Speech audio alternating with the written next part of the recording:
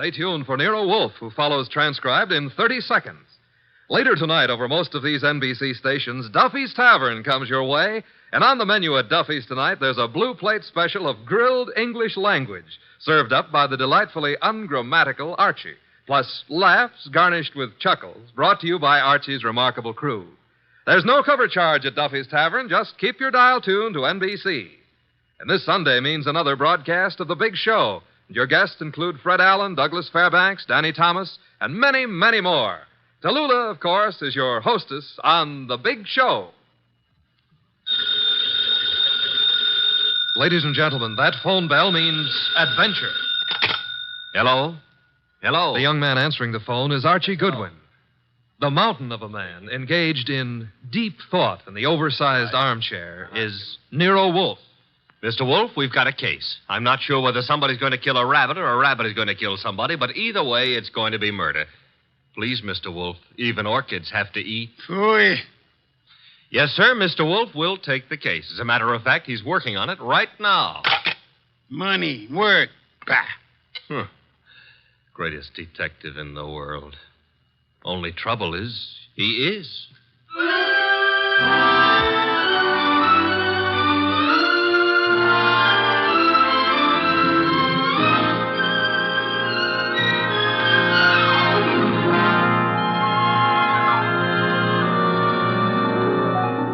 Yes, ladies and gentlemen, Archie is right. Nero Wolfe is the greatest detective in the world, and the fattest, and the least energetic.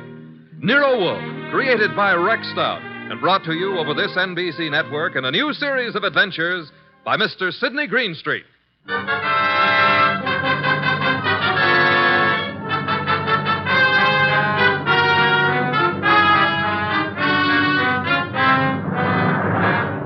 Tonight, it's the case Nero Wolfe likes to remember as the case of the friendly rabbit. He sometimes prefers his proverb scramble. It began in lots of places. Let's take a look at a few of them. In particular, the richly appointed library of a man named Veek. Mr. Veek, what's happening? Relax, Haynes. Your blood pressure. I thought it was a gag, but you really are shutting the club down. I'm shutting it down. Why? I got the joint rolling. The suckers are pouring in. And next week, the governor's committee. Huh? It's moving out of Baylor County. Our joint enterprise is in Baylor County. I think the club needs a rest. Crime committees so rarely admire gambling. Oh, that's different. So it is. The club needs a rest. You need a vacation. Florida, perhaps? I don't like Florida. Pick any place you like, just so long as you get out of reach of a subpoena. The heat's on, huh, boss? You've just coined a phrase that may very well catch on. Get out and stay out of the state until I send for you. Okay, Mr. Veek. Sure, Mr. Veek. Marshal? Yeah? That about covers us in Baylor, am I right? You're right. The dear governor's dear committee will be sorely disappointed. However, I doubt it'll give up quite so soon. I wouldn't think so. Therefore, have the truck driver deliver another shipment of carrots to the rabbit farm. Eh, Marshal? Okay, boss.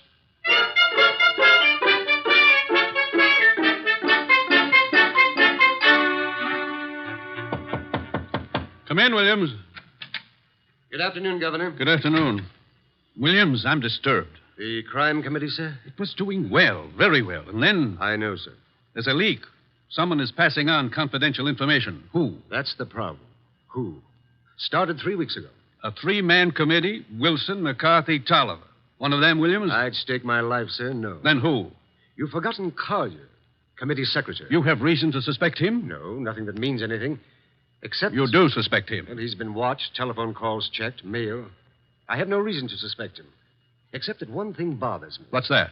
He has a small farm in Greendale County. He rarely went near the place in all the time he's been up here at the Capitol. But that suddenly changed. 3 weeks ago? Yes, sir. He's been staying at the farm for 3 weeks. Is there anything unusual about that farm? Nothing unusual. Except Jimmy Collier has gone in for raising rabbits.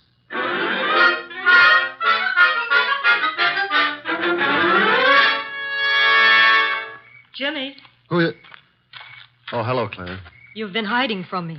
I've been out here with the rabbits. Jimmy, what's wrong? With what? You. There's nothing... You're lying. We grew up together, remember? We live next to each other, Jimmy. We were going to be married. Hey, wait a minute. We still are, last I heard. You haven't heard recently enough. What does that mean? It means we're not getting married. But, Clara... You've been avoiding me, and you've been getting money, lots of money from someplace. And in a shady way, I feel. All right, you know. So what? I've been concerned about your sudden devotion to these rabbits and the kind of men you've been seeing. What do you mean? Like the one up at the house now, waiting for you. Oh, there's somebody waiting? That's why I came down here after you. I'd better get up there. He's a crook, Jimmy. Look, All right. I sort of got myself in a mess. I needed money, but it's over, Claire. No more. Are you sure? Of course I'm sure. I wish I could believe you. For your own sake. But I feel I can't. Not anymore.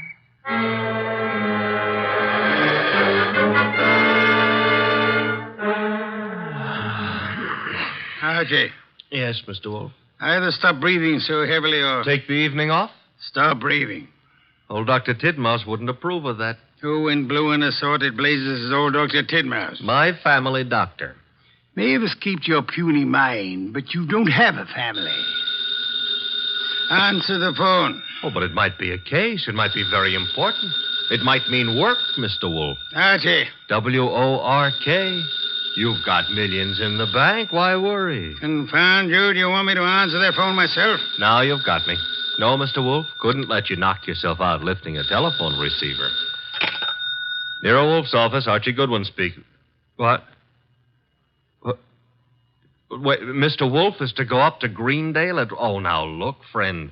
Mr. Wolfe does not go anywhere, and that includes Greendale. He wouldn't stir out of the house for anybody short of the... What? I see. Yes, sir, in an hour. Goodbye. Mr. Wolfe, brace yourself. You've got an appointment with a Mr. Williams at the Starlight Hotel in Greendale for 1 hour from now. You're insane. No, I'll admit I've been tempted. Sure. Were it not for the fact that often the native hue of resolution is sicklied o'er with a pale cast of thought, Quoting Hamlet will get you no place. I would fire you. And then who would drive you to the Starlight Hotel in Greendale? I'm not going to Greendale. Nevertheless, in an hour you will be there. And who, may I inquire, Cecil? The governor of the state.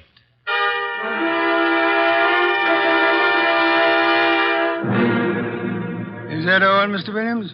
That, Mr. Wolfe, is all anyone knows about the situation. Except the guilty man, of course. An admirably clear summary, Mr. Williams. Obviously, our meeting here at the hotel was necessary. I couldn't be seen entering your house, nor would it have been advisable for you to visit the governor. I can appreciate that. You're quite sure I need pay no attention to anyone on the committee except James Collier? Quite sure. Police surveillance of Collier is deemed unwise. He has suddenly taken interest in rabbits, but although keeping them may perhaps be considered suspicious, it is hardly in itself of value. You have no other evidence against Collier? I know we're clutching at straws, Mr. Wolfe, but there is a leak and work is being nullified. Something must be done. Hence the governor's call for you. Very well, sir. I shall attempt to be more than a man clutching at a straw. I said attempt. Archie, unpack. We shall stay at Greendale near Collier and his rabbits.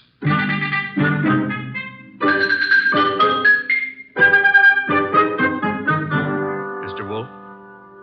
Mr. Wolfe? Oh, naturally, I know that shutting your eyes and pushing your lips in and out indicates you're thinking feverishly, but there's nothing for you to think about. Three. Oh, I accept your correction. What are you thinking about? Hotel beds, they're notoriously flimsy. Oh, you gave up on the case so soon. Fiddlesticks. I already know exactly what role the rabbits play in our problem. Therefore... We're going to drive out to Collier's farm? You are. While you test the hotel beds, fine. It'll be necessary for you to spend the night at Collier's place. You'll drive out there and pretend you've lost a cylinder or something. Oh, a lost cylinder. Oh, fine. Confound you, Archie. You can invent something plausible as a pretext, and if you are properly charming, Mr. Collier will, I hope, invite you to stay the night. And during the night I sleep, happily breathing the fresh country air. Trust not. Okay, Mr. Wolfe, I accept the assignment. I will learn all I can from Mr. Collier's rabbits. Incidentally, remember the play Harvey? I do? Why? Harvey was an invisible rabbit, a figment of a man's imagination. I hope this rabbit venture is more tangible, Mr. Wolfe. It is, Mr. Goodwin. Will you desist and depart? Okay. Oh, if anyone calls, just say I've gone out to Greendale to cross-examine a rabbit. Archie, I think you're going to be quite surprised. Yes.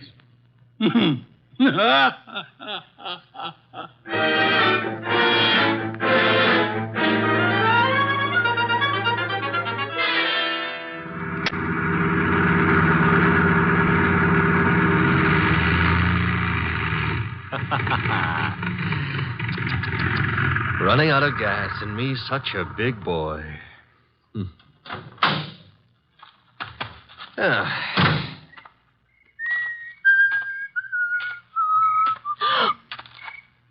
Hello.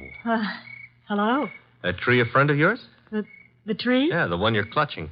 Oh, I was leaning against it. It's an idea, but not a good one. Trees are notoriously skittish. The instant you really need one, they're out sowing wild oaks or something. You sound as if you know a lot about trees. Oh, I do. I was brought up in one. Look, now, if you really have to lean, I can recommend... No, thanks. Huh? I tried. Nice moonlight we're having. My name is Goodwin, and blondes call me Archie. I'm not blonde. Brunettes call me Archie, too. And what do redheads call you? Oh, we'll just skip that, huh? And your name is... Claire. Claire. I approve. Now, you may not believe this, but I have just run out of gas. You think I might wangle some up at your house? My house? You mean Jimmy's house? All right, I mean Jimmy's house. Well, I don't know. He might have some. Now, why don't we go up to the house and ask him? Well, all right. Mm-hmm. Jimmy who? Collier. Uh-huh. I like to be formal when I'm borrowing gas. Would you mind waving your left hand in front of my nose? Waving, Mike? Yes, just try it. Don't worry. I won't bite it. All right. I did. And very gracefully, too. No ring on the third finger. You're not Mrs. Collier. There isn't any Mrs. Collier. Are you applying for the position? Mr. Goodwin, Now, remember what I confided in you about brunettes. All right. Archie, you're a little rapid. Maybe. But I always remember what old Dr. Titmouse said. What did he say? Gather ye rosebuds while ye may. Old time is still a-flying. Robert Herrick wrote that. He did? Dr. Titmouse is a liar. How much farther is this house? Well, it's just beyond those trees. What? There was something ran across the path. It brushed my legs. It frightened me so. Must have been a rabbit. I guess it was. Oh, I'm sorry. That was silly of me. Oh. Don't worry about it. Also, you will have noticed how much more satisfactory I am than a tree. We're clutching at it. Moments of stress, I mean. Archie. Mm-hmm. But you'd better let go now. What And we'll get on to the house. See, I don't need a haircut, and you're not the right type for Delilah anyway. You mean something by that. Something nasty. Well, that depends. What I meant is you've already signaled whoever you're supposed to signal. Nothing frightened you back there. Why? That scream had a lot of carrying power. Oh, that's the house, huh? Looks peaceful enough. Archie, Who were you supposed to warn if anyone came up the path to the house? For no one. Something did frighten me. Honey, I've been lied to by experts, and you're not one. Oh. Think I ought to knock? No, we don't think I ought to knock. Dark inside, except for a handful of moonlight filtering in through the windows. Kind of early for Collier to turn in, isn't it? I wouldn't know. Let's go find out. Now, relax. Grandpa's making with the chimes. Time is, 10 o'clock. Oh, it's getting late. Come on. This would be the living room. Filled with early American furniture. The early Americans would be pleased. Nothing here. What's that door lead to? I don't know. Or won't tell? Smaller room. Dark as...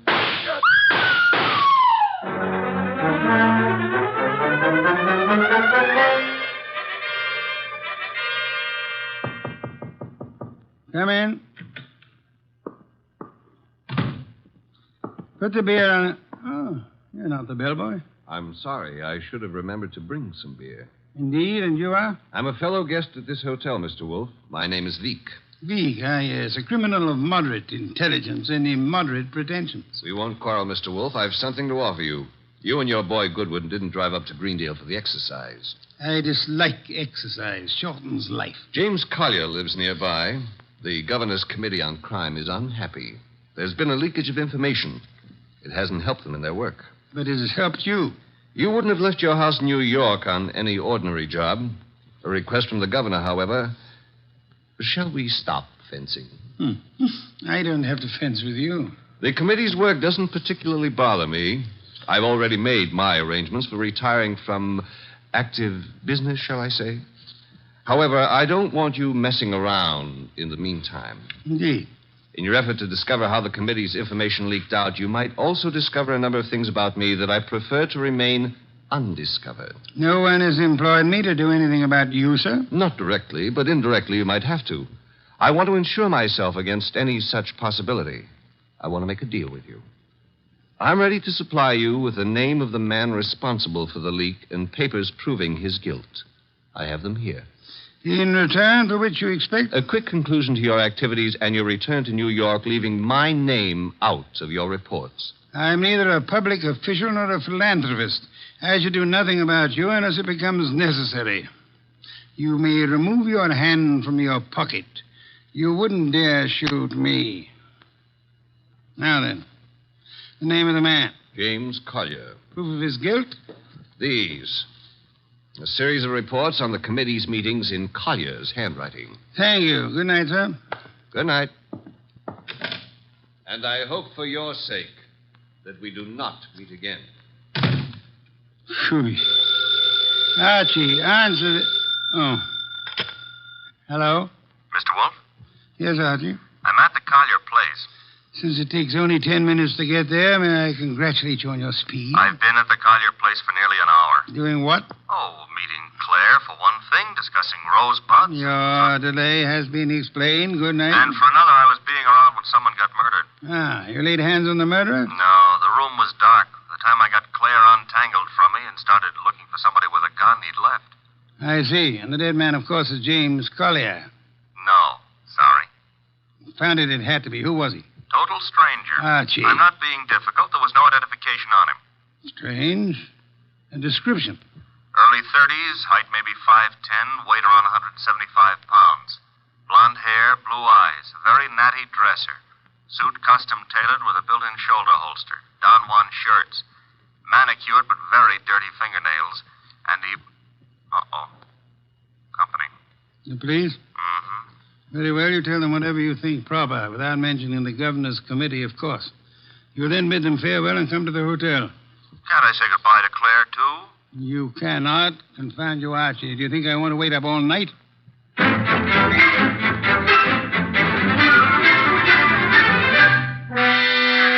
Police were not happy about letting me go, but I threatened to tell you on them, so they gave up. You have told me the entire story of what occurred at the Collier farm, Archie? Mm-hmm. All details. If you like, I wouldn't mind repeating the parts about Claire. Phooey. You may call it phooey, I call it love. By the way, did you know that it was Robert Herrick who wrote that poem? Confound you, be quiet. Okay, push your lips around, but you've missed something. I have? Mm-hmm. The burning question of the day. Night, rather. Which is? Where is James Collier? Ah. Stop buying. The cops want him on suspicion of murder. The way it shapes up, he shot our unknown pal and then headed for the nearest border. Nonsense. Mean he didn't shoot our unknown pal? I mean, Collier's whereabouts are not a mystery. You know where he is? I know where he is. I don't believe it. You couldn't know. You haven't been out of the hotel. You haven't had any calls. Archie, I use my intelligence. If you had used yours instead of voting the girl... I still wouldn't know where Collier is. Never mind. I'm impressed. What do I do now? You get Mr. Veek on the phone. Huh? He's staying here at the hotel. Oh, old home week. Operator. Mr. Veek, please. Hello? Hello, Mr. Veek. Who is this? Mr. Wolfe wants to speak with you. Just a second. Here you are, sir. Thank you. Mr. V, where were you at 10 o'clock? Why, on my way to the hotel. You checked in at... 10:15, then came directly to your room. One other question. You have an employee, a man in his early 30s, blonde-haired, blue-eyed, and well-dressed. Am I correct? Yes, that is Marshall. No, that was Marshall. Good night, sir. Having done that, whatever it meant, we now go to sleep? So we go to the Collier farm. Okay, but why? Because, Archie, The time has come to cross-examine the rabbits.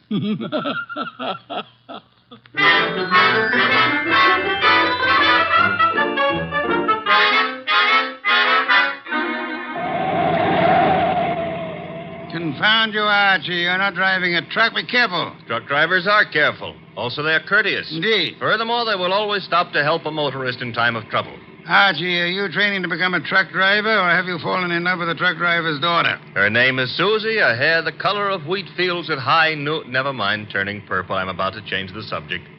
Boss, I have a theory. Stick to truck drivers. As follows. Our boy Collier, who'd been selling information to Veek, had a change of heart and decided to turn ethical.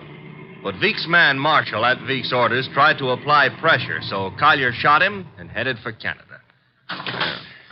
And the girl's role? Was to brighten my life. Oh, you mean about her playing sentry? Well, she's in Veek's employ, too. Phooey. Don't like my theory. It's charming. It merely happens to be wrong. Merely happens to be... Why is it wrong? Because, Archie, of a dead man's dirty fingernails, Marshall's fingernails. Oh. Well, you made me bring you to the rabbit hutches. We have arrived. There are the rabbits. Go ahead, cross-examine them. Good many hutches. A large pen for the rabbits to run about in. Notice that they're all cowering at the far end of the pen, ran as we entered. That's because they don't like us, maybe, huh? One of them, however, seems to be friendly. The one up here, and at the corner opposite us. Oh, yeah, there is one here. He's not friendly, Mr. Wolfe. Indeed? He's dead. Somebody stove in his skull. Interesting. What's interesting about a dead rabbit? He may be dead now, Archie, but he was friendly. Too friendly.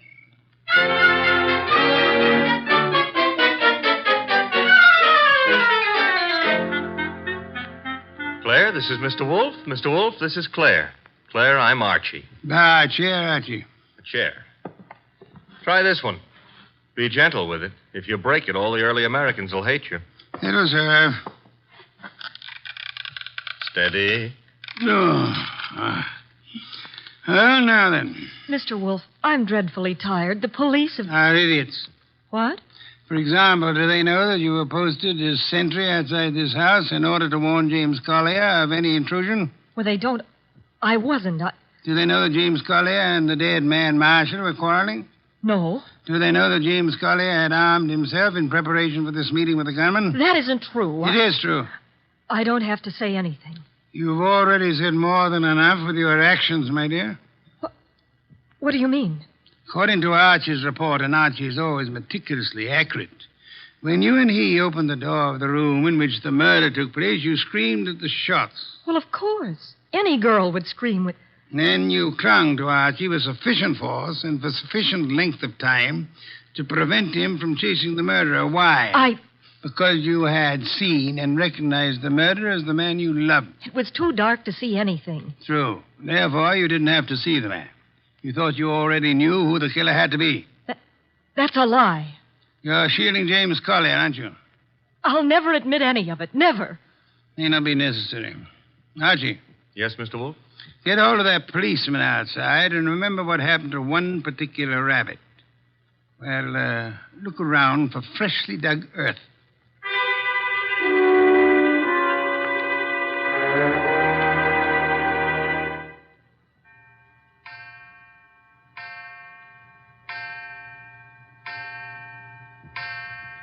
Midnight. What are we waiting for? A return? Archie's? No, it'll take him longer. Well, then whose? Mr. Veek's, of course, complete with revolver. Come in, Mr. Veek. It couldn't have been easier. No one outside, only the two of you here. I warned you, Wolfe.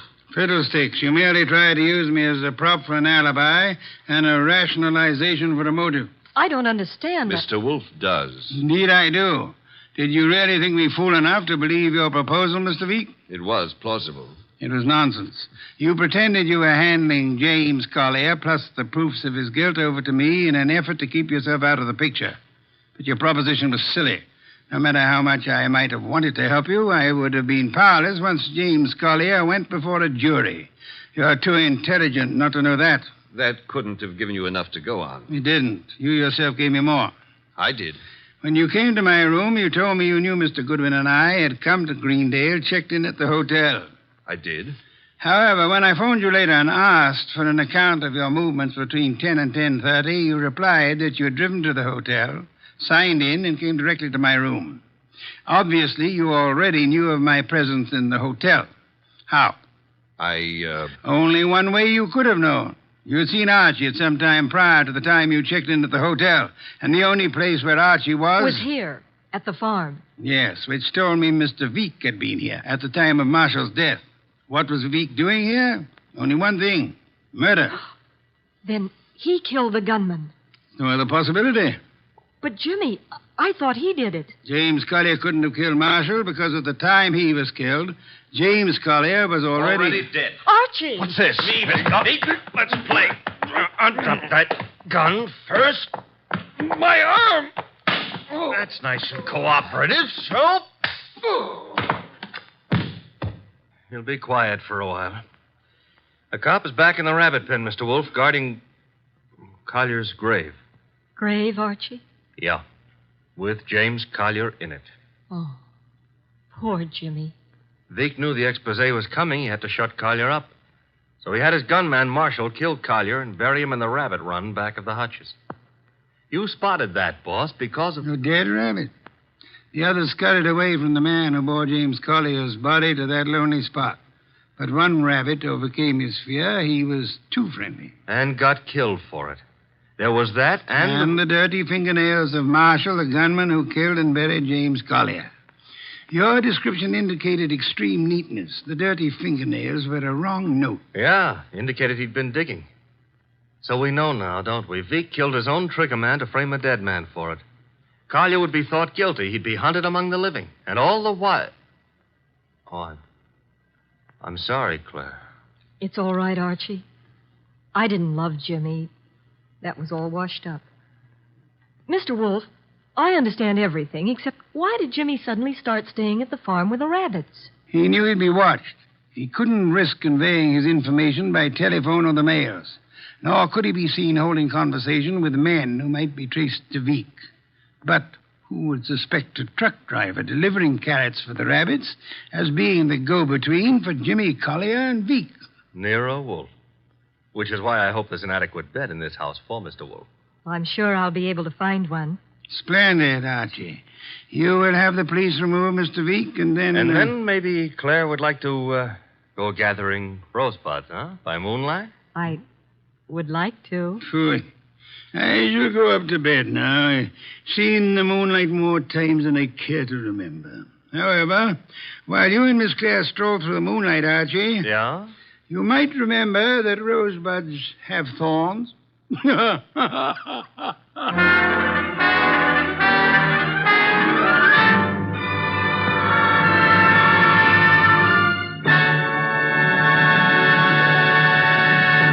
You have been listening to The New Adventures of Nero Wolfe, starring Sidney Greenstreet.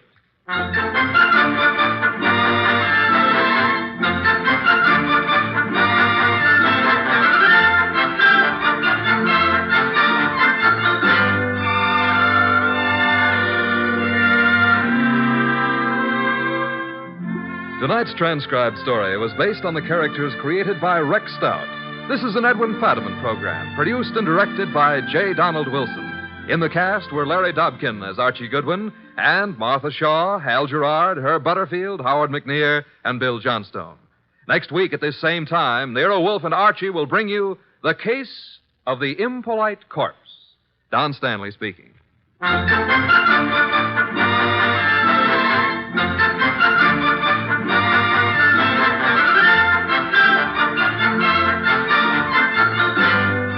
Three chimes mean good times on NBC. There's no cover charge at Duffy's Tavern. Just keep your dial on this NBC station this evening as Archie the Manager, played by Ed Gardner, and his remarkable friends serve up another blue plate special of grilled English language, fresh laughs and whimsy a la mode.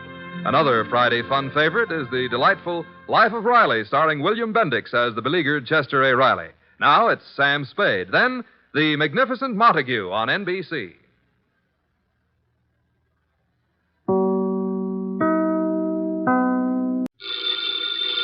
Ladies and gentlemen, the ringing of that phone bell brings you mystery, adventure. Nero Wolfe's office, Archie Goodwin speaking. Just a moment, please. Hey, boss, Mr. Tom Wilcox wants an appointment. How about 1 o'clock? Archie, no appointments today. I intend to pot some dendrobium offsets. 1 o'clock will be fine, Mr. Wilcox.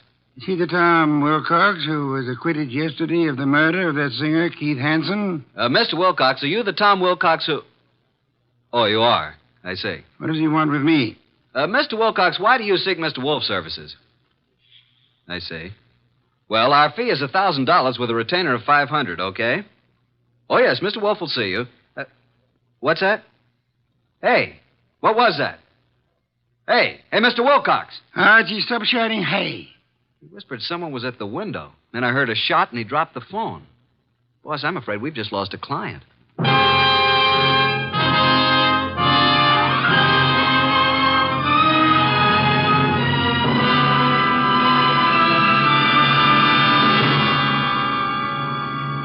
Ladies and gentlemen, it's that renowned genius who is the bulkiest, balkiest, most ponderous, and most brilliant detective in the world. Yes, none other than that chair-borne mass of unpredictable intellect, Nero Wolfe, created by Rex Stout and brought to you in a new series of adventures over this NBC network in the person of Mr. Sidney Greenstreet.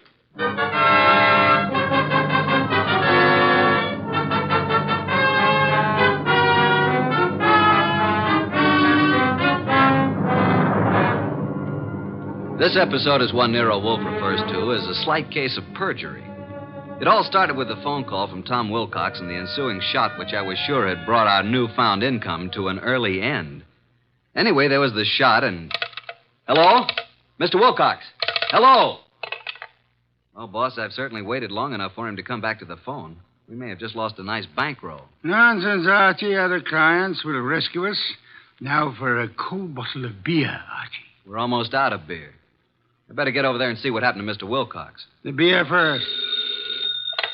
Nero Wolfe's office, Archie Goodwin speaking. Oh, Wilcox, you all right? Well, was that a shot? It was, huh? I'm glad it missed. Tell him to come right over here. Yeah, you dug the slug out of the wall. Well, come right over. Boss, the police never found the gun that killed Keith Hansen. No gun was found. Wilcox said he thinks he was shot at with a .32. He dug the bullet out of the wall. The murderer of Hansen must now be after Wilcox. If Wilcox is telling the truth. He was acquitted. The society gal, Mrs. Patricia Park, established his alibi, said she was with Wilcox at the time the murder was supposed to have occurred. I read the papers, Archie. Where's last night's paper? Wow, boss, look at her picture. Ooh, she's a honey. Archie, will you get me some beer? Well, if you move your arm 6 1/4 inches, you can't possibly miss it. Mr. Wolfe, this is Tom Wilcox, our new client. How do you do? Archie, the red leather chair for Mr. Wilcox. Mr. Wolfe, I'd like your aid in finding the murderer of Keith Hansen. Indeed. Why do you suppose you were shot at this morning? I gave a statement to the press last night, which was printed this morning, saying that I was going to seek out the killer of Keith Hansen. The killer obviously wants me stopped. Here's the bullet, a .32, I'd say. Why did you go to Keith Hansen's apartment on the day of his death? I went there to tell him to stay away from my sister. We had a fight. The manager came and stopped us. I told Hansen I'd kill him if he didn't lay off. The manager heard this. Then I went home. What time was that? About 8:30. The police claimed I returned to Hansen's apartment and shot him. I couldn't prove I was at home all night. It was going rough for me until Patricia Park testified she was with me at the time when the crime was said to have been committed. Why didn't you tell the police in the first place that this Patricia Park was with you? Well, that's the whole trouble. She wasn't. What? Her claim that she spent the hours from 9 till midnight with me was a lie. In fact, I'd never met the woman in my life. Have you contacted this Patricia since your release, Mr. Wilcox? Yes, but she refuses to see me. Archie, phone Mrs. Patricia Park and tell her that she must see you at once for her own good. Time is of the essence.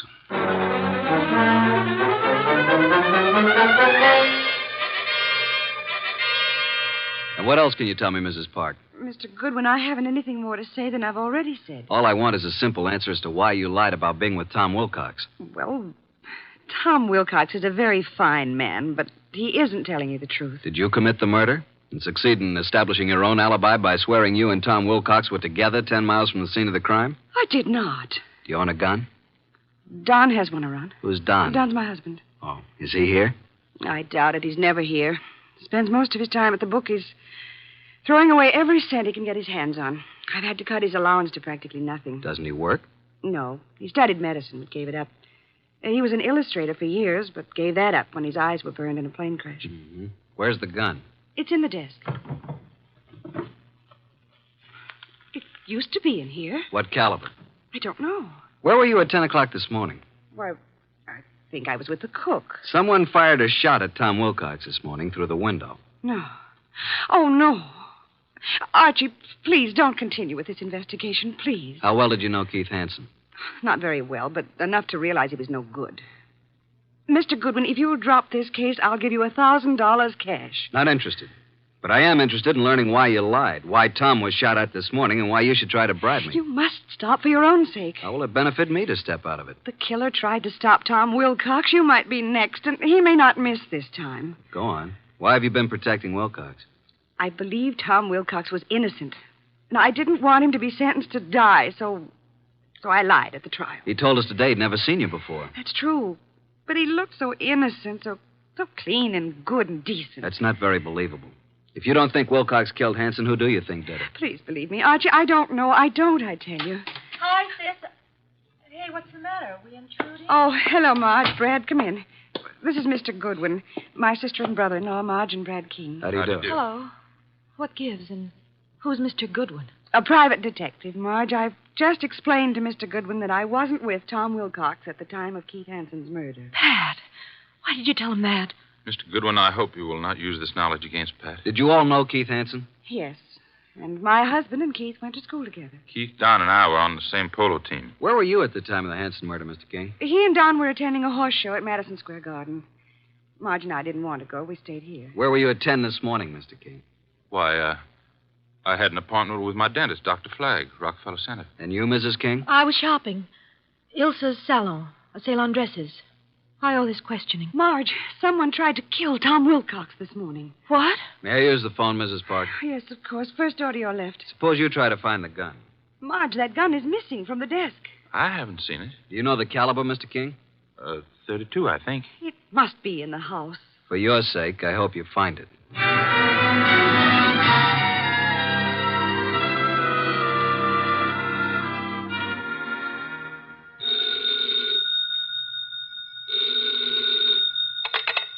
Nero Wolfe speaking. Archie, boss. You should have reported long ago. She must be very pretty. Pat Park admits she lied. She claims now she was with her sister, Marge King. Marge and her husband, Brad, have alibis, and all have alibis for this morning. I'll check them before I return. Where were they the night of the Hansen murder? Well, Brad and Don Park, that's Pat's husband, were at the Madison Square Garden horse show. Pat and Marge were together here at the house. Impossible to verify the Madison Square alibi at this date.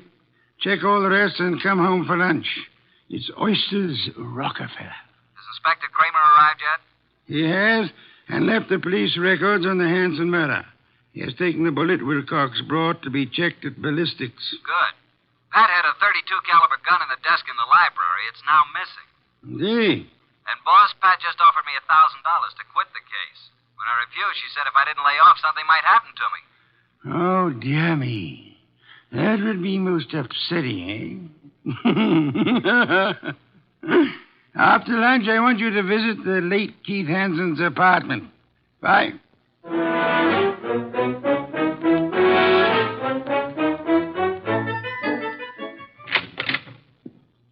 Before you join the others, Mr. Goodwin, I want to talk to you. All right. Close the door, Marge. Pat didn't mean anything when she offered you money, Archie. And she wasn't threatening you, honest. I'm convinced. Why the pressure? Well, why don't you sit down? Here, by me. Okay. What's on your mind, huh? Archie, I can add another 1,000 to what Pat offered. Wouldn't that be enough, Archie? I can give it to you right now. Brad will write a check. Does Brad want me to stop, too? He said you couldn't be persuaded. Every one of you seems to have had a reason for killing Hansen. None of you apparently liked him. Now, be a good little girl, Marge, and stop trying to act like a Delilah. If you're innocent, you have nothing to worry about. You're stuffy. I hope you do get hurt. Thanks a million. Now let's join the others. Well, Pat, did you find the gun? I can't find it anywhere. Oh, Mr. Goodwin, this is Don Park, my husband. How do you do? How are you? Have you seen the gun, Mr. Park? Not for ages. You're a detective, eh? Yeah. May I ask where you were this morning about 10? Why? Well, frankly, I was at my bookies. Where's that? I can't tell you, but I'll call him and you can check it. Were you and Brad together at all times during the horse show the night of Keith Hansen's murder? No. Brad wandered away a couple of times, and I saw some people I knew. You know how it is. We'd meet at intervals. Archie, you're wasting your time. None of us is guilty. I made a fool of myself, that's all. Tom Wilcox was such a decent man that I hated to see him have to pay for taking Keith Hansen's rotten life. If a man's guilty, why should you butt in? You never use your head. Pat is one person who thinks of others before herself. Marge, forget it. Now you've got private detectives snooping around. What are you after, Goodwin? Who are you working for? Why don't you let my wife alone? The case is closed, isn't it? Maybe. Don, this just makes it more interesting to Mr. Goodwin. As a matter of fact, I think you all know more than you're telling. I still think Tom Wilcox killed him. And there's only one reason why Pat should protect him. Don, that's enough. Nice, happy family, suffering all the torments of a guilty conscience. Is that it? What are you trying to do, Mr. Goodwin? Get your nose poked? Not exactly. If not, you'd better leave. Okay, Mr. King, I'll run along. Mr. Wolfe will be anxiously waiting to hear about this. So long.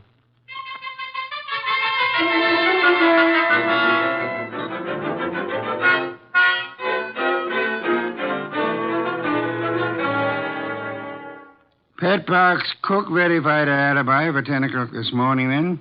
What about the other alibis? Well, Brad's dentist said that he didn't get to Brad until about 10:30. His appointments had run over. He wasn't sure if Brad was there at 10 or not. The nurse was out at that time. Marge's alibi is no good. And at mob at Ilsa's, the saleswomen wouldn't have known their own mothers. Don's alibi checks if we can take the word of the bookie. Don and Pat, then, are the only ones who have alibis that checked, huh? That's right. Are these the reports Inspector Kramer brought? Mm-hmm. Keith Hansen's body showed obvious signs of battery. Lips were swollen and lacerated, clothes disarranged.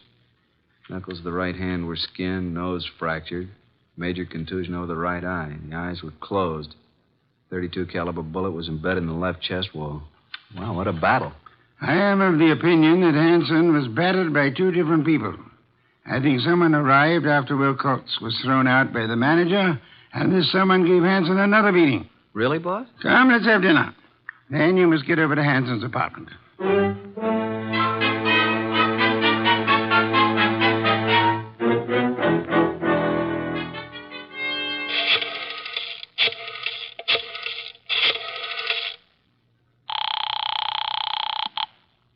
Boss? Yes, Archie? What have you found at Hansen's place? Well, the desk yielded one thing of interest. Keith's address book.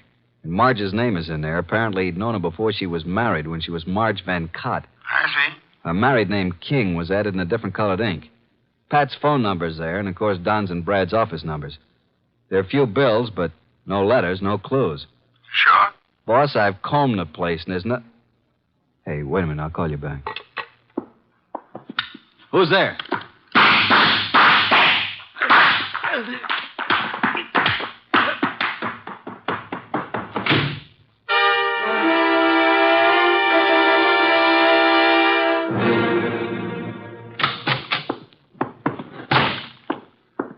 Archie, you know I dislike the banging of doors.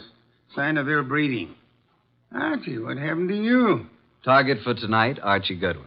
Your forehead's bleeding. You better have Fritz fix it. Well, my head can wait. Some guy certainly surprised me at Hansen's. Creased me on the forehead. Good thing I snapped off the lights. He emptied his gun at me. We scuffled and he got away. And then I dug his slug out of a chair. I think it's a .32. But look at this, boss. A little round piece of glass. Found it on the floor. It's very small, very smooth, and concavo-convex in shape. Half an inch diameter. Watch crystal? Don't think so. The edges are too smoothly ground. I'll examine it under a magnifying glass. I'll get it, boss. Oh, hi, Tom. Come in. It's Mr. Wilcox, boss. Archie, hey, what's happened to you? Somebody tried to scalp me. Good evening, Mr. Wilcox. The red leather chair, Tom. Archie, please finish your report. Did you notice anything else of importance at Hansen's apartment? Is that where this happened? Yeah. Well, there were dozens of gals' photos scattered around. Photos, eh? But no letters, Archie? Not a one. There must be some letters, Archie. Love letters. Wherever we have girls' photos and telephone numbers, I assure you they're bound to be love letters. That is what we must find. But then we'll have a motive. Yeah, but where do I look, huh? Go to Hanson's dressing room at the Club Diablo. I have just phoned the place. A female singer is substituting for Hanson, but she won't arrive until supper hour. Mr. Wilcox, accompany Mr. Goodwin, if you please. Keep your eyes open. I need the boy. Then you do love me, boss? Come on, Tom. Let's look at this Club Diablo.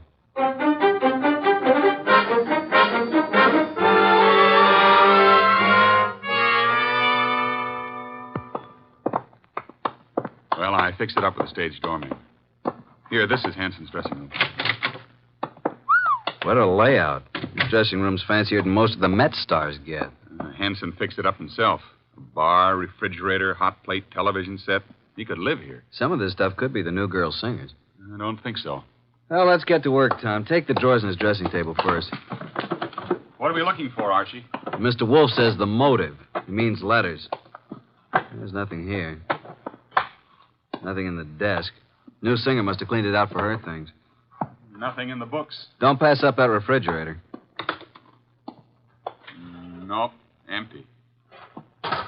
Hey, there is something here. Back of the ice cube trays. Come here. Oh, wow. Mr. Wolfe said there had to be letters, and so there are letters. Lots of them. Hey, here's one from Marge. And another. And look here. Really confidential letters from a dozen society gals. There's something else in the back. Bank book. What do you know? A singer like Keith didn't make this much. No, that kind of money didn't come from crooning. This guy Keith was really shaking these babes down. Archie, someone's coming. Listen. Quick, behind the door and grab him. Douse the lights. Run,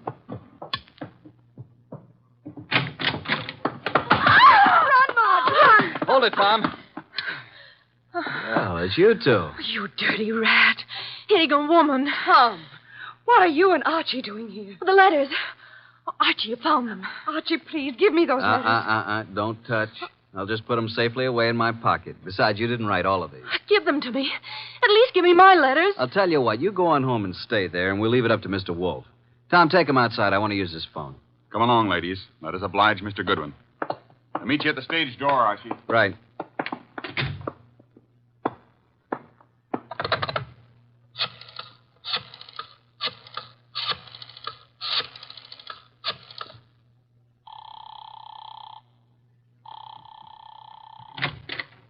Hey, the lights. Who's there? Put the phone up, Goodwin. Who are you?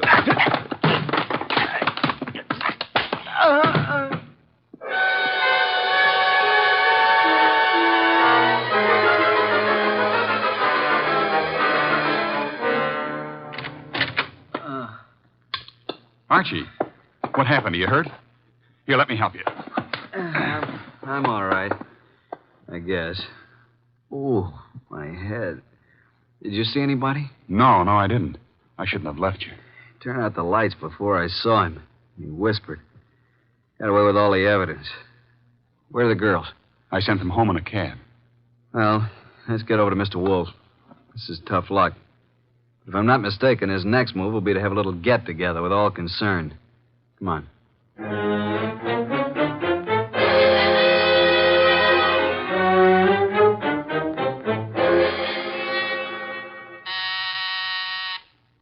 Archie, the door, our guests are arriving. Excuse me, Tom. Come in, Inspector Kramer. Good one. Good evening, Inspector. Well, Mr. Wolfe, got the killer? You said you'd hand him over to me this evening. In time, Inspector. You know Tom Wilcox, of course. Mr. Wolfe. Evening, Inspector. What about the ballistics report, Inspector? The bullet was shot from the same gun that killed Hanson. And that gun, I am certain, came from the home of Pat and Don Parks. Marge and Brad King also had access to it. I had one more bullet here, Inspector, one fired at Mr. Goodwin. I am sure it was also shot from the same gun. However, it isn't important now. Isn't important? It almost cost me my life. You can make it into a charm if you wish. Inspector Kramer, before our other guests arrive, I must tell you that Mrs. Park lied on the witness stand. She was not with Tom Wilcox at the time Keith Hanson was murdered. In fact, they were absolute strangers. What? Sit down, Inspector. 4 other guests are due to arrive any moment. Well, who are the other guests? Patricia and Don Park, Marge and Brad King. One or all is involved in the Hanson murder. Archie, do any of these people wear spectacles? Nope, none of them. You know why this person killed Hanson, Mr. Wolfe? First of all, Hanson was a blackmailer. The girl Marge was the current victim. The letters Hanson held were the threat. I'll explain later. Well, then Pat must have thought that Marge killed Hanson to get the letters, and she lied on the stand to save Tom's life because she believed Tom was innocent. Where's this Marge King? I'll have her picked up. Sit down, Inspector. Archie, I believe our guests are arriving now. Come in, come in. How are you? Good evening. Archie, chairs. Inspector Kramer, Patricia and Don Park, Marge and Brad King, and this is Tom Wilcox. We met at the Club Diablo this afternoon. All right, Mr. Wolfe. Which one is it? Patience, Inspector. One of these 5 people is the murderer of Keith Hanson, a killer. What is this nonsense? Please sit down. Mr. Wolfe speaking. Go ahead, boss. Any one of you had sufficient motive to have committed the Hanson murder. Not one of you has established a bona fide alibi. You who are actually innocent must tell the truth, or you shall all suffer as accessories after the fact. Mr. Wolfe, you're wasting your time. Marge, several years ago, you were secretly married to Keith Hanson. It lasted but 1 week. You gave Keith the money to get a divorce from you at Mexico. He didn't, which made you a bigamist when you married Brad. Keith was all set to blackmail you. He knew your husband, Brad, was wealthy. Marge, is this true? Yes. Oh, please, Brad, I thought he got the divorce. If I'd known that, I would have killed Hanson myself. Maybe you did kill him. One moment, Inspector. Patricia, you lied on the stand to protect Tom Wilcox here because you believed your sister Marge was guilty of Hanson's murder. Why did you believe her guilty? Were you at the scene of the crime? Marge, it's time to tell the truth and clear all this up. You won't be satisfied until you're in jail. Will you shut up? Quiet, please. Go ahead, Marge. All right. Keith Hanson was shot from the bedroom while I stood talking to him in the living room. You went there to buy back your letters? Yes, Pat drove me to his apartment. There was no place to park, so she said she'd drive around the block until I came out. That's why she's never been sure whether I killed him or not. That's right. Because I feel I might have shot him if I'd been in your place. Because of what Hanson did. What was it he did? Keith Hanson demanded $10,000 in exchange for the letters. Pat loaned me the money, so Brad wouldn't know. What? Is that true, Pat? You loaned her $10,000? I got to Keith's apartment about 9:30. He looked awful. He obviously had been in a fight. The room was mussed up and his nose was bleeding. Yes, go on. He went to the bedroom to get the letters and came back saying they were gone. I didn't believe him. Keith said he knew who had taken them and he'd have them back by morning. He grabbed the money from me and put it in his pocket. He was just about to tell me who took the letters when there was a shot from the bedroom door. Keith Hanson fell to the floor, but I didn't see anyone. I wanted to get my money from his coat pocket, Pat's money, but I couldn't touch him. His staring, wide-open eyes were horrifying. I ran and I ran. Poor baby, why didn't you tell me? I think you're lying, young lady. You took the gun from your sister's desk, and when Keith Hanson didn't produce the letters, you deliberately shot him. You didn't even offer him any money. You kept it yourself. No, I didn't. I didn't. Oh, Pat, don't believe him. Inspector Kramer, she's innocent. I know who did it. Oh, no, Brad, stop. Oh, Brad, what are you saying? All right. Break it up. Yeah, so do I know, Brad. That's why you left the horse show. I've thought you were guilty all along. All right, Inspector. Now you know. I don't get this, boss. Inspector, ladies and gentlemen, please. First, which of you had some medical training? Medical training? Well, Keith Hanson and I both went to medical school. Why? That is most enlightening, Mr. Park. Marge and I were nurses' aides during the war. Then perhaps you can interpret this medical phraseology for me. These few lines from this little medical book. Archie, hand it to Dunpop. Will you read it, please? Top of page 75. It says the form of pernicious anemia commonly found in the human is... Now, Don, hold your hand over your right eye and read on. What? Also common to the many lower... Now, cover the left eye and read with the other. What is this? Go ahead. Well, many lower animals and this light isn't so good. Step close to me. Yes, thank you. Mr. Park, here is the contact lens for your right eye. I'm sure you've been tremendously handicapped without it all day. Inspector Don Park is your murderer. Don't move, Park. Keep away, I warn you. Drop that gun, Park.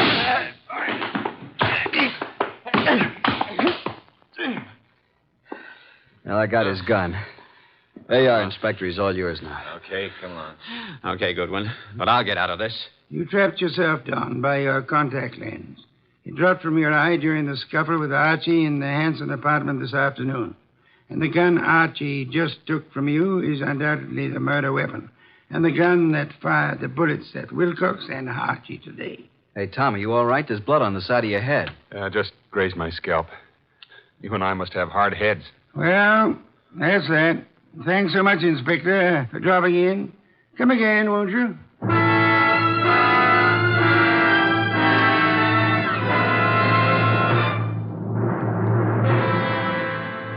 This was a rough day's work, boss. Some beer, Archie, please. Right. Hey, what was that business about the medical training? Marge said the body of Keith had staring, wide-open eyes, preventing her from touching the body. But the police found the eyelids closed. How did they get closed? Well, he must have bothered Don, too, and he closed him, his medical training. Right. A layman would never touch the eyes of the dead. Marge couldn't, not even to get back the $10,000. Here's your beer. Why did Don do all this, boss? Obviously, he learned of Hanson's blackmail scheme and was trying to force him to agree to split Marge's $10,000. Don was quite startled a minute ago to learn that Pat, his own wife, put up the money. However, when they heard Marge arriving, Don stepped into the bedroom, found Marge's letters in there, and must have hidden in the closet. And then as Keith Hanson was about to speak Don's name, Don shot him and took Marge's money. Of course, he planned to carry on the blackmailing of Marge himself, thinking the money would come from Brad. Yeah. And you are warming that beer with your hot little hands. Pour it, please. There you are. You've had a rough day, beaten twice and lost to interesting women. Tonight you may open your bedroom window. Good night, Archie.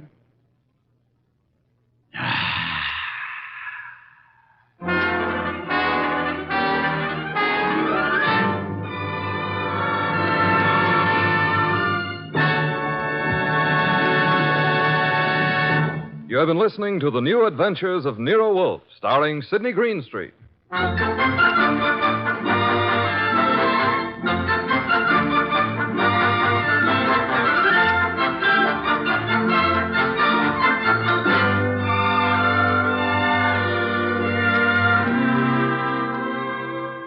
Tonight's transcribed story by Gladys Williams was based on the characters created by Rex Stout. This is an Edwin Fadiman production, produced and directed by J. Donald Wilson. In the cast were Harry Bartell as Archie Goodwin, and Mary Lansing, Gene Bates, Paul Marion, Barney Phillips, Ken Peters, and Bill Johnstone. Next week at this same time, Nero Wolfe and Archie will bring you The Case of the Lost Heir. Don Stanley speaking. 3 chimes mean good times on NBC.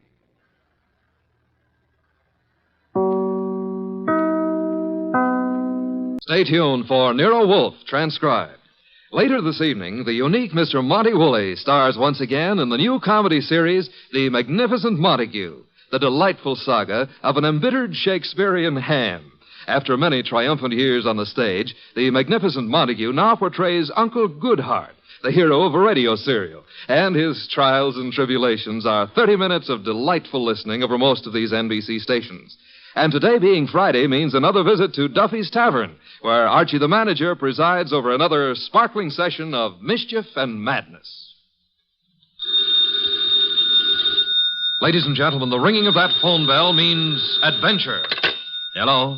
Hello? The young man answering the phone is Archie Goodwin. Yes, this is Nero Wolfe's office. The mountain of a man in the oversized armchair, staring at Archie with a beady eye, is Nero Wolfe. Mr. Wolfe is in. Mr. Wolfe is always in.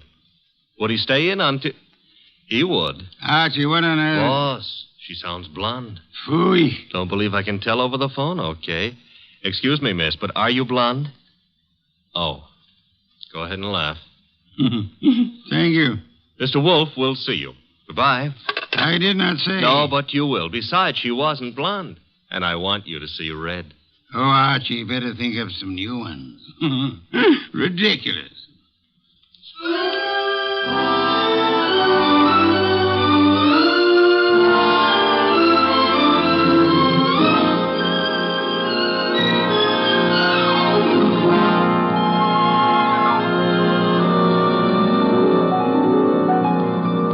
Ladies and gentlemen, it's the bulkiest, balkiest, smartest, and most unpredictable detective in the world. That chair-born genius, Nero Wolfe, created by Rex Stout and brought to you in a new series of adventures over this NBC network in the person of Mr. Sidney Greenstreet.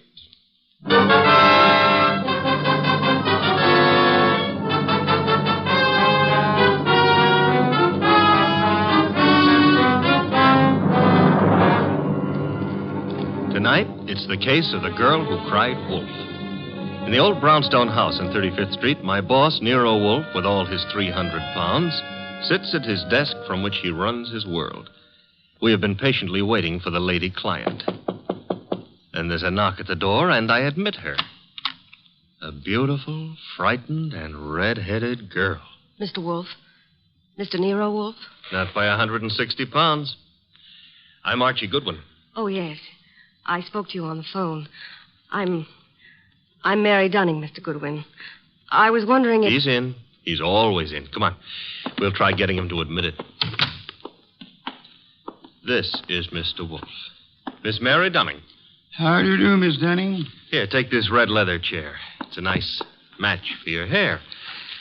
You know, it was old Dr. Titmouse who said to me, beware of a red-headed woman. But I never could believe Thank him. you, Mr. Goodwin. Your business, Miss Dunning? Do you mean what I do or why I've come to you? Both, if you please. Well, I'm Mr. Stevens' secretary at the Tolliver Ecological Foundation. Our offices are down on East 12th Street. Ecological? Field research as to factors operating on plant and animal development and survival, Archie. Animal development, huh? Miss Dunning, the foundation has several agricultural research projects throughout the country, hasn't it? That's right, Mr. Wolfe. And Donald Stevens is executive director. Or was until... Was? He's disappeared. It's been 3 days now. He's not been near the office nor his apartment. No message or... Apartment? Stevens been living alone? He's a bachelor. He's engaged to Laura Tolliver. She's a cousin of the original Tollivers. But she doesn't know where he is either. Have you come to me on Laura Tolliver's account or on behalf of the foundation? Well, neither, Mr. Wolfe. I'm just worried, and I'd heard of you as one of the finest private detectives in New York. You've heard of me, Miss Dunning. We see that you're here. I still fail to understand why. But I've told you. Mr. Stevens has dropped out of sight. And there's another thing. The last time I saw him, he had a caller with him in his office. Caller? Male? Female? I don't know. We're in a converted old brownstone house, and, well, the way the offices are laid out, I don't see all the people who come in unless they make a point of coming to my desk. I see. All I know is that Mr. Stevens stepped out for a moment, looking either scared or angry, I couldn't be sure which, and asked me to see if there was a policeman at the corner. Which corner? Archie, continue, Miss Dunning. Well, I started to go, and there were low voices arguing from the inner office. And then Mr. Stevens called me not to bother. Then what? He said I could go ahead and take my lunch hour then. So I did. And when I came back, he was gone. Leaving no message? Leaving no message. And you've neither seen or heard of him since? I've tried all over. By phone, going out myself. Miss Dunning, has Mr. Stevens been in the habit of making extended business trips? Well, once in a while to our research stations in Pennsylvania, or New Jersey, or up in Vermont, but not without letting me know. I have to make out his travel vouchers. Has there been any recent trouble at the foundation? Trouble? Financial trouble? Personal trouble? No, there's been no trouble. Miss Dunning, you're wasting my time and yours. This is a problem for the police, if there is a problem. Oh no, Mr. Wolfe. I'd have gone to the police, except, well, if there should be an innocent explanation, It didn't seem fair to the Foundation to risk the unpleasant publicity I said for the police. Wait a minute, Mr. Wolfe. It's your say-so, but when a girl walks in here and asks... The young lady can depart by the use of the same rather trim legs that carried her here, Archie. Oh, now, look, boss, just because I Miss look at... Dunning, I can think of a dozen reasons that might take your bachelor director out of town for a few days without the formality of explaining his actions. Then you won't look into this? Despite Mr. Goodwin's frowns, no. Should Mr. Stevens not turn up tomorrow or so, I suggest you advise the police or whatever attorney acts for the Foundation. There is such a person, of course. Yes. Jonas Dowd is counsel. He's also a cult trustee. Consult him, then, by all means. But you don't seem to understand. If you'll excuse me, I'm overdue for an important conference with my cook. We have just received a shipment of truffles from France. Well, of course, if Mr. Wolfe, if you ask me... Precisely what I've refrained from doing, Archie. Would you be good enough to escort Miss Dunning to the door? To the door, Archie. Good night, Miss Dunning. Good night. Good night. And thanks just the same. Look, Mr. Wolfe, it's your shop and you can get as surly as you please. But can you give me one excuse for that high-handed brush? One thin shred of an excuse? Miss Dunning was sitting in this chair... The girl was lying, Archie. Lying? How can you say that? At least twice. And possibly from the moment she opened that undeniably pretty mouth. Now, if you would excuse me, Archie, I have an appointment with a truffle.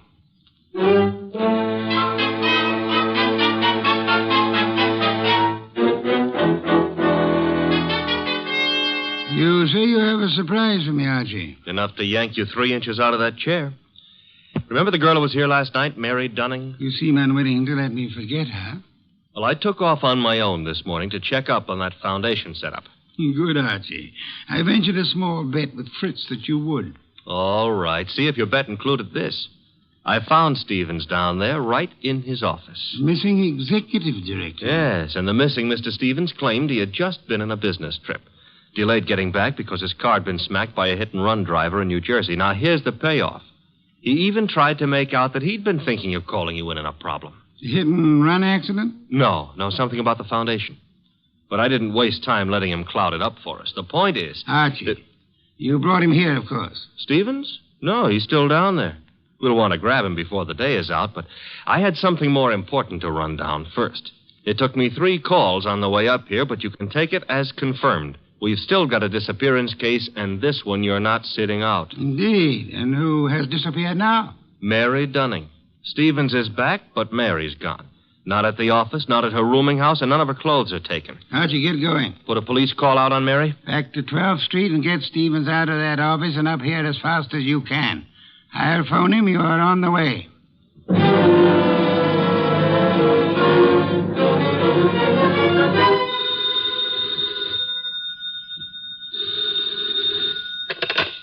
Hello?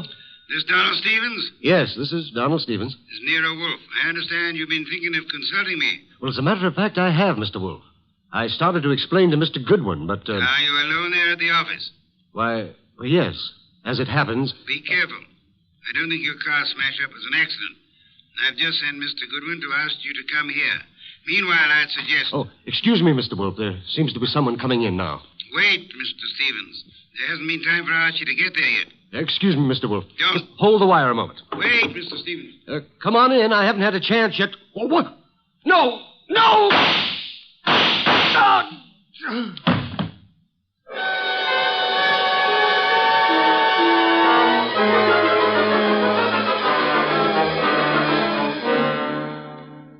And that's all Inspector Kramer has been able to make of it, Archie? Not to hear him tell it, but that's all he's got. Stephen dead and the girl still missing. Did you find anything helpful at the office? I think the murderer started to tear up some account books and project ledgers, but I must have scared him away when I rang the bell.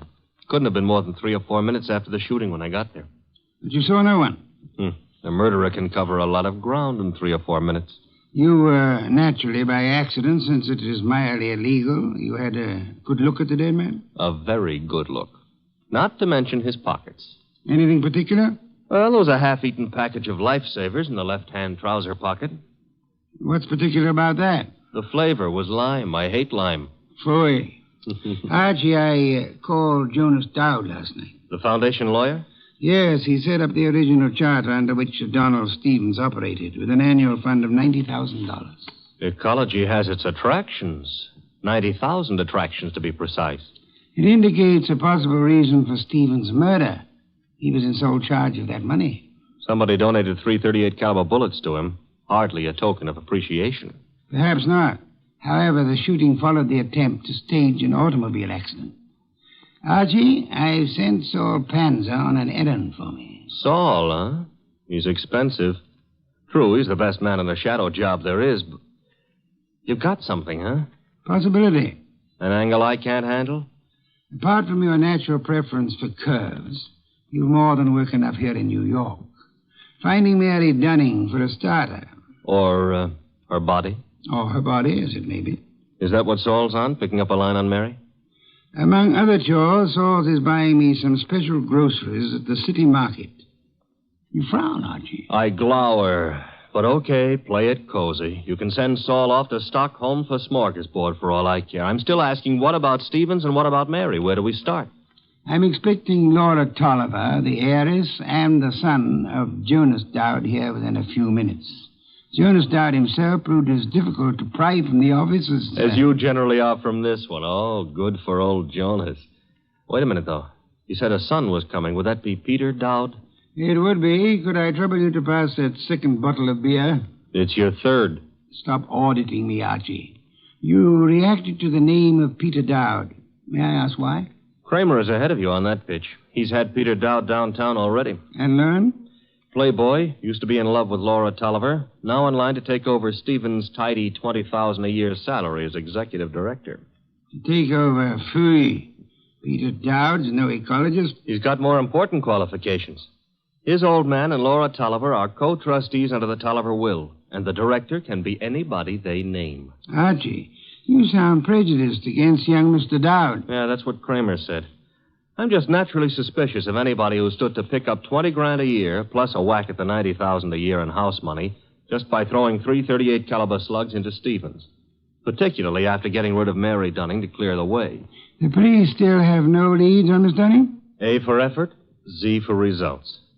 Now, the way I see it, boss... Legwork now, Archie.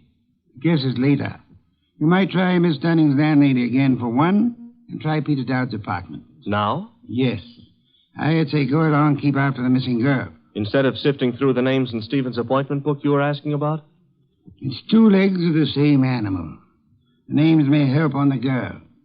Now, Archie, on your way.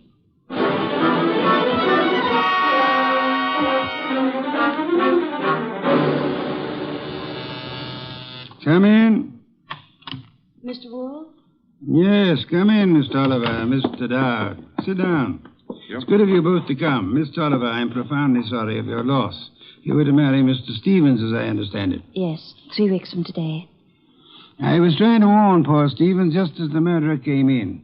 But he evidently knew his caller well enough to feel no alarm. The police told us that, Mr. Wolfe. We've just come from Inspector Kramer's office.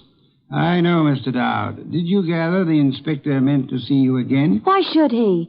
How could anyone think that Peter could have anything to do with this horrible business?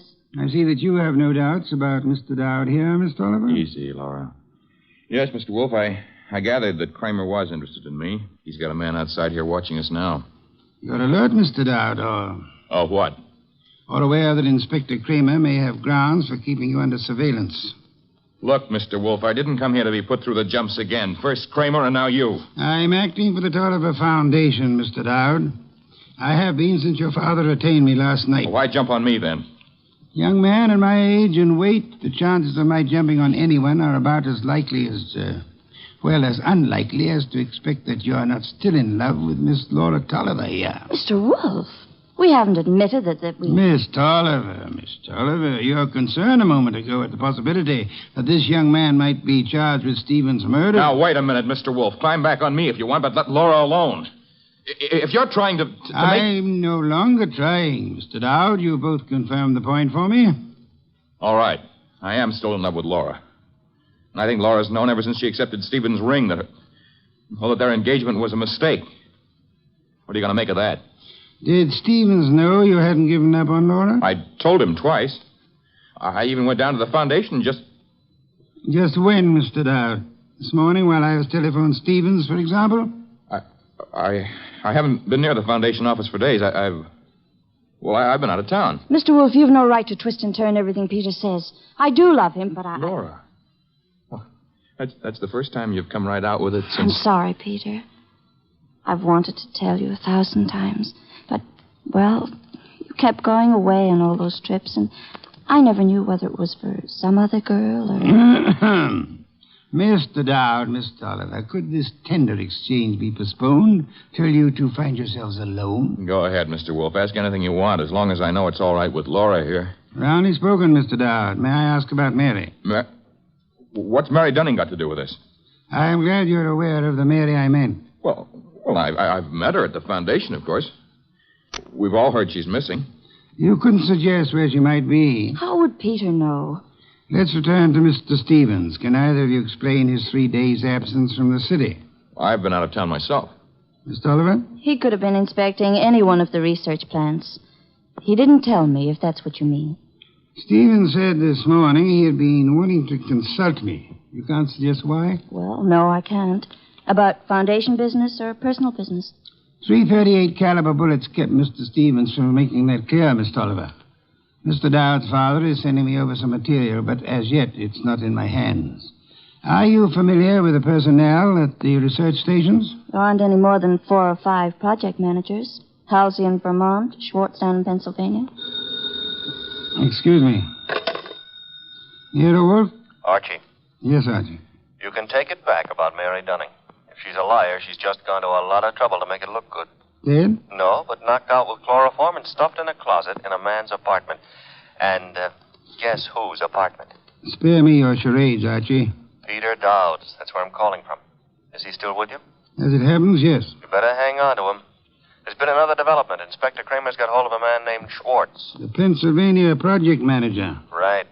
Schwartz was at the Foundation office this morning, and he says Peter Dowd was going in as he came out. When? Within minutes of your call to Stevens. Kramer's on his way to your place now to pick up young Dowd. Any instructions? I'd like more company.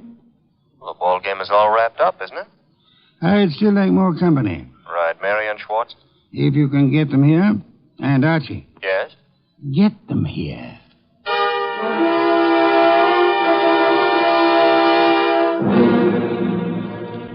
I'll have that 5th bottle of beer, Archie. 7th and quota for the night.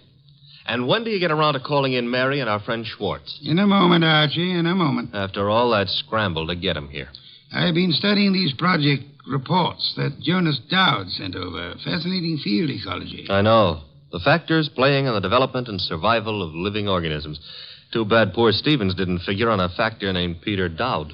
Archie, I'm ready for Mr. Schwartz now. No Mary? I'll risk you in the next room with Miss Dunning for the time being. Okay.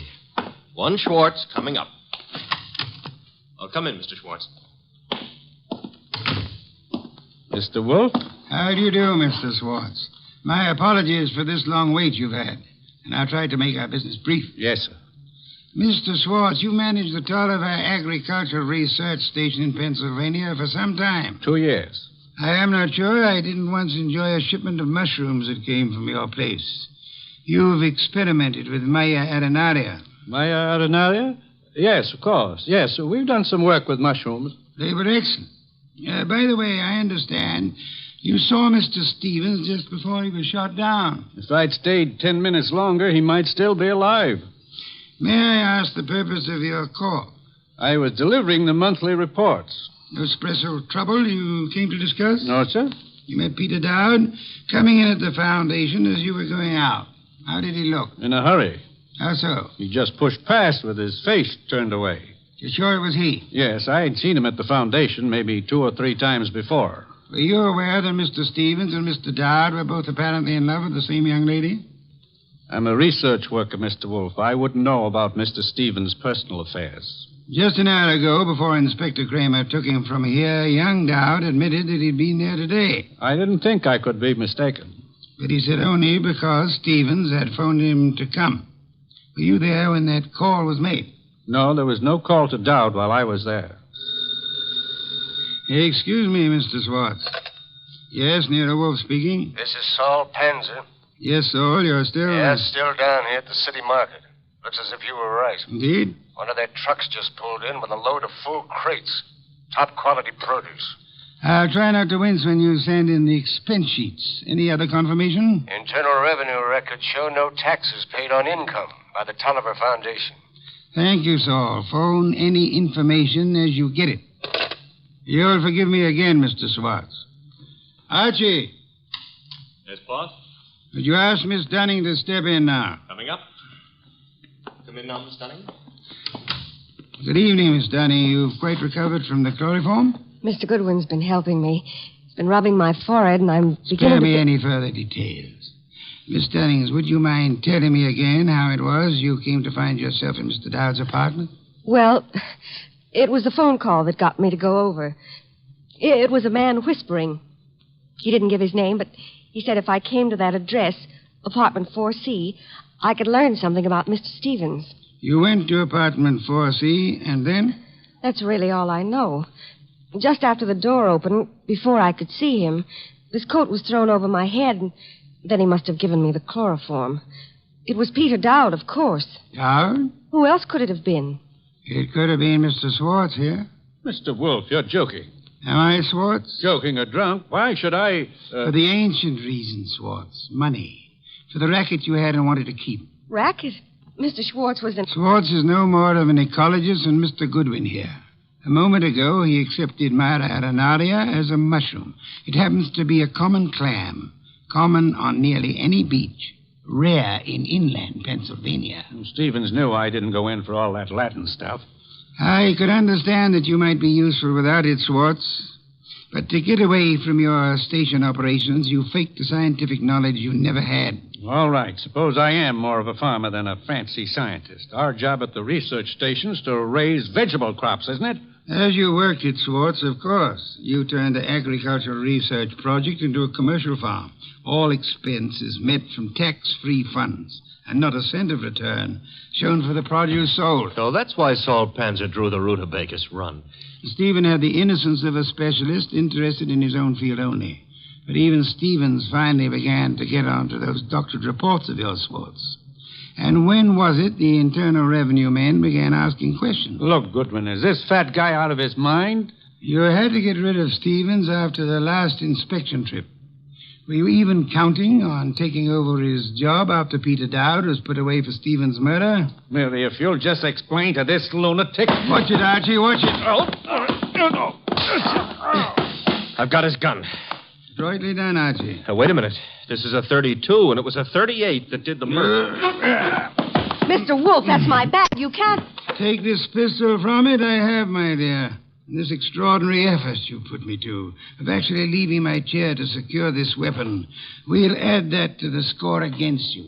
Mr. Wolfe, if you aren't too tuckered to answer, that gun from Mary's bag. It's a 38. It may be the one used on Stevens. But Mary couldn't. She didn't. If ballistics tells us that this is the weapon, then Swartz must have passed it to her for safekeeping, till it could be planted in young Dowd's apartment or car or whatever. I didn't have anything to do with it. Miss Dunning, you had to do it more than you know. Do you realize that if Mr. Goodwin hadn't found you at the Dowd apartment when he did, that you might not be alive at this moment? You were the one person who knew Swartz's crime. Mary, don't listen to him. She's listening, Swartz. Miss Dunning, you thought the chloroform scheme was directed solely against Peter Dowd, and so you let Swartz talk you into it. Mr. Goodwin tells me the door of that closet was sealed with Scotch tape. I didn't know that. Schwartz actually tried... Your chloroform sleep was meant to turn into a permanent one, Miss Dunning. And I was trying to cover for him. All right, here it is. Schwartz planned it all. He did try the hit and run, and he did shoot Stevens. He's a liar. Mary, you've been juggling those books since... Say the details for Inspector Kramer, Swartz. There's guilt enough to be divided between you and guilt enough to burn you both.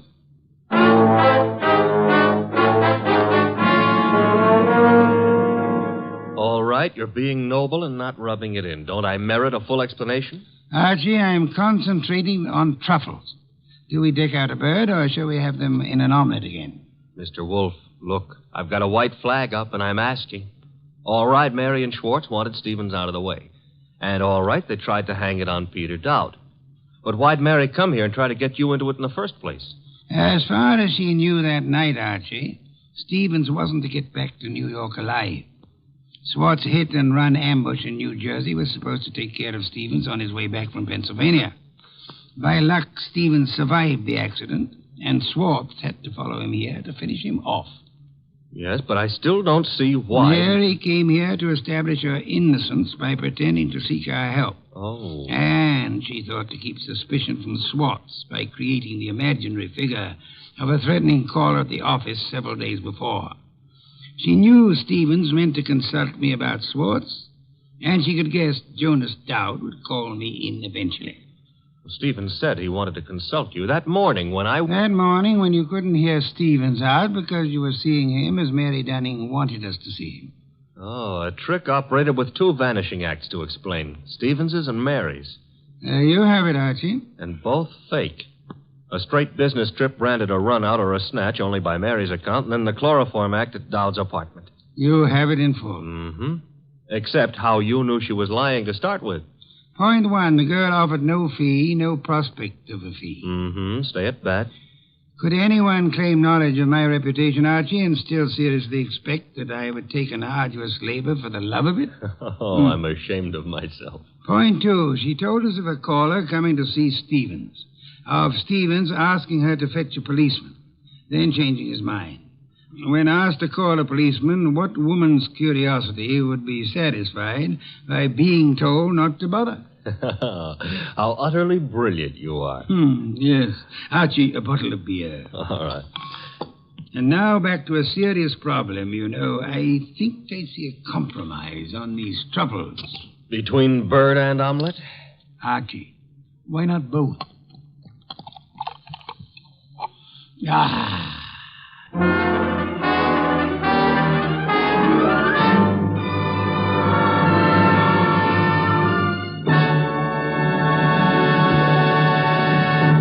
You have been listening to The New Adventures of Nero Wolfe, starring Sidney Greenstreet.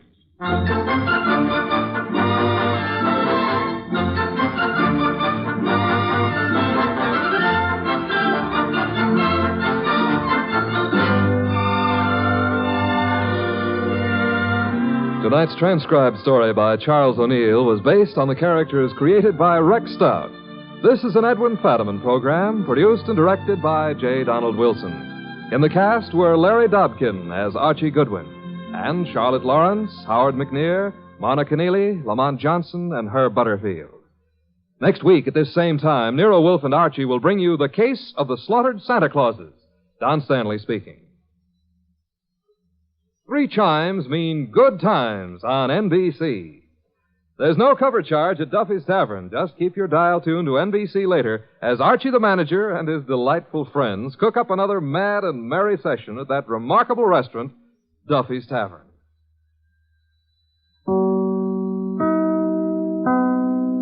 Stay tuned for Nero Wolfe. This Sunday marks the premiere of The Big Show on NBC.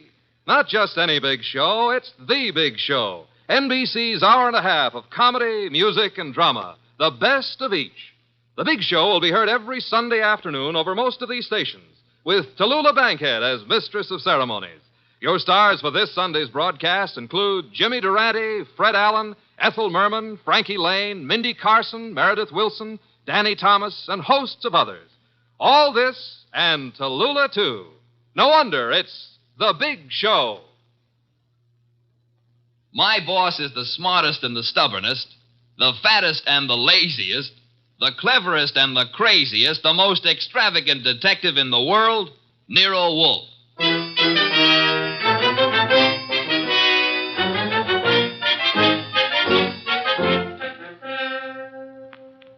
It's the adventure of The Case of the Dear Dead Lady, with that brilliant, eccentric private detective, orchid fancier, and gargantuan gourmet, Nero Wolfe, starring Sidney Greenstreet.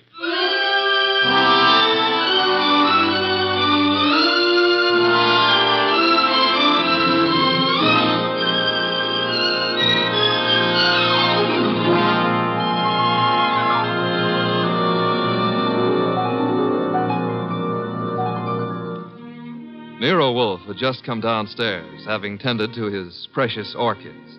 He was, as usual, seated in the library, which served as the office.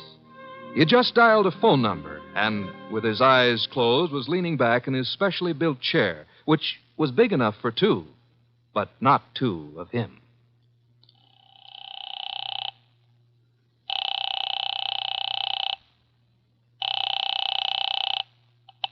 Halsbecker's Market, domestic and imported delicacies. Mr. Halsbrecker, this is Nero Wolfe. Oh, yeah, Mr. Wolfe. I was just about to ring you. Well, I have need of 2 pounds of duck liver. I do not, of course, refer to the commercialized Strasbourg pate. Well, I appreciate the order, Mr. Wolfe, but... Next, my cook Fritz informs me that we require 3 fine fat geese. Look, Mr. Wolfe, there's a little matter of an unpaid You bill. might add 12 cases of beer, a bushel of Vermont apples, green for stuffing, and a gallon of Marquesa Patricia Roman oil. Mr. Wolfe. In addition, Fritz has listed 6 dozen eggs, 4 braces of Sussex woodcock, and a few pounds of Westphalian ham. You have all that? Well, I can get it, Mr. Wolfe, but my bookkeeper... Thanks very much, Mr. Halsbrecker. That will be all.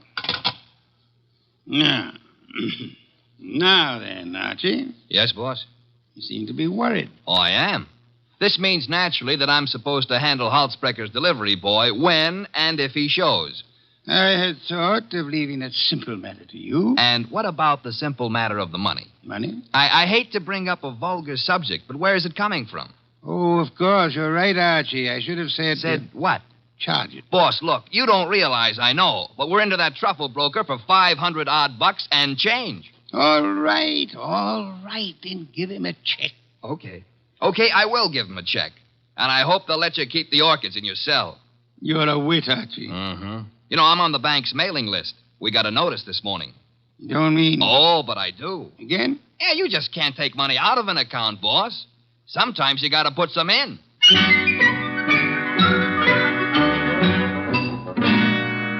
This is the only way to deal with the man I work for, and if I hadn't thrown him that scare, he wouldn't have been willing to listen when the door buzzer rang, and a prosperous-looking young guy in the kind of clothes that don't grow on trees came in and stood in front of the boss's chair, fiddling with the brim of his pork pie.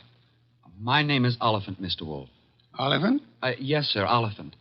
I am the spiritual leader and guiding head of a small religious group known as the Seekers of the Inner Power. Ah, I see. Also a man addicted to marrying neither wisely nor well, but often. You read the papers? I do. Mr. Wolfe, I am as aware of my sin-ridden past as anyone else is. The point is that I'm no longer that kind of man. Even a person such as I can see the light in time. Good. Might I ask why you've come to see me, Mr. Oliphant? I need your help, Mr. Wolfe. Concerning? A certain young lady with whom I'm deeply in love. Oh, I beg you not to confuse the present emotion with any of my earlier escapades. What I feel for Miss Dana is the pure and righteous glow of an upright seeker of the inner power. I promise to look on you as thoroughly redeemed, Mr. Oliphant. Proceed. Oh, by the way, do I recognize the name of your young lady as a Park Avenue socialite, an amateur swimming champion? Yes. But she's sweet, wonderful, beautiful.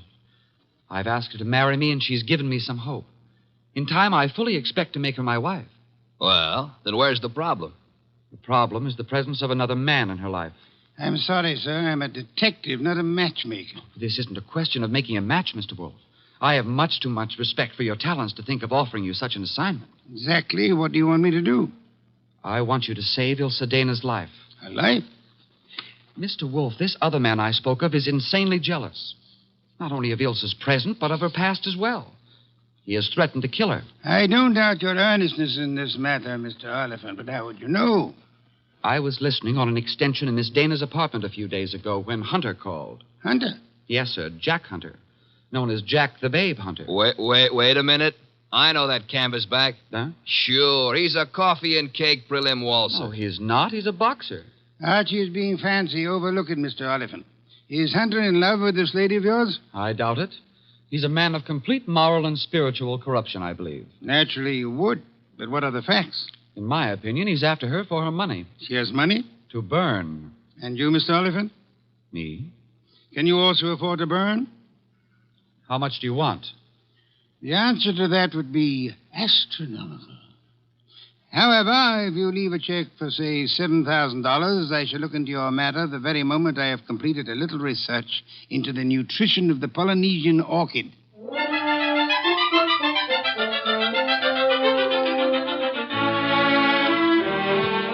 Oliphant's check gave our bank account a slight blood transfusion. I think it was the boss's plan to spend a week or two in the plant rooms before he got busy on the case.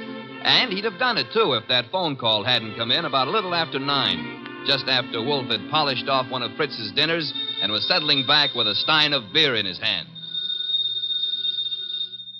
Don't disturb yourself, Archie. I'll get it. Now, well, look out you don't strain yourself, boss. You got to straighten out an elbow to reach that receiver. You have an unfortunate flair for mixing humor with impertinence, my friend. Hello, Nero Wolfe speaking. This is Ilsa Dana, Mr. Wolfe. How do you do, Miss Dana? We were discussing you only this morning. So I've heard.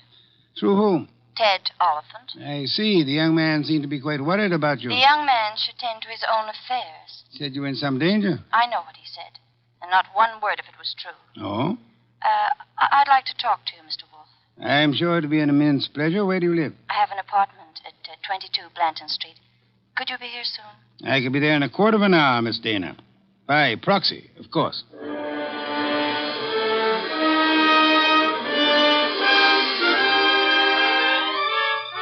The proxy, naturally, was yours truly.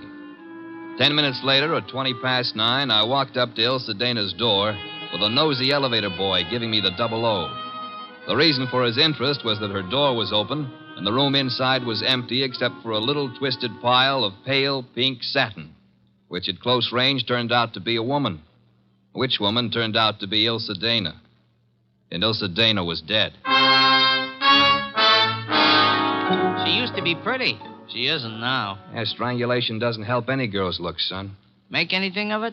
Well, the position of her body and the bloodstains on her pointed fingernails tells me that she put up a tough struggle before somebody succeeded in smothering with a pillow from the sofa over there. Yeah, that figures. When did it happen, I wonder? Yeah, the last 15 minutes, I'd guess. Say, who's been up in the elevator this evening? Nobody for her. Well, somebody came up. Well, who says not? They could have used the stairs, you know. Yeah. How well do you know Miss Dana? I know exactly zero about Miss Dana. How could you ride her up and down every day and know nothing about her? It's a rule of the house to keep your mouth shut. The rule also goes when being questioned by a cop. A cop? Who's a cop? Oh, I guess you're a cello player from the Philharmonic. Look, I happen to work for a guy named Nero Wolfe. Oh. Heard of him? Maybe. Well, if your memory comes alive, son, I might see my way clear to spend a few dollars with you. Understand? I'll keep you in mind. Going down, mister?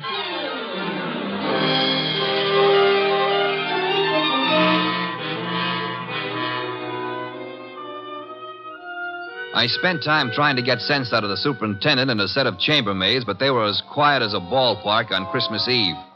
Then I called the cops and told them about Oliphant and Hunter. By the time I got home, the house was dark and Nero Wolfe was sleeping. Next morning, I gave him the details while he drank 3 bottles of beer. When I finished, he sat for a long time and then started another bottle. The prize fighter. What about the prize fighter, Archie? Hunter? Well, I phoned the hotel he lives in before you got up. And? They told me he wasn't in. You know, I begin to think that Mr. Oliphant brought us a more absorbing case than he suspected. You know, I'm glad you like it. I don't like it. I don't like work of any variety. But this thing has its points. Well, what do we do next? Next, we investigate my client. What? Merely because the reformed playboy employs a detective doesn't exempt him from suspicion, Archie. Oh, now who's that? I'm afraid we have no choice but to open the door and see. My name is Young. Barstow Young. It's nice meeting you, Mr. Young. What do you want? I want to see Nero Wolfe. About? About a certain young lady with whom I am deeply in love. What? Will you repeat that? I want to see Mr. Wolfe about a certain young lady with whom I am deeply in love. Her name, please? Ilsa Dana. Is it possible that you entertain plans of making her your wife? Why, yes, but there's a problem involved. Another man? Yes. Well, do come in. Do come in. I think we've been waiting for you. Oh, Mr. Wolfe, here's another one. Ah, Mr. Wolfe. You've come to me about Miss Ilsa Dana, sir? I have come to you, more specifically, about a man who has threatened her life. How unusual. He's the treacherous kind. Mild-mannered, you know. As we say in my profession, he underplays it. Your profession, then, is the stage. It is, sir. Go on, you interest me deeply. I was present recently when he told her that he would certainly kill her unless she mended her sinful ways. Sinful? No one denies that Ilsa has had, shall we say, a checkered career. But the man's attitude is totally fanatical. What's his particular brand of fanaticism, Mr. Young? Theodore Oliphant is a religious maniac. Well, what do you know? He's come to give Theodore a bad report card. I don't understand. I've come to ask Mr. Wolfe to prevent his murdering Miss Dana. Am I allowed a direct question, sir? Why, of course. Where were you between 9 and 9:20 p.m. last night? 9 and 9:20. Why do you ask? You said I was permitted a direct question. Oh, well, I was walking in the park, as I remember. Do you make a habit of walking in the park? I have lately. I'm preparing for an important role in a forthcoming production. What's so important about last night? From your point of view, a great deal, sir. Well, what do you mean? Last night, Miss Ilsa Dana was murdered. What? Mr. Goodwin here discovered the body. No. I'm afraid I must insist, Mr. Young. Why are you looking at me like that? Are you accusing me of... I have accused you of nothing, my dear sir. Well, now, look, you're making a mistake. Oliphant killed her. You may be sure of that. I have your word. I know him. He was trying to reform her, wanted to make her a devout follower of his cult, the Seekers of Power.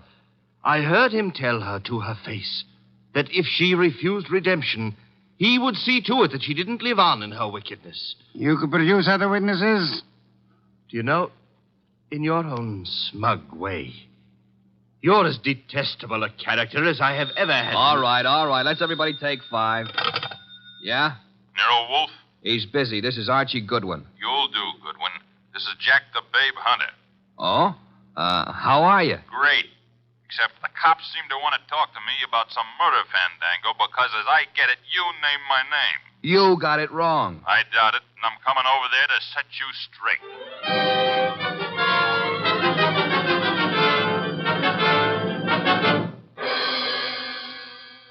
Why'd you ring me in on this mess, Wolfe? You knew the girl pretty well. Me and how many more? Besides, what time was she murdered? Last night between 9 and 9:20. I see.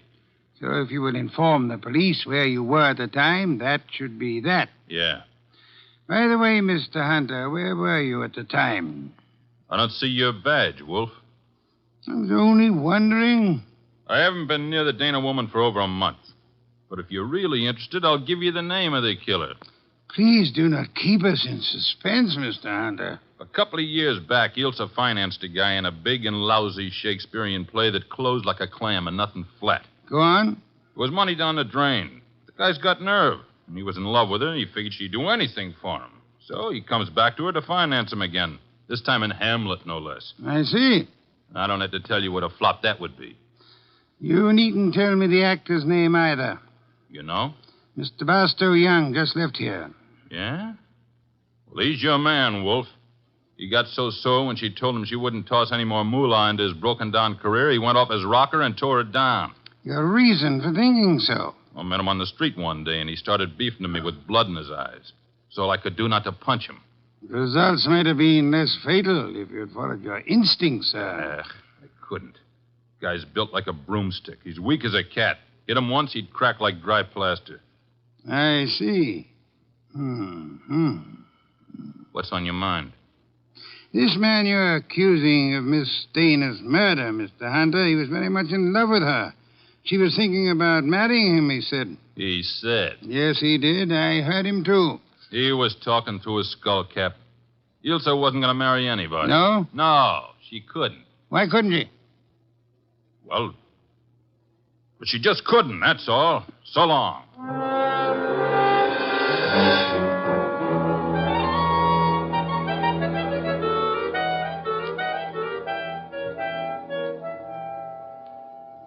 Well, now we got a perfect circle with everybody pointing at everybody else and nobody able to prove a thing. What Hunter says isn't impossible, Archie. You think Young did it? I don't think at all yet. But if there's anything more dangerous than a woman scorned, it's an actor scorned. We have another visitor. Yeah, who are you expecting? At this point, anybody. Hi. Oh, you. Yeah, I told you might hear from me. Come on in. Who's this? Fellow runs the elevator at 22 Blanton Street. What do you got for me, kid? Postcard? Postcard? Here. The cops missed it, but I spotted the edge stuck under a rug. Nice of you to have delivered it. Or maybe he was just being curious. Curious? It's not every elevator boy who has a chance to see Nero Wolfe in the flesh. Oh, him? Come off it, High Pockets. I'm here because you mentioned something about spending a few bucks. Oh. I wouldn't cross the street to see the best gumshoe that ever breathed. Look, gumshoes don't breathe, and how would you like a sock? Archie, pay him and let him go. Yeah, pay me and let me go. Sure, Mr. Wolfe. Here you are. Thanks. Don't mention it. Anytime, pal. Anytime. How do you like that fresh little punk? Archie, the lad has done us nobly. Yeah? A typewritten card addressed to Miss Ilse Dana. Well, what's it say? Rather peculiar message. Have you prayed tonight? It's signed with a single letter O. Have you prayed tonight? Yes. Signed O? Exactly. Weird, isn't it? Well, what's weird about it? What could be plainer? Have you prayed tonight? Now, I ask you, who is the man in this deal who's interested in praying?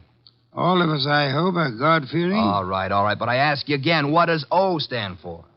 It could stand for O'Brien, Obituary, Omaha. What about Oliphant? Oliphant, too. Look, what's with this indifference? The case is cracking and you slough it off. You remember what Young said? Oliphant threatened to kill her because she wouldn't join that cockeyed movement of his. Don't exhaust yourself, Archie. We have a hard night ahead. Yes, but I don't understand. But I don't mean to stifle your imagination, my friend. But if you'd reserve your deductions for a little while, you could lend me some much-needed assistance. What do you want? I want you to become a burglar. A burglar? I want you to hurry over to the dead woman's apartment on Blanton Street and ransack it. For what? How do I know? We need help. Anything may help us. Go through the place with a fine tooth comb.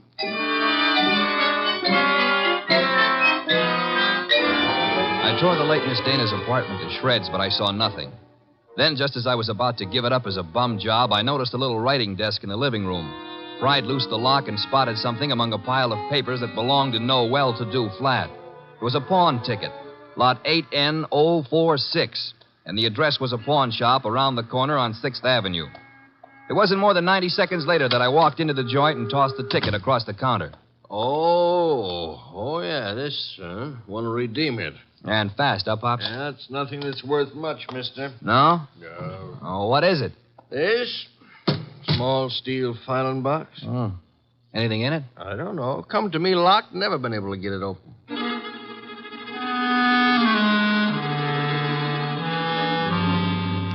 We got it open, Wolfe and I. Smashed the front end with a poker. There were some odds and ends inside, old earrings, some thumbtacks, a cigarette lighter, just trash.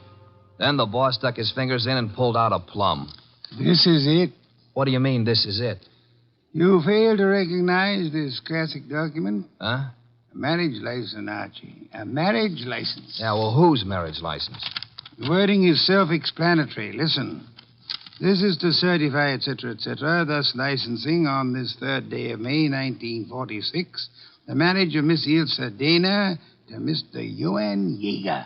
Johann Jaeger? Exactly. Well, who in the world is Johann Jaeger? We'll soon see. I don't get it. I can understand.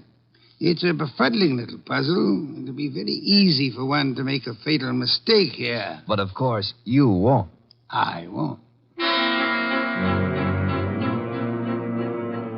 3 hours later, I'd herded all the suspects into the office, and he sat in his chair and glared at them. Oliphant, Young, and Hunter. It was tense and tight, and the boss let it stay that way, saying not a word to anybody while he calmly sipped his beer. It was Oliphant who cracked first. I didn't kill Ilse. I couldn't have. Jealousy is a very compelling motive, Mr. Oliphant. And you came to me, remember, complaining that there was another man in Ilse Dana's life? Whatever I complained about, and jealous as I was, I didn't kill her as the sacred power is my holy judge. Being unacquainted with your sacred power, I'll have to ask you for a better authority. Sacred power. Oh, it simply wouldn't have been possible for me to have done it. Why not? Yeah, why not? Because I was at Mickey's Night Owl Club last night from 7 until 4 a.m. Contemplating the sacred power, no doubt. That can be proved, Mr. Oliphant? Let me call now. Let the head waiter tell you. Well, you take your embarrassment as an indication that you're telling the truth. Hey, wait a minute. You can't let him off like that. Don't be bothersome, Archie. Yeah, but we got that card he wrote, the one about have you prayed tonight, signed with his initial. He didn't write that card, Archie. Now, look. And the O is not his initial, is it, Mr. Barstow Young? I'm afraid I don't understand. On the contrary, I am afraid you do. But for the record, I'll explain. Oh, Archie. Yes, boss? Hand Mr. Young that large red volume off the shelf behind Mr. Hunter's head. This one? That one, thank you. Now then, Mr. Young, you will favor me by opening the volume to page 1133. But why? Open it, sir. Good. You will now count 6 lines down from the top and read what you see. Have you prayed tonight? Thank you, Mr. Young. What the devil is going on? Mr. Young has just given us a reading from a tragedy.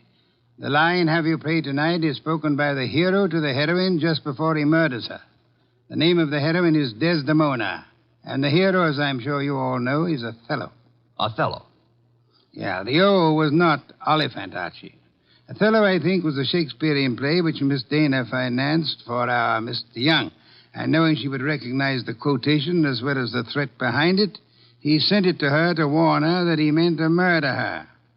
You won't have the unmitigated gall to deny that, will you, Mr. Young? No, I don't deny it. Do I call the police? But I didn't kill her. The fact that I sent the card doesn't mean I killed her. Well, it'll do for my money. But not for mine, Archie. What? Mr. Young couldn't have killed Miss Dana. Why not? Because he lacks the strength to strangle such a healthy young woman, a champion athlete. Wide awake and full of fight. He's rather a frail person, as we know, and smothering Miss Dana with that pillow was no easy task. She struggled. Therefore, she clawed the wrists of the murderer. I'm sure that if you examine Mr. Young's wrists, you will find no scratches or scars. Here, let me see that. Go ahead. Well, Archie? Yeah, you're right. Nothing. I was sure there wouldn't be.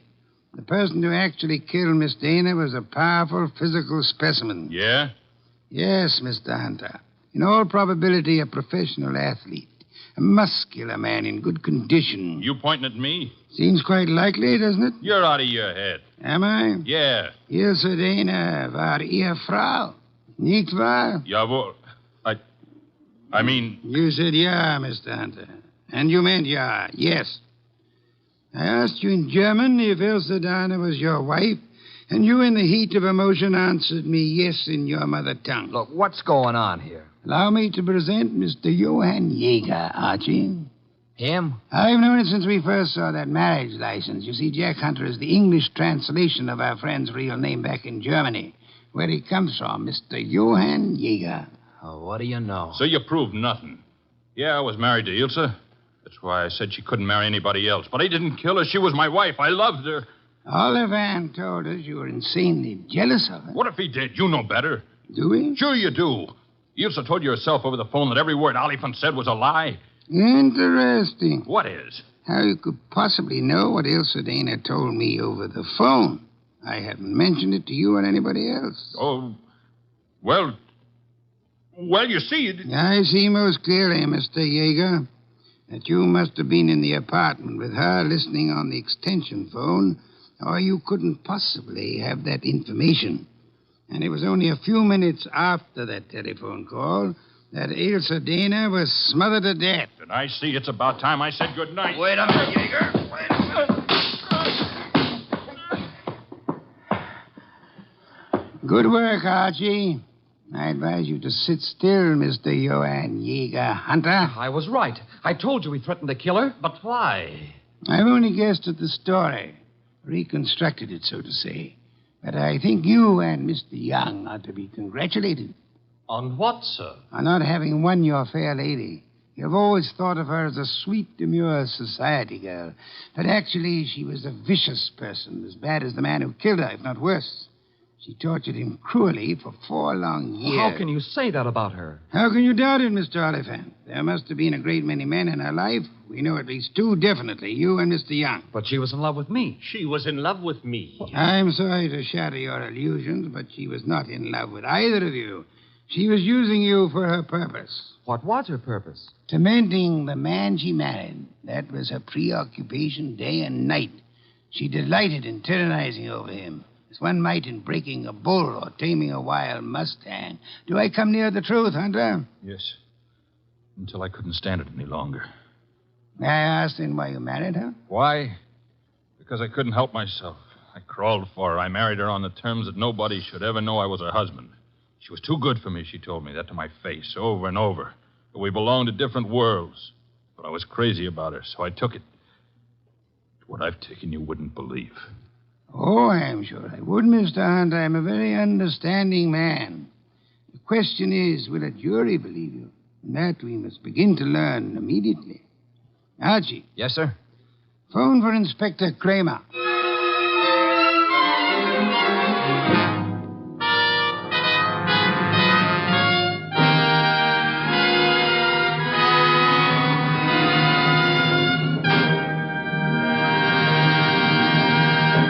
You have been listening to The New Adventures of Nero Wolfe, starring Sidney Greenstreet.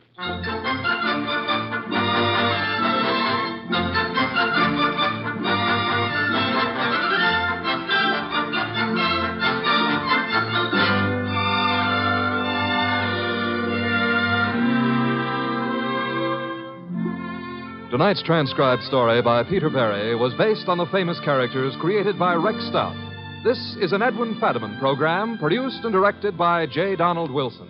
In the cast were Herb Ellis as Archie Goodwin and Lee Millar, Marna Keneally, Larry Dobkin, Barney Phillips, and Jerry Hausner. Next week at this same time, Nero Wolfe and Archie will bring you The Case of the Headless Hunter. Don Stanley speaking.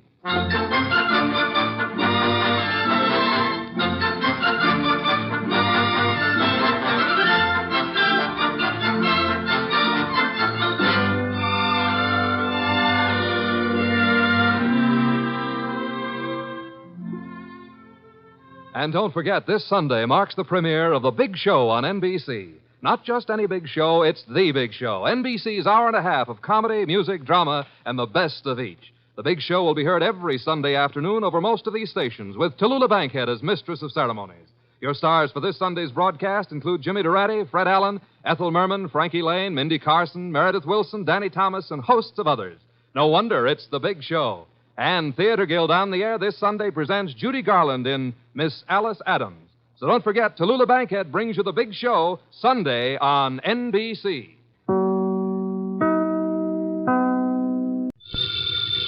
Ladies and gentlemen, the ringing of that phone bell brings you mystery, adventure. Nero Wolfe's office, Archie Goodwin speaking. Willie Inch, did you say? Just a second. Do you want to talk to a fellow named Willie Inch, which I doubt? No. He says he's got to see you. Got to. Who is he? I'll ask. Mr. Wolfe doesn't recognize your name, Mr. Inch. He wants to know who you are. Just a second, I'll tell him. Mr. Inch says he's a sneak thief. He says you never heard of him, but he's heard of you. Should I tell him to get lost? Wait a minute, Archie. Ask him what he wants. Inch, Mr. Wolfe wants to know what you want to see him about. A phony murder rap. Says a phony murder rap. It'd have to be, wouldn't it, Archie? How do you mean? Phony, I mean. Did you ever hear of a sneak thief committing murder if it could possibly be avoided? Yes, Archie. Tell Mr. Inch. I'll listen to his story.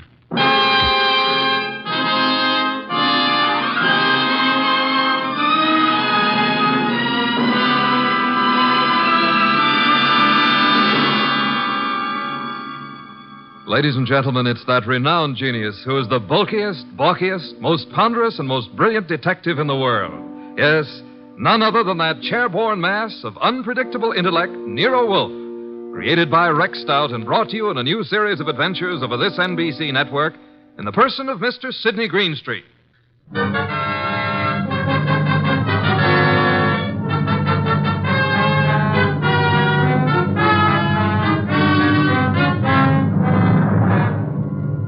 When Mr. Wolfe and I talk about this little difficulty, he calls it the case of Archie Goodwin and how he got hooked. However, I call it the case of the disappearing diamonds. I prefer my title. He prefers his. Anyhow, it started with an improbable character named Willie Inch.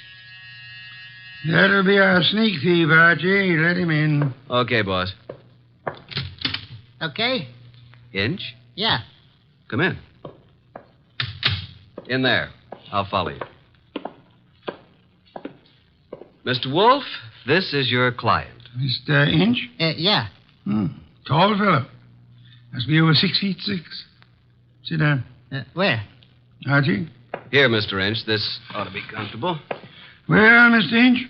Look, Mr. Wolfe, they're going to claim that I killed a woman I never even touched. And I'm going to fry for something I never even done. All right, Mr. Inch, how did you kill her? I didn't. I never killed nobody in my life.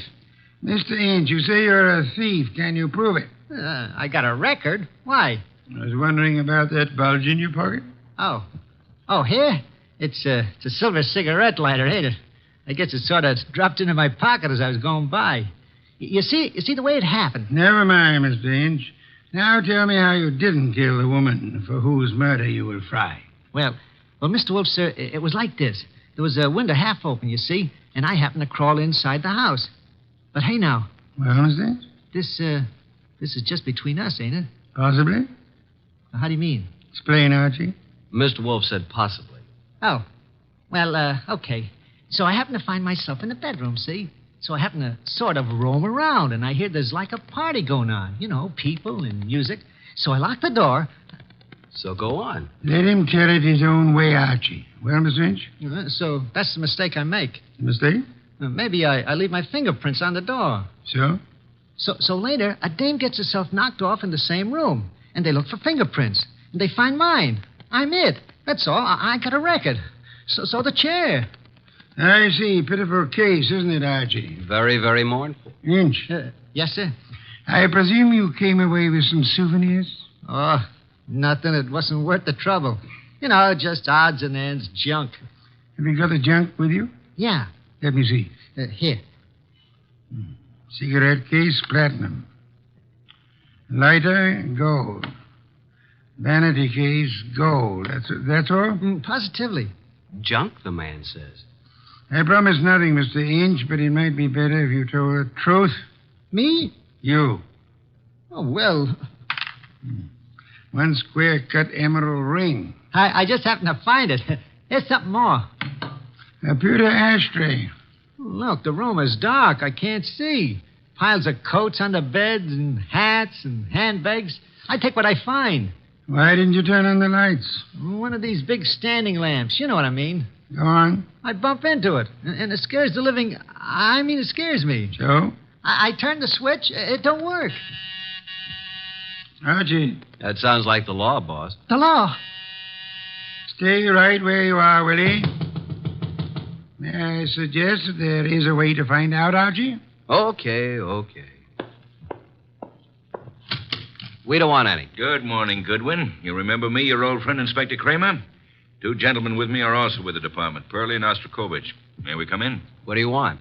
We want a murderer, and we want some rocks worth $250,000. Does that answer your question? What makes you think you'll find all those goodies here? Come in, men. We know Willie Inch is here. Where is he? Now, just a second. We're coming with you, Goodwin. Okay, Inspector, come along. Archie? The law. That's Willie Inch. Frisk him. No weapons? Okay, just put the cuffs on him. Inspector Kramer. Oh, yes. Hello, Wolf. I want to tell you something about this man whom you and your men have so bravely captured in my office. You don't need to tell me about him, Wolf. We know about him.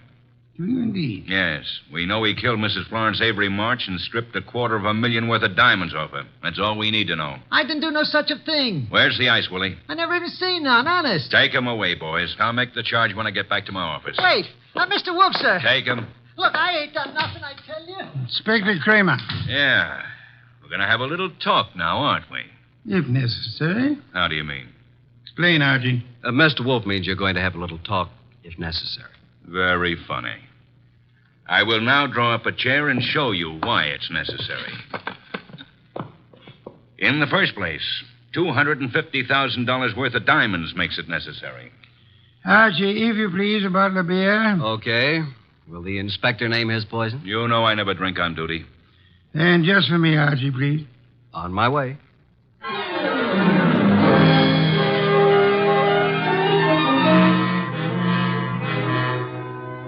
While I opened a bottle of imported beer, it occurred to me that I had something to be grateful for. At least I wasn't in Willie Inch's enormous shoes.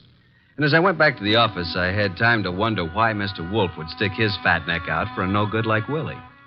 Thank you, Archie, and sit down, Archie. Inspector Kramer has a theory that may amuse you. Nero Wolfe's office. It's for you, Inspector. Hello, Kramer. Yeah? A gold cigarette holder? That's all?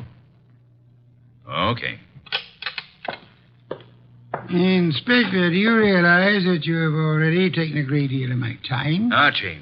Yes, Inspector? The great Mr. Wolfe just said I had a theory that might amuse you. Would you care to hear it? I can hardly wait. Okay.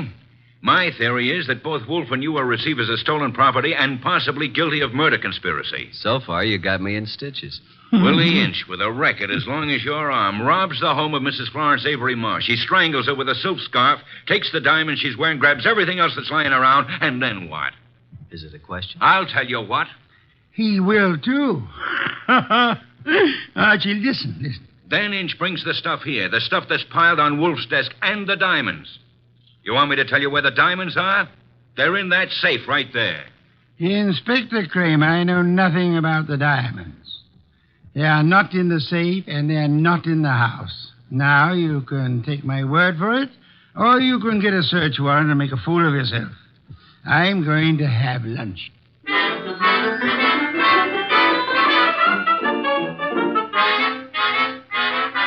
By 2 o'clock, the newspapers were full of the murder of Mrs. Florence Avery March. The suspect was already in custody, caught at the home of Nero Wolfe, well-known private investigator. Some of the stolen jewelry had been recovered, but not the diamonds. Then we had a visit from Mr. Anson Stark, who had opened Mrs. March's door and found her dead. Stark was a big athletic guy of about 30 or so, with the large, capable hands of a surgeon or a laboratory worker. He seemed annoyed at the inconvenience we caused him, but that was only natural. That's the story, Mr. Wolfe. I don't see how I can add anything more to it. You had known Mrs. March for several years, huh? Casually. When you broke the door open, was it difficult? Not very. You were the first into the room? There were 3 or 4 of us. We pushed in together. You saw the body of Mrs. March immediately? She was lying across the bed that was heaped with coats and hats and handbags. You knew she was dead? Of course not. In fact, somebody else discovered that she had been choked to death. And who discovered that the diamonds were gone? I don't know. I didn't. Were there many diamonds, Mr. Stark? No, just a few, but big ones. She wore them on a pendant around her neck. Mr. Stark, I want to thank you again for having been so patient. I have been patient, Mr. Wolfe. I have my own business to attend to. Which is? Oh, I have a small but hopeful enterprise. Electronics, tubes for radio and television, mostly experimental. Well, that reminds me, Mr. Stark. When you entered the bedroom, was the light on or off? Let me see. Of course, it was on. It must have been on. Why? Just curiosity, Mr. Stark. Oh? Anything more? That's all, except thank you for coming here. Archie, will you take Mr. Stark to the door?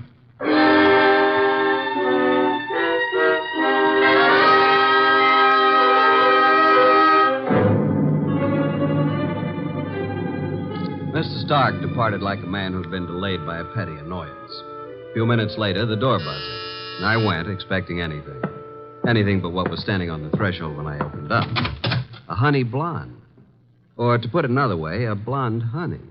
I said hello. No, more like hello. Are you Mr. Wolfe? I'm his assistant, Archie Goodwin, and what can we do for you? Well, I'm Valerie Ladd. And I'm Archie Goodwin. Or did I tell you that? Well, that's exactly where I came in. Well, I mean, where I thought you were going to ask me to come in. Oh, come in. I'm sorry. Well, is he here?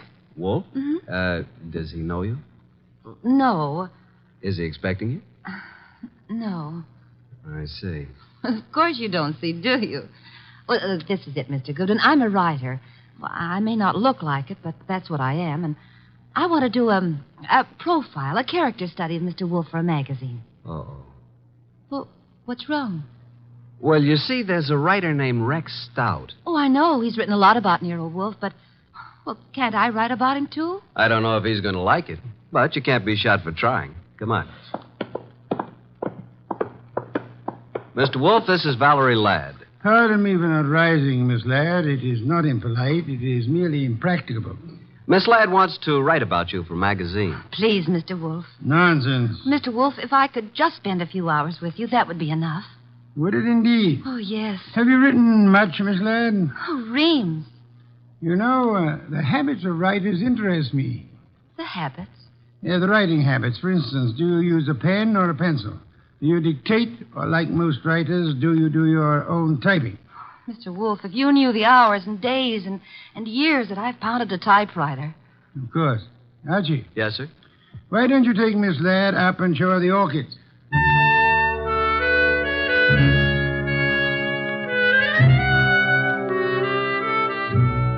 You never know about Nero Wolfe. At least I never do. This was something I would have bet against 1,000 to 1. Couldn't understand it. But I certainly couldn't complain. Archie, look at this one. Oh, did you ever see anything so gorgeous?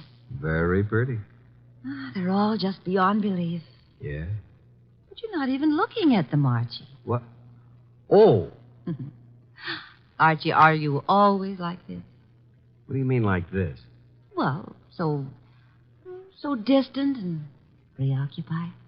Honey, you got me wrong. Completely. I was thinking. Oh. Yeah, about telephone numbers. It's a lovely thing to think about. What can you think about telephone numbers? I was thinking how some girls have them and some don't. Oh, I see. Archie, I apologize. For what? I did have you wrong. You're not a bit distant. I can be a lot closer than this, honey. What is it? What's what? The number. Oh, well, it's in the book. Yeah? No wonder. Sound as if you don't believe me. Oh, I believe you, but here's a telephone book here. Let's look it up together, shall we? Archie. Yeah. I'm afraid I lied to you. I was afraid of that, too. Are you angry? Well, I can take no for an answer, honey. Even when it's hard to take. Archie, I've changed my mind. I want you to have my number. And I want you to use it, too. You know, honey, I'm beginning to take an interest in this dialogue. Let's have it. Okay. Olympia 93659. And a very, very pretty number it is. Valerie Ladd. 2 D's? Mm-hmm. Olympia 93659. Honey blonde. Gorgeous. Oh. Spelled gorgeous. There. What are we doing tonight, Olympia 9? And I said that you were distant and preoccupied. We were talking about tonight. All right, Archie. Yes, I'd love it. Oh, these orchids, they're really beyond belief. And you won't even look at them. True. I'm too busy looking at you. Well, how do I look, Archie? Beyond belief, honey. Beyond belief. Well, there goes the Goodwin luck again. It's a house phone, partner. Mm-hmm. Yes, sir. Okay. He wants us to come down. Archie, Yes, dear. even if he says no, we still have a date? Honey, though the heavens fall.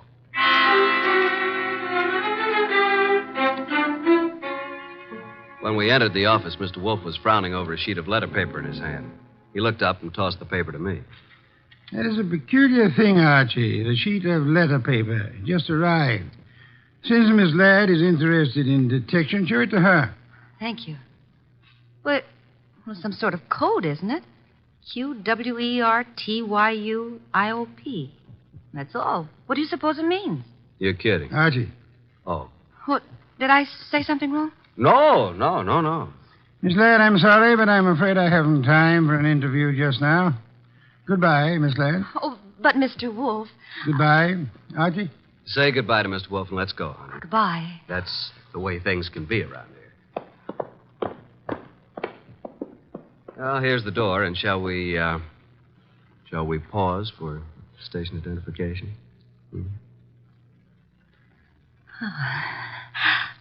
I'll wipe it off, Archie.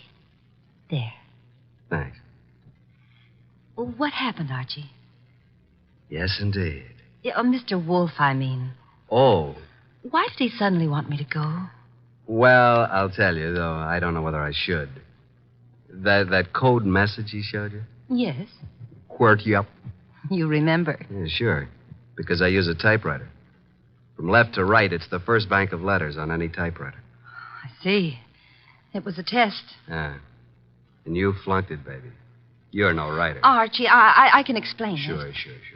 Tonight. Tonight, Archie.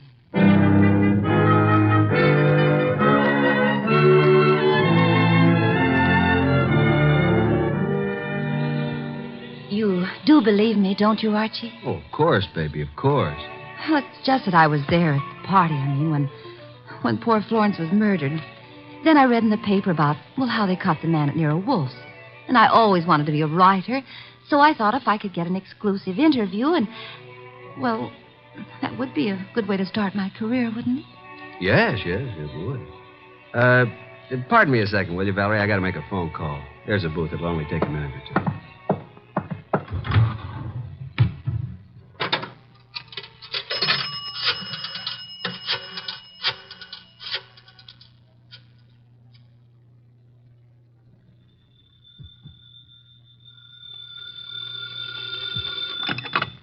Nero Wolfe speaking. Archie, I'm at the Riviera with Valerie Ladd. I'm happy for you, Archie. I will remind you that I have not seen you since Valerie left the house. I was otherwise occupied, Archie. With orchids. With orchids? What do you want, Archie? Look, with that typewriter gag, you practically told me she was a phony, didn't you? Of course. Just for the record, how did you know? Have you looked at her fingernails? She never touched a typewriter in her life. But I wanted to be sure. Okay, now do you want me to tell you something? You mean that your charming companion Valerie was at the party when Mrs. March was murdered? How did you know that? Simple, Archie. I got a list of the guests from Inspector Kramer. Among them was the name of Valerie Ladway. Simple? Ladway. Ladd. Yeah, sure. Okay, what am I supposed to do about it? Just hang on, Archie. Just hang on.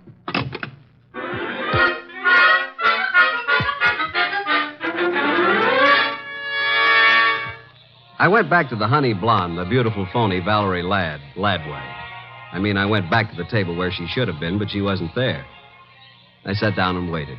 Looked at my watch, 11:24. 11:32, no Miss Ladway. 11:45, I finally realized that not only Valerie, but her coat and bag were also absent. I called the waiter. Yes, sir? What happened to my friend? The young lady left some time ago, sir. Okay, give me the bill. She paid it, sir. She did? Yes, sir. In fact, she said you gave her the money for it. Yeah? Wait a minute. Wait a minute. Well, I didn't know it, but she is certainly right.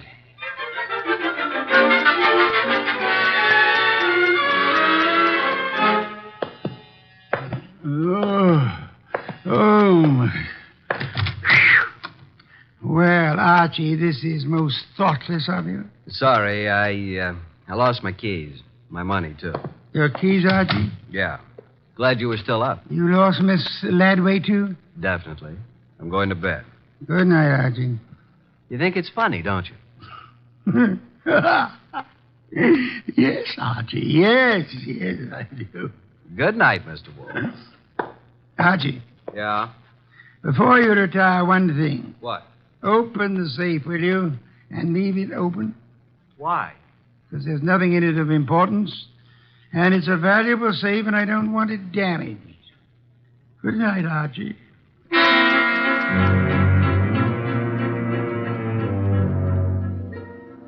At about 2 o'clock in the morning, I thought I heard a noise. I got up, put on the rest of my pajamas, picked up my gun, and went down to the office. The man had his head in the safe, and everything was scattered all over. I stepped inside the door. Put your hands behind your back and stand up. Huh? Okay. Now, just what are you after, Bud?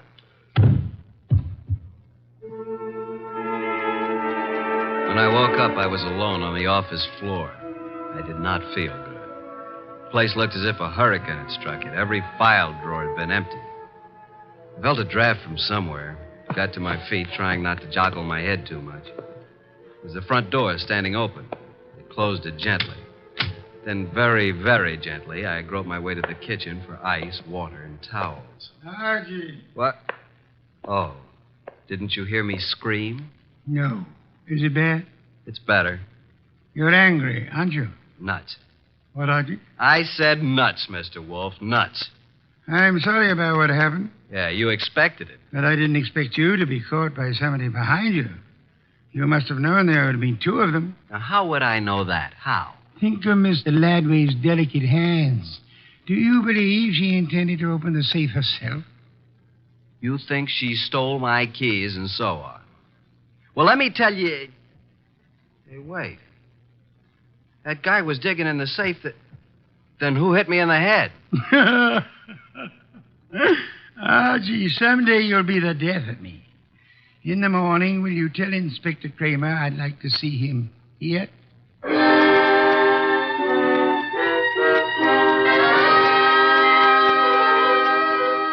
Fuming and protesting, Kramer arrived about 1:30.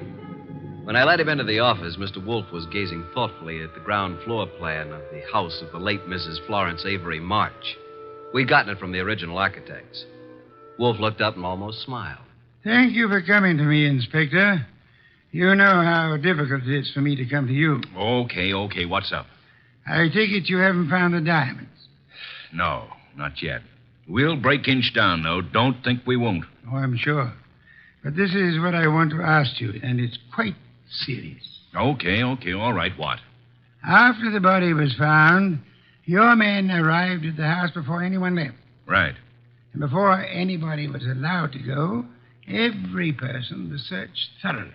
Nobody could have gotten a pin or a needle out of that place. I know something about police methods, and I believe you. Now, how thoroughly did you search the house itself? Wolf, look. We've got that floor plan you're studying now. There are no hidden closets. Every square inch of that house has been examined. The diamonds aren't there. Willie Inch killed the dame and snatched the diamonds. What he did with them, we'll find out. Possibly. Goodbye, Inspector. At approximately 3:15, the postman arrived with an envelope for me. The envelope contained my keys, the bill from the Riviera, and the money left after the check was paid. At approximately 5:07 p.m., I discovered that Wolfe had been using the telephone all by himself. He explained. He was going to have a party. He had invited all of the guests who were at Mrs. Florence Avery March's somewhat fatal party, including Anson Stark, Willie Inch, and Valerie. Nero Wolfe, the natural-born ham, he made an entrance that would have been worthy of Queen Victoria in her heavier days. He sat in his oversized throne behind his oversized desk and beamed at the peasants. Valerie moved toward me. I'm sorry, Archie, but you must know why I did it. Why? Well, you said I wasn't a writer. I wanted to prove that you weren't a detective. Did you take the stuff while we were dancing? I could have, couldn't I? You could have bumped me on the head last night, too, couldn't you? Oh, Archie. Let it go. It was humiliating, though. Ladies and gentlemen, I'm sure you realize the purpose of this party. We want to know who killed Mrs. March and what became of her diamonds. Mr. Inch. Yeah? When you visited the room where the body was found, the room was dark? The bulb was burned out. I tried to turn it on. If there had been a body on the bed, would you have seen it? Maybe. With all those coats, maybe not. Sure. Mr. Stark? Yes, I said the light was on. Perhaps I was wrong. What of it? You're engaged in the manufacture of tubes for radio and television, huh? I told you that. Inspector Kramer. Yeah, what? A light bulb was found in the wastebasket in the room where Mrs. March died. Yeah. Like you said, we tried the bulb in the socket and it worked. So what? One more question. Does anybody remember whether Mr. Stark was carrying a bundle or a package under his arm when he arrived at Mrs. March's party? Oh, I do, Mr. Wolfe. I think he had a box of flowers. That's true. I did bring flowers. No, Mr. Stark. That box contained 2 parts of a light bulb and some adhesive.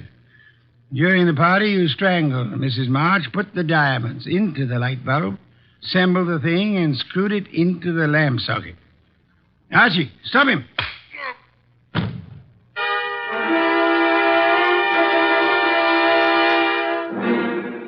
Really, Archie, it was quite simple. Light bulbs are only a stem glass bowl and a brass sheath. Yet nobody, including the police, would think of looking inside one. Mr. Stark could come back and collect his treasure any time after the excitement had died down. What's the matter, Archie? I got a headache. Valerie Ladby. Poor girl. She and whoever the man was with her must have thought the diamonds were here. That bump on your head will be better in the morning. A bottle of beer, please, Archie. I'm going to bed. Yes. Why must you place such confidence in women? Remember what happened to Mark Antony and Samson and Archie Goodwin. Good night, Archie.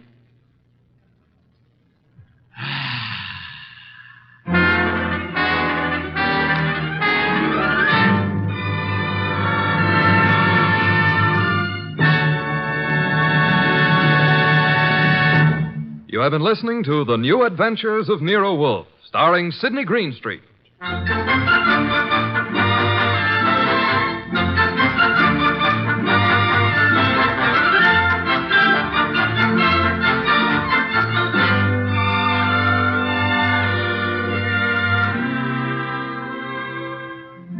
Tonight's transcribed story by Mindred Lord was based on the characters created by Rex Stout, produced and directed by J. Donald Wilson. This is an Edwin Fadiman production. In the cast were Harry Bartell as Archie Goodwin, and G.G. Pearson, Bud Heaston, Gray Stafford, Dick Ryan, and Bill Johnstone. Next week at this same time, Nero Wolfe and Archie will bring you The Case of the Midnight Ride. Don Stanley speaking. 3 chimes mean good times on NBC.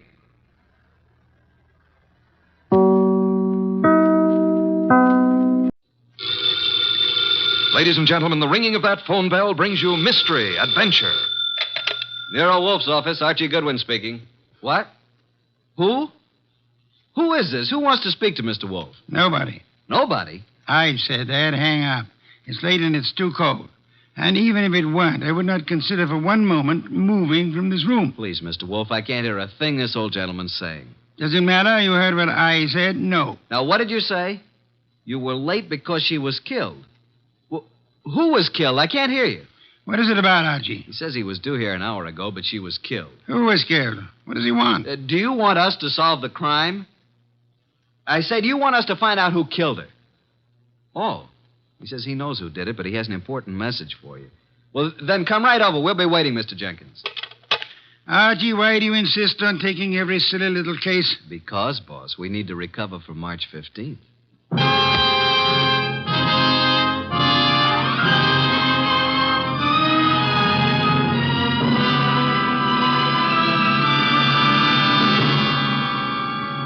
Ladies and gentlemen, it's that renowned genius who is the bulkiest, balkiest, most ponderous, and most brilliant detective in the world.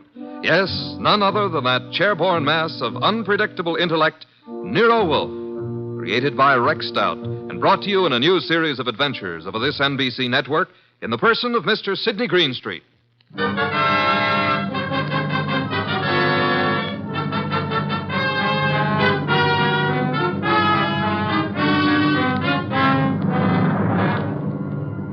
This case I like to refer to as the case of the Telltale Ribbon. Perhaps a better title would be Wolfe Goes A-Hunting.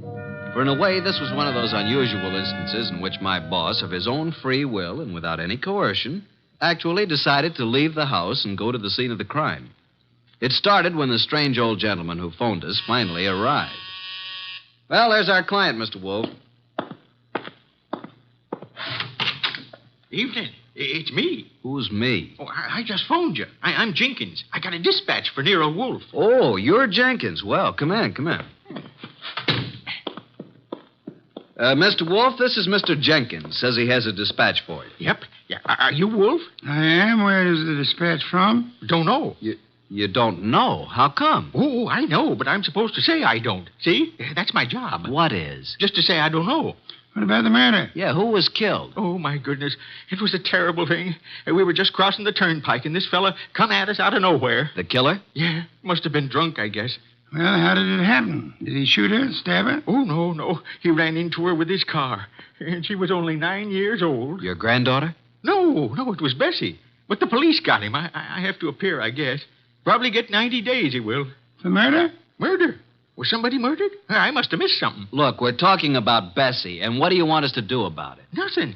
Bessie's my old horse. Oh, no. But say, who was it that was murdered? Nobody yet. Good night, Mr. Jenkins. I thought you said it was important. It might be. At least that's the way I was told. What might be? This here letter I was bringing to you. This dispatch. Well, gotta get along now. Goodbye. Well, get him. What a pixie. What is in the envelope? Mr. Wolfe, look. 5 $100 bills. And the note says, Mr. Wolfe, your services are desperately needed. Come up this weekend as my guest. Signed E. Malott. Edward Malott, the wealthy manufacturer. Well, looks as though you're going out this weekend. Well, Archie, pay my respects to Mr. Malott, and I hope you enjoy the weekend. Good night.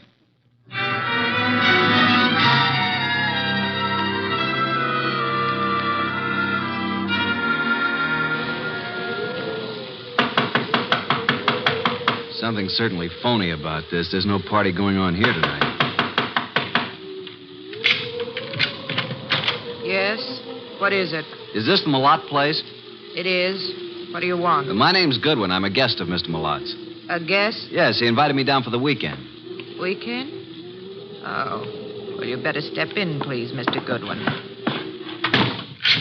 Quite a bolt you've got on that door. Yes, isn't it? Just sit down there, please. I'll get Mr. Malott. He's in the library. Oh, here he is. This is Mr. Goodwin, sir. Says he's come down for the weekend. Mr. Goodwin, good evening. You've come for the weekend, you say? Well, yes, wasn't that the idea, Mr. Malott? Well, I don't understand, Mr. Goodwin. Didn't you send me this note asking me to come here? Note? I did not. Oh, well, this is my personal note stationery, but I don't recall sending this. I didn't even type it. And I'm in the habit of signing my name with a pen, not with a typewriter. E. Malott. You're certainly Edward Malott. Yes. Services are desperately needed. What does this mean? What services? Who are you, Mr. Goodwin? Are you serious? I'm a private investigator. I'm Nero Wolfe's assistant. Oh, indeed. Nero Wolfe, eh? I know of him, yes, indeed. And you really don't know anything about this note? I do not. Are you having a weekend party here? I most certainly am not. Then who sent this? And there were 5 $100 bills as a retainer. I haven't the slightest idea. Oh, Dorothy. Yes? Will you step in here, please? Miss Davis is my private secretary. She may know something about this. Yes, Mr. Malott. What is it? Dorothy. Oh. Dorothy, this is Mr. Goodwin. How do you do, Mr. Goodwin? Well, how do you do, Miss Davis? Yes. Well, Mr. Goodwin is assistant to Nero Wolfe. You don't say. Nero Wolfe, the detective? Well, I've heard a great deal about him. And about you, too, Mr. Goodwin. Well, now I'm mighty glad to hear you say that, Miss Davis. Mr. Goodwin has a note here. Is anything wrong, Edward? I heard voices. Oh, do we have company? Nothing is wrong, Eva. I was calling Dorothy, that's all. Oh, this is Mr. Goodwin, Eva. My wife, Mr. Goodwin. How do you do, Mrs. Malott? Mr. Goodwin, yes. How do you do? Now, as I was about to say, Dorothy, Mr. Goodwin... What's going on? Mr. Goodwin, this is my son, Larry. Good evening. What's wrong? Mr. Goodwin has been invited here for the weekend. He has an invitation supposedly written by me. At least it's on my stationery. Look at this, Dorothy. Know anything about this note? No. I certainly didn't write it. But it's my personal notepaper, and my signature is typewritten. I'd never do that. Well, somebody sent it. Who's Jenkins? Jenkins?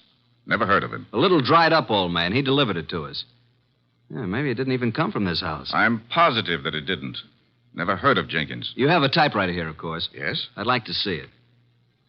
Certainly, Mr. Goodwin, in the library. How far have you come, Mr. Goodwin? From New York, Manhattan. Oh, and it's such a dreadful night, too. Yes. And it is rather late. Late? It's only 7:30. Why not stay here for the night? Plenty of room? Yes, Mr. Goodwin, plenty of room. Well, I don't really think that's necessary. On the other hand, it would be a tough drive back to the city in this storm. I'll accept your hospitality, Mr. Malott. Very good. Oh, Jeffries, show Mr. Goodwin to the East Wing. And take care of his car. Yes, sir.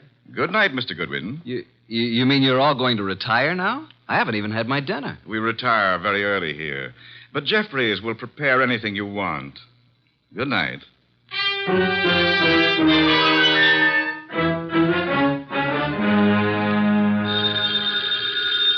Oh, dear, who moved that phone? Hello, Wolfe speaking. Archie, boss. Well, I'm here at Malot's place, but there ain't no party. What happened? Are you in the right house? I'm afraid I am. They've all gone to bed.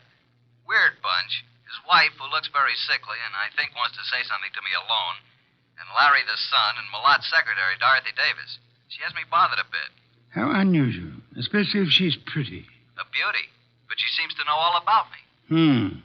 You'd better come home, Archie. I can see you're in no condition to handle this case properly. Give them the money back. Oh, I forgot to tell you. They don't want me here. Malot didn't send the note. No one here knows anything about it, so we can keep the dough. Interesting indeed. The circumstances would indicate that you should stay there and wait for it to happen. For what to happen? For whatever it is the fates have conspired to have happen there while your shining little ego is in the midst of it. Bye.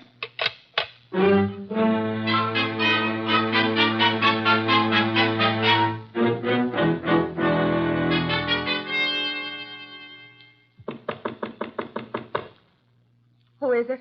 It's Archie Goodwin, Mrs. Malott. Come in. Come in, please. I saw you give me the eye when I was about to leave. I've been waiting till I felt sure they were all asleep. Now, what's up? I wrote you that note. I sent for you. How do I know that? Old man Jenkins is a scissor and knife sharpener who happens along every month or so. They wouldn't know him. I put 5 $100 bills in the envelope. Okay, why? My life is in danger. I've been threatened. I received 3 notes through the mail. They were all postmarked in New York City. Did I see them? Here they are. All typewritten. The first one reads, "There is no love for you in Grey Gables." The second, "Why stay on in the face of death?" And the third, "The time is shorter than you think." Do you think this is an inside job, Mrs. Malott? Well, at first I didn't. But lately I've come to think it is. What caused you to think that? For some time I've been having severe spells. I thought it was indigestion. But then it occurred to me that I always broke out in cold perspiration. I was left horribly weak and terribly thirsty. Thirsty? You fear you're being poisoned? Yes. And since the thought came to me, I've been living in fear. Fear of every bite of food or drink. It so shattered my nerves that I have to take these yellow sleeping capsules to even close my eyes. Well, as your husband and his secretary and your son Larry... Larry is my stepson. Which one do you suspect? The secretary, Dorothy, or my husband, or both. What's the motive? Oh, they're in love. She's been here over 2 years, and they've spent most of their time together. The idea never occurred to me till last week. And when I watched them, it was quite obvious. Anybody else know about these 3 notes? Oh, no. Then I'll keep them for a while. Good night, Mrs. Malott. And don't worry.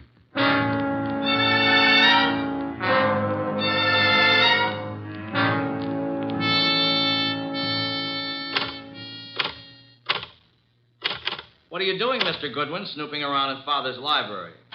Well, Larry, I was just trying to find out if this Remington was the machine you used to type those notes. What? What notes? The notes you sent your stepmother. Why, I don't know anything about any notes. Then why were you so startled? I'm not startled. Why would I threaten her? So you do know about them. I didn't mention the contents of the notes. I just happened to see them on the table in her sitting room. You don't care too much about your stepmother, do you? Oh, she's all right. You don't care too much about Dorothy either, do you? I certainly don't. Why not? Well, I don't like her tactics, making a fool out of my father. If anybody here sent those notes, she did. You think Dorothy would have a motive? I certainly do. Of course you wouldn't have a motive, would you? No. Well, I'm inclined to think you would. Well, just what motive would I have? You don't seem to like any woman who's too close to your father. Maybe because you'd resent anyone sharing in the estate if your father died. If I were you, Mr. Goodwin, I'd leave. Tonight. And the sooner the better. Good night.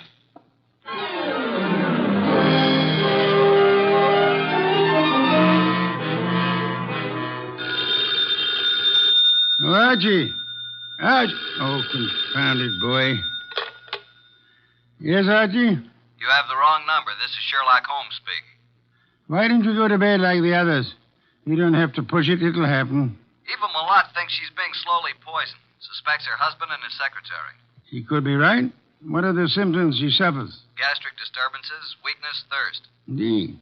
What about the son? Have any ideas? He doesn't like his stepmother and is decidedly against his father's secretary, Dorothy. He knew all about the notes Mrs. Malott had received, saw them on her dressing table. He believes Dorothy's the culprit. Then I should say that Dorothy should be the next on your list. You can say that again. Be careful, Archie. Use your head this time. Incidentally, Larry advised me to leave the place tonight. Bit of a threat it was, too. What shall I do, Mr. Anthony? Do nothing. The trouble will come to you. Bye.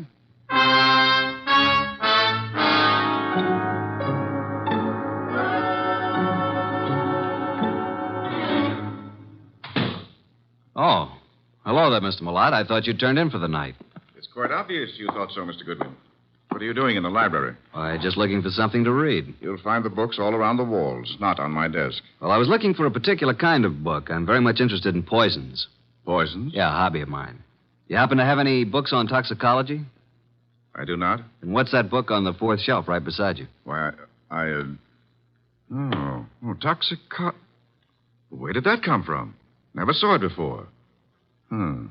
Perhaps it was in that assorted collection I bought a couple of weeks ago. I hadn't noticed it. Larry probably put them on the shelves. Mr. Malotte, how long have you known Dorothy, your secretary? A little over 2 years. Did it ever occur to you that she might be, well, infatuated, in love with you? What? Well, of all the... Now, see here. I don't know what you're up to, and I don't know how you got hold of my stationery to write that fake note. It isn't a fake note, Malotte. I'm only trying to find out what's back of it. Mr. Goodwin, there is nothing going on here that requires the services of a detective, and Dorothy is not in love with me. I didn't say she was. I asked you if you thought she might be. Well, since this conversation seems to concern me, I suppose I am at liberty to come in. Oh, you're still up too, Miss Davis. Did you hear what this man said, Dorothy? Yes, I did, Mr. Malotte. And I'd like to have a few words alone with Mr. Goodwin, if you don't mind. Mr. Goodwin, would you mind coming with me for a few minutes? No, not at all. And, well, it's rather late, Mr. Malotte. Don't you think you should retire? It's a heavy day tomorrow. Well, yes. Yes, I suppose I should. And please, don't let this upset you. Mr. Goodwin has been misinformed. I'll straighten him out. Come on, Mr. Goodwin. The bar is right across the hall. I'll fix you a nice, soothing drink. That'll be nice. Well, now, what would you like, Mr. Goodwin? In the way of drinks? Oh, well, some 7-Up. Really? Well, just sit down over there. Okay, what do you want to talk about? Well, where did you get the idea that I was in love with Mr. Malotte? First, suppose you tell me if you are in love with him. Yes, I am. But until a few minutes ago, he wasn't even aware of it. I worship him and his work. I never wanted him to know because he's married. It would have caused trouble, and I'd have had to leave here. But now he knows it's true. Well, now that he knows, what will happen? I'm going to leave tonight. Now. I see. And since I don't own a car, Mr. Goodwin, I'm going to ask you to do me a very great favor. Would you run me into New York? I want to leave without a word. If I wait till morning, I'll have to explain to Mr. Malotte, and... Well, that would be most embarrassing, Archie. Oh, now it's Archie. You don't really mind, do you? No, I guess I don't. I should, maybe, but... Don't you like your drink? What'd you put in this drink? What do you mean? What'd you dope it with? Archie, why would I do that? Might be several reasons. There's nothing in that drink. No? Then suppose you drink it. Why? Give it to me. I'll throw it out. If you want another drink, fix it yourself. I'll have my things ready in 5 minutes. Are you going to take me? Sure. Certainly I'm going to take you. But are you sure you have to go tonight? I must go tonight. Now. Wish I knew why. Mr. Wolfe's always so right. What? Just talking to myself. Dorothy, Larry, Jeffries, come upstairs. What's happened? Call Dr. Hauser. Something terrible has happened to Eva.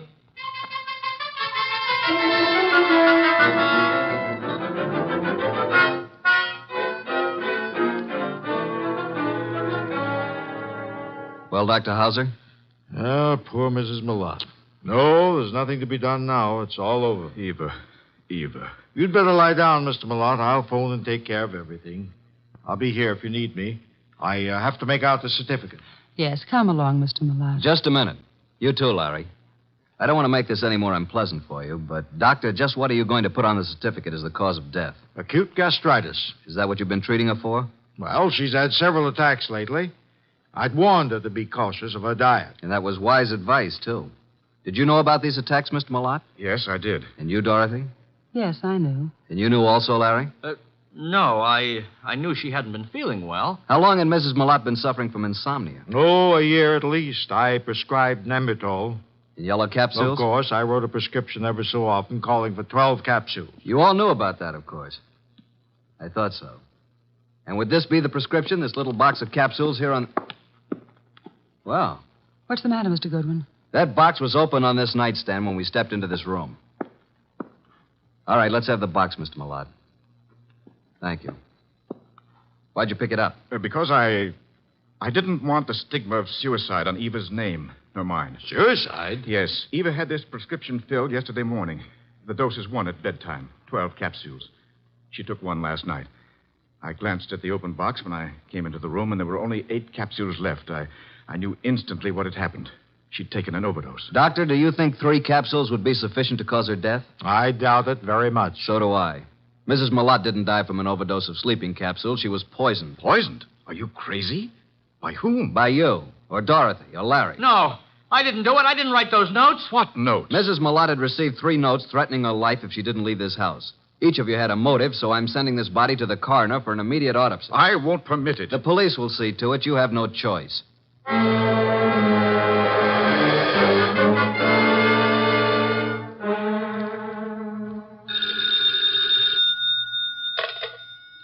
Yes, Archie. What now? Do you know who did it? How do you know anything's happened? Let us call it extrasensory perception. Well, Mrs. Malotte was right. She's dead. Her doctor knew nothing about the spell she was having as being caused by anything but indigestion. How about an autopsy? It's all in the works. Looks like a metallic poison, all the symptoms. Oh? Did you search the house carefully for such a poison? I did. And I'll check the drugstores in the morning. Somebody in that household purchased some poison. Let me know when the autopsy report is in. Right. Let's see now. We have Mr. Malotte, Dorothy Davis, and Larry the son. He's Mr. Malotte's son, but not the child of Eva Malotte, remember? Yes. Is it true that Dorothy is in love with Malotte? Yeah. Dorothy admitted it to me, but claimed Malotte wasn't aware of it until tonight. And earlier this evening, Dorothy tried her best to get me out of the house, insisted that I drive her into town. She tried to give me a drink, which I think might have contained knockout drops. You don't say. Archie, I shall have Fritz drive me up to the Malotte place at once. Archie, are you there? No, boss. I just fainted.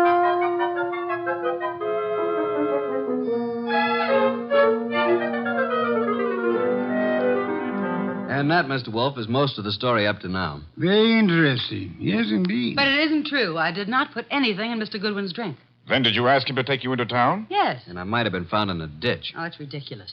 Why did you try to get Mr. Goodwin to take you to town? Because I felt it would be too embarrassing to remain until morning. Maybe you'd already given Mother the big dose of poison and wanted Goodwin out before it was discovered. Wait a minute.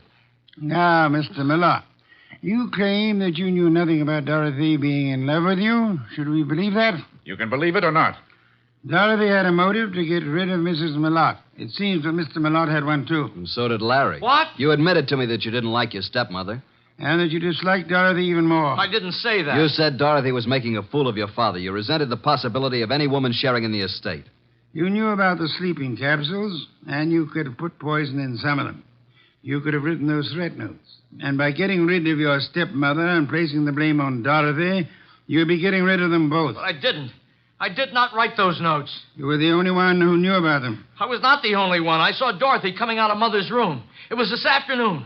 Mother was out taking his son bath. Dorothy did it. She's the one. I think you're the one. No, Dorothy wrote those notes. That's a lie. No, she probably slipped into Mother's room and wrote those notes on Mother's portable. What? Hey, just a minute. Archie, come here. I never heard of such No, lies. I didn't do it. You can't send me to jail. I'll kill you first. Larry, drop that gun. Don't come near me, any of you. You're such a fool, Larry. Give me that gun. I'll shoot. I'll shoot. Come on. There. Now, you better quiet down, kid. Or Inspector Kramer will take care of you when he arrives.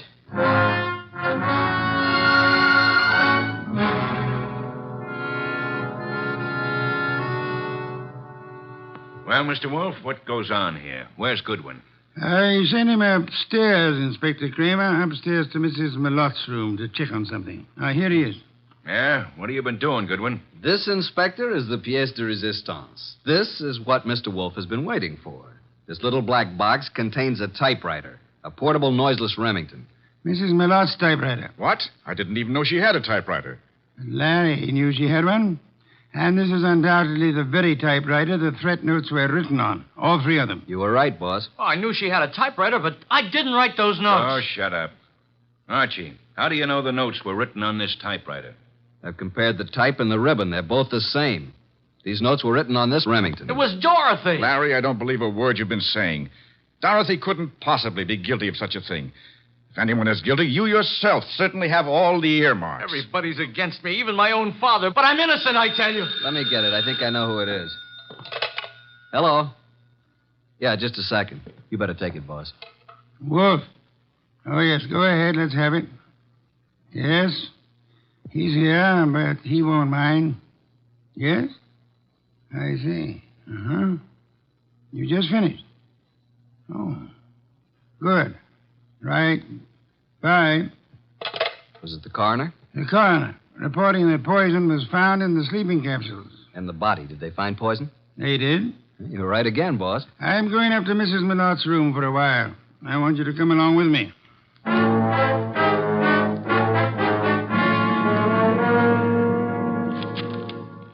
Find anything yet, Archie? No, mostly bills and invitations to bridge parties and so on. Ah. You find something, boss? Yes and no. This pocketbook detective story. What about it? I was just flipping through the pages, and I find this corner turned down. Well. What is it? Look and read. Why stay on in the face of death? Interesting. The very words used in one of the notes. Give me the book. Of course, this doesn't prove a thing either, but it does confirm what I was... Oh. What now? This cinches it. Get them all up here, Archie. Tell Kramer to bring them all to the bedroom. Well,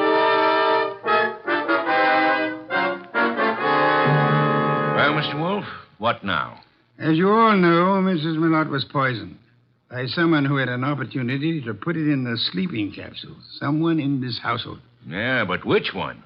The kid? I never bought any poison in my life. Be quiet, will you? No, Inspector, it wasn't Larry. And I suppose you think I put the rest of that rat poison in your drink, Mr. Goodwin. No, Dorothy, it wasn't you. But how did you know it was rat poison? I didn't. I just guessed. I can think, too. Then if it wasn't Dorothy or Larry, you must mean me. No, Mr. Lott? No, wait a minute. It had to be somebody. Yes. This is going to be painful for you, Mr. Malott. Well, you mean that Mrs. Malott did commit suicide? It was more than suicide. It was suicide with an attempt to have both you and Dorothy convicted of murder. She planted things? She did? I can't believe it. Show him the pocketbook, mystery. Here's the proof. Some of the threat notes were lifted bodily from this novel. But look on the back cover.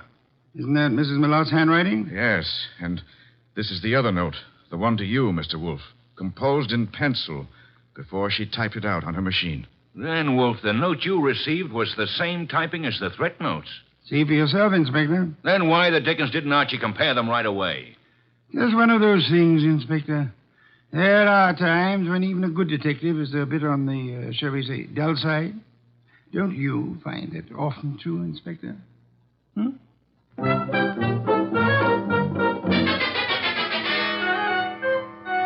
Nice of you to go all the way out there, boss. I was a bit stuck.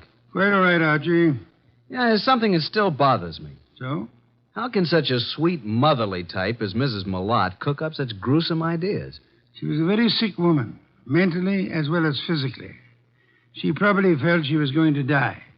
And her warped mind seized on the opportunity to make sure that this Dorothy didn't get her man after she was dead. And speaking of Dorothy, she's a mighty pretty... Yeah. Some beer, please, Archie. If you were so certain that Dorothy wasn't guilty, what was the idea of spending so much time questioning her? Huh? Why, I... Never mind the raised eyebrow department. Answer the question. Well, there are certain rules a good detective always follows. Some are in the book, others aren't. You mean there's nothing in the book which says a good detective shouldn't spend a few minutes with an attractive brunette, even though she is a murder suspect? The author of that book can be none other than the incomparable Archie Goodwin. Good night, Archie.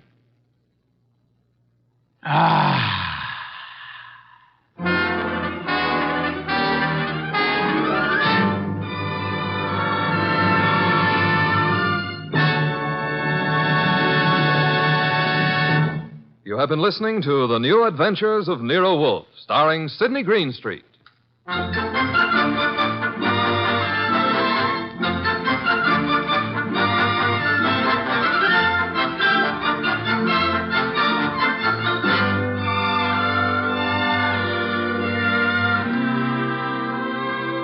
Tonight's transcribed story by John Edison was based on the characters created by Rex Stout. This is an Edwin Fadiman production, produced and directed by J. Donald Wilson.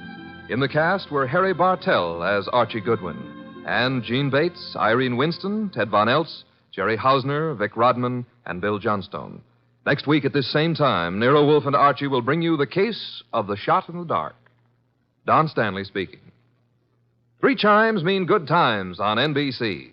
There's music in the air tomorrow evening, music and fun, brought to you by Dennis Day, Judy Canova, and Grand Ole Opry. Charming and boyish Dennis gets himself tangled in another bewildering situation, while Judy Canova gets together with her comedy pals for some mountain-style goings-on. And Saturday also means a kilocycle trip to Nashville for Grand Ole Opry. Friday's fun includes Sam Spade and, of course, the magnificent Montague on NBC.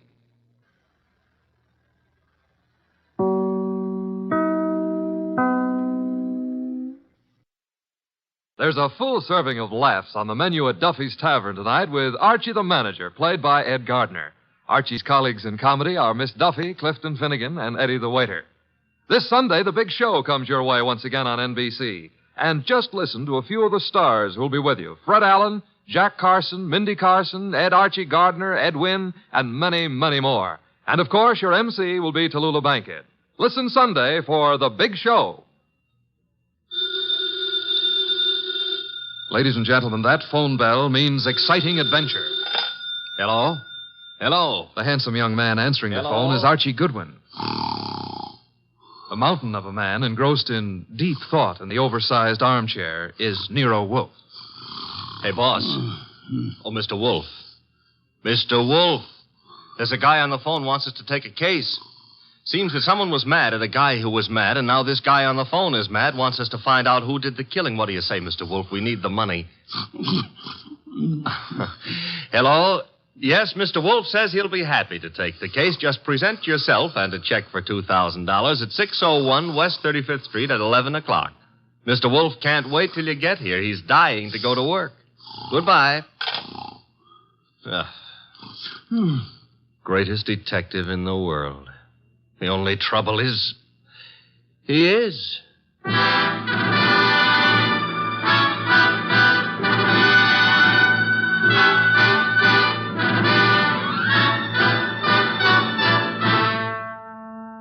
Yes, listeners, Archie is so right. He is the greatest detective in the world, and the fattest, and the least energetic.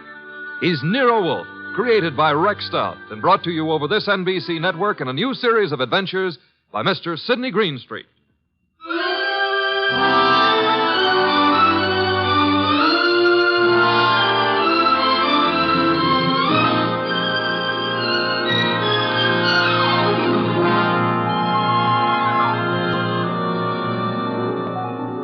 Tonight, it's The Case of the Beautiful Archer. That's a good title. And it was a good case, too. It began in the consulting room of Dr. Raynard Townley of the Townley Sanitarium, skipping a jump north of Nyack, New York, when a very lovely young lovely glared across the desk at the good doctor. Shall we pretend you don't know who I am, Dr. Townley? How could we possibly do that, my dear Diana Lawrence? 23 years old, daughter of one of our better-known sculptors, Michael Lawrence. You were born in Johannesburg, educated in London and Paris, and live at present 100 yards from here in your father's cottage on Berry Hill Lane. How's that? It's intended to be staggering, isn't it? You take no cream or sugar in your coffee, were winner of the Women's National Archery Tournament for 1947, and have an exceedingly high temper. Let's stop the nonsense. You have an inpatient here named Willard Garth. Well, Willard Garth happens to be my fiancé. Yes, he has mentioned the fact during his analysis. And, well, has he by any chance mentioned his reasons for suddenly refusing to see me during the past 5 weeks? He didn't have to, Miss Lawrence. Well, what do you mean? I mean that I recommended he give you up as a bad job. What? Yeah, well, I suppose you had some purpose in saying what you did. Of course. I'm the boy's doctor. You think you're in love with Willard Garth, I know, but actually, you're infatuated with the Garth millions. You take a lot on yourself, don't you, Doctor? I consider it important to relieve Willard of all painful external pressure. You've done well for Willard, Dr. Townley, relieving him of me. I think so. Now, let's see you relieve yourself of me. You, purchased the gun for this occasion, Miss Lawrence? Yes. And what exactly do you hope to accomplish with it? A quick and complete reversal of your decision about me. I'm not as easy to handle as Willard is, you see. And if you intend to ruin my life, then I intend to end yours, here and now. The phone is ringing. Let it ring. Just as you say. It's the house phone, Miss Lawrence. It may be Willard, you know. Oh, Willard? Yes, he usually phones me from his room at about this time every day. Oh. Well, all right. Answer it, but be careful what you say. You're in command, it seems. Hello? Oh, why, hello. I thought it would be you, Willard. Look, my boy, Diana Lawrence is here. I've had a talk with her, and I've reconsidered my opinion. Yes, I'm quite serious. If you're at all sensible, you'll see her regularly and plan on a marriage as soon as you're discharged. Yes. Oh, you do? Very well. I'll see if she'll talk to you. Miss Lawrence. Yes? Do you want to speak with him? Give me the phone. Of course. Here you are, and I'll take this gun. There we are. Now, stand away, Miss Lawrence. But Willard's on the phone. Willard is not on the phone. No one was on the phone. The ring came from the push-button bell under my desk here. Oh. Sometimes I find it convenient to interrupt my consultations with a phone call. Oh, you smug, deceitful, self-sufficient... Murder is a vexatious business. You'll be grateful to me one day. All right. Give me my gun and let me go. The gun, I'm afraid, stays with me. Here in this Majolica cabinet. I'd scarcely feel justified in trusting you with it. And now, with your permission, or without it, the interview is ended.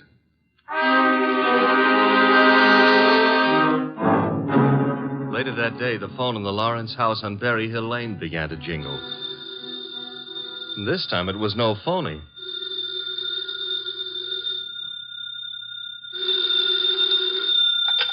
Hello? Diana? Yes? Willard, darling. Diana, darling, it's Willard. Imagine. Has the doctor let you use the telephone just as if you were a great big adult? Oh, I've got to see you, sweetheart, and I didn't call you to argue. Love, beauty, understanding, that's what matters. Isn't it? Isn't it? Do I hear the overtones of a change of heart? Oh, Diana, what's happened wasn't my fault. He poisoned me against you. Then why don't you walk out of that amateur nut house and stand up like a man? I probably shall, Diana. And now, please listen to me. He's letting me have the limousine tonight from 8 until 12. I want us to go for a ride and talk until everything is clear. Clear as a bell, my baby. Don't tell me he's trusting you to drive. Oh, no. No, one of the handymen here will chauffeur us. Oh, say you'll come, Diana. Will you? Say it. Say yes. Say you will. Well, yes, Willard. I'll be glad to. Oh, 8 o'clock, then? 8. Oh, bless you. Bless you, my angel.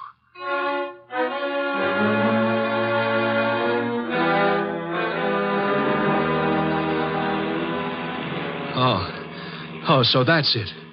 You want my father's money. That's what you love, not me. Willard, the chauffeur will hear you. It's the way Townley says it is. He's right. He's right. Oh, why did I let you talk me into this? What a fool I was to have come at all. You're sick inside, Willard, so utterly, hopelessly sick. Oh, so now I'm hopelessly sick. Yes, you are. You're trying to confuse me. Take advantage of me. Wind me around your finger. Just because I love you too much. That's it. That's my illness. Of course, I see it now. You're the thing I must get rid of. You with your beautiful, beautiful face and your twisted values. You're at the bottom of all my agony. Willard! I'm saving myself. I'm saving myself. Once you're dead, the sickness is ended. I'll be safe. I'll be safe. I'll be safe. Willard.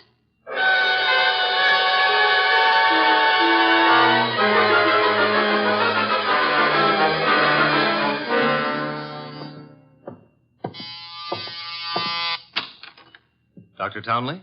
Yes. Come in. Mr. Wolfe's been expecting you. Come in, Dr. Townley. Come in. Have a chair.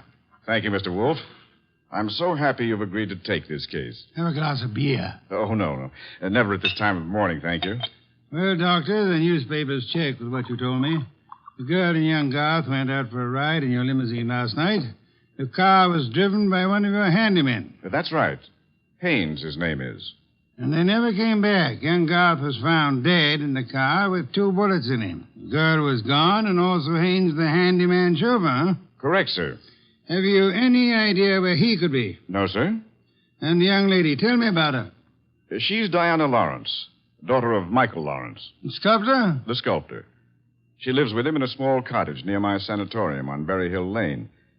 An extremely aggressive and self-centered female with more than a slight flair for violence. Your description might easily lead me to suspect her of this murder, sir. Well, I'm aware of that. And I don't think you'll be far off the mark.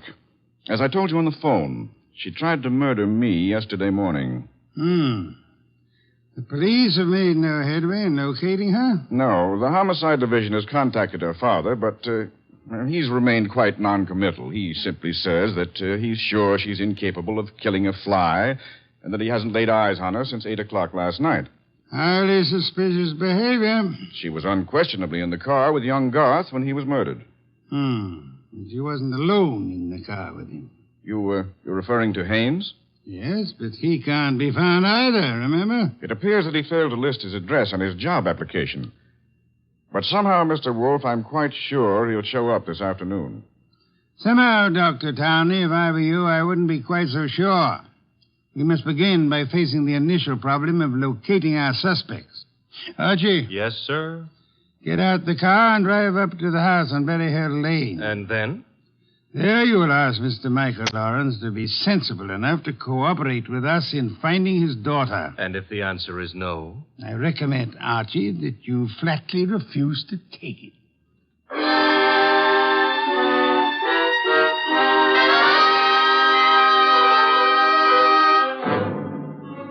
Mr. Lawrence was no simple baby to handle.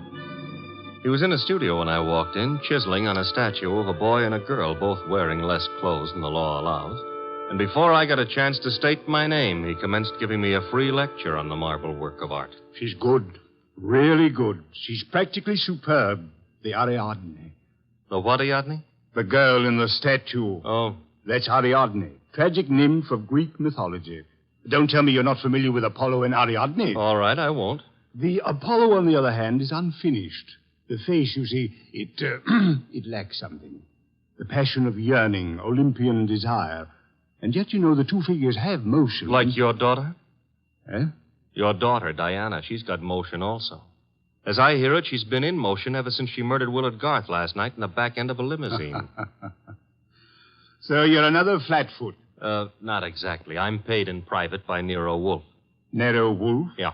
You don't mean that a creditable man like Wolfe thinks Diana killed young Garth? Well, he'd like to talk over the possibility with her. How laughable. Look at that face. Is there anything of the murderess in a face like that? In a face like what? Oh, I'm sorry. Diana posed for the Ariadne, you see, and the likeness is exact. Do you think a girl of this type, classic, sensitive, civilized, could descend to the clumsy, brute level of murder? Well, it's a little hard to imagine. There. Even you agree with me. On the other hand... Shall we discuss the other hand over a cup of coffee? I'm quite exhausted. If you insist. I do. Sit down and inhale the atmosphere of culture at its source. There's a pot warming on the stove. Pot of what? Coffee or culture? Well, wait and see what he means. Should never ignore a phone call. Who knows? Might be something important. Yes? This is Diana, Father. Oh, yes, Diana. It's all over the papers. Yes, I know. Well, I don't think they'll find me where I am, and I'm staying here until things quiet down a little. Where are you, honey? What did you say? I said, where are you? You said honey. Daddy, you never call me honey. I know it's because I'm excited. Where are you, sweetheart? Would you mustn't let anybody find out. Not a soul in the world. Where are you? Well, you know where Turnpike turns off to the left beyond Bardsville? Yes? Well, I'm... Call me later, Angel. But, Father... Oh, get that motorman's number. You will live, my friend, but not long if you don't control your curiosity. You hit me.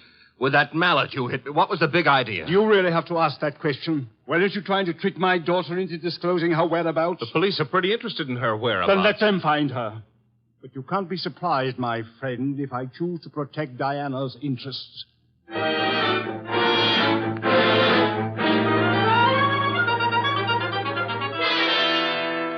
So he's working on an Apollo and Ariadne, is he, Archie? Who cares about Apollo and Ariadne? The point is how he worked on my gourd. That, of course, was unfortunate, my boy, but...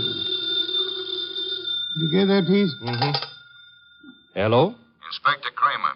Hold it. For you. Here. Thanks. Yes? Wolf, Ah, how are you, Inspector? I hear you're in on the Garth killing. Not very deeply, I am afraid. We're still trying to locate the Lawrence girl. Well, you can forget about that. Yeah? Yes, we've already located her and released her on a habeas corpus. That sounds interesting. Her father had a lawyer on our heads before she was in here 10 minutes. Too bad you couldn't have held on to her. Oh, I don't know. I'm not so sure we want her. Why not? Well, first of all, it's not likely she did it. No? No. Ballistics stated that the bullets that killed Willard Garth were not fired from point-blank range. And she was sitting beside him on the back seat. I see. Also, we found the murder weapon in the grass near where the limousine was parked, and she admitted it was hers. That sounds like a poor reason to release her. Well, the point is she wasn't in possession of the gun when the killing happened. At least so she says. No, who what? That doctor. What doctor? Townley. The guy who runs that sanitarium. According to her, he took the gun away from her for safekeeping at noon yesterday.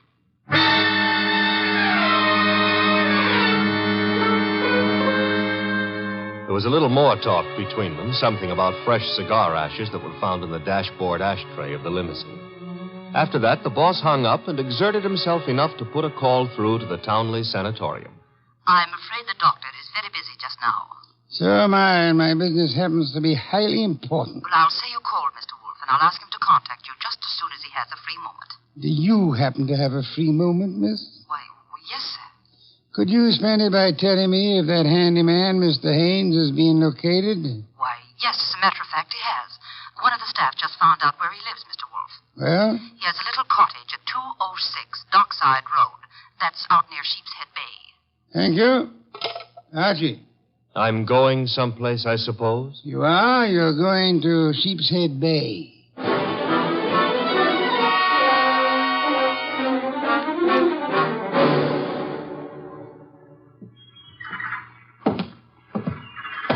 Hello there. Looking for a guy I can't find. Oh? Yeah, his name is Haynes. Stopped at the cottage up there, but there's no one there. I saw you here on the wharf fishing, so I... What did you say his name is? Haynes. Haines. Oh, Haynes. Yeah, do you know him? Well, there's a fella named Hines used to fish out here. No, not Hines. Haynes. Couldn't be Huntingburg? No, it couldn't be. The name is Haynes. Hain... Haynes, give me a hand here, eh? Well, what do you know?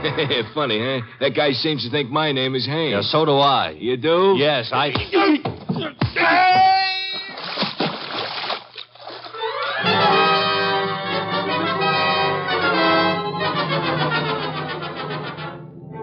I got back to our house soaked to the skin and minus Haynes, and just in time to see the boss in the exhausting process of walking across the room to answer the phone. Hello? This is Dr. Townley. You called me. So I did. About the murder? More specifically, about the statement from Diana Lawrence that you removed a firearm from her possession yesterday morning. That's quite correct. It's here in my Majonica cabinet. Is it? Of course it is. I suggest you check. Just a moment. Mr. Wolfe. Yeah? I'd like to see you at once. The gun, I suppose, has vanished. What? How did you know? Because it is at ballistics, Doctor. It turned out to be the gun that killed Willard Garth. I see. Do you? Yes. I understand everything now. It's all so crystal clear. Just how crystal clear? I'm quite certain, Mr. Wolfe, that I can put my finger on the killer. And I think it'd be well if you came here immediately. Oh, I'm afraid it's impossible, sir. There's an important operation scheduled, and I simply cannot leave. What do you suggest? Well, is it outside the realm of possibility that you come here? Is it, Mr. Wolfe? Hello, Mr. Wolfe. Mr. Wolfe?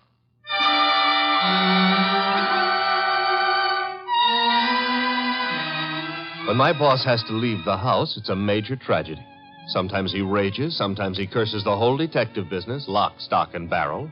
And sometimes he keeps very quiet and grips the side of the car desperately and tries not to inhale any fresh air. This was one of the quiet times. Just go slowly, Archie, but get there as quickly as you can. Oh, you don't want a chauffeur, Mr. Wolfe. What you need is a magician. Keep your eye on the road and don't strain yourself to make superfluous witticisms. Why don't you try relaxing a little? I hear there hasn't been a man-eating tiger sighted on the Sawmill River Parkway in the last 500 years. Your liberty is out of order. Don't try to make light of a deplorable situation.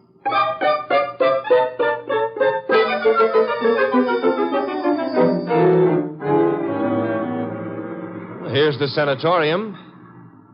And there's Dr. Townley coming to meet us. It's terribly nice of you to have come, Mr. Wolfe. I've heard about your aversion to traveling, and I appreciate your going to the trouble. Don't mention it. Oh, Archie, help me out with my other arm. There we are. Now, calm down. You're all in one piece. I think you'll find the trip highly profitable, Mr. Wolfe. You'll consider it time very well. Hey, what's the matter? What is it? What happened? He's been shot. It's hardly likely. There wasn't a sound. This kind of shot doesn't make a sound, boss. What do you mean? Better take a look for yourself. There's an arrow in his back, and he's dead.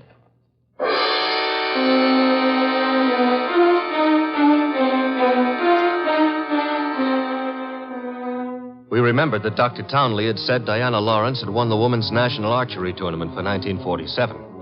The Lawrence house was visible through the trees 100 yards away, so we started for it and the sculptor's studio. There's no one around. So this is his latest effort, Apollo and Ariadne. Yeah.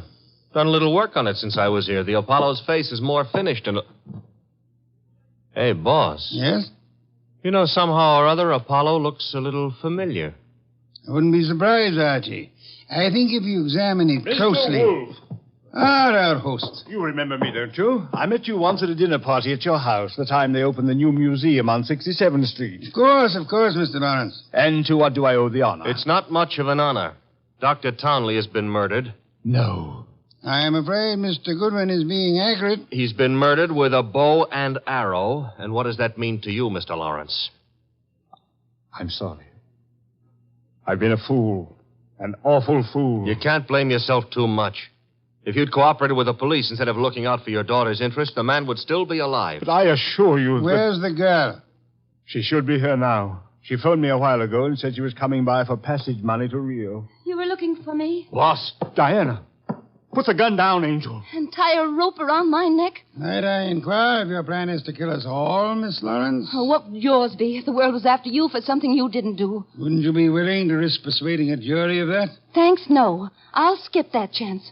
Father, get me the money. Diana, sweetheart, don't make me a part of your murders. That's asking too much of love. Don't you know I'm not guilty? No, Diana, I don't. Leave that gun away, Diana. Haynes. Looks like I walked in on the nose. That's him, boss, the guy who soused me. Take a little of your own advice. Relax, Archie. What do you want here, Mr. Haynes? I want to give up and try to straighten out this little deal. Mr. Lawrence. Yes? Here's your money back. You got a right to call me a welcher. I promised I wouldn't give evidence against the girl, and you paid my price. But enough is enough, and right here and now I'm unloading. Just what does this mean? It means I saw her do it. Oh, you stupid, lying, rotten... Oh, yeah? Grab her, Archie. Grab her. Get the pair of them out of here.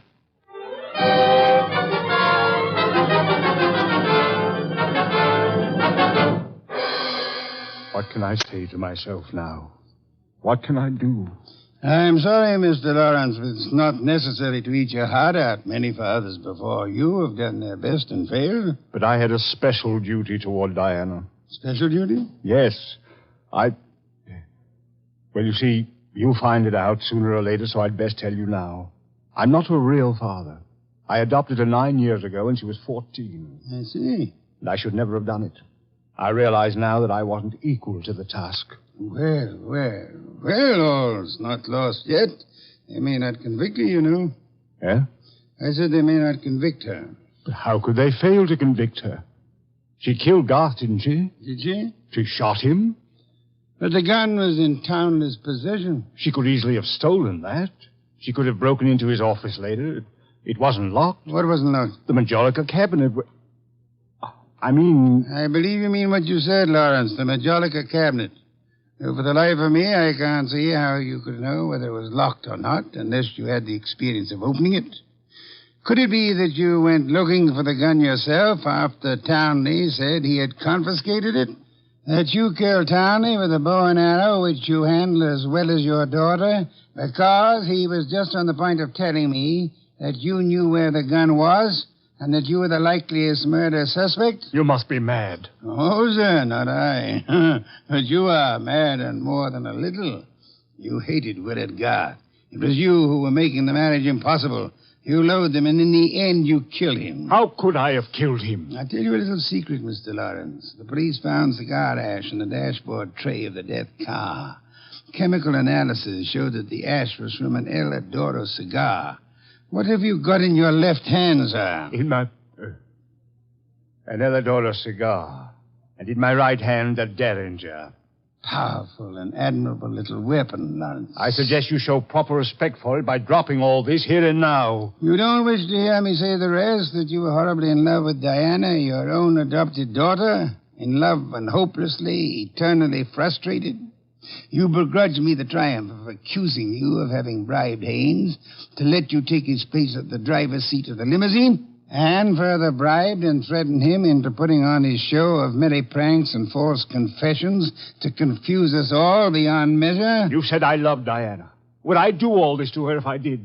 Oh, but of course, such love as yours is really hate. You were content to see her dead rather than relinquish her. Like all miserly, small-hearted men, you would rather kill the thing you love than muster the generosity necessary to seeing it attain happiness. That's enough out of you. I should think it was much too much. It is.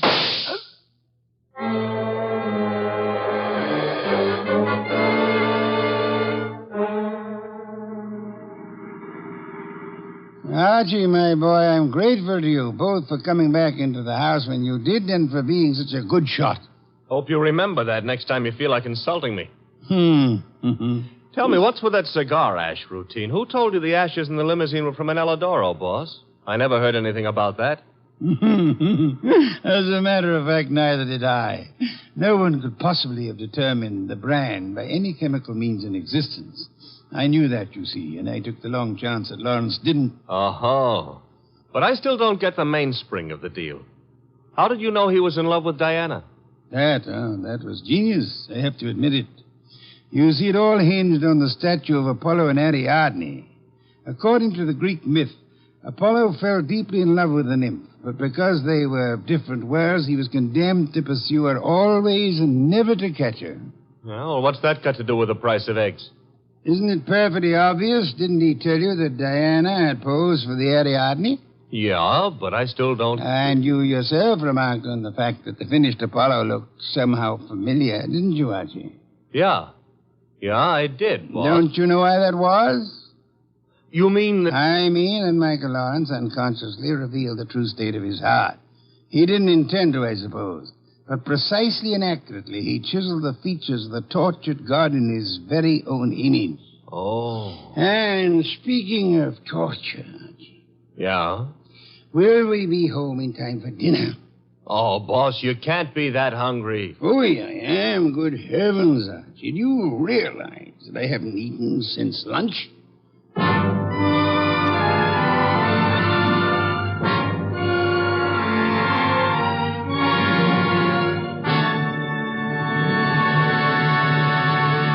You have been listening to The New Adventures of Nero Wolfe, starring Sidney Greenstreet.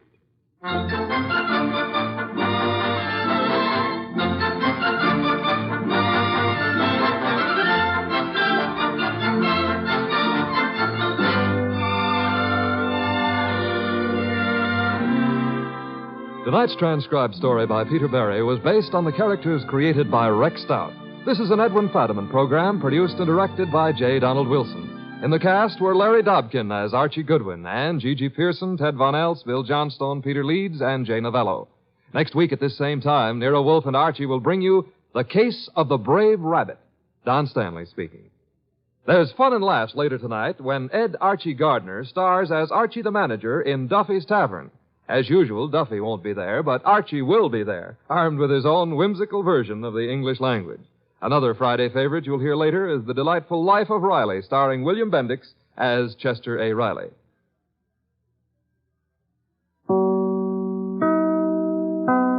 Transcribe. Ladies and gentlemen, the ringing of that phone bell brings you mystery, adventure. Nero Wolfe's office, Archie Goodwin speaking. If it's for me, I'm not here. What if it's a case? If it is, tell them no. I will not. Confound you, Archie. Do as I say. Hello? Hello, is this Mr. Wolfe's residence? Yes. Is this Mr. Wolfe? Yes, Mr. Wolfe speaking. Oh, I am in very much trouble. Could I see you, please, immediately? Well, now, yes. What kind of trouble, miss? Give me that phone, Archie. No. Hello? Sorry, I had to turn the radio down too loud, you know. May I see you right away? Well, I'll pay you $1,000 for the retainer fee. Yes, indeed. I'll take the case. Come right over. The address is 601 West 35th Street. I cannot, Mr. Wolfe. I just cannot come there. Well, where do you live? I am staying at the Pole Hotel, room 304, and I... Hello? Boss, that was a shot.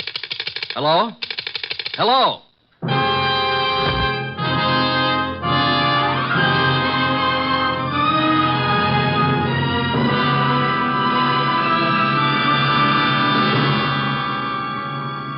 Ladies and gentlemen, it's that renowned genius who is the bulkiest, most ponderous, and most brilliant detective in the world. Yes, none other than that chairborne mass of unpredictable intellect, Nero Wolfe, created by Rex Stout and brought to you in a new series of adventures over this NBC network in the person of Mr. Sidney Greenstreet.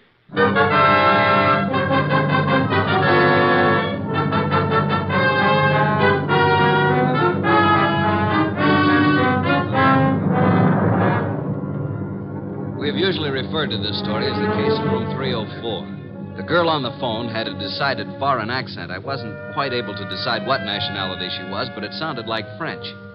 Anyway, there was what sounded like a shot, and then dead silence for a second or two. Hello? Hello? Hello? Well, Archie, another woman? Bah. Mr. Wolfe, I heard a shot, and then the line clicked off. Trouble. Women always trouble. I said I heard a shot on the phone. Indeed. I'm going over to her hotel and see what goes on. By all means, Mr. Wolfe. Yeah. Huh? Now that I've been insulted to the tone of being called a radio... I'm sorry, Mr. Wolfe, but we needed the money, and this was $1,000. If you'll excuse me, I have to attend to my orchids, Mr. Wolfe. What about the girl, the shot? Fascinating, isn't it? You figure it out. Okay. I've got to get over there. Room 304, Pole Hotel. So long, boss. Good luck, Mr. Wolfe. Please phone me from time to time.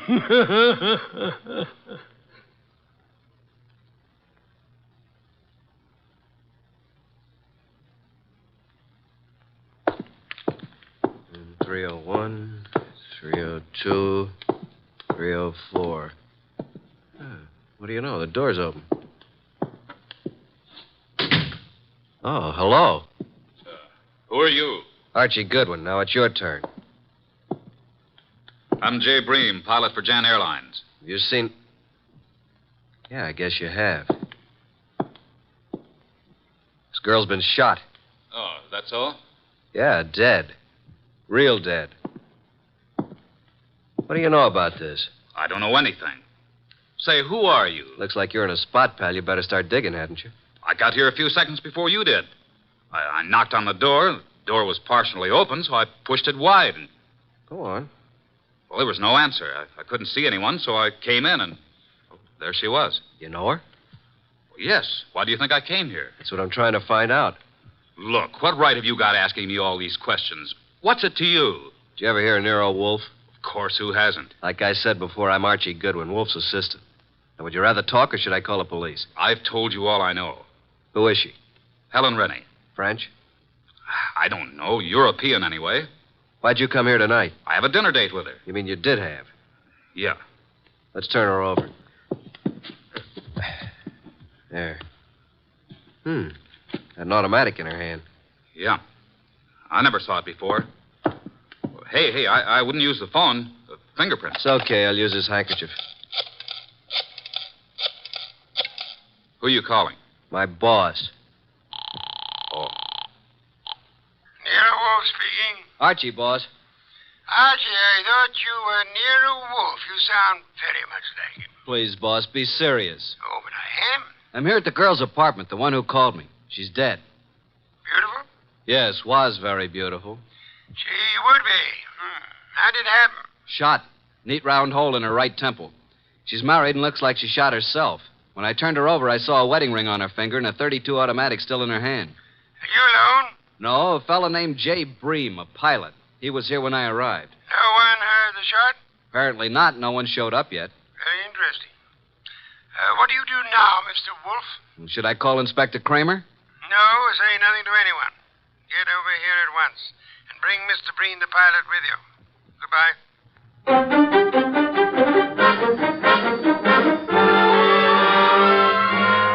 That's all you know about it, Mr. Breen? That's right, Mr. Wolfe. Just like I told Mr. Goodwin here. The whole thing sounds... Hey, I just thought of something. Pray tell, Archie. It can't be suicide. Oh, and why not? How can a dead woman hang up a phone? You finally arrived at that, Archie. Amazing. Of course she couldn't. She was murdered. Murdered? Yes, Mr. Bream. But I thought she committed suicide. Please, Mr. Bream, it'll be better if you don't think. Where do you stay? 321 West 19th, apartment 5. And your job? I've 10 days vacation. Started yesterday. One thing, Mr. Bream, I suggest you don't leave town. Furthermore, talk is not advisable. I strongly recommend that you adopt precautions. Yes, sir. Show Mr. Bream to the door, Archie. Yes, sir. Right this way. Good night, Mr. Wolfe. Good night. I didn't want to tell you in front of Mr. Bream, but I found this in her purse when I sent him for a sheet to cover the body. $1,000 check. Made out to Mr. Nero Wolfe. Well, boss? I think it's time we phoned Inspector Kramer. Should I? Who else, Archie? Who else? My apologies. I forgot how heavy that phone really is. Archie. Oh. Do you want me to talk to the inspector? I'll do the talking. Should I hold the phone for you? You can get me some beer. Inspector Kramer. One moment. Here you are. It's Nero Wolfe, Inspector. I think you had better go over to the Paul Hotel. Yeah, why? I believe you'll find a dead woman there. A dead woman? What is this, a gag, Wolf? I'm afraid not, Inspector. Well, how did you know about it? Have you been over there? Telepathy, Inspector. Mental Wolf, I'm too busy today to listen to nonsense. Telepathy. Don't give me that kind of stuff. If I find a body, I'll lock you and Goodwin up. You watch your blood pressure, Inspector. Never mind about my blood pressure. One thing, Inspector. Yeah? Would you hold off the press for the present? Why? What are you holding back, Wolf? Will you stop your idiotic jabbing to what I ask? Okay. By the way, Wolf, I suppose you know the girl's room number. Naturally, Inspector. It is room 304. So hurry. Oh. Dear Inspector Kramer, he's so fond of me. Archie. Yes, sir? I suggest you call the bank in the morning and find the person who is handling Miss Renee's account. Try to bring all her canceled checks over here. And what if they won't hand them over? Then Kramer will get an order issued to do so. Simple?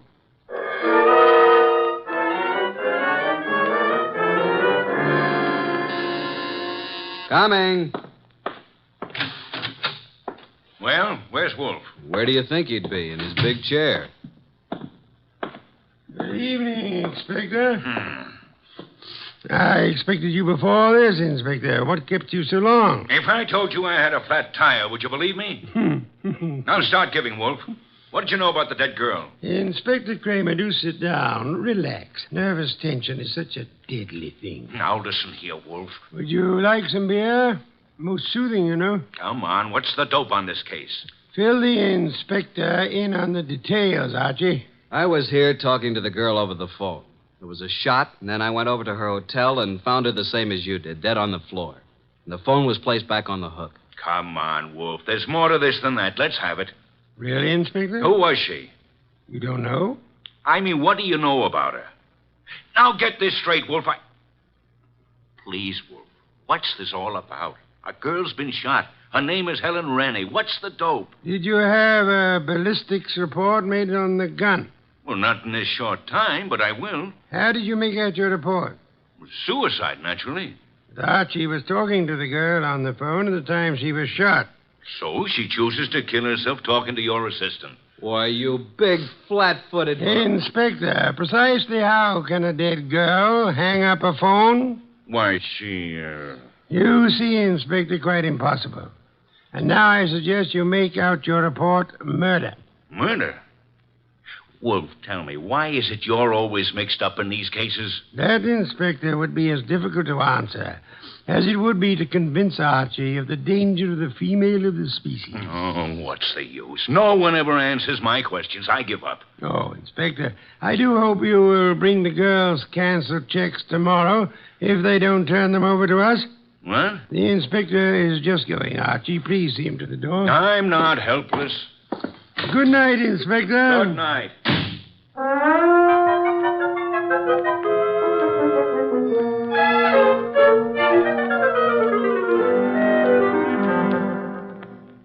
Please, boss, can't we have just a little air in here? You've been out all the morning. Isn't that enough? Gonna get me an oxygen tank to use in here. Did you contact the bank regarding the girl's account? I did.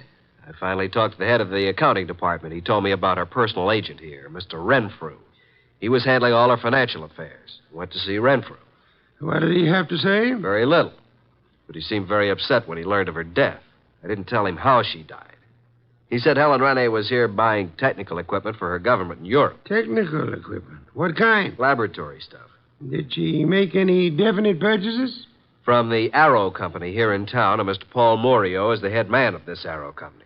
Mr. Renfrew, her agent, gave us quite a bit of an argument about coming over here today, said it was very irregular to show bank statements. But he finally gave in. I didn't need the inspector's help. What time do we have the honor? He said he'd be here at noon. Noon. You know I'll be busy at that time. Well, I didn't think you'd let... Archie, you never do. Your lunch will keep just this once, Mr. Wolfe. Not this once, nor any other time, Archie. You know I have lunch precisely at noon. Not after, not before. Understand? Yeah. I surmise you have the address of the Arrow Lab Supply Company. Yes, sir. You want me to go have a talk with Mr. Morio, who runs the place? Sometimes, Archie. Your conclusions are fantastic. I'm leaving. One thing more. And? After you return from your visit with Mr. Morio, would you be so kind as to entertain Mr. Renfrew until after my lunch? And don't stand there with the door open. Sorry, boss. I'll go out through the coal chute. Do forgive me.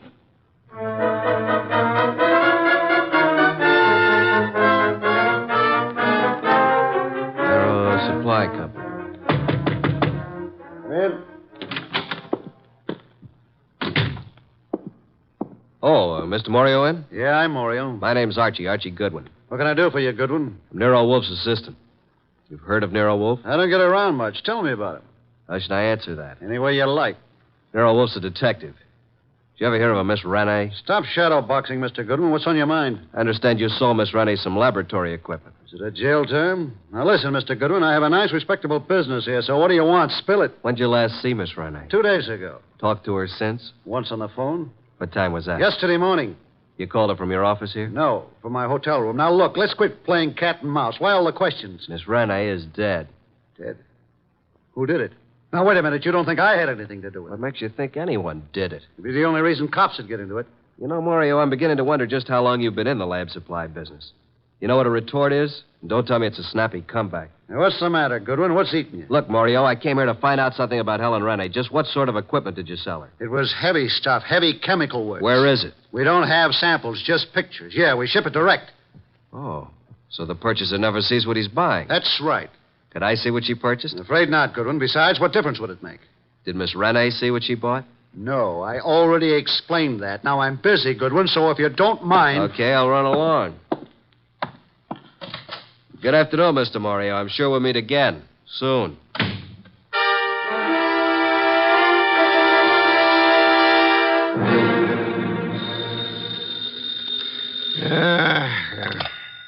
Nero Wolfe speaking. Archie, boss. Yes, Archie? Just left the Arrow Lab Supply Company, and as far as I'm concerned, something's rotten in Denmark. Indeed. This guy Mario, who runs the company, doesn't sound like a legitimate lab supply man. I think he's running some kind of a racket. What makes you believe that, Archie? Just not the type to be in a legit business. Things just don't jive. And she didn't see what she bought. You believe, then, that he would have reason to want Miss Rennie out of the way? Yeah. Guy made me see red. I wanted to take a poke at him. Archie, you're an idiotic hothead. He said it was all heavy lab stuff she bought, and it was too late for me to see it. Forget it now. Get over here as soon as you can. Immediately? Immediately. Have you forgotten you have an appointment with Mr. Renfro at noon? Goodbye.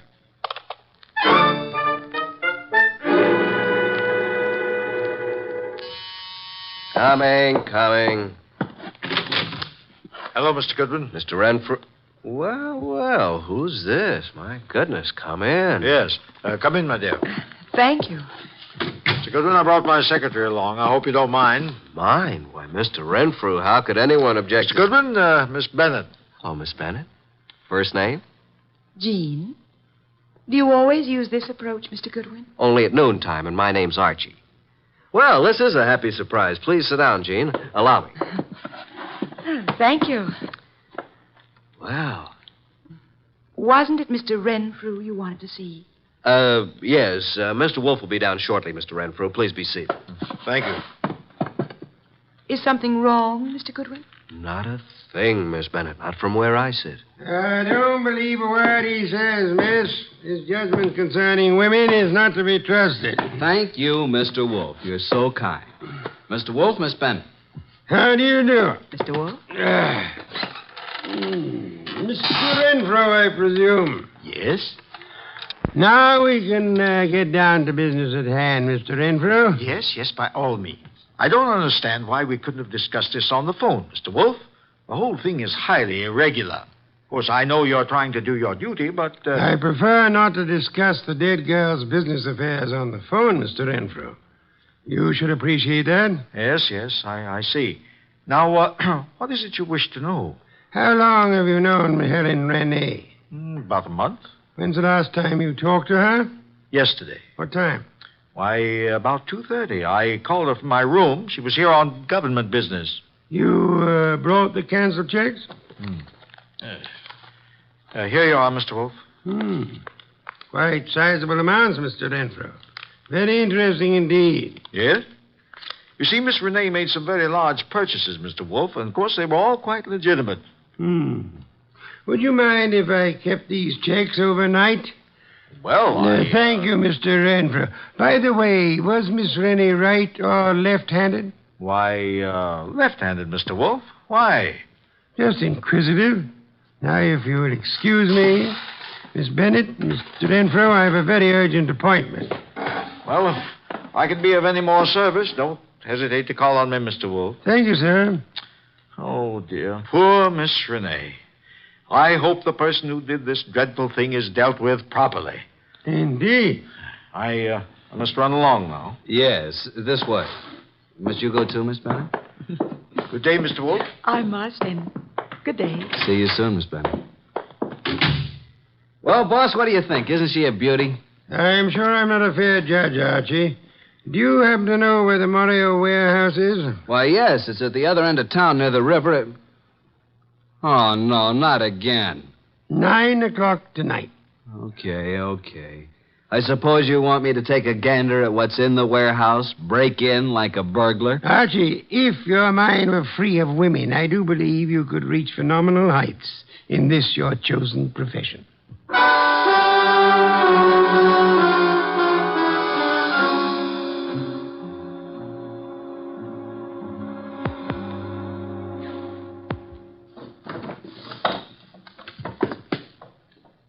Nothing around here but a bunch of old tubes and glassware. I hope Wolfe knows what he's doing. I don't. All right. Stand where you are and reach. What's it? Flip the lights on, Joe. That's better. Now, sing up and tell me what you're doing here. I beg your pardon. I'm a little deaf. I couldn't hear you. I said, what are you doing here? Oh, Ellen. I was supposed to meet her here. Make sense, will you? You think I can? What's the matter, Mac? Visitors? And this bird refuses to talk. Well, then knock it out of. You two talk it over. Don't bother telling me how it comes out. Hey, wait a minute, you. You ain't leaving.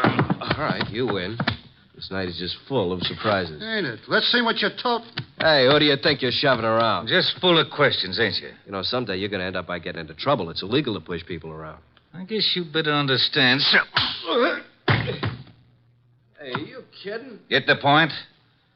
Now, get up. Now, talk. Why, you... You're still in a play, huh? He's out like a light, Mac. What are you going to do with him? You won't do any more snooping around here. You know something, Mac? You got an awful disposition. I'm actually scared of you. You're that mean. Yeah. Now, dump him outside.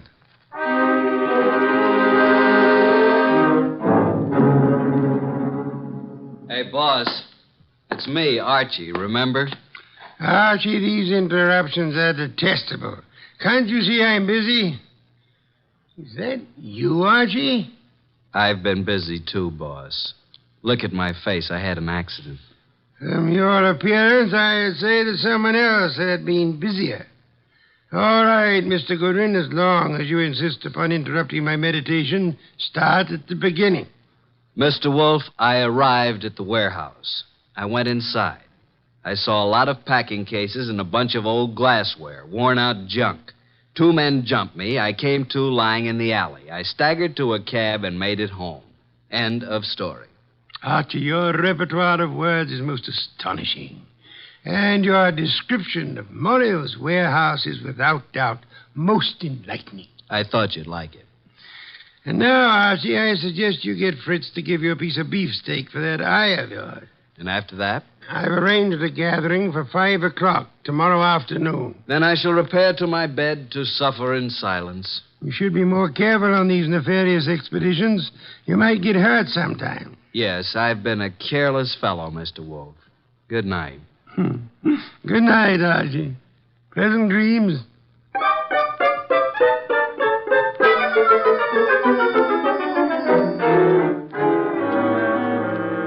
Mr. Wolfe, I'm glad you called me early. I was just about to leave town for a couple of days.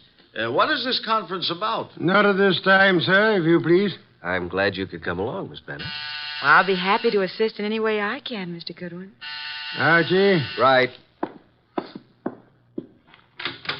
Well, good evening, Mr. Morio. I knew we'd meet again. It's no fault of mine, Goodwin. Please come in. Come in, Mr. Morio. You don't want to keep the rest of the guests waiting. What do you want with me? Why what? Nothing. Mr. Wolfe, this is Mr. Morio. Sit down, sir. Take the red leather chair. For special guests, Mr. Morio. Yeah? Now, gentlemen, you're probably wondering why I asked you here. Naturally, you know it has to do with the death of Helen Renee. Mr. Morio, I understand you and Miss Renee had some business transactions that involved quite a sum. That she purchased laboratory equipment. That's right. Archie told me that your warehouse contained nothing but second-hand junk. It was a shame, Mr. Morio, that this shipment was delayed by a shipping shortage. Otherwise, you might have gotten away with it. Is this why you called me over here? It is immaterial to the case at hand. Actually, I'm only interested in Helen Renee's murder. Hey, wait a minute. You don't think I did it? Didn't you? No. Mr. Wolfe, I admit everything you said about the equipment. But I've had no part in any murder. I see. Mr. Bree, you're to pilot a wallflower. If you had shot the girl and wanted it to look like suicide, in which hand would you put the gun? Why, her right hand. Indeed. Where did you first meet Miss Renee? boarding the plane at Orly Field, Europe. Mm-hmm. Mr. Renfrew. Now, look here, Wolfe. This has gone too far. I won't be put through any third degree. So if you'll excuse me, I have to get to the dip. Sit down, Renfrew. Well, I... Mr. Renfrew, I'm astonished that anyone would be as amateurish as they were in this case. I don't understand.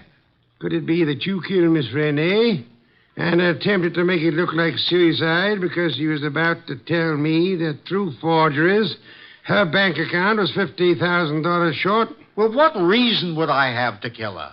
You told me yourself you phoned Miss Renee from your hotel the day she died. Yet there was no outgoing calls charged to your account. No, this is nonsense. Ridiculous. She suddenly became suspicious of you. And you are probably the only person here who knew that she was left-handed. Well, what does that have to do with it? She was shot through the right temple, Mr. Renfrew, while talking on the telephone.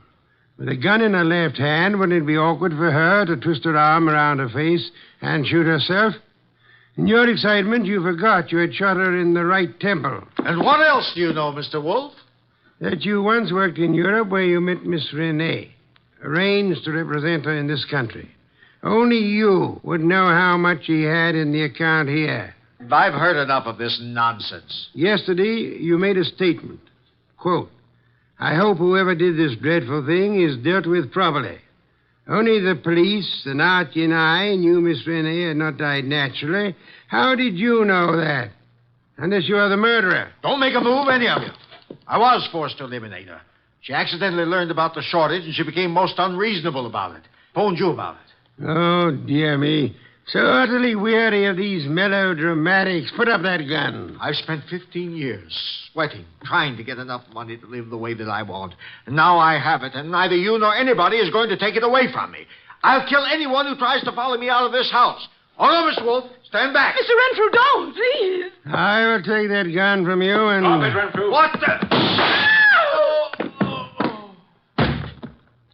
Well, Inspector, you certainly arrived at the proper time, even if you are late.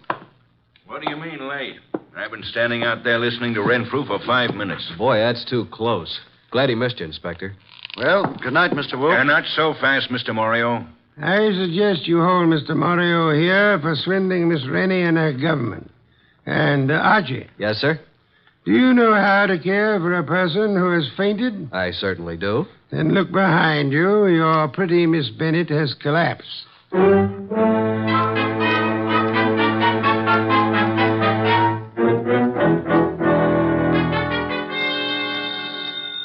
I'll get it. Hello? Is this Miss Jean Bennett? Yes. Is Archie Goodwin there? Well, yes. Just a minute. It's for you, Archie. For me? Mm-hmm. No one knows I'm here. Hello?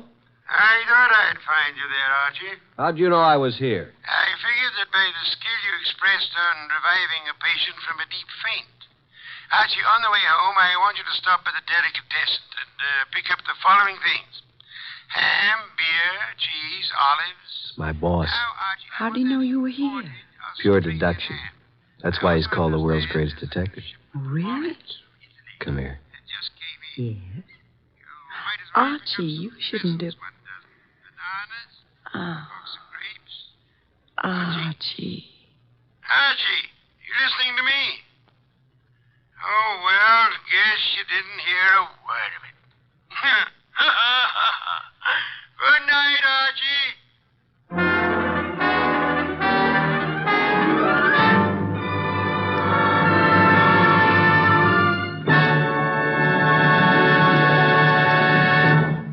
You have been listening to The New Adventures of Nero Wolfe, starring Sidney Greenstreet.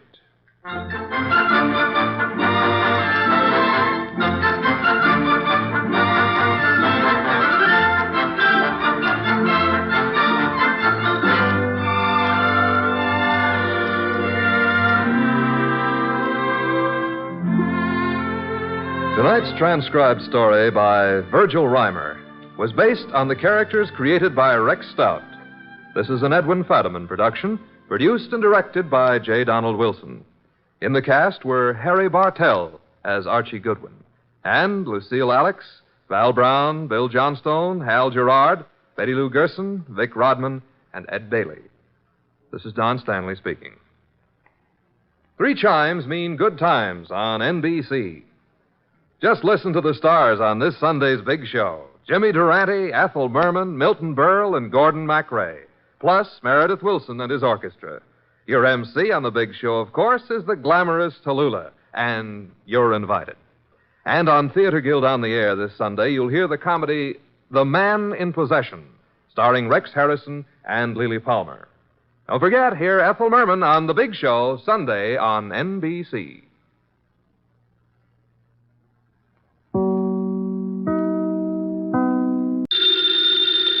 Ladies and gentlemen, the ringing of that phone bell brings you mystery, adventure. Nero Wolfe's office, Archie Goodwin speaking. Mr. Horace Crale. Does Mr. Crale know Mr. Wolfe? Oh, I see. What is it, Archie? A guy named Horace Crale. His secretary says he wants to talk to you. What about? I don't know. Us? Mr. Wolfe's rather busy right now, but I'll give him a message if you wish. Yes. Yeah. Wait a second, Mr. Wolfe. What? Black on red and red on black. Archie, this is solitaire. So? Solitaire is a game that is played by one single person alone. If I wish to put a red card on a red card or a black card on a black card... You're cheating. Of course I'm cheating. What is the message Mr. Horace Crale's secretary asked you to convey? Just that he wants to see you. In a rather tragic sense, I suppose he does. Why tragic? In that he wants to see me. He is blind. Tell him to come here at his own convenience. Okay. What does Mr. Crale want to see Mr. Wolfe about? A murder? A murder that may still be prevented. Archie. Just a second. What? I have run the cards out perfectly. Is it his own murder Mr. Crale wants us to prevent?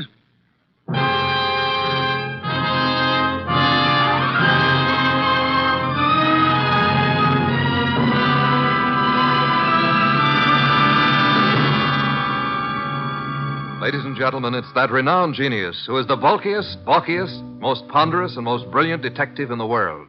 Yes, none other than that chair-borne mass of unpredictable intellect, Nero Wolfe, created by Rex Stout and brought to you in a new series of adventures over this NBC network in the person of Mr. Sidney Greenstreet.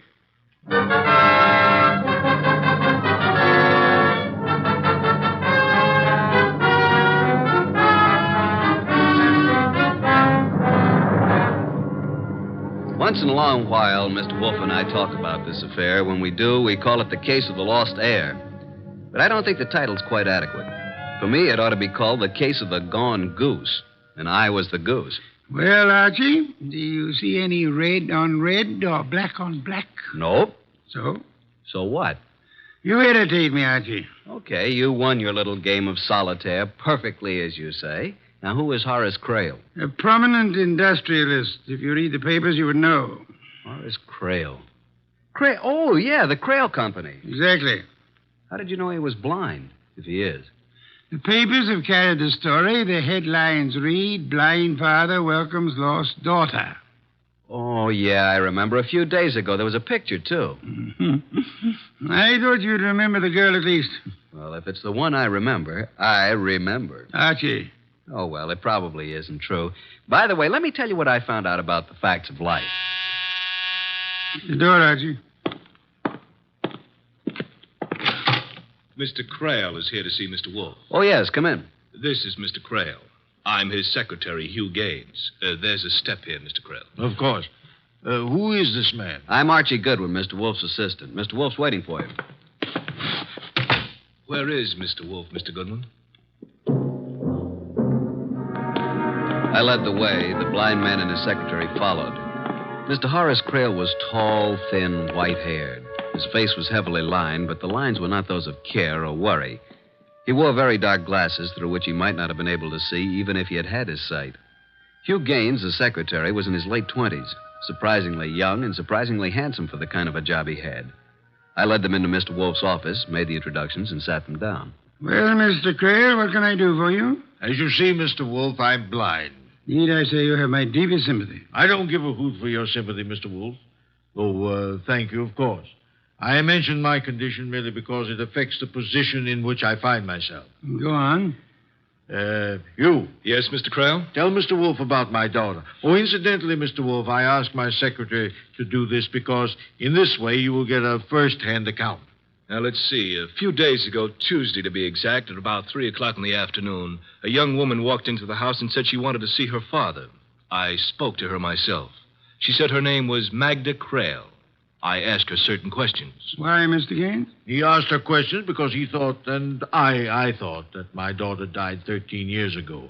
Oh, either the girl who came back to me is my daughter, or she is an imposter, and she belongs in jail.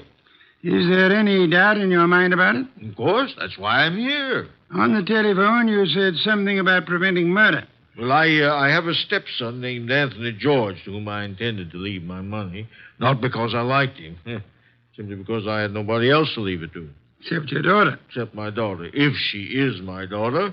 We were talking about murder. I was talking about my daughter and my stepson. Same thing, I take it. Maybe, possibly. I don't know. Mr. Creel. Yes? I am not a wealthy man, but I'm certainly able to make ends meet. Yeah? What do you mean? Explain, Archie. I think Mr. Wolfe means that if you don't want to be frank with him, he'd rather not waste his time. Mr. Wolfe, I apologize if I've seemed to spar with you. Phooey. See, a blind man can only judge by what he hears and smells and feels. So? No, I must be a little more cautious than I would have to be otherwise. I'm sorry, Mr. Creel. Patience is not one of my virtues. Now, about your daughter, or your non-daughter. What's her name? Magda. She calls herself Magda Creel, which, of course, was my daughter's name. What makes you think she isn't your daughter? Well, $10 million, partly. Once again, Mr. Creel? My estate may be worth more than that, but surely not less. You? Surely not less, Mr. Creel. Rather more, I should say. Yes, 10 million might have some appeal to an ambitious girl, eh, Archie? Sure, but I'm not a girl, and I'm not ambitious. Nobody could accuse you of either fault. Mr. Creel, we are getting nowhere. Either you tell your story from the beginning or take it somewhere else. Archie, I'd like some beer.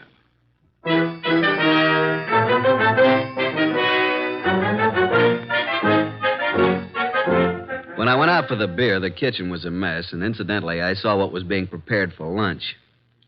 When I got back to the office, Mr. Creel and his boy were gone. One beer for Mr. Wolfe. What happened? What took you so long, Archie? I had a sandwich. And spoiled your lunch.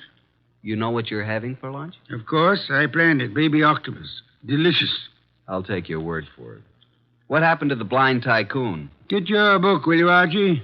I want to give you a few notes. Oh, just a second. Okay. Item. You needn't repeat everything after me. Yes, master. Item, Horace Creel was born blind. Item, his wife and their 6-year-old daughter, Magda, disappeared in their private plane 13 years ago. Magda returned last Tuesday. Item, no matter what he says to the contrary, Horace Creel is afraid he's going to be killed. I think Mr. Creel is right.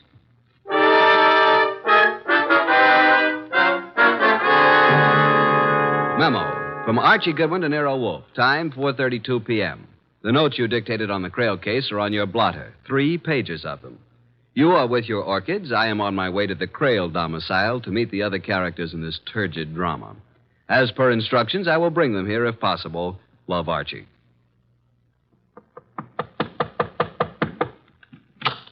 Yes, sir? My name is Goodwin, Archie Goodwin. I believe I'm expected. This way, please, sir.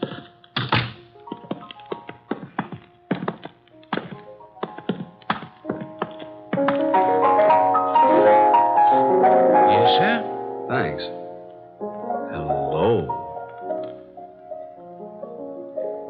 Don't tell me you're Nero Wolfe. Not by a couple of £100. I'm Archie Goodwin, his assistant. Well, I'm Magda Creel. Nobody's assistant. That awful Hugh Gaines creature said Nero Wolfe wants to talk to me. He does. Well, where is he? Waiting for you. No hurry, though. No hurry at all. Just play and don't worry about a thing.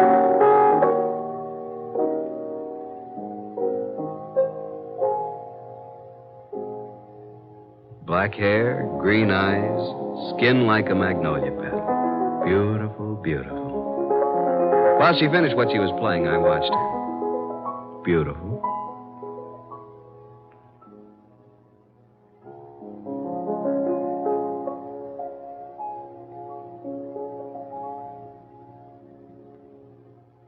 Well, Beautiful. Mr. Goodwin. Archie. Oh, we could get along together, Archie, if that's the way you are. It's the way I am. I can't seem to do anything about it. Where's Anthony? Anthony. Oh, Anthony George. Well, I thought both my repulsive half-brother and I were supposed to meet Nero Wolfe. I'm here in case anybody wants to know. Over there in the shadows, listening with all his ears. That's Anthony George. Shall we go and talk to Nero Wolfe, Anthony? Goodwin, you look like a normal sort of person. Well, that's open to question, but go on. If you had to choose between $10 million and killing a woman by due process of law, which would you choose? I'll think about it between now and July 1994. Now, shall we go talk to Nero Wolfe?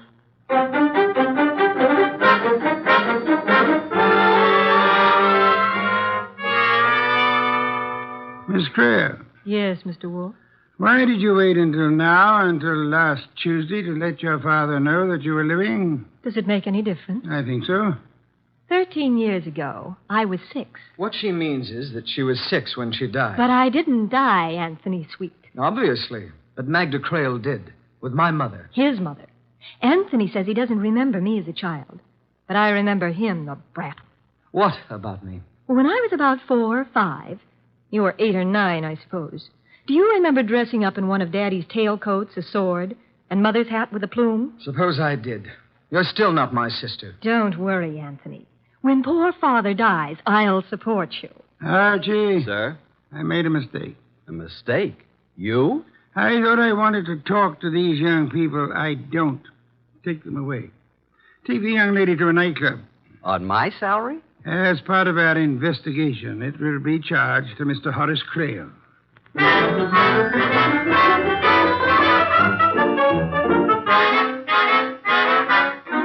It was no hardship at all. In fact, it was a pleasure.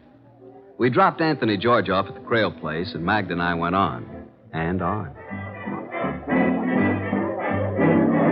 You're a wonderful dancer, Archie. You can't make enemies that way, honey. Archie, why did Mr. Wolfe want you to take me out? To find out whether you really are Creel's daughter. How did he expect you to find out? I don't know. Do you think he knew? He probably had some idea, but I don't know what it could have been. Honestly? Honestly. Archie, do you think I'm telling the truth? No. But wait a minute, baby. I don't think you're lying either. I just don't think. Give me my handbag, Archie. Thanks. I've got something here that might interest both you and Mr. Wolfe. Here. Those are snapshots that were taken of me before I was 6. Ah. Yeah, cute. Now look at me. Beautiful. Beautiful.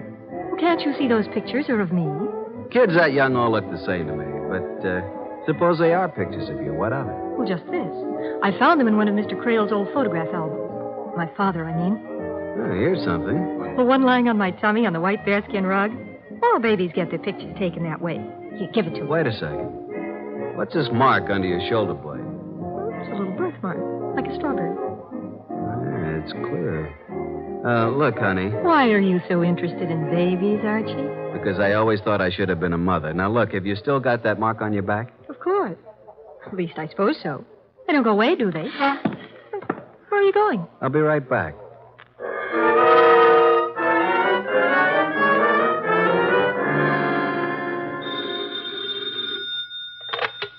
Nero Wolfe speaking. Archie Goodwin. I'm with Magda Creel. No doubt. What? No doubt, I said. But never mind. What do you want? Want to ask a question. Go on. You don't think Magda's Horace Creel's daughter, do you? I don't think anything. You're stealing your lines from me. Never. All right, then, no. I don't think the girl is Creel's daughter. That's just what I hoped you'd say. Why, Archie? Because for once you're wrong. She's pretty, isn't she? Yes, she is. Also, she's got a birthmark. You have seen it? No, but nobody's going to be fool enough to claim a birthmark that isn't there. It's too easy to prove. Good night, Archie.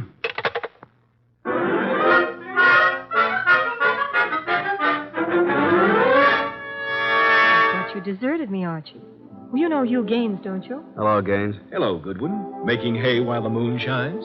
You know, if you work that into a routine, it could be pretty dull. You don't like me, do you? Do I have to? No, not in the least. Well, that's good. Mr. Wolfe and I feel it's wrong to like any of our clients, especially in nightclubs. Really?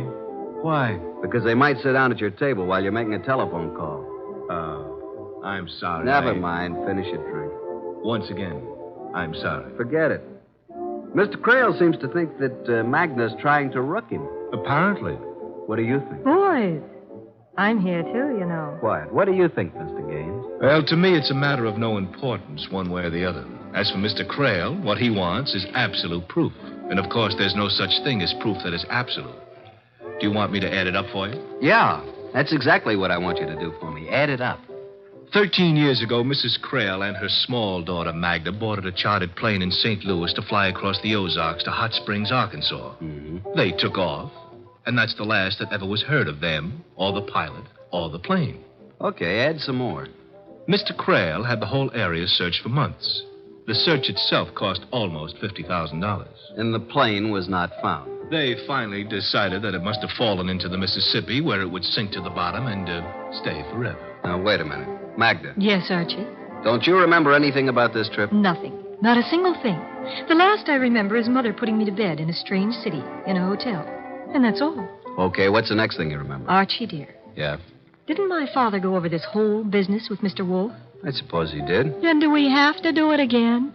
There must be some reason why he wanted me to take you to a nightclub. Because I might say something I haven't already said 100 times? Maybe. What's the next thing you remember after your mother put you to bed in a strange city? Archie, I have a confession to make. This I believe. Go ahead. $10 million is a lot of money. So I've been told. I don't really remember a single solitary thing before I was 6 years old and going to school in Rogers, Arkansas. Not Anthony George wearing tails and a sword? It was one of the pictures in the album. Not your mother putting you to bed in a hotel in St. Louis? $10 million, Archie. So you're not Magda Creel? Well, of course I'm Magda Creel. Oh, I may have tried to make the story sound a little more convincing than I should have. But I'm Magda Creel just the same. How could I be anybody else? So far, I can't see why you shouldn't be anybody else. Miss Creel will now bring up the matter of the diary. Won't you, Miss Creel? The diary? Oh, you don't know. Then Mr. Wolfe has told you nothing at all about this case, has he? He probably told me all I needed to know. What about a diary? Well, you see, Mr. Goodwin, Miss Creel's memory begins at about the happy age of 7. A black-haired, green-eyed, pigtail brat named Maggie Lomax. Only child of Walt and Mabel Lomax of Rogers, Arkansas. Am I correct, Miss Lomax? Miss Creel, I mean. He's a sarcastic character, isn't he, Archie? That he is. What about this diary? To cut a long sob story short, Walt and Mabel Lomax died in an automobile accident a few weeks ago, leaving only Maggie. Take it from there, Maggie. There was no money. I looked through the house to find anything I could sell, and I came across a hidden box. The diary was in the box, along with some clothes that might fit a 6-year-old girl. The clothes look like what the girl was last seen wearing. How do you know? Well, there's a photograph in one of Mr. Creel's albums taken in St. Louis the day before the flight. But for $10 million, those clothes could be reproduced, stitch for stitch. Archie, dear. Take him out in the alley? It would be a pleasure. Oh, now, wait a second, Archie. With one arm tied behind you, I think you could probably beat me into a pulp. Is it all right if we don't prove it? We were talking about the diary, Archie. Okay, what about it? Archie, I don't even claim the handwriting is mine. What's handwriting when you're 6 years old? Still, the first page is one of those things that has name of parents, home address, and like that. Color of hair, eyes, you know. Sure, I had one myself. Certainly. Every child had one. One or a dozen. Maybe they still do. You fill in the first page, and then you never write another word. Honey. They were cheap. I doubt if they cost a quarter, and there was a place that said, my first date, favorite pastime. Look, baby. Oh, he calls me baby, Mr. Gaines. Yes, I noticed that. I think he'd believe your story no matter what you told him. Get lost, will you, Mr. Gaines? What's that? Get lost. Drop dead. Turn blue. Well, I can take a hint. Good night, Archie. And Miss Lomax. Prissy, isn't he? Prissy is the word. He doesn't seem to believe your story. He believes what he's told to believe. It's his job. Sure. You believe me, don't you, Archie? Honey, you're beautiful, just the way you are. Now, let's talk about the diary. I hate you. I hate you, too. Shall we dance? The diary. Oh, dear. Where is it? Do you call this romance? No, I call it working overtime. Where is it? Here, in my handbag. Here. Push over. We look at it together. I'm not crowding you, am I? What's a little crowding? Cozy, isn't it? Now, look at the cover first. My diary, 1934. I suppose somebody gave it to me for my 6th birthday. Let's just not suppose anything, shall we? All right, Archie. Page 1. Name, Magda Creel. Date of birth, October 11th, 1928. But you read it. Or can you read? Anything you can write, honey. Date of birth and so on. Father Horace Creel, Mother Mabel Creel. Hair black, eyes green. My favorite pastime, playing with dolls. Playing has a Y in it. You know what I think, Archie? You wouldn't call that writing, would you? Not real writing. It's more like printing. I think my mother guided my hand when I wrote that. Yeah, that's the way it looks, all right. Well... Dance now? Dance now. While we danced, while I held that disturbing girl in my arms, I tried to believe the case was just as simple as it seemed. Somehow she'd survived a plane crash, a head injury, and then a normal life with a couple who naturally wouldn't tell her that she wasn't really theirs. I tried to believe it. I was trying hard when... Archie, don't look. There's Anthony George.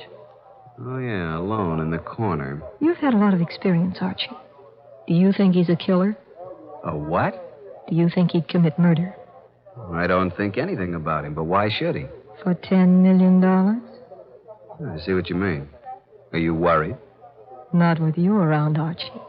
Not with you around.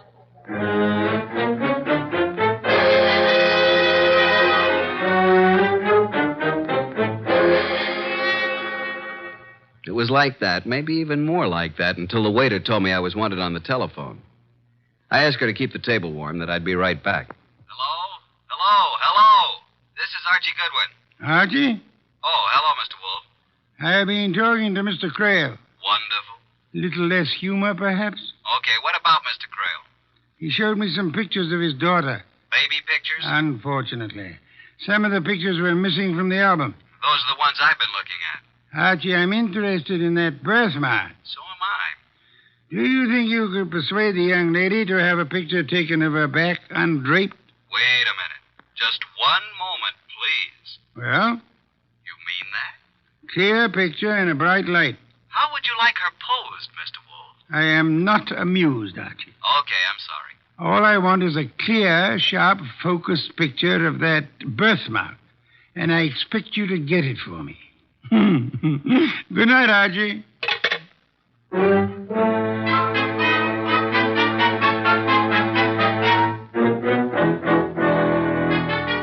Hello again. Dance? No. Talk. More talk? Lots more. What now? That birthmark. So I've got a birthmark. What about it? I wish I had one that was worth $10 million. So do I. But this one is worth nothing to me. Since my father doesn't believe I'm his daughter, and he's blind, that kind of identification doesn't mean anything to him. You're forgetting the people he trusts. Hugh Gaines, for instance. If the birthmark is there, couldn't he look at it, compare it with those awful baby pictures, and say, yes, here is your daughter? I've got news for you, Archie. He has looked at it. He says it looks the same as the one in the baby pictures. Has he told your father that? Yes. But he also told him he thought I was a fake. That somehow I found out that the 6-year-old daughter of a millionaire had died in a plane crash 13 years ago. And I found out she had a strawberry birthmark on her back. And I had one, too. So I decided to say that I was Magda Creel. That's absurd. Well, of course it is. You can see how it's going to work out, can't you, Archie? Frankly, no. How? My father went to Mr. Wolfe simply to have him prove that I am his daughter, whatever Hugh Gaines says. The only thing I'm afraid of, though... What are you afraid of, baby? I'm afraid my darling half-brother might kill him before he has a chance to change his will. Isn't that a somewhat mercenary view to take of the matter? Maybe it is, Archie. And maybe I'd feel differently about it if my father had found me instead of waiting for me to find him. He tried, didn't he? I wonder. Let's get back to that birthmark.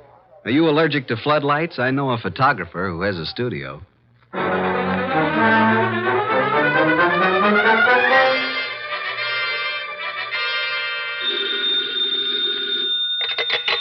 Confound it, Archie. How did you know it was going to be me? Because nobody else would dare to call me this late. What do you want?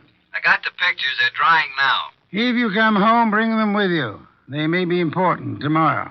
Have you heard that Horace Creel was murdered? No. How? Who? Where? Tomorrow we'll talk about it, Archie.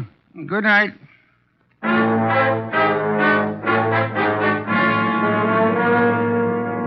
At 4 p.m. the next day, there was quite a lot of confusion in Nero Wolfe's office.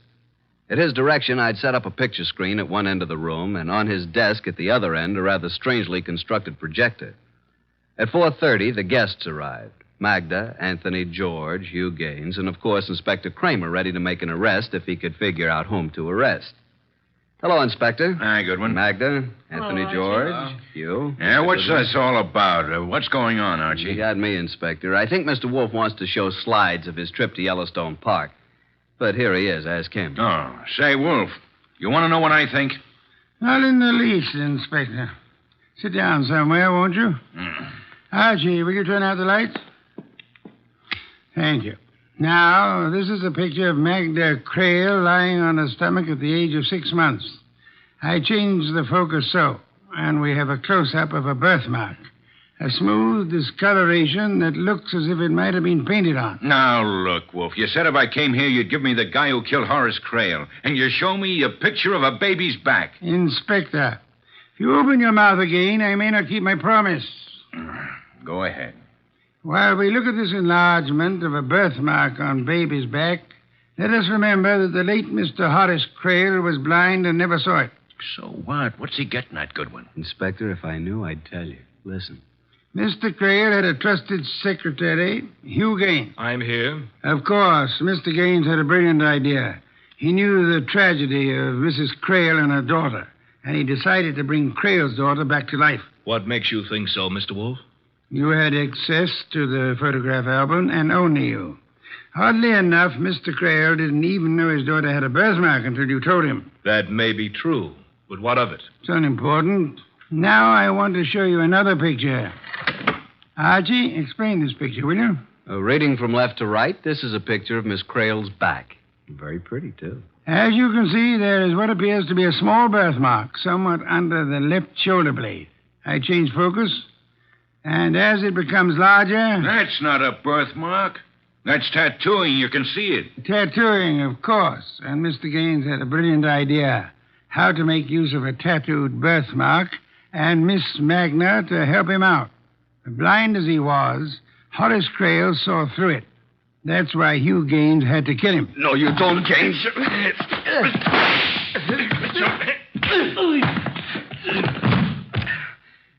Mr. Wolfe.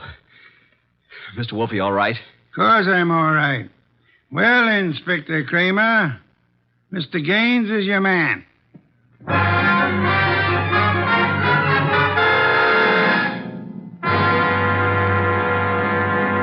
Another bottle of beer, please, Archie. It's right there in front of you.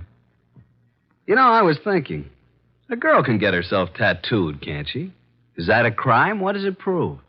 Archie, have I ever told you I love you? I'm going to bed. Good night, Archie.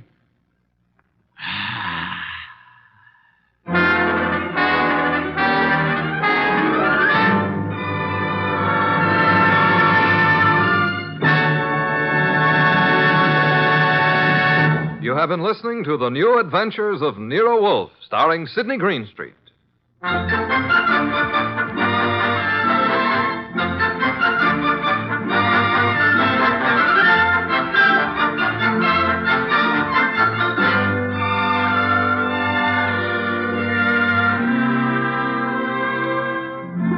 Tonight's transcribed story by Mindred Lord was based on the characters created by Rex Stout. This is an Edwin Fadiman production, produced and directed by J. Donald Wilson.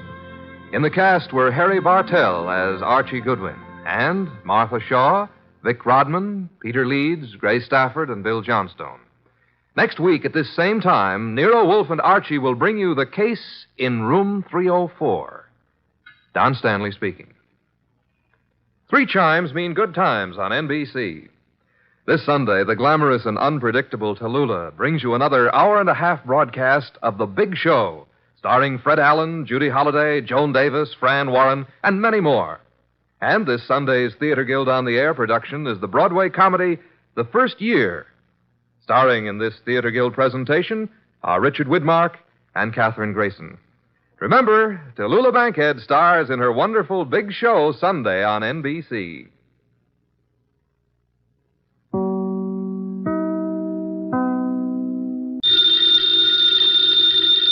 Ladies and gentlemen, the ringing of that phone bell means mystery, adventure. Nero Wolfe's office, Archie Goodwin speaking. Mr. Wolfe?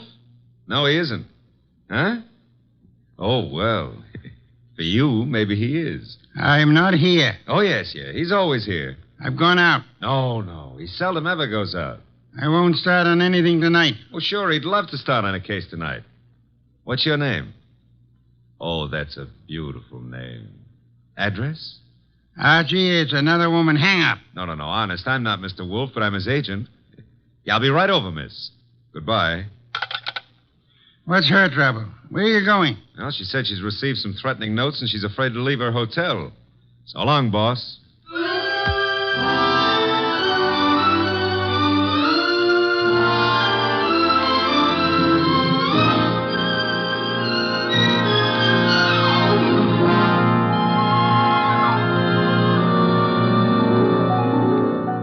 Ladies and gentlemen, it's that genius who is the bulkiest, balkiest, most ponderous, and most brilliant detective in the world. Yes, none other than that chair-borne mass of unpredictable intellect, Nero Wolfe. Created by Rex Stout and brought to you in a new series of adventures over this NBC network in the person of Mr. Sidney Greenstreet.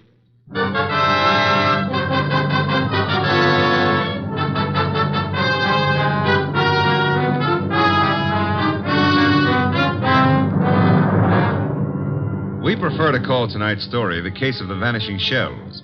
It didn't seem to be difficult at first, but, well, I'm not a stupid individual, but so often I allow myself to become mesmerized by beautiful women. Heaven bless them. Doris Murray was such a woman.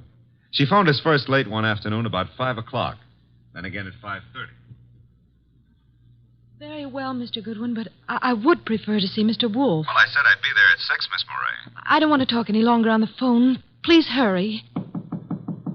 There's someone at the door. I'll see you in the cocktail lounge at your hotel. At 6 o'clock. That's half an hour. Don't fail. Who is it? Emil Stoner.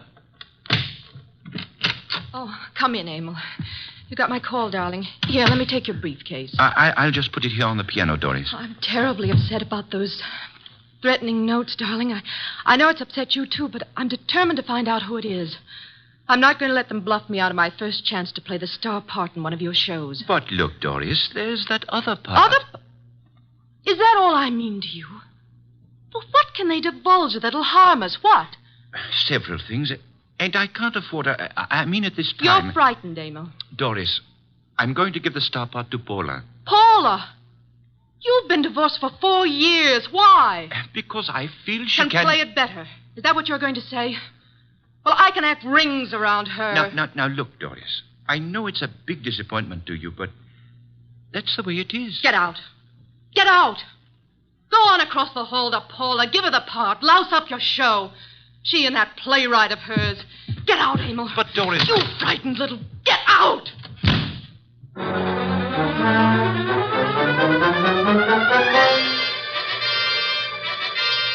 I believe, Mr. Wolfe, you're making a great mistake in not coming along. Indeed. I'm sure that what attracts you could not possibly be of interest to me. The gal needs help. Money is money. Girls, money, phooey. Yeah, well, we could have dinner out for a change. They have one of the finest chefs in town at that hotel. You're most impolite. I'm trying to read this book. Poetry. Archie. Yes, sir? Shut up. Well, we need money. That filthy green cabbage is necessary to our existence. This may be a tough case, you know. You're sufficiently intelligent. Sometimes. If I sat around like you do, I'd weigh 500 pounds, too. Archie, leave the room. Besides, it's only 300. What a way to run a business. Orchids, beer, books. Don't keep the charming client waiting. Okay, I'm going. And always remember there is a telephone.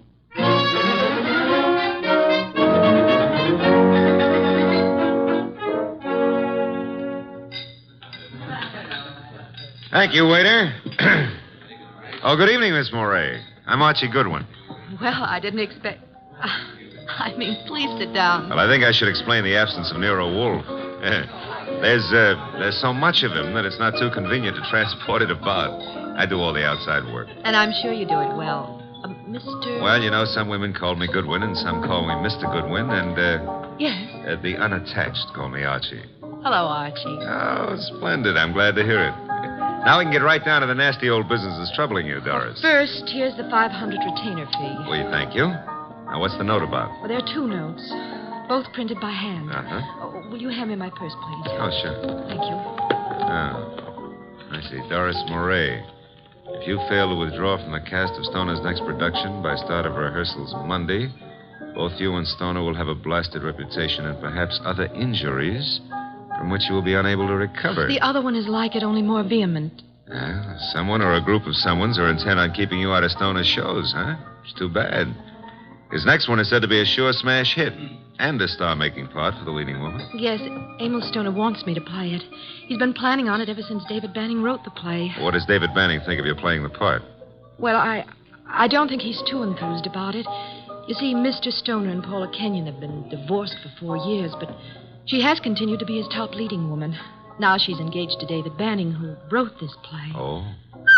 Makes things a bit difficult. Well, of course, Rick Hunter, Stoner's director, is... Hunter's somewhat in favor of your playing the part. Well, Rick Hunter is very fond of my work. And very fond of you as well, huh? Yes, unfortunately. I like Rick Hunter tremendously, but Emil Stoner has been of greater interest to me. In fact, we're more or less engaged, Mr. Goodwin. Oh, well, had any words lately with the ex-Mrs. Stoner? Paula Kenyon, is that her name? Paul and I were great friends when I first joined the Stoner Productions, but I don't know, I don't think she appreciated the fact that Mr. Stoner and Rick Hunter, the director, took such an interest in me. Tell me, did you ever think you were in love with Rick Hunter? Yes, at first I was thrilled by his artistic imagination. And then as time went on, I realized that he was subject to melancholia. Mr. Stoner was more stable, and I needed someone older to advise me. Well, what's wrong with your reputation and Mr. Stoner's? Well, there's nothing I fear, but I'm afraid Mr. Stoner is somewhat disturbed by these threats. He feels there's something in his past of sufficient import to really harm him. I think it's nonsense. Well, then what we have to do is uncover this person or persons before you end up with ruined careers on Broadway. Where does the ex-Mrs. Stoner live?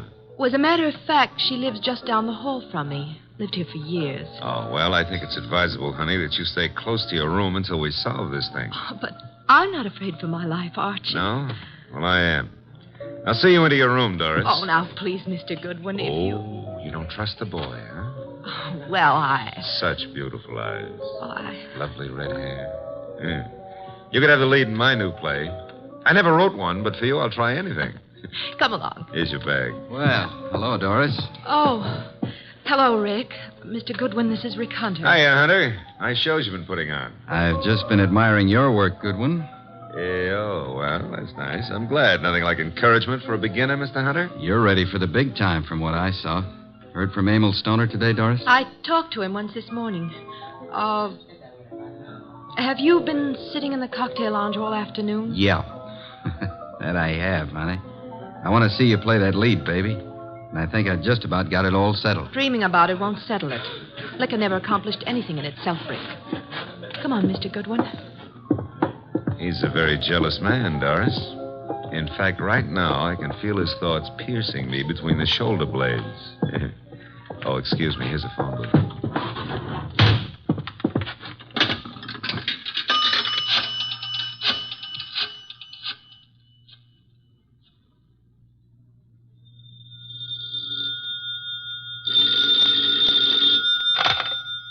Yes, Archie? How do you know it's Archie? I felt the time was exactly right for you to call. I wish you felt it was time to earn some money. Is this a worthwhile case? Well, she's a beautiful redhead, and, That, of course, makes it very worthwhile. Yeah, well, I got 500 as a retainer. Phooey, a pittance, and probably all you'll ever get. What do you mean by that? She's probably guilty. Now, look, boss, she's the victim. Received notes threatening her reputation and her health if she plays the star part in Emil Stoner's new production. Also, they threatened Emil Stoner likewise. The playwright, Dave Banning, is engaged to Paula Kenyon. Incidentally, she lives here at the hotel, too, just down the hall from Doris. I remember her. And the playwright wants Paula Kenyon to play the part. Well, Archie, you have only the beginning. It is probably too late to prevent whatever is going to happen. Like what, for instance? Have you found a body yet? Call me after you find the body. What body? There's no body. But there will be, Archie. There's always a body where you're concerned. Either a body beautiful or a dead one. Right?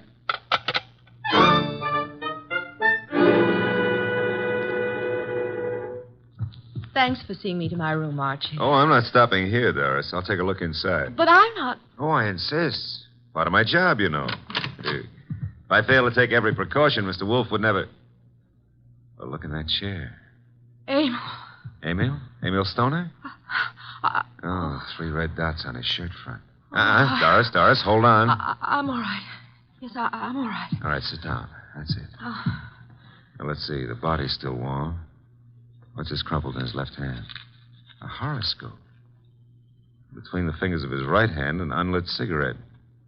Monogram PK. Paula Kenyon. This horoscope is from March. Something he picked up from your desk here? I don't believe in astrology. Where'd he get this cigarette with Paula Kenyon's monogram? Poor Emil. Poor Emil. I didn't believe anyone would really harm us. Why was I so stubborn? When did you see him last? Please, shouldn't we do something? Call the police? No, not yet. When did you see him? Why, I saw him this morning. I'm so shocked I can hardly think clearly. Doris. Yes? There's a briefcase here on the piano with a newspaper on top of it. What? Oh, it is. Yes, it's Emil's. He must have left it here this morning. That's strange. Emil Stoner was bald, but... But what? Well, I'm sure he's a man who always wore a hat, but I see no hat. He must have come up the elevator as I went down to meet you. Who would know he'd come up here? Your director, Rick Hunter. He said he'd been in the bar all afternoon. What else was it he said? Thought he had everything just about settled. Oh, no, Rick couldn't. He just... Oh, Mr. Goodwin, I couldn't believe that. I can believe anything about anybody. I learned that the hard way. In my book, everybody's guilty until proved otherwise. Even you, baby. What? Even you. Yeah. A Herald Tribune newspaper. Are you sure you haven't seen him since this morning, Doris? What are you doing? Absolutely nothing. Someone came in here and shot him. Call the police. I insist. Maybe... What? Maybe I did leave my door unlocked. Why did I do that? Well, they couldn't have opened the door otherwise, could he? No. Give me the check room, please. Oh, hello. Do you know Mr. Emil Stoner, the producer? You do? Well, tell me, did he check his hat with you this afternoon or this evening? He didn't, huh? All right, thanks. He must have carried it up here to this floor. Doris, do you have a gun? I own a gun. A small .25 automatic. But it's not here. Where is it? I had the handle repaired, and it's been in my dressing room for a week or two. I hate to do this, Doris, but I'm going to move the body away from the back of that chair. Oh. There. Yeah, 3 wounds. 1 bullet went through the upper part of the chest, out the middle of the back. I'd say right through the heart. By the angle of the wound, he was shot while sitting down. Please, Mr. Goodwin, must we stay here? I want to give this room a thorough going over. We'll go down to the lobby. I want to use that phone booth again. And, Doris, I hope... I know what you're going to say. You hope that gun of mine... is still in your dressing room at the theater.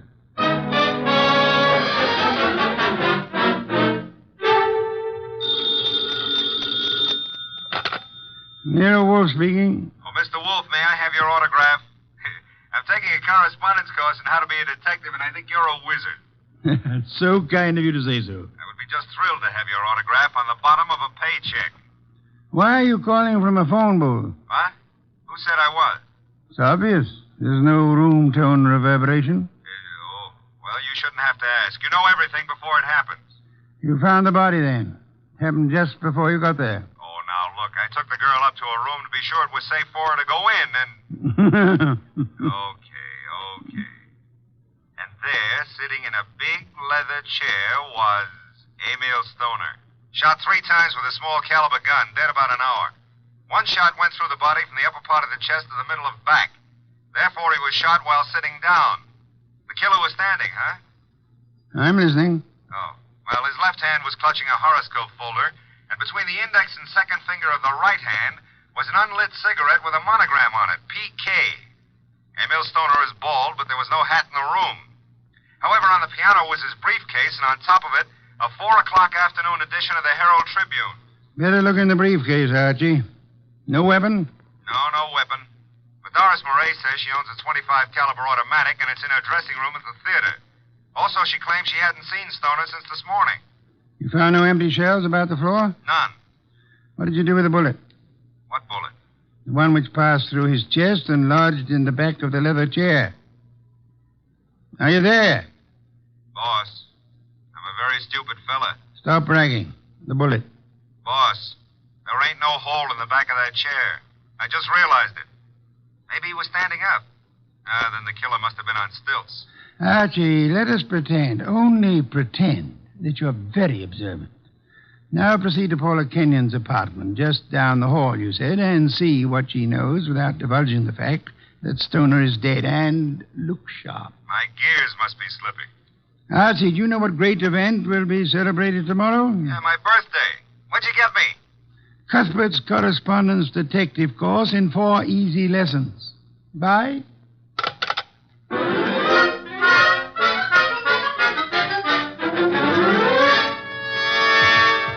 This is Paula's apartment.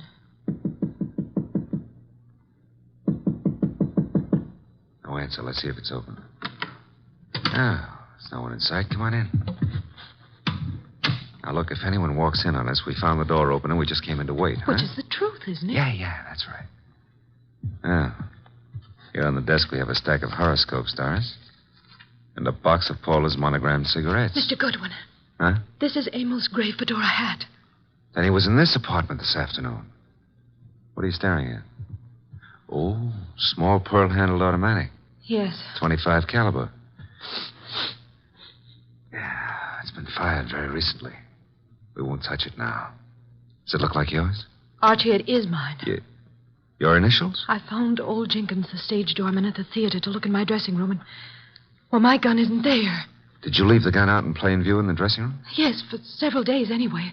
Then I put it behind the mirror. I suppose many people have seen it, then. I'm sure.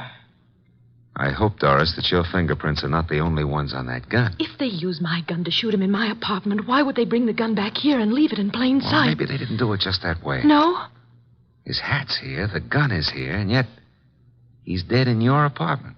How can you answer that? Well, maybe he was sitting here waiting for Paula, and someone called him out and over to your place and shot him. That's no good. Doesn't make sense. Now, if he was sitting in this chair here and someone entered that door, Hey. What is it? Look in the chair back. Little round hole. Start looking for some empty shells around here. Find something? No, I want to make a call. He was shot with this automatic. 3 shells were ejected. They certainly vanished. Nero Wolfe speaking.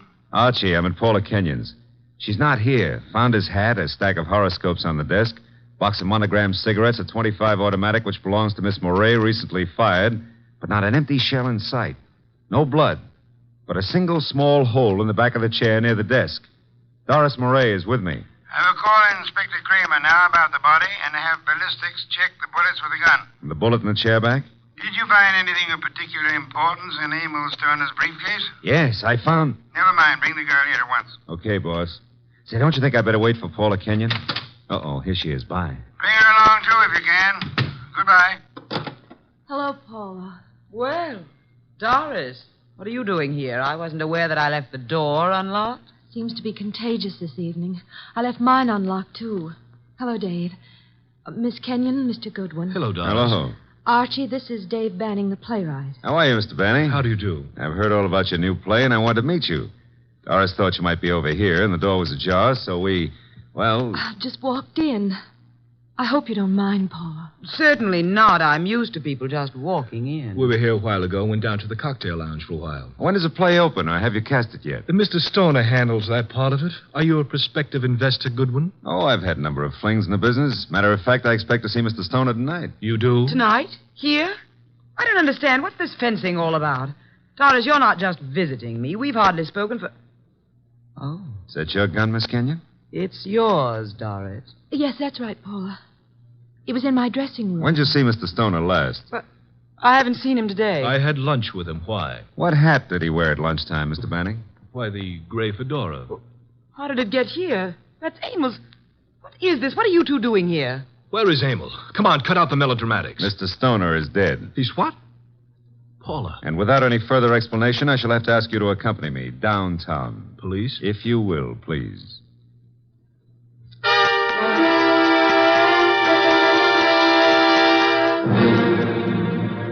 They're still in the front room, boss. I'll bring them into your office when you're ready. Yes, Archie, I'm sure they're all anxious to talk. They've been sitting there for an hour now. Maybe we ought to make some sort of explanation to them, huh? Why? This sort of technique should work very well in this particular instance. Yeah, but I don't know about that director, Rick Hunter. He may be difficult. Does anyone know that you found the completed and signed contract in the briefcase? No one. Mm-hmm. Good. Now we have the threat notes, the contract, the afternoon newspaper, the briefcase, the fedora hat, the gun, no ejected shells, the horoscope, the cigarette, and the 2 chairs. One with a small hole in it. Come in. Ah, Inspector Kramer at last. What have you? Well, we covered every inch of that place and didn't find a single empty shell. There were 2 bullets in the body and the one that passed through him into the chair back in Paula Kenyon's place. They were all 3 fired from Doris Murray's little automatic. Any fingerprints on the gun? None but Doris Murray's. Not unexpected, to say the least. The bullet that was lodged in the chair in Paula's place went through his heart. Now, he was apparently shot in her room, but... But how did he get into Doris Murray's place? I'll be able to explain that when we locate those 3 empty shells, Inspector. Bring our guest in, Archie. Come in, please. Ladies and gentlemen, Mr. Nero Wolfe. Miss Paula Kenyon. Hello. Miss Doris Murray. Hello, Mr. Rick Hunter, the director. How do you do? David Banning, the playwright. How do you do? Won't you be seated, please? May I present Inspector Kramer of Homicide? How do you do, Inspector? Mr. Wolfe has asked you here to give such details as you recall, which might be of assistance to him in the solution of the murder of Emil Stoner. Mr. Hunter, as the director, whom did you favor as the star of your next production? Why, Doris Murray. You have been deeply interested in Miss Murray? Hasn't done me much good. But you do love her? I do. And you are deeply interested in the progress of her career? I am, most assuredly. Did you know that Mr. Stoner had made out and signed a contract for a certain woman to play the lead in the new show? No. You knew that Doris Murray had a gun in her dressing room? Yes.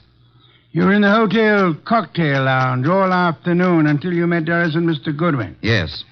And you could have seen Emil Stoner enter the lobby and go to the elevator? I could. Could you prove that you never left the cocktail lounge until you met Doris and Archie? Maybe not. Did you see Mr. Stoner go into the elevator? I did. Mr. Banning, you wrote the new play. Were you in favor of Miss Murray playing the part? Why, no, I felt Paula Kenyon was better suited for it. You and Miss Kenyon are engaged to be married. Yes. Anything happened to Mr. Stoner, you, as next in line, could assign the role as you saw fit. That's correct. Did you know that Mr. Stoner had made a final decision on the part? I did not. He didn't tell you anything about it at lunch today? No, I made a strong plea for Paula. You know about the gun in Miss Murray's dressing room? Everyone did, apparently. Very well. Miss Kenyon, did Emil Stoner visit your apartment often? Not often. We were not on too friendly terms. Did you phone him to visit you this afternoon? No, who said I did? No one? I merely asked. Were you, by any chance, still in love with Emil Stoner? Now, see here, I don't appreciate that kind of talk. Just relax, Mr. Banning. I was not in love with Mr. Stoner. That was over. You and Doris Murray were at one time very friendly. Yes. Well, I found out how two-faced she was. Emil was a fool to fall for her, but you couldn't tell him anything. All she's interested in is a career. You're not interested in your career, Miss Kenyon? Well, yes, in a way. You wanted the star part. You phoned Stoner this morning. Yes, but he said he was going to give it to her. You knew about Doris's gun? No, I didn't. You recognized it immediately, boss. Well, yes, I knew. What if I did? Then you wrote these threatening notes to Miss Murray. I did not. I did not. You didn't know the contract had already been signed? No. Then you still had a motive to kill him. I wrote those notes. She had nothing to do with it. You can check them on my typewriter. We know, Mr. Banning. We've already done it. I know how it looks, but Paula didn't do it. I knew he was coming to her place. I called him. I knew Paula was out. I did it. If so, what did you do with the ejected shells? I threw them away. How many? 3. Oh, no, David, please don't. I don't believe you, Mr. Banning. Miss Murray, did you know the contract had been made out and signed? No. You're lying, Miss Murray. You said you didn't see Stoner this afternoon. I didn't. You called him and asked him to visit you. You did get the threat notes, and they frightened you. But you didn't know they would frighten Stoner. I did not phone him, nor did I see him. Yes, you did. His briefcase was on the piano. And he was there in the late afternoon because he brought with him a 4 o'clock edition of the Herald Tribune. What if he was there? I didn't kill him. He told you then about his decision. He left Halliday, forgot the briefcase, and went to Paula's apartment to wait for her. That's not true. That's not true. Filled with rage, you got your gun, which you said had disappeared from your dressing room, then calmly put it into your bag, walked across the hall, and shot him as he sat reading a horoscope. No. Archie, a handbag. Thank you. Notice, I run my finger through a hole in the corner. She fired through the bag. And see, 3 empty shells. No. And here's a contract made out to Paula Kenyon. Too bad, Miss Murray.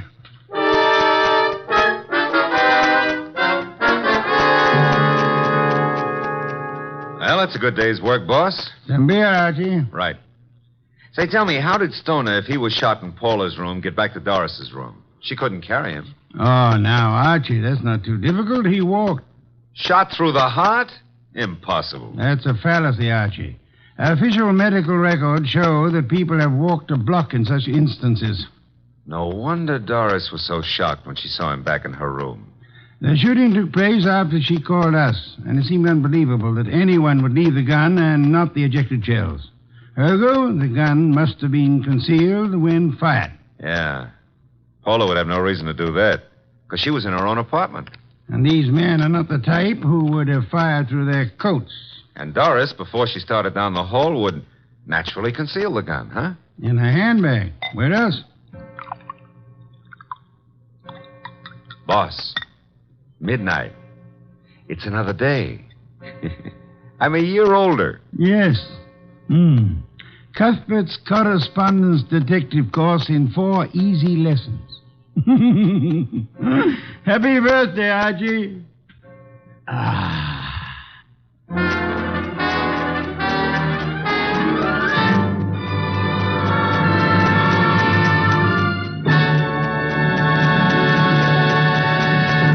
You have been listening to The New Adventures of Nero Wolfe, starring Sidney Greenstreet.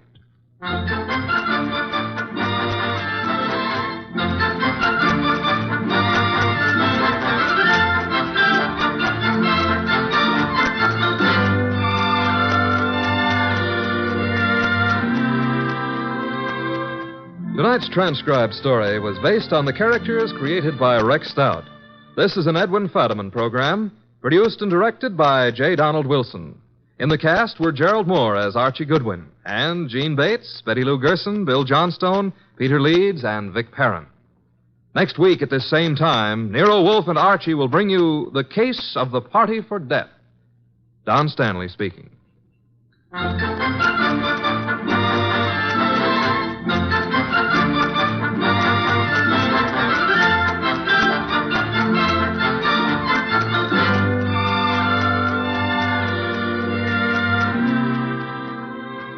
Three chimes mean good times on NBC.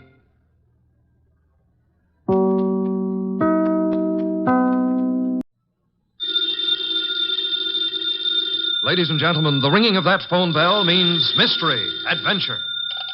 Nero Wolfe's office, Archie Goodwin speaking. You want Mr. Wolfe to what? Mr. Wolfe will do nothing of the sort, Archie. Mr. Wolfe is thirsty. Hold on for a moment. The bottle opener's in the left-hand drawer of your desk. Thank you, Archie. Mr. Wolfe, I've got a man named Denby on the phone. He wants you to umpire a card game. Man is insane. He's offering a fee. The answer is no. I know nothing of card games, nor do I wish to learn. Okay. Well, the answer's no, Mr. Denby. Sure, I'll ask him again. After he finishes the beer he's working on. Goodbye. People appall me. The fantasies they indulge in. Bah, what on earth made that maniac think I might consent to preside at a card game?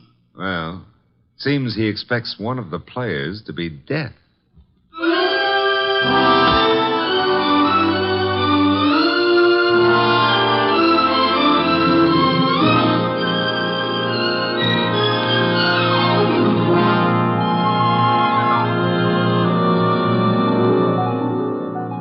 ladies and gentlemen, it's the bulkiest, balkiest, smartest, and most unpredictable detective in the world. That chair-born genius, Nero Wolfe. Created by Rex Stout and brought to you in a new series of adventures over this NBC network in the person of Mr. Sidney Greenstreet.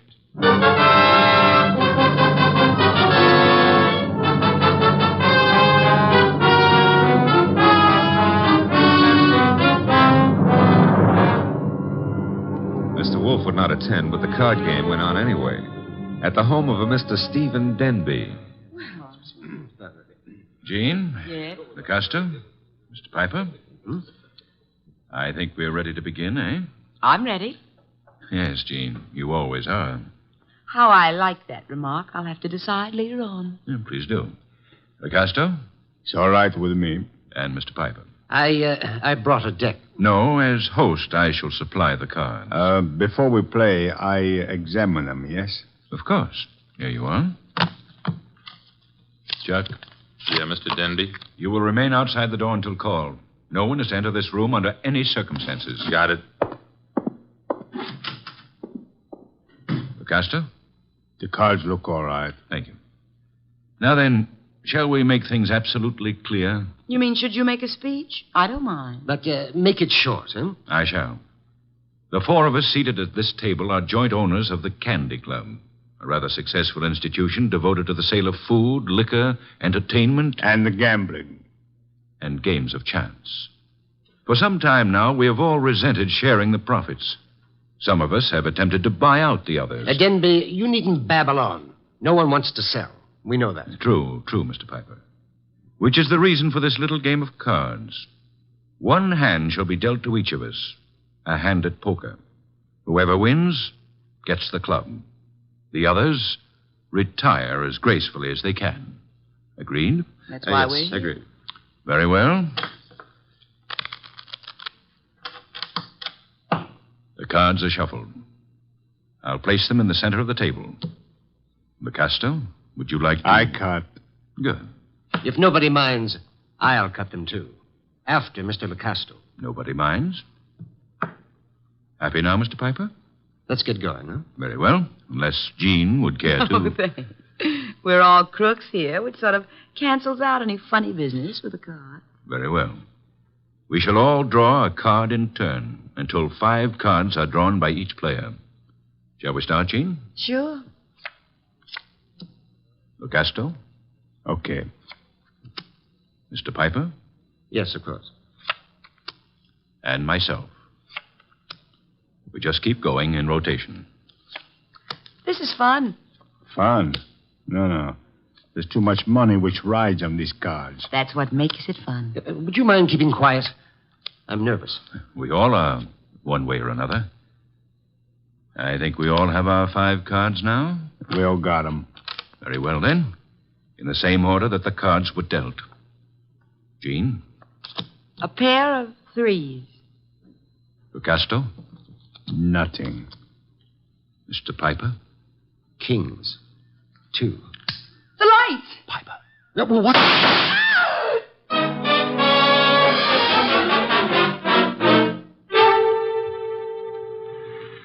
Da-da-da-da-da. Hey. Hey, I don't like to seem stuffy, mister, but will you take your elbow out of my back? I'd be delighted to, Mr. Goodwin, but it's not my elbow. I don't care if it's your tibia maximus. Just take it away. Chuck wouldn't like that. Well, we have company. Mind if I look around? Keep right on walking, pal. Well, that would be Chuck behind me, huh? And you are... My name is Denby. You may remember it.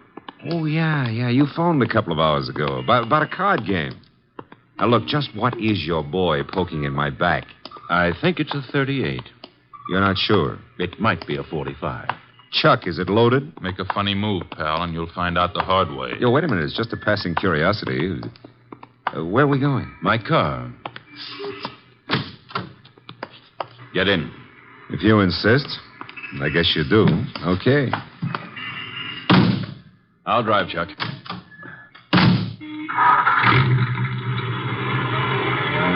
The car bulletproof?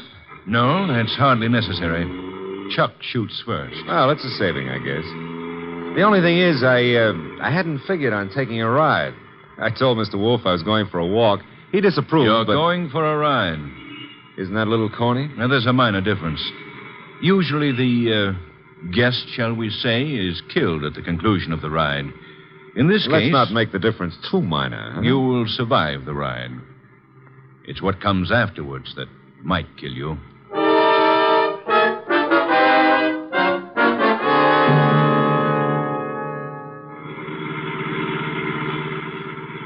You see, Mr. Goodwin, my friends and I have a little mystery to solve. You want me to solve it? No. We want Mr. Wolfe to solve it. In order to do so, he must leave his house and come to mine. He has to in order to find the solution quickly. Why? Neither my friends nor myself have any desire to improve our acquaintance with the police. Therefore, we want the mystery solved before the police are even called in. Hence our need for Mr. Wolfe. Hence our detaining you. Detaining is a pretty word in the circumstances. Now, this is my home, Mr. Goodwin. Oh, well, I don't like the architecture. I think I'll stay out. Get going, pal. On second thought, Mr. Denby, what makes you think Mr. Wolfe is going to leave his house and come here? You. Unless he does so, he will lose you. Forever. The door, Chuck. Okay.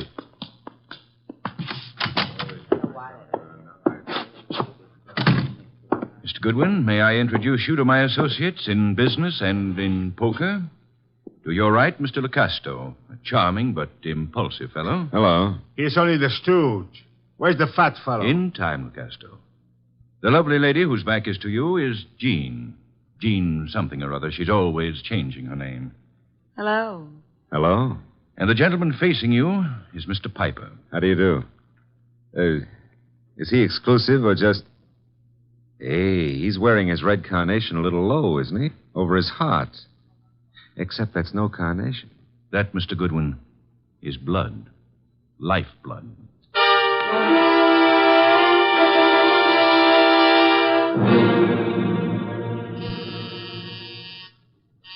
Archie. Oh, Pa, he's always taking walks. Come in. The door's unlocked. Are you... Yeah, you're Wolfe. Having made a magnificent discovery, suppose you remove your hat? No, come on. I beg your pardon? Mr. Denby wants to see you. Mr. Danby can see me here. Here ain't where he wants to see you. Here, at the risk of minor monotony, is where he'll have to see me. Don't you want your boy Goodwin to keep on living? No one has ever been able to discourage him. Mr. Denby will. Ah, Archie's in custody? No, in Mr. Denby's house under a gun. I don't have to believe that. Take a look at this. A wallet. Archie's wallet. I shall accompany you. And permit me to warn you that if Mr. Goodwin has been harmed, nothing short of murder will satisfy me.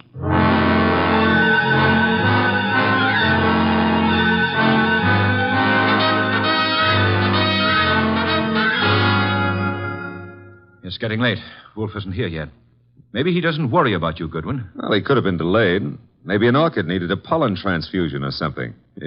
Besides, only the good die young. Then you must be very, very good, Archie. That remark I didn't care for. We sit here and wait for the fat one, but in the meanwhile, the police... The police will come when we notify them. But they will not like the delay we make to notify them. I say we waste time.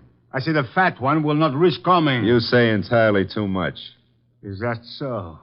Maybe I kill you myself. Picasso, put that gun away. Yes, darling Archie should have a chance to live. Not long if Wolfe doesn't come. Stop looking so pleased. Are you afraid to die, Archie? Yeah, well, I'm not looking forward to it. It's so final. Besides, I didn't eat a hearty dinner, and... Oh, the Marines have landed. Who is it? Chuck, with Nero Wolfe. Let him in. Shut the door, Chuck. Stay outside. Archie? Hello, Mr. Wolfe. Oh, am I glad to see you. I regret I cannot say the same thing. But I asked you, why couldn't you stay at home instead of taking those confounded walks? I warned you it'd be dangerous. Yeah, but Mr. Wolfe, it wasn't the fresh air that got me. It was Denby. Mr. Wolfe, I knew you wouldn't come here without some sort of pressure. I thought the method I used would be most effective. Would you really have killed Archie if I hadn't come? I would have had no choice. I would have been stuck with a witness to an unsolved murder.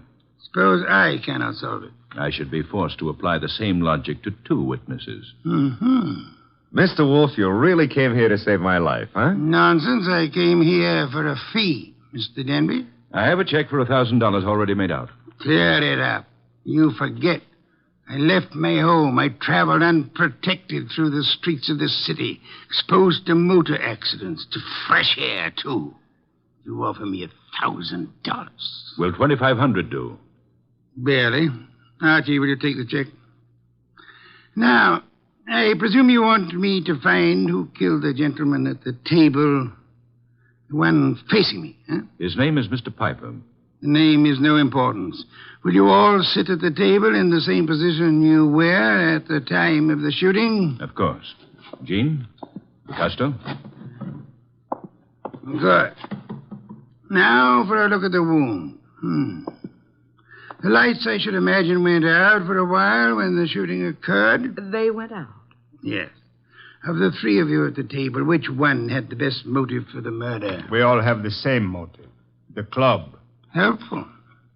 There was no one else in the room at the time? No one. The door? Locked, with Chuck on guard outside of it. So much for that. The windows, I notice, are closed. They were closed when the murder took place? They were closed. The window panes are all unbroken, which eliminates the possibility of the shot being fired from outside of them, unless one of them was raised and lowered. That wouldn't have been possible. The windows are secured by catches. Archie, will you check that? Okay, Mr. Wolfe. I shall for the moment assume that the windows are neither lying nor untrustworthy. Does anyone remember anything unusual occurring at the time of the shooting? Well, someone whispered Piper just before the shot. Indeed. You all heard that whisper? We heard it. Man's voice or woman? Well, I can't say. A whisper doesn't reveal much of anything. The windows weren't open, Mr. Wolfe. Which leads to... The fact that it had to be one of us in this room. But which one, Mr. Wolfe? The murder weapon. Ah, yes. Has it been moved? Nobody touched it. It's laying on the floor where it was dropped. Interesting. If you look closely, you would observe 2 oil spots staining the rug between the revolver and the lady's chair, indicating... who sat at the right of Mr. Piper?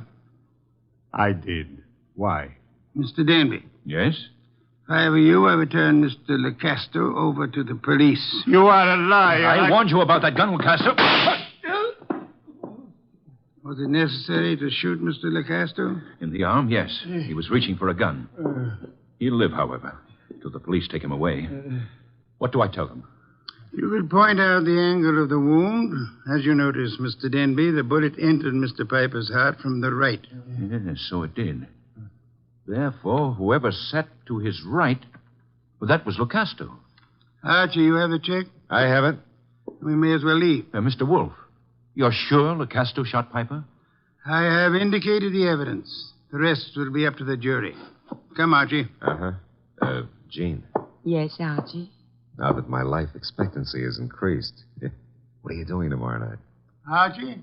I got to scram. Lancaster 7583. I'll be ringing your bell. Oh, Mr. Denby, you better do something about Lucasto's arm or he won't live to be executed. You see, the executioner likes them warm before he chills them.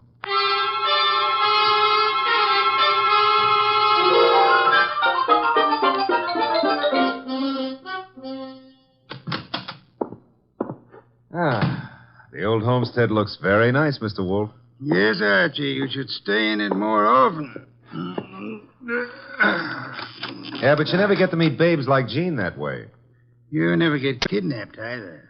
Nor would I have had to leave my home in order to rescue you. Yeah, well, you earned a nice fee, fast. Indeed? You seem doubtful about it. I'm positive, Archie. I know. I have not as yet earned my fee. Huh? You mean Denby might not turn Lucasto over to the cops? Of course he will. The trouble is, you see, Lecasto did not murder Piper. No?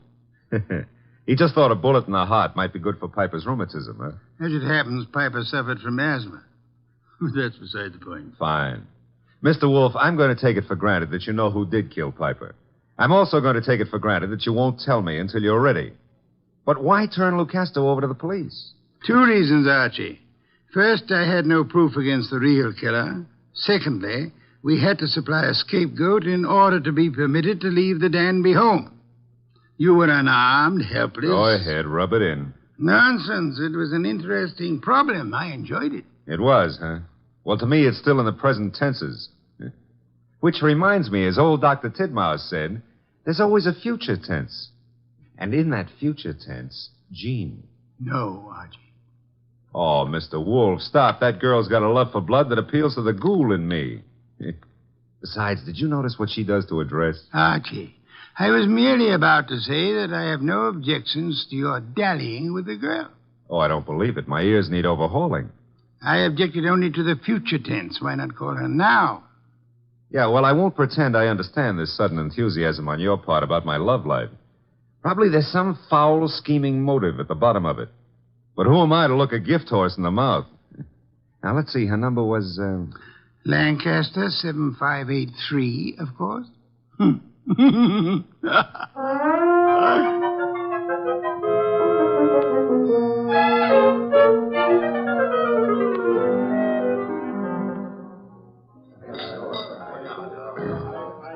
This is the most beautiful bar and grill I've ever seen, Archie.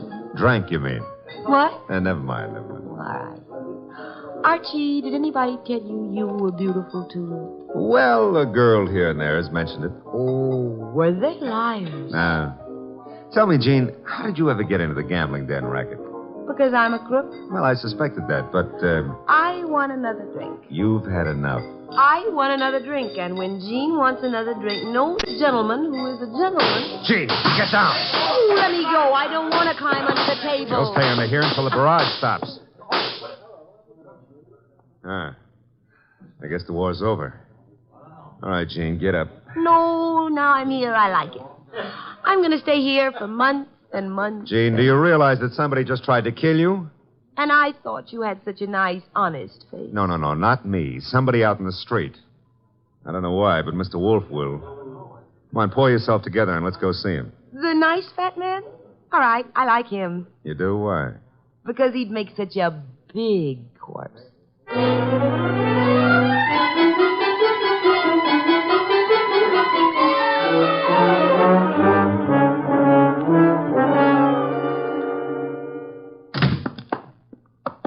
Is that you, Archie? Plus Jean. What made you think I wanted her here? She's one of your fans. She thinks you'd make a lovely corpse. What was the reason for bringing her here? She was shot at. Did you expect her to be? I expected her to be killed. That's why I sent you to her. It didn't occur to you I might be killed, too? It did. I was willing to take the chance. You were willing? Oh, Mr. Wolfe, Jean's a little under the weather. Splendid. In vino veritas. Watch your language. I mean that people in their cups often tell the truth, a proverb of some antiquity. Who shot at you tonight, Jean? Oh, I don't know. I didn't see. Has it occurred to you that you might just as easily have murdered Piper as not? But Lucasto killed Piper. You said so yourself. I lied. Furthermore, why the attack on you if Lucasto was the murderer? Well, I don't know. Did you also not know that Lucasto escaped from jail earlier this evening? You're making that up. Why should I? Mr. Denby turned him over to the police, but Lucasto managed to get away before being jailed. That's not cricket. Incidentally, Mr. Denby will be joining us at any moment. I expected you to bring Jean, Archie. Therefore, with the exception of Mr. Piper, who is resting in the morgue, and Mr. Lucasto, who is at large, we shall have all the participants in the card game. With them, perhaps we can deal a new hand, Archie? Okay. Maybe it's the morgue to tell us Piper escaped. Oh, wrong again. Come in, Mr. Denby. Mr. Wolfe, I'm upset. I heard over the radio about Lucasto's escape. He'll try to kill us all. Why? Well, because we can testify that he murdered Piper. Truly. I beg your pardon? Lucasto did not kill Piper. But you said that he did. The only evidence against Lucasto was the angle of the entrance of the bullet that lodged in his heart. May I remind you of the whisper you all heard in the darkness preceding Piper's death? The whisper that said Piper? Precisely.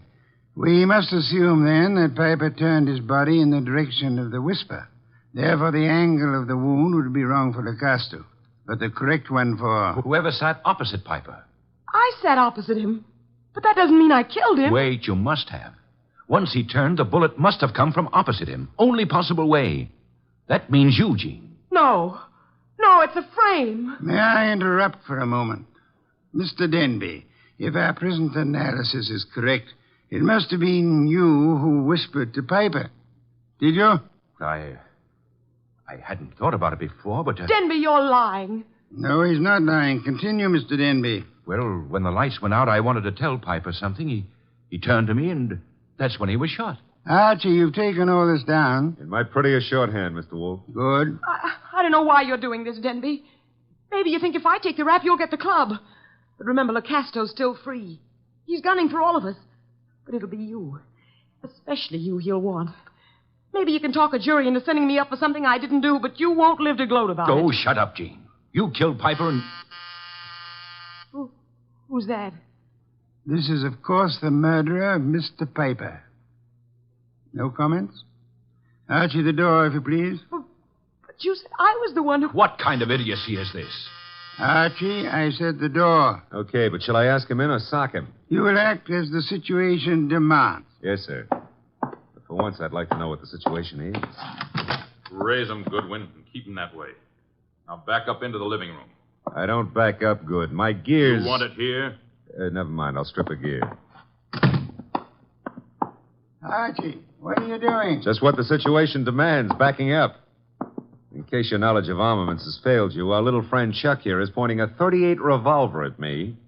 Won't save him from the chair. Maybe not. But it could give me quite a pain in the stomach. Chuck, what do you think you're doing? You double-crossing louse. Gentlemen, if you So please. you thought you'd run to the fat dick and pin it all on me, huh, Denby? You don't know what you're talking about. We haven't even mentioned you. You sure of that, huh?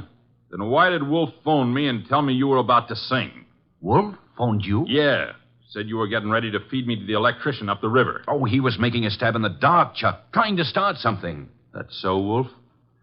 Archie, will you read Chuck your notes about Mr. Denby's statement regarding the whisper? Well, that doesn't mean... It could be misunderstood. Shut up. Read me the notes, Goodwin. Here it is, I quote. When the lights went out, I wanted to tell Piper something. He turned to me That's and... all I need to hear. Chuck. You were selling me out after hiring me to knock off Piper. You dumb gunman. Now you've given Wolfe what he wants, a confession. I was trying to pin it on Jean. That's what you say now. It's kind of late, though. Too late for you. No. Goodbye, Mr. Denby. Nice shooting, Chuck. Stay put, Goodwin. The rest of you, I'm leaving. Police wouldn't approve. But let me have your gun. Huh? Wise guy. You know something? I've been thinking. Can you think? If I was to knock off you and Goodwin, me and Jean could split the club between us and nobody'd ever know who killed Piper. Very whimsical, Chuck, but if you don't mind... Archie, don't be an idiot. Well, if I have to get shot, I prefer it to happen when I'm moving forward. Archie. Okay, come and get it, Goodwin. March right up nice and easy and take it. I'm coming. Would somebody mind telling me why I don't fall down? Fool. I've been shot. Well, that's not the way to talk to a man who's just been... Hey, Chuck is lying down. Is he dead? Well, there's been a mistake. I didn't shoot him. He shot me. Archie, stop blabbering. Neither of you shot the other. As a matter of fact... I shot the chap. Lucasto. Lucasto, Archie? Well, I thought he escaped. No, I'm not crazy. I do not escape. The fat one, he phones the police to tell them how I'm innocent.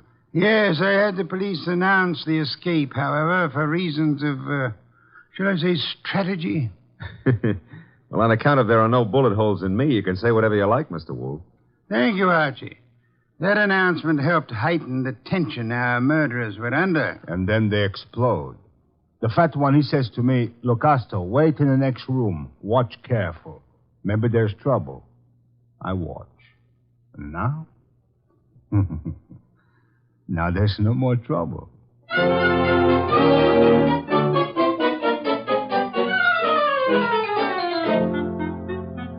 Well, place looks a lot tidier now with all those bodies removed, huh? Indeed. Archie, I'll get you the bottle of beer. But first, make with an explanation. The case was crystal clear, Archie. Maybe, but I'm no crystal gazer.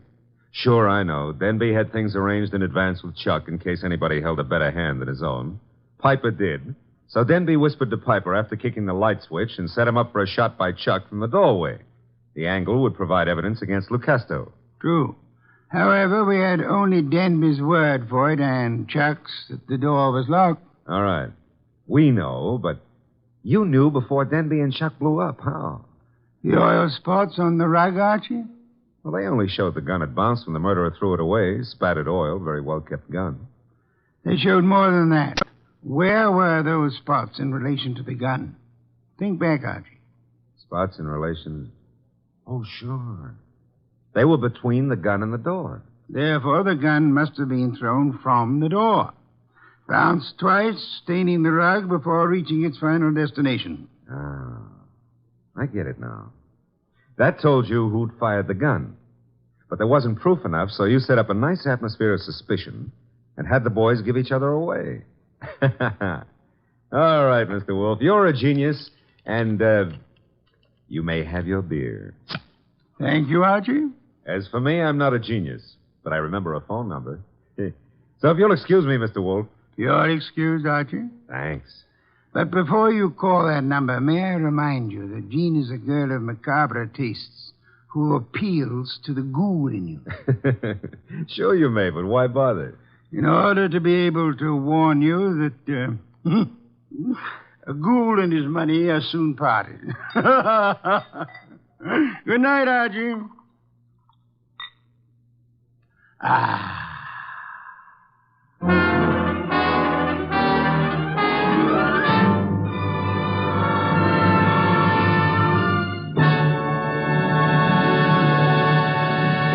You have been listening to The New Adventures of Nero Wolfe, starring Sidney Greenstreet.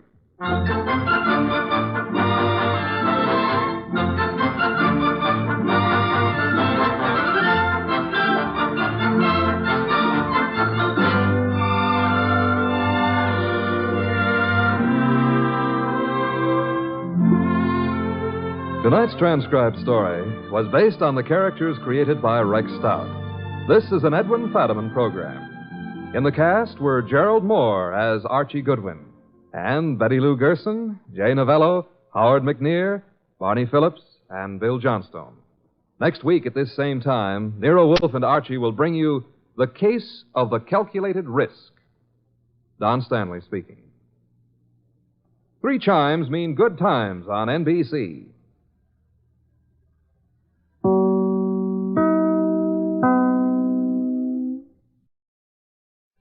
Stay tuned for Nero Wolfe. Saturday night chimes on NBC mean a full hour of fun with Dennis Day and Judy Canova. Dennis always appears perplexed and bewildered.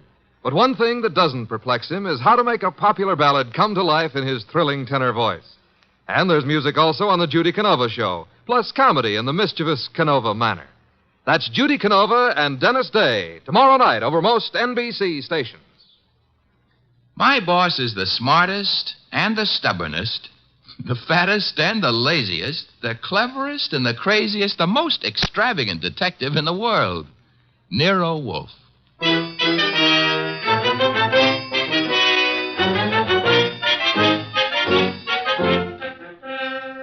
It's the transcribed adventure of The Case of the Careworn Cuff, with that brilliant, eccentric private detective, orchid fancier, and gargantuan gourmet, Nero Wolfe, starring Sidney Greenstreet.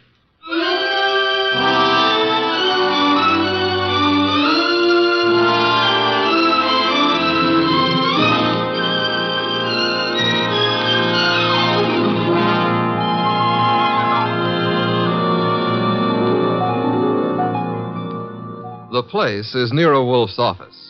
At the moment, the world's greatest motionless detective is sitting in the chair which was built especially to support his 300 pounds.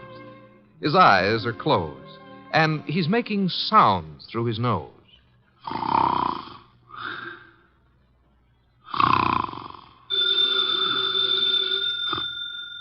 Archie. Archie. Archie! Yes, Mr. Wolfe, what is it? The phone, if you please, Mr. Goodwin. Well, it's on your desk, only 8 3/4 inches from your left elbow. All you have to do is lean forward. Found it, Archie? What do you think I am, an athlete? Hello. No, wrong number, mister. Well, I'm sorry, Mr. Wolfe, if that old phone awakened you. Wrong number, and I was not asleep. I was merely concentrating. On what? We're out of work. There's nothing to concentrate on. May have escaped your errant attention, Archie. But there are other subjects for thought besides murder. Sure, blondes. And blondes. You're right at that. Brunettes. Phooey. That's not a nice thing to say about any girl, even if she does happen to be a brunette. Archie. Yes, sir? Go away. You annoy me. Suppose I did. Who'd get your beer for you? Fritz. Tonight happens to be Fritz's night off. However, you can always get your beer for yourself. Don't be an idiot. There are exactly 23 steps between here and the kitchen. As you very well know, I abominate strenuous physical activity. 23 steps times 2 is 46. You could walk very slow. Nonsense. Now that you mention it, I happen to be mildly thirsty, Archie. Would you... Now that I mention it, you'd better let the beer go for tonight. Why? Our stock is running low. You being careless? I've been careful, because something else is also running low. What? Money? Fiddlesticks, there's plenty in the bank. Sure, but very little of it is yours. Mr. Wolfe, do you remember that batch of orchids you bought last week? Of course I do. Magnificent and very rare specimen. I got a magnificent bill for him this morning, too. It was large? It was large. Confound it, Archie. I shall have to do some work. You turned down half a dozen cases in the last few weeks. One of them may still require me. Most of them hired other detectives. However, there is a Mr. Wenceslas who might still be in need. His problem is what? As I remember, he's being followed by midgets. He wanted you to do something about it. Not that he minded the midgets so much. It was the elephants they were riding. The man needs a psychiatrist, not a detective. Anyone else? I can check my files, but I don't think... Ha-ha! Saved by the bell. Another cliche like that, and I shall... Answer the phone yourself? Assassinate you. See what it is. Okay. Hello? Yes, Mr. Wolfe is in. Yes, he'll be in. He always is. What? But... That was a Mr. Charles Porter. He was in a hurry. He's on his way over right now. Should be here in 10 minutes. Prospective client, I trust? $1,000 worth of prospective client. Splendid, Archie, my beer. Okay, but, look, I'm not sure you're going to accept his offer. Indeed? What does he want me to do for his paltry fee? That's the point. If I heard him right, he wants you to do nothing.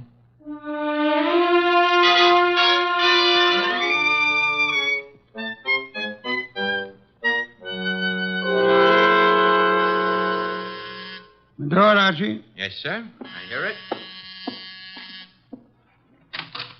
Mr. Porter? Naturally, I'm Charles Porter. Who else would I be? It's a large field. Never mind. Come on in. I'm Archie Goodwin. Where is Wolfe? Mr. Wolfe is in here. Mr. Wolfe, this is Mr. Porter. Good evening. Fat, aren't you? It's moderately noticeable. Archie, a chair for Mr. Porter. Don't bother. I'm too impatient to sit. When I have business to take care of, I take care of it quickly. Very well. Send him out of the room. Mr. Goodwin, nonsense. He's my assistant. He remains. I don't like it. Archie, show Mr. Porter out. Now, wait. There's no need to get temperamental. Perhaps I'm a little abrupt. Rude. I'm a worried man. And impatient. You're wasting time, Mr. Porter. I suppose I am. The reason I came to you... Young man, what are you doing with that notebook? Getting ready to make marks in it. But... Oh, never mind. Mr. Wolfe, you have a client named Dorothy Spencer. Have I? There's no need to be coy about it. I happen to know. Then you know. I want you to drop her. Drop her? Refuse to handle her case. Close the books on her. You know what I mean. Why should I? The girl has no money. I have. It doesn't answer my question. Perhaps this will. Appear to be a small package of dollar bills. It happens to be $1,000. Archie, will you? I will. It is $1,000. Thank you. Mr. Porter. Yes? You're paying me $1,000 in order that I refuse to act for Miss Spencer. Nothing more. That's right. What does she suspect you of? I said nothing about... Well, that is... You must know that as well as I do. Possibly. Nevertheless, what does she suspect you of? Being a blackmailer. Whereas your occupation really is? I'm a musician. Pianist. I'm appearing nightly at the Windsor Hotel. Archie, have you made out a receipt for Mr. Porter? Yep. Give it to him and show him to the door. Okay. Mr. Porter? Mr. Wolfe, I want your assurance that the entire affair is definitely finished. My association with Miss Spencer, you mean? You have my assurance that it is. You will forgive a classical illusion. The carver. Thank you. Good night. Mr. Wolfe, I have a secret about Mr. Porter. He smells. Some perfume or other. More important, his right coat cuff is more worn than his left cuff. And the carver happens to be a musical term meaning start again from the beginning. Oh? Porter thought it meant finished. Therefore, Mr. Porter is a liar. His ignorance of common musical term indicates that he's not a musician. The worn right coat cuff, that he is an office worker. That's kind of leaping to a deduction. But even if Porter's a liar, Mr. Wolfe, there is something else.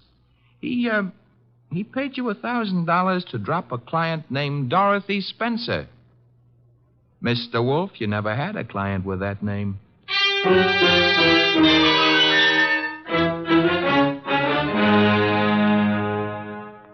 Well, that's that. Dorothy Spencer is not in. Anyway, she's not answering her phone. Mr. Wolfe, I said... I know what you said. Bah. That a comment? I'm worried. Mr. Porter may have assumed erroneously that Dorothy Spencer had employed or was intending to employ me.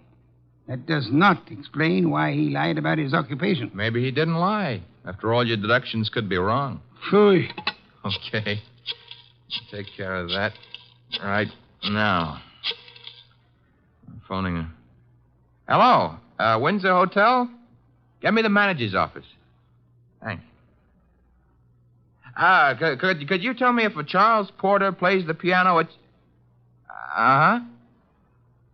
She sounds blonde. I see. Thanks a lot. What do you do after work? Oh, so long. She goes home and beats her husband. About Porter, Archie. Bad news. He does play the piano at the Windsor in the move room. So where does that leave your deductions? Untouched, of course. Let me think. Yes, naturally. Naturally what? I came to the conclusion that Mr. Porter was an office worker. We have just discovered that Mr. Porter is not an office worker, therefore... You were wrong. I am never wrong. Therefore, the man who was here is not Charles Porter. Mr. Wolfe, do you think a man of your weight should climb out on a limb like that? Fiddlesticks. Look up Porter in the phone book and call him. Okay. Take a second. Archie, the phone company's best friend. Yep, here he is. What do I ask him? There'll be no need to ask Mr. Porter anything. Just phone. You're the boss. Yeah. I have to say something to the guy. Hello. I'd like to speak to Charles Porter. So would you. Who's... Oh, Stebbins, huh? Yeah, that's right, Archie. Oh. No, don't bother why I called. It's a coincidence. Goodbye. You know who that was? No. That was Sergeant Stebbins, Sergeant Pearlie Stebbins. I might add, as though you didn't know, that Stebbins happens to be a sergeant in homicide. Indeed. You expected this. I still don't know what your conversation was about. It was about Charles Porter, who maybe was a liar, but who isn't going to tell any more lies on account of he was just shot to death.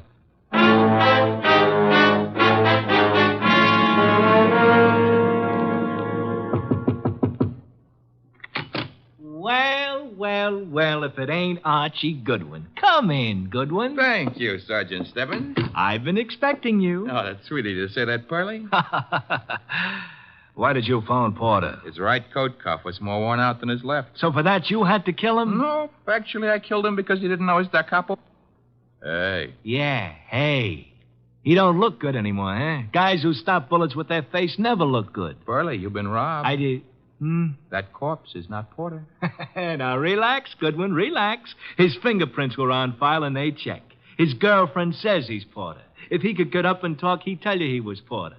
And what makes you think he isn't? Well, because when he visited us earlier tonight, he looked different. Not much, but... You said girlfriend? Yes, I said girlfriend. She's in the next room mopping up. She kind of broke down when we brought her here. You brought her here? Now, don't tell me what her name is. Why shouldn't I? It's Spencer. Dorothy Spencer. Ooh, that's what I was afraid of. Sergeant, Oh. Ignore him. He comes with the woodwork. His name is Goodwin, Miss Spencer. Archie Goodwin. Find what you were looking for? What I was looking... Somebody's gone through this place like a minor league hurricane. You? What business is it Of mine? None, maybe. On the other hand, Nero Wolfe might have other ideas. Matter of fact, I'm sure he'd have. Miss Spencer, why don't you go see him? The address is 601 West 35th Street. I don't see why. You want your boyfriend's murderer found, don't you? Now listen, Goodwin. The police are working on this. Sure, they'll see to it nobody harms a corpse. Goodbye, Miss Spencer. Don't forget that address, 601 West 35th Street. Believe it or not, you used to be a client of ours.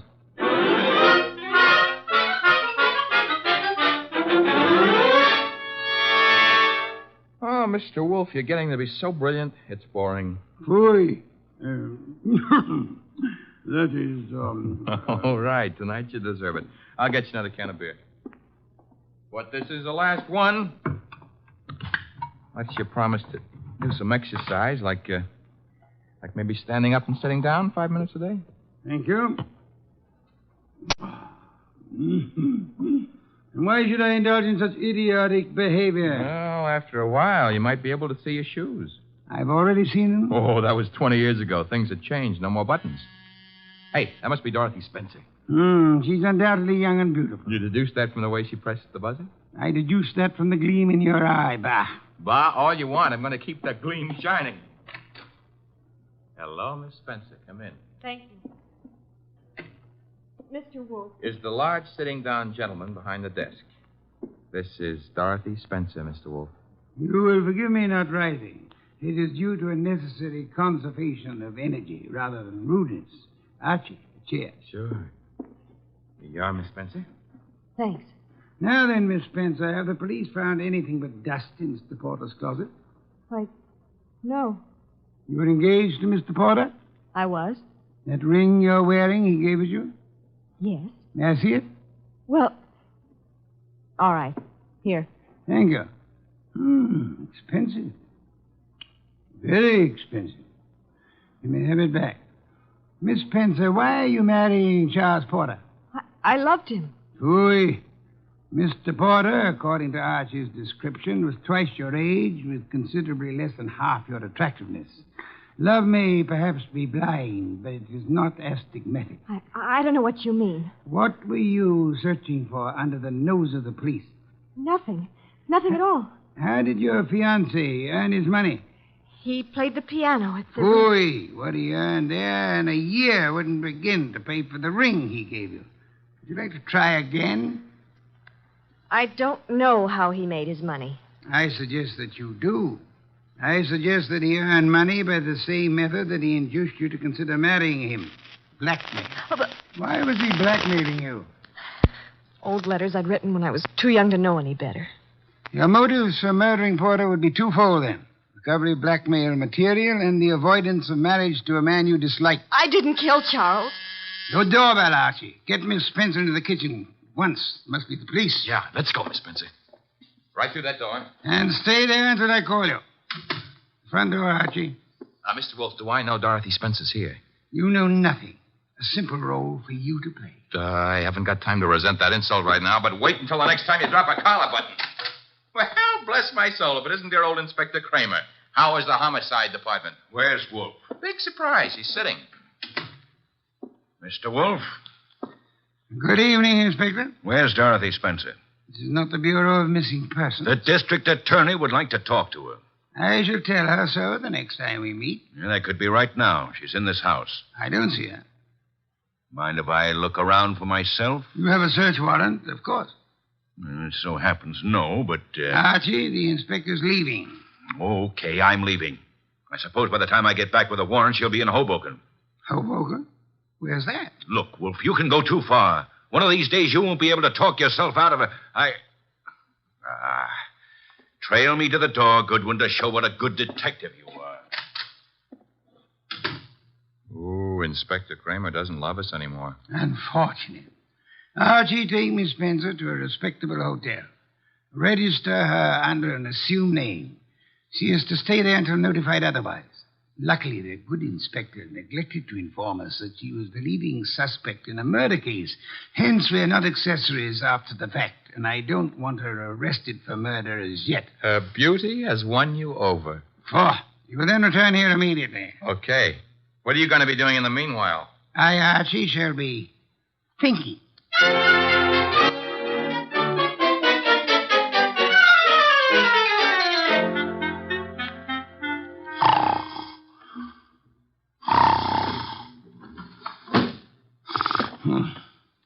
Archie? No. No, not Archie. Our impatient and non-musical friend came in through the window. How are you, Mr. Not Porter, of course. Where's the girl? Question is beginning to bore me. I don't know. I think she's here. So did the police. I might add that they were slightly closer to the truth. Incidentally, what makes you think she was Porter's accomplice? She must have been. Nonsense, she wasn't. Porter was blackmailing her, just as he was blackmailing you. In her case, it was letters. In yours, a previous criminal record, perhaps, that your employers might be interested in. I want to know where she is.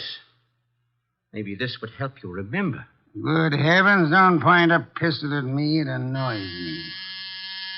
The police, I should think, opened the door for them like a good fellow. Oh, no.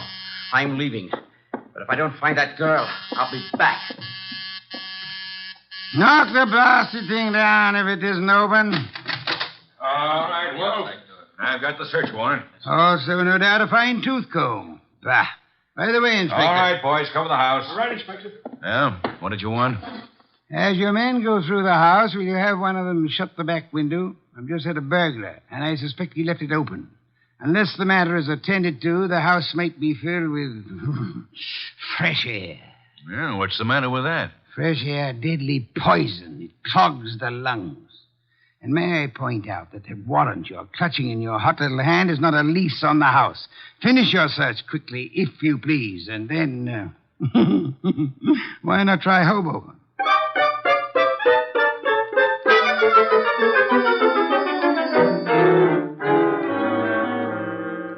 So I just missed the inspector, huh? You did? That I can stand.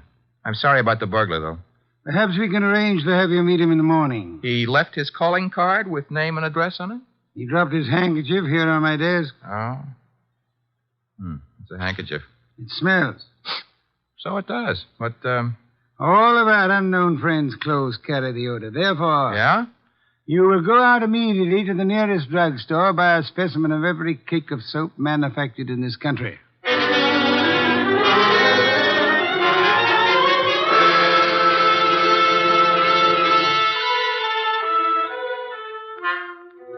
Mr. Wolfe? Be still.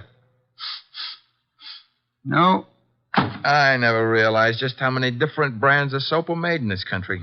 You should listen to the radio more often. So far, we've sniffed at 37 cakes. None of them smell like porter. Let's see. 38. Hey. Let me have it, Archie. Yes, the soap. It's labeled orchid ovals. I should say basically mislabeled. Orchids have no odor. Our task for the evening is finished. Why? All we know is the guy washes with a basely mislabeled soap. No, the odor would not have been so persistent in that case. Unquestionably, our visitor works for a soap company that makes orchid ovals. Every employee of a plant in which perfume in large quantities is used inevitably carries the odor on his clothes. Oh. And you already deduced he works in an office. Uh-huh. I go see him in the morning? You do? You know, Mr. Wolfe, what with hiring rooms for girls and paying visits to a perfume factory, I'm beginning to feel like a maiden aunt. No one would ever mistake you for a maiden aunt, Archie. Thanks. Is that another deduction? Maiden aunts rarely need a shave.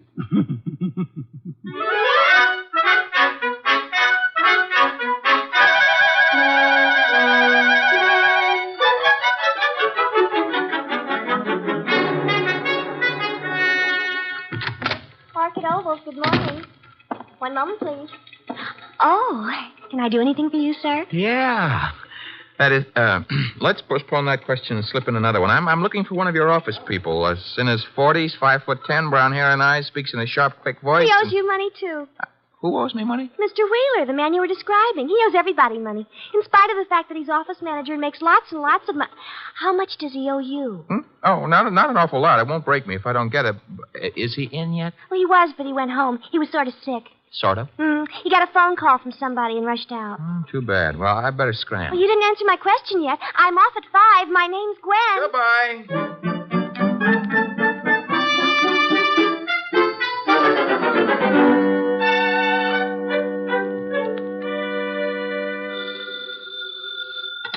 Wolfe speaking. Archie here. Unknown's name is Wheeler. He left the office this morning sick after he got a mysterious phone call. That probably. Get to Dorothy Spencer at once and bring her here. Right. I'm at Wheeler's house now. Thought I'd better check. His wife's here, too. Blonde? Uh-huh. How could you tell? Fatuous smirk in your voice. Get out of there fast, and don't stop to console Mrs. Wheeler.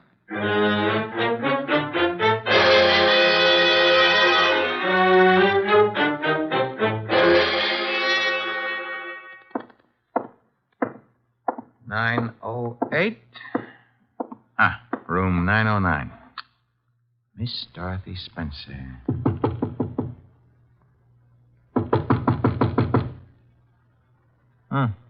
Nobody home. Shut that door behind you, Goodwin. Never mind pulling triggers. I'll shut it. Oh, Archie. I would prefer silence. Keep your hands high, Goodwin. It's unhealthy. All the blood had run into my head. Archie, he murdered Charles. He did. Tut, Mr. Wheeler. You really shouldn't have. It's against the law. Get into the bathroom, both of you. I already shaved. I phoned him. I thought maybe he had my letters. Porter couldn't keep his mouth shut about his other He victims. was going to force Dorothy to marry him. Did you find his material, Wheeler? Yes, in an office. He read it as a front. It's all burned. And why all the melodrama? You know about me, so does she. I can't trust anyone. Get into the bathroom, I said. Look, let's not lose our heads about this. Get moving, Goodwin. I like it here. All right, then. Here is where you'll get it.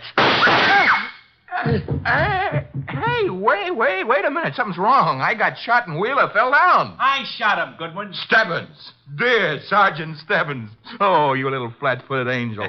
It's lucky for you my flat feet got staked out here in time. Just for that, I'll buy you a pair of arch supports for your next birthday. But I'm beginning not to believe this. You had it all figured out? Well, not exactly. Well, that is...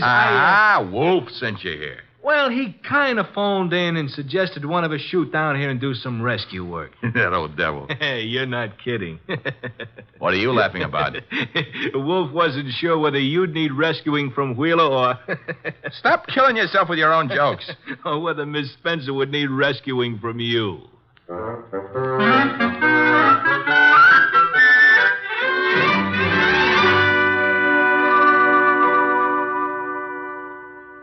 You've been a very foolish young woman, Miss Spencer. I suggest that in the future you exercise more care in your correspondence. Oh, I shall, Mr. Wolfe, but how can I ever thank you? Well, one way would be to listen wide-eyed while he explains how he solved the case. I have no intention. Oh, come on, Mr. Wolfe. Stop stalling. Please, Mr. Wolfe. Well, I'd be very happy to.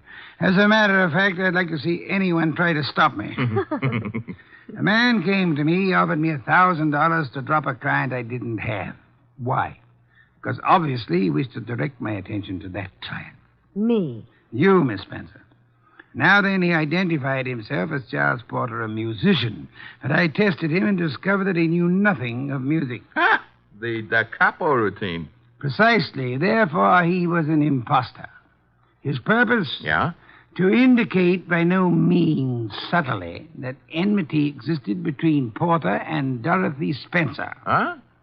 Thus, when Porter was found murdered, I would presumably be convinced that Dorothy Spencer, balked in her effort to enlist my aid against Porter, had resorted to most foul and bloody murder. Most foul and bloody murder is very fancy, Dorothy. Shows he likes you. I thereupon asked myself, why should an unknown seek to convince me that Dorothy Spencer was Porter's murderer? And you answered yourself? One reason only, because he himself intended to murder Porter, as he did. For which peccadillo he has, thanks to Sergeant Stebbins' accuracy with a revolver, already paid with his own life. Quodirat demonstrandum. Latin for that's what you wanted to know. I think you're wonderful, Mr. Wolfe, and I'm going to... Be careful. Kiss you. Archie, Miss Spencer is a very dangerous young woman. Today I feel brave. Do you, Archie? Very brave. What are you doing tonight? Nothing. Let's do it together. Bah. Oh, is that Mr. Wolfe? I said bah. Would you very much mind conducting your romance elsewhere? I would not. And do so at once. I have a very important matter to attend to. Goodbye, Mr. Wolfe. Goodbye. Night, sir. Very important. Very important.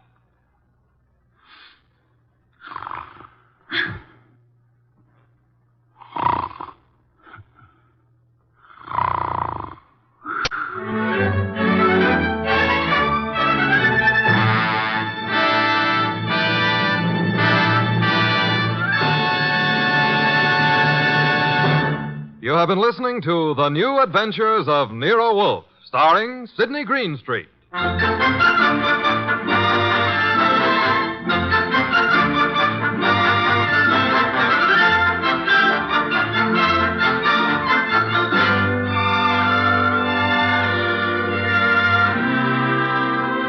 Tonight's transcribed story was based on the characters created by Rex Stout, produced and directed by J. Donald Wilson. In the cast were Lamont Johnson as Archie Goodwin, and Jane Webb, Peter Leeds, Bill Johnstone, and Wilms Herbert. Next week at this same time, Nero Wolfe and Archie will bring you The Case of the Dear Dead Lady. Don Stanley speaking.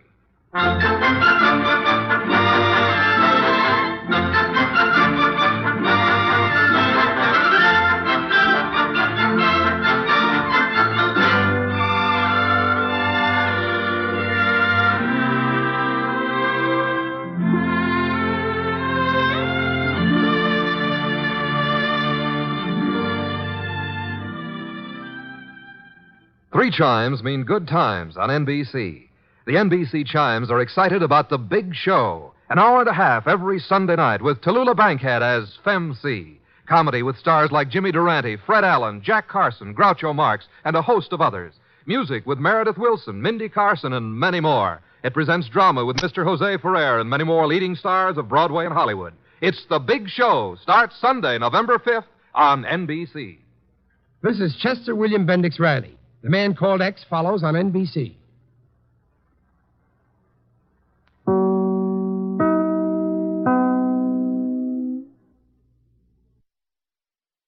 Three chimes mean good times on NBC. You're invited every Saturday over most of these NBC stations to a one-hour concert by the renowned NBC Symphony. Tomorrow's symphony performance features Metropolitan Opera star Helen Trouble as guest soloist. For tomorrow's broadcast, the orchestra will be under the baton of the widely acclaimed conductor, Wilfrid Pelletier. For the world's great music, hear the NBC Symphony, brought to you tomorrow and every Saturday. Transcribed. Ladies and gentlemen, the ringing of that phone bell brings you mystery, adventure. Nero Wolfe's office, Archie Goodwin speaking. Yes, who's calling? Mr. John Blake? Well, is this a matter of business? That's fine, Mr. Blake. I'll just call him.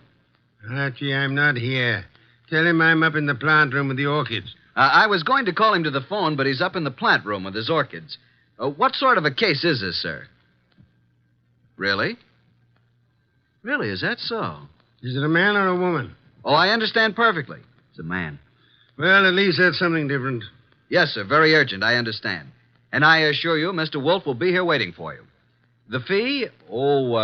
Shall we say about, $1,000? I will not see any client until after dinner. Fritz is having mountain quail on toast. Yes, Mr. Blake. Come at once. What were you saying, boss? Confound you, Archie. Nothing but business. All the time. What's the problem? I don't know. And at $1,000, considering our bank balance, I'll help him poison his great-grandmother.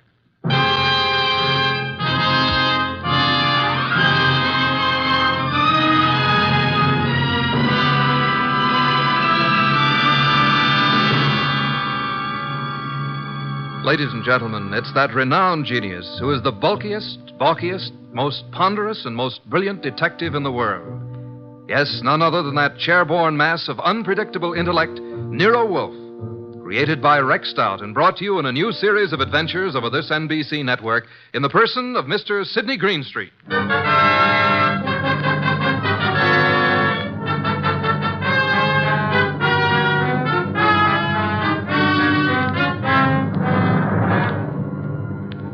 What we chose to refer to as the case of the Hasty will began, of course, with an urgent phone call from the mysterious John Blake.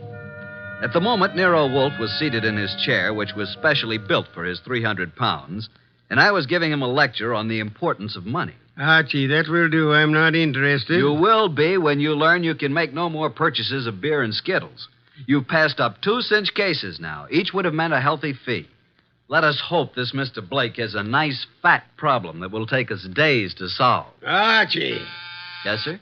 Answer the door. Good evening. I'm John Blake. Oh, yes. Come in, Mr. Blake.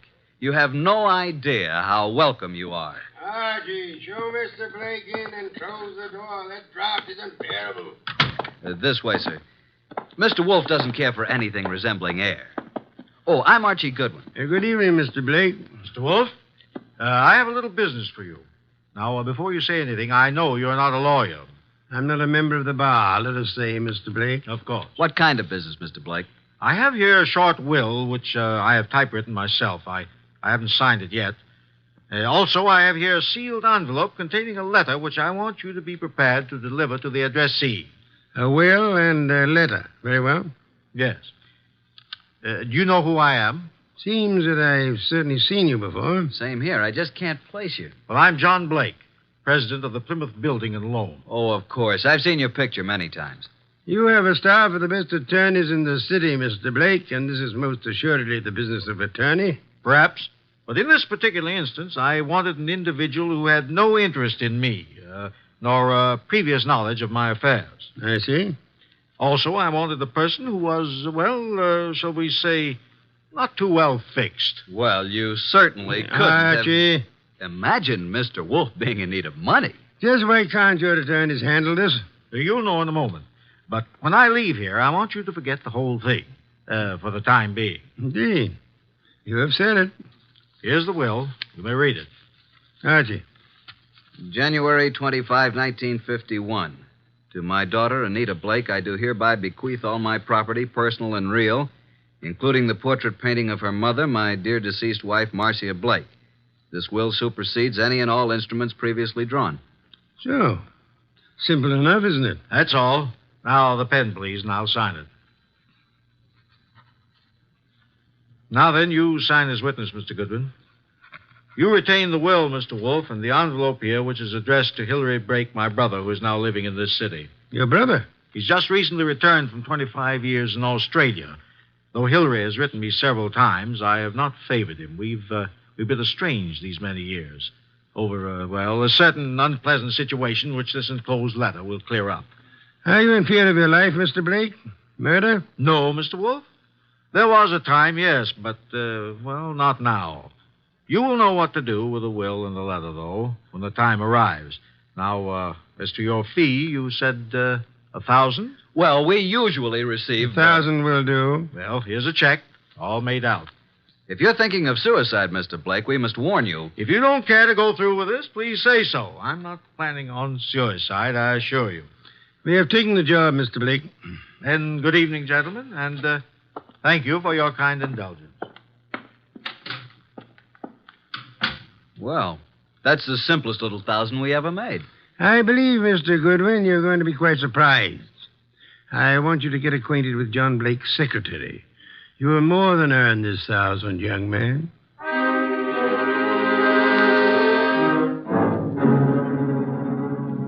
Archie. Archie, is that you? Yes, boss. What time is it? It is 6 p.m. The clock is right in front of your eyes. I'm thinking, Archie, it's very interesting. Very. An entire day has passed since the visit from John Blake. Did you learn anything from Blake's secretary? I did. He left his office late yesterday, she said. His daughter Anita is quite upset because he didn't come home. Check his club? Yup. I didn't talk to the daughter, but I learned that she's engaged to a young fellow named Wilbur Martin. She told the secretary that her father had been acting strangely of late, a bit morose. And what does the daughter feel has happened? Anita's afraid he's been kidnapped. You haven't met nor talked to any other than the secretary? Not yet. And so far, no one's called the police. Good. We must, for the time being, prevent that. What did you learn of Blake's brother from Australia? He's been here only a year. They've met only once or twice since his return. The secretary thinks the breakup was because of their love for the same woman. Hillary became very wealthy in Australia. Very well, Archie. It is time for you to visit Miss Anita Blake at her home. I'd love to, boss. She's a mighty purty gal. Phooey. Archie, you can do me a great service. Anything. Be sure to close it tightly as you leave. Close what? The coal chute, of course.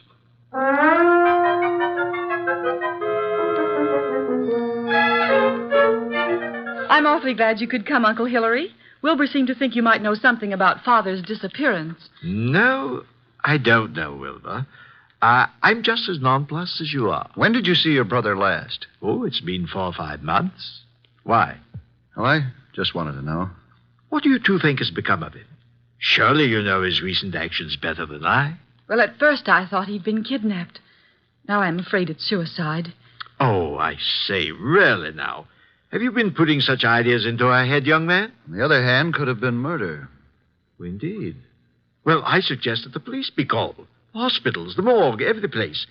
Have you thought of doing that, young man? I was going to. Oh, really? Then what are you stalling about?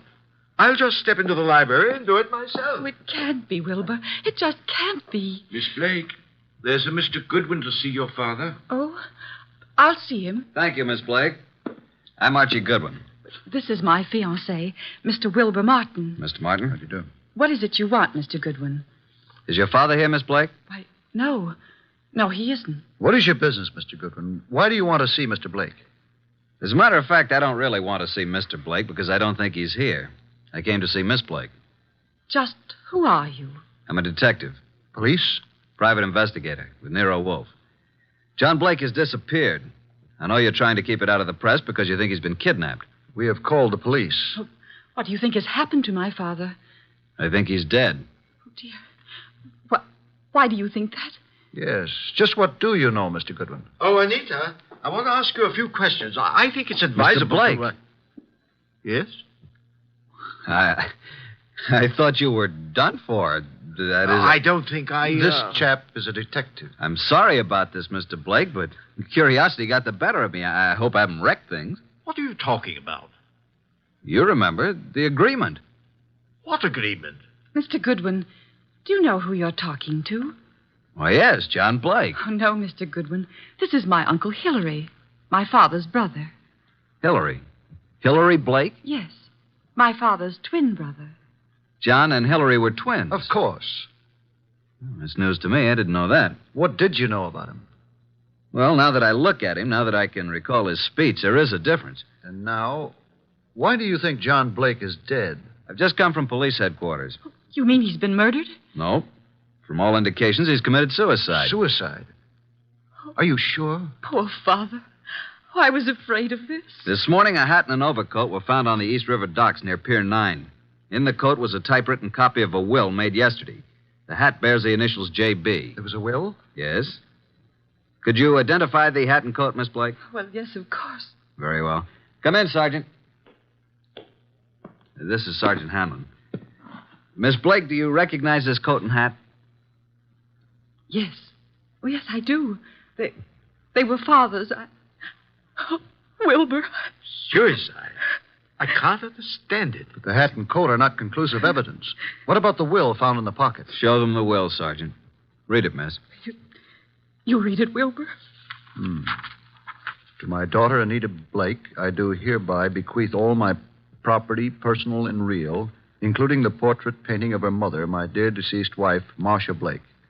This will supersedes any and all instruments previously drawn. But no signature. I have the original. Here you are. Where did you get this? Notice the signature of the witness? Archie Goodwin. You witnessed his signature? In Nero Wolfe's office. But Mr. Blake had his own attorneys. Nevertheless, he came to Mr. Wolfe to take care of the will. If we hadn't recognized him from his photos in the papers, I wouldn't have witnessed the signature. Anita, is this your father's handwriting? Yes. Yes, it's his, all right. But this still isn't proof that he's dead, nor that he committed suicide. No corpus delicti. And the body may not be found for days. But this evidence we have here certainly indicates that a body will be found eventually. Maybe not, Mr. Goodwin. It's possible they could have... What were you going to say? Nothing. Miss Blake, in a way, I blame myself for your father's death. How do you mean? I had a sort of premonition. It's obvious now why he came to Nero Wolfe. Is it? He wanted someone who didn't know him personally. His own attorneys would have been able to see through his plan and prevent his carrying it out. But he made a will. Why did he draw this new one? Yes, that's what I don't understand. Well, I still am not convinced that he committed suicide. Mr. Blake, here is a letter he asked to be delivered to you. Oh, well, now. Perhaps it will shed some light on the problem. What does it say, Uncle? Jove. It says, Hillary, 25 years now, jealousy and bitterness have kept us apart. I know why you stayed in Australia all these years. I know you loved Marcia. She was rightfully yours. But I loved her, too, and I couldn't go on without her. I know you've despised us both, and I've pretended to despise you. I had to pretend, because I lied to Marcia. I told her you were engaged to marry a woman in Sydney. Marcia was innocent. I was to blame. When Marcia died last year and you wrote that you were coming back, I knew then that your resentment had faded, but I didn't answer you, and I've kept away from you because I couldn't face you. I've told you all this because things have happened which you will learn soon enough that have decided me to close my book and write fini. I have made a new will, leaving everything I possess to Anita. Anita is young, Hillary, and I beg you to watch after her as though she were your own, which, but for my selfishness, she might well have been. Forgive me, Hillary. Well, this certainly indicates suicide. But what does he mean by things have happened? That, Miss Blake, is the motive, for which we'll just have to wait. Yes, for that and the body.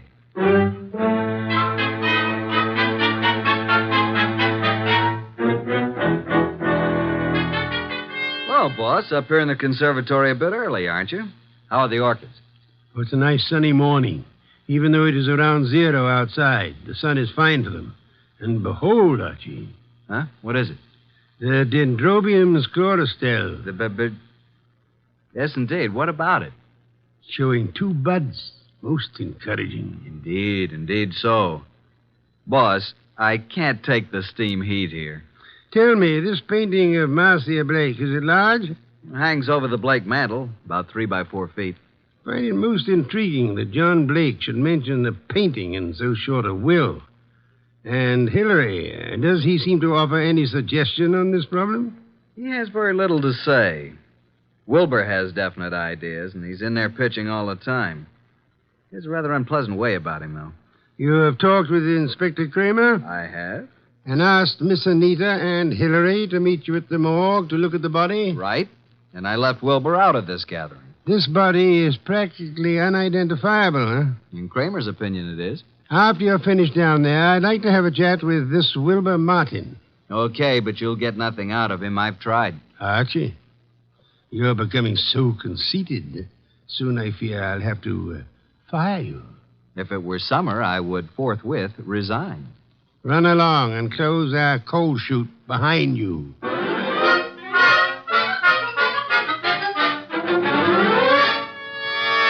Morning, Inspector Kramer. Up early. Yeah, Goodwin. I'd just love to come down to this morgue. This is Miss Anita Blake and her Uncle Hillary Blake. Howdy How do you do. do? Good Howdy morning, do. Mr. Goodwin. I hope you don't object too much to my joining the proceedings. Oh, I know, Wilbur. I suppose it's all right. Please, Mr. Goodwin, what's happened? There's a body here. Rather badly bruised and cut and in a bad condition, but I think you should look at it. Oh, I'm sorry, Miss Blake, but I'm afraid it's necessary. very well. I'll be all right. Now, I'd like to come along. Oh, yes, Wilbur, you must. Well, come on. This way.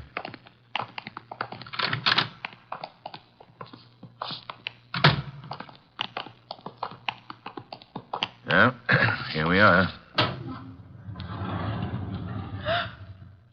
Wilbur. What do you say, Miss Blake? Now get hold of yourself, Anita. Please, you must. Yes. Yes, that's Father. And you, Mr. Blake?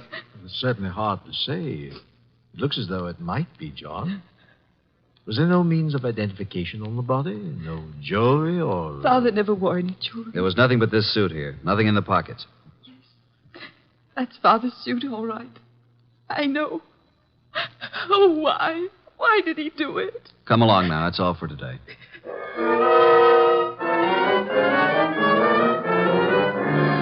Mr. Wolfe, this is Mr. Wilbur Martin. Ah, yes. How do you do, Mr. Martin? Sit down. Thank you, sir. No. Take the red leather chair. That's right. So glad you could come. Archie, beer first. Tell me, Mr. Martin, you saw the body? I did. Whether it was John Blake or not, I'm not sure. But Anita feels positive enough. You are skeptical about the suicide theory, huh? Well, yes, I am. Are you trying to cast suspicion on someone else? No. He thinks he was murdered. I do? But not by you, of course. Certainly not. But who would know that John came here, signed the will, and gave us the letter to his brother? He must have contemplated suicide, don't you think? Are you positive it was John Blake who signed the will? How interesting. You think it was his brother Hillary who came here, posing as John, huh? It could have been. But the man was quite gray and had no Australian accent. Hillary could have dropped the accent for a short while and grayed his hair, and they were twins. So enlightening, Mr. Martin. Do go on. After he left you here, he could have killed John and thrown him in the river, and left his overcoat and hat on the wharf. And why would Hillary kill John? Well, there may have been several reasons. Maybe because of Marcia. Well, several reasons. Tell me, did John Blake object to your engagement to Anita? No, why should he? I don't know. I merely asked. Anita Blake identified her father's handwriting. She identified the body. You still believe it's murder? Maybe she only thought it was his handwriting. You had best be careful, Wilbur. In trying to make a murder out of this, you might place yourself in a most unhappy position. I checked the letter and the will with papers at John's office, and the handwriting is identical, in my opinion. Maybe Hillary is clever at forgery. Maybe. Did you have the experts check the writing? Not yet. Then how can you tell unless you had a bona fide sample of Hillary's writing? I take it that you found a sample of Hillary's writing? Some letters from Hillary to John? Yes. I found a package of them in John's desk at his home. That, Wilbur, is most encouraging. Here they are. Several of them tied together. Some written in 1928 and a couple in 1948. Now, we'll tell you something. We never thought John committed suicide either. You didn't? No. And before you go, Wilbur, write your name here on this pad. Very well. Thank you so much. I hope we shall see you tomorrow.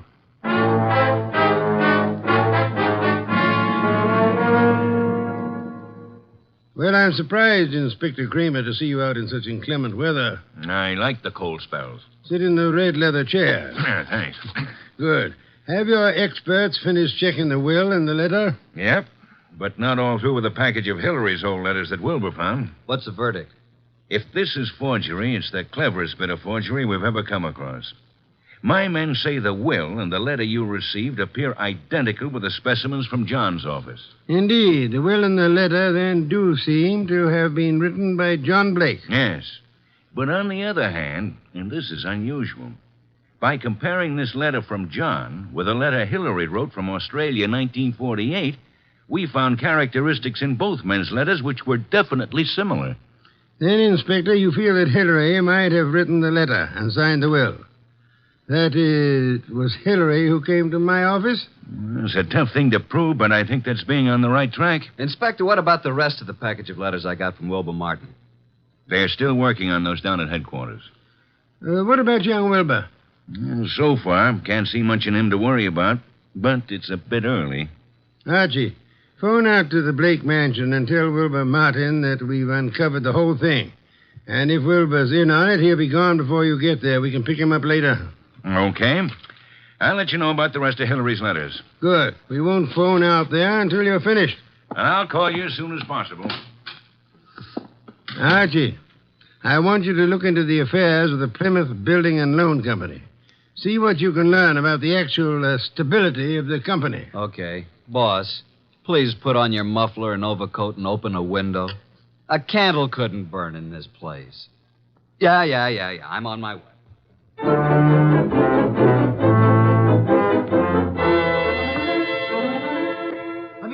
Anita! What is it, Wilbur? What's happened? I came out as soon as I heard. Well, what's happened? Speak up, man. You haven't heard? You don't know? No, what? Look at these headlines. Plymouth Building and Loan crashes. Wilbur, what does this mean? It means your father embezzled the funds of the company and he has gone to the wall. What? Yes, close the Oh, doors. no, Wilbur, no, I can't believe such a I'm thing. sorry, Anita, but there it is in black and white. Then this is the motive for John's suicide. Why? Why? Because he knew he was caught. What else? He could have put the money back, couldn't he? Yes, but maybe he lost it by trying to make more to cover up the shortage. I don't think he lost it. You don't? No. Oh, nonsense. He must have. Else why would he kill himself? Maybe he didn't kill himself. Oh, this is awful. Oh, please, Anita, you mustn't worry. I know this is very embarrassing for you, but it isn't your fault. Now, let me take you away for a while. We can run down to Mexico until this blows over. You won't take her to Mexico. You won't take her any place. Just what do you mean? What's wrong with you, Wilbur? You're acting stupid. Your father may have fleeced the company, but I don't believe he lost the money. Wilbur. He hid the money, and your Uncle Hillary found the hiding place. And he set up the suicide to cover your father's murder. Hillary killed him. Oh, you're crazy. You're out of your mind. Why, this doesn't make sense. I have all the money I need. Yes, you have now. Pack your things, Anita. I'll phone the airport for reservations. You can't leave at a time like this. You won't leave this room. Do you know what can be done to you for threatening people with firearms? I'll call the police. You don't need to call the police. I've just talked to that detective, Mr. Goodwin. He's on his way here. The police have uncovered everything. I know you killed John, and you have the money. Wilbur, you're out of your mind. I know what I'm talking about. Get out of here. Get out. I won't leave. No one will leave till Goodwin comes.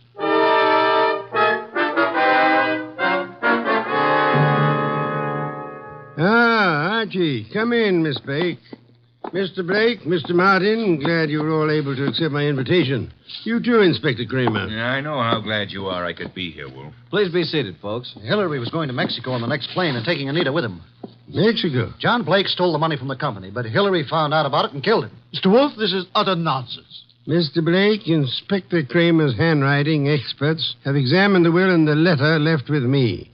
They have also checked them with your recent letters from Australia. Indeed. And your letters from Australia show a definite resemblance, having the same characteristics as the letter and the will you've given me. You mean you think that I signed the will and wrote the letter? Definitely. Ridiculous. But there's something else. The will mentions a painting of Marcia Blake, Anita's mother. Archie, where is that painting? Did you bring it? It's here. Bring it in here, Sergeant. Just a moment. I hope you don't mind, Miss Blake. What are you doing to it? Tearing off the paper backing of the picture? Yes, and there you are. There's the reason for the whole thing. Bonds. Pasted in the back. Thousands of dollars in negotiable bonds. Then Hillary did know about the money. He killed John for all this. He had Anita order the picture to be credited for shipping. I did no such thing. Nevertheless, you didn't kill John Blake. Certainly he did. Look at these two letters from Hillary Blake to John here in America. What are the dates? September and November 1948. Those were supposedly Hillary's most recent letters to John. And look at these letters, June and July 1928. Notice any difference? All are signed by Hillary, but the ones dated 1928 are not at all like the ones written in 1948. Not the least similarity. The ones dated 1928 were written by Hillary. But those dated 1948 were written by John. By John? How do you mean? Carry on, Inspector. You're under arrest, Mr. Blake. Not for murder, because there's been no murder. You're under arrest on a charge of embezzlement. Embezzlement? Oh, but how can And you, Miss Blake, are under arrest as an accomplice. What? I don't understand. Mr. Wolfe. Wilbur, you yourself unearthed the old 1928 letters, really written by Hillary from Australia. The recent letters are not in the same handwriting. They were poorly forged by John in 1948. Furthermore, we checked with Australia and learned that Hillary Blake died in Sydney 10 years ago. And this man here is really John Blake, posing as Hillary to escape the penalty for looting the company. Anita. It just doesn't seem possible.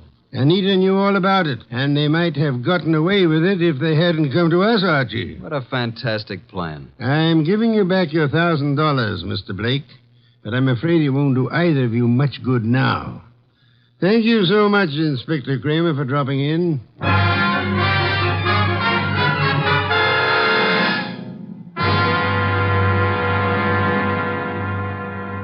Well, boss, that was a clever bit of deduction. You really think so, Archie? It was quite a blunder for so clever a man as John Blake. Why did he make the mistake of coming to us? There are many holes in the plans of the criminal mind. He must have forgotten about the 1928 letters, or he would have destroyed them. And he underestimated Wilbur's intelligence. And I thought he was a dope, too. But he was half right. He really slipped up on the body in the morgue. Inspector Kramer was most kind to cooperate with us in that little act. Anita was too eager to identify the first body she saw. And the painting. You sensed there was more importance attached to it than the fact that it was a work of art. True. Some beer, please, Archie. Coming up, boss? Now, that brings me to an unpleasant subject. What's that? You were talking about resigning. Are you still in that frame of mind? Resigning? When did I say anything like that? Then you're going to be content with conditions as they are? Why, of course. What are you saying? And you don't mind it a bit as long as this dreadful weather continues? Well, not at all. Don't mind what? Going in and out of the house through the coal chute.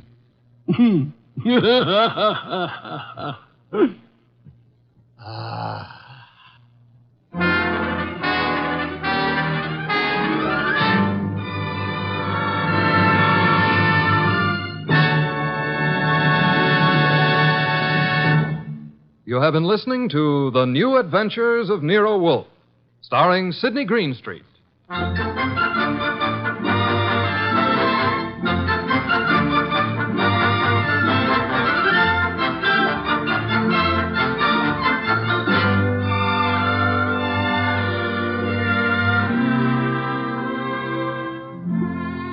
Tonight's transcribed story by John Edison was based on the characters created by Rex Stout and produced and directed by J. Donald Wilson. In tonight's cast were Harry Bartell as Archie Goodwin, and Victor Rodman, Louise Arthur, Hal Gerard, and Bill Johnstone. Next week at this same time, Nero Wolfe and Archie will bring you The Case of the Disappearing Diamonds. Don Stanley speaking. 3 chimes mean good times on NBC.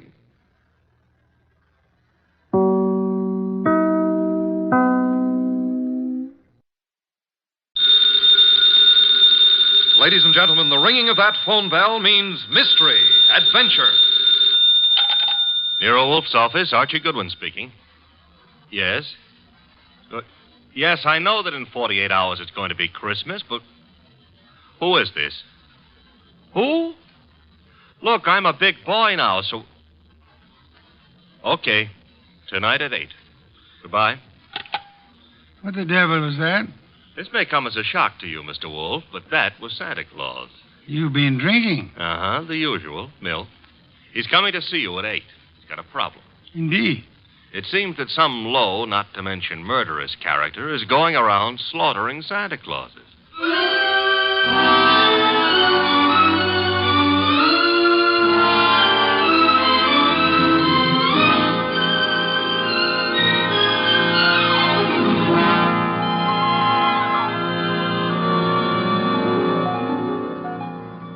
Ladies and gentlemen, it's the bulkiest, balkiest, smartest, and most unpredictable detective in the world. That chair-born genius, Nero Wolfe. Created by Rex Stout and brought to you in a new series of adventures over this NBC network in the person of Mr. Sidney Greenstreet.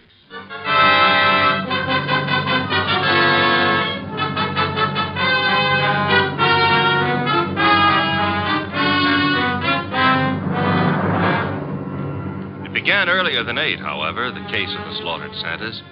It began, to be precise, on the corner of 34th Street and Carlisle. The hour was close to 6, the weather cold, the sky dark. How you doing, Santa? I'm freezing to death, officer. It's a cold day. You packing up? Yeah, I guess so. Not many people around anymore. Oh, heading for home and dinner. How was the collection? Well, I don't need no armored car, but a few dozen kids are going to have something for their Christmas stockings. Your competition, the guy in the opposite corner, is already screaming. Probably got low blood pressure. Yeah, give me a hand to get the collection pot off the chains, eh? Sure, there you go. Yeah, thanks. Yeah, I'll just walk you down the block. Got a phone in. Okay, fine. One Santa still left. Wonder what he's waiting for. Santa Claus. Well, watch yourself going down those chimneys tonight, eh? Sure. Well, I'll cut across the avenue here. Be seeing you. Hey, that car coming down the street. Got its lights out. Look out!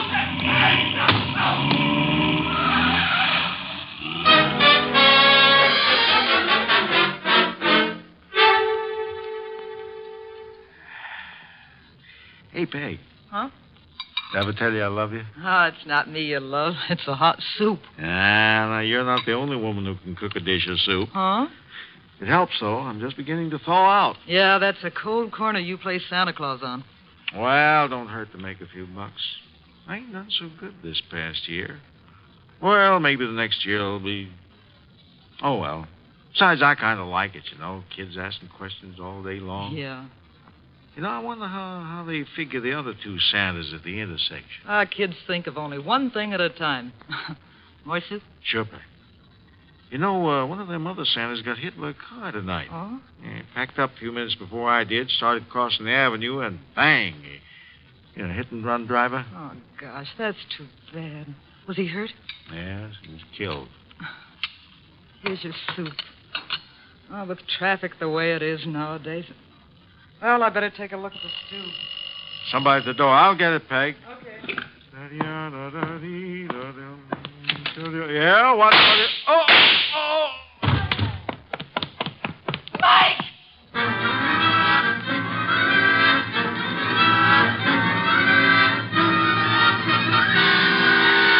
Wolf? Yes, Archie? I've been thinking. Good heavens. Oh, I admit it won't bring about a national emergency, but Mr. Wolf, Christmas is only a couple of days away. If you're hinting about your present... No. I was just imagining you behind a team of reindeer. Your imagination is morbid.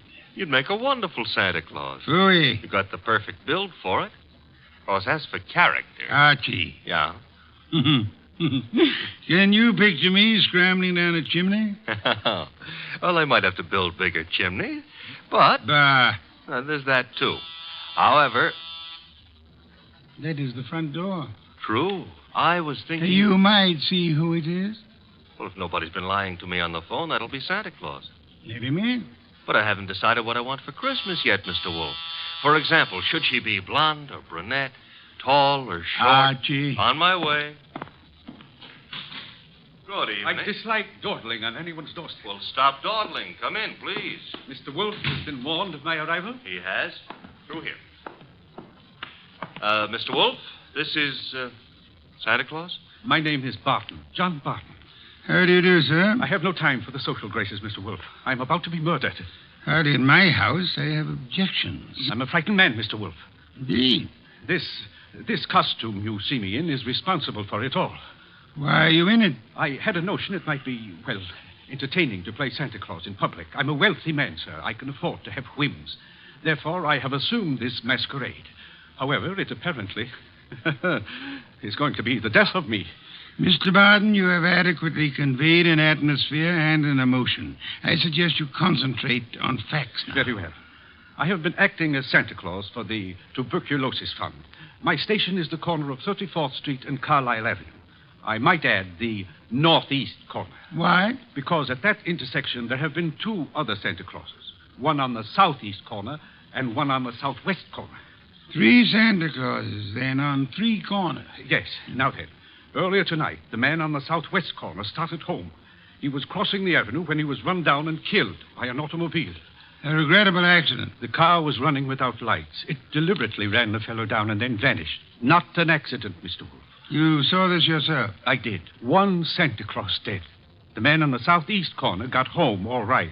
According to the radio news flash, that's where he was killed by bullets. Coincidence? Possibly, but I wouldn't want to risk my life on the chance.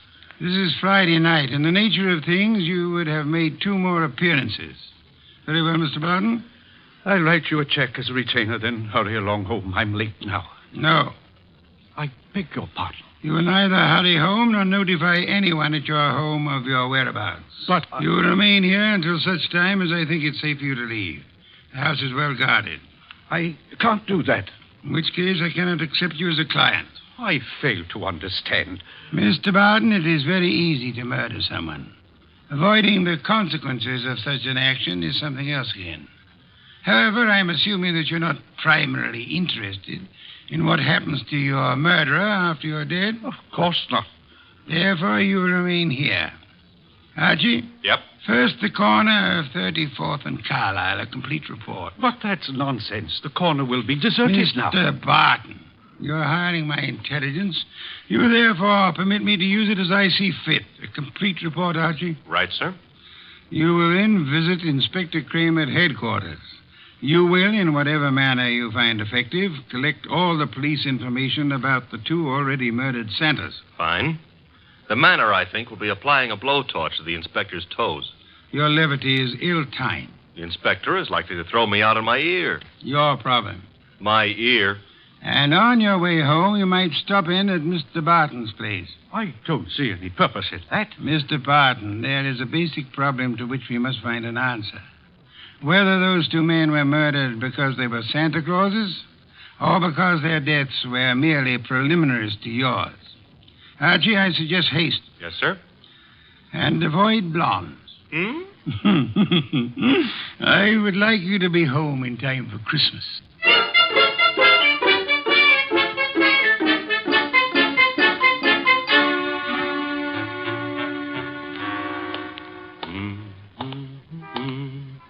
Hey, Bud. Yeah? Got the price of a cup of coffee? You sure you mean coffee? Either you're gonna dig it up or you ain't. Never mind the questions about my personal affairs, see? Oh, I apologize. Here. 2 bits. Thanks. You're welcome. Don't let me keep you. You're not. 34th and Carlisle, huh? During the day filled with milling throngs. Hey, that's a nice phrase. I'll have to remember it. Milling throngs. And now desolate and deserted. Well, that's life. Is that a fact? That's philosophy. Yeah? Well, for 2 bits, I don't have to listen to no philosophy, see? Good night, Bud.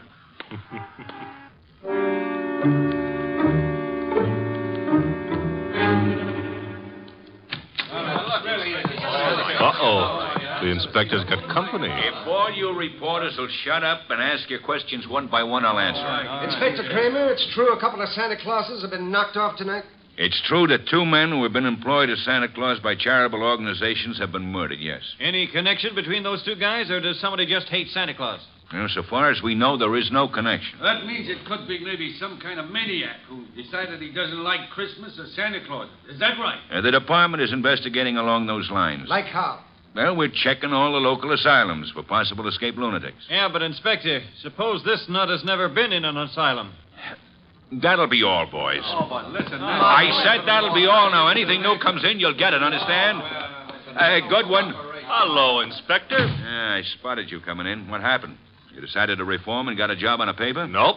I'm a public-spirited citizen, that's all. Yeah, I could add a few things to that description with practically no strain at all. Mr. Wolfe and I are very sentimental about Christmas. We object to Santa Claus being killed. Nuts. Oh, Inspector, aren't you in favor of Christmas? I'm in favor of Christmas. I'm in favor of motherhood. Leave motherhood out of this. Neither of us are mothers. Our chances of becoming mothers aren't too good either. And furthermore... Okay, you're not giving, so get out of here. Thank you, Inspector. But Goodwin, Yeah? in case Wolfe decides to send me something for Christmas, you know what I wish he'd send me? What? Your head.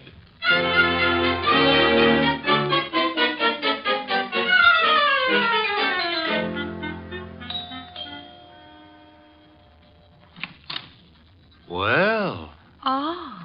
now I know what I want for Christmas. What did you say? I said my name is Goodwin and it's cold on your doorstep. Oh, I'm sorry. Come in. Mm-hmm. You didn't mention your name. I'm Laura Barton. Mrs. Laura Barton? No, Fine. That is, what relation are you to John Barton? his niece. Why do you ask? Oh, you've got a beautiful voice. All this marble and no butler? I don't know where Pleasant is. He should be here. Have him shot at sunrise.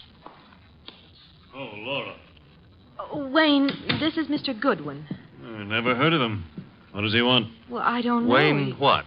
Stevens? Uh-huh. Friend of Mr. Barton? Half-brother, but we seem to be doing all the answering. How about your answering some questions, Goodwin? I'll try. Come into the library.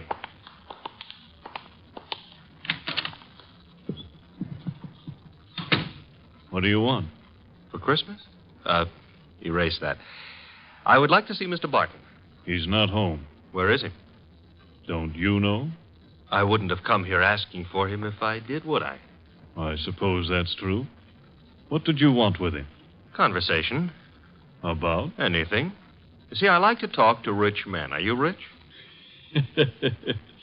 I can't play the piano either. You could always learn. But being rich is harder, I found it. Mr. Goodwin, you must have some reason for coming here, some reason concerning Uncle. Laura, you're being imaginative. Well, Uncle is late. He's probably still on that street corner playing Santa Claus. He enjoys it. Why bother about I don't know, except... He's never been as late as this? Well, no. Not since he started that masquerade of his. Would you happen to know where the butler is? Out getting drunk, I suspect. He was in the kitchen a little while ago. Disappeared. Pleasant likes to look on the wine when it's red. Or even when it's rye.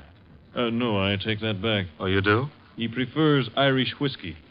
We don't stock it. Therefore... Oh, too bad. I better run along. Good night, Mr. Stevens.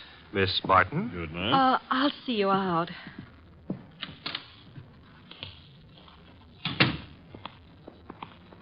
Prettiest butler I ever saw. Blonde. Now, old Dr. Tidmouse always said, beware of blondes because... Mr. Goodwin, Well, I'm waiting. Well, Mr. Goodwin, you must know something about Uncle, something you didn't want to tell us. Makes you think so? Well, otherwise your visit was just pointless. Let's suppose I know. Now, I might be a kidnapper. Oh, no. My honest brown eyes. Your first name is Archie, isn't it? Archie? Archie Goodwin. Goes together nicely, don't you think? You work for Nero, Wolfe. You're going back to him now? I might be, but then again, I might be going to the movies. I recognized you. Your pictures have been in the papers. Take me with you to see Mr. Wolfe. You can trust me. I never trust blondes.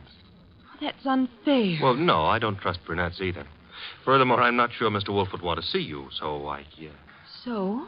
So why don't you, trail me home,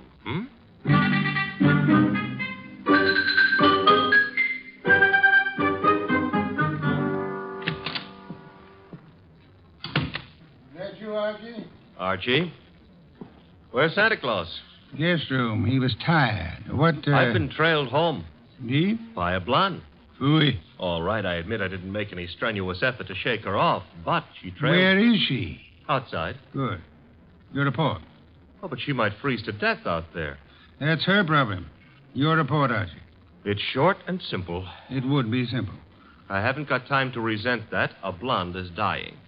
As for the report, corner of 34th and Carlisle is a very quiet spot at night. No one was around but a bum who got into me for a quarter. For coffee, he said.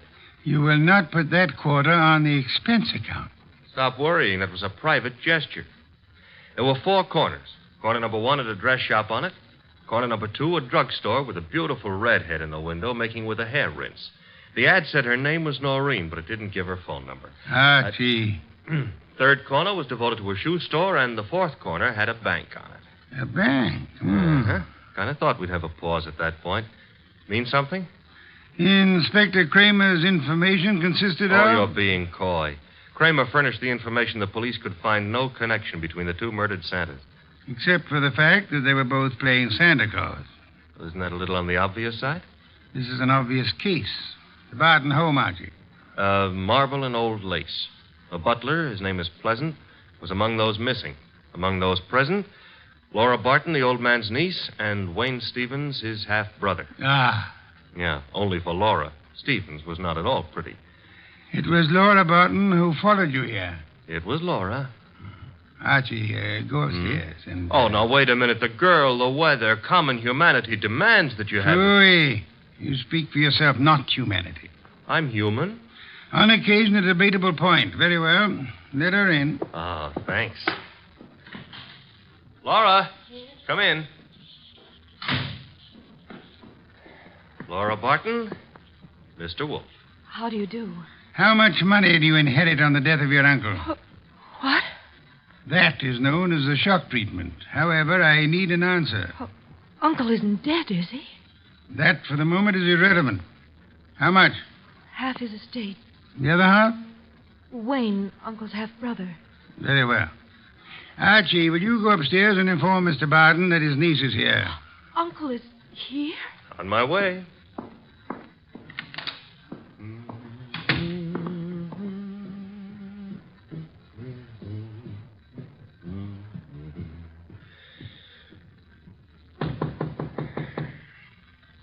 Yes?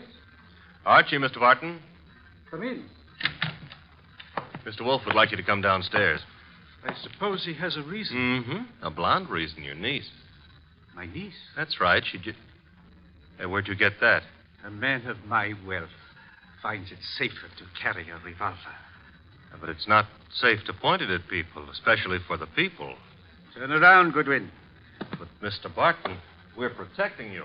By letting that girl into the house, if I had the time, I'd be amused. As it is.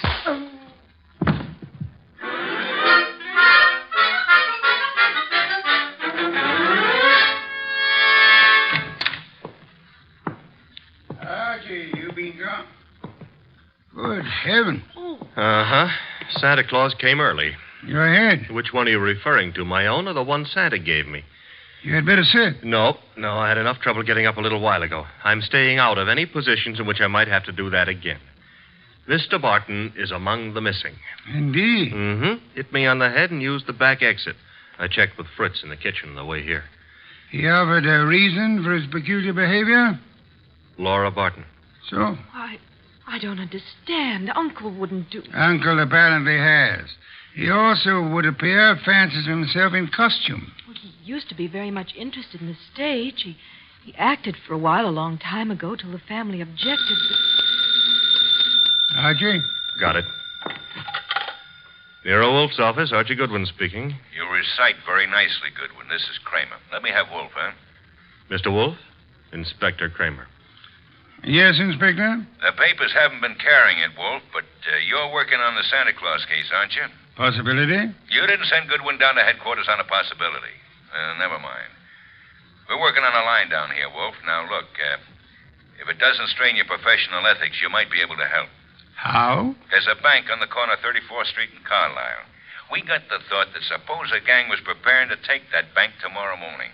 Those Santa Clauses have been on the corner for nearly a week now. They might have noticed something about the bank's routine, guards or what have you, that could interfere with the gang's plan. A mighty ingenious and imaginative thought, Inspector. Hey, you didn't say yes or no. I have at the moment no opinion. That's all you're going to give us? At the moment. However, Inspector, in a very little while I shall give you, the murderer. Archie, Miss Barton will remain here. As for you... Yeah? You return to 34th Street and find our coffee-loving friend. You will persuade him in whatever manner you think best to return here with you. Huh? Yes. You know, I think it possible you may be able to put that quarter on the expense account after all.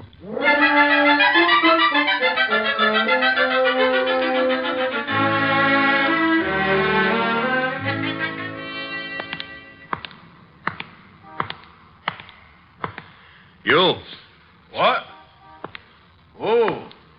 Why, I've seen you before. Yeah, I've learned to love the neighborhood. That's why it's going to break my heart. What is? Leaving it with you. With... It's sensitive about having guns pulled on me tonight. Let go of me, will you? Not until I tell you that, but yeah. will you? Gun looks in a lot better shape than you do. You're coming with me. Oh, where? Mr. Wolfe would like to see you. Nero Wolfe? Yeah. Well, why? He's trying to salvage a quarter.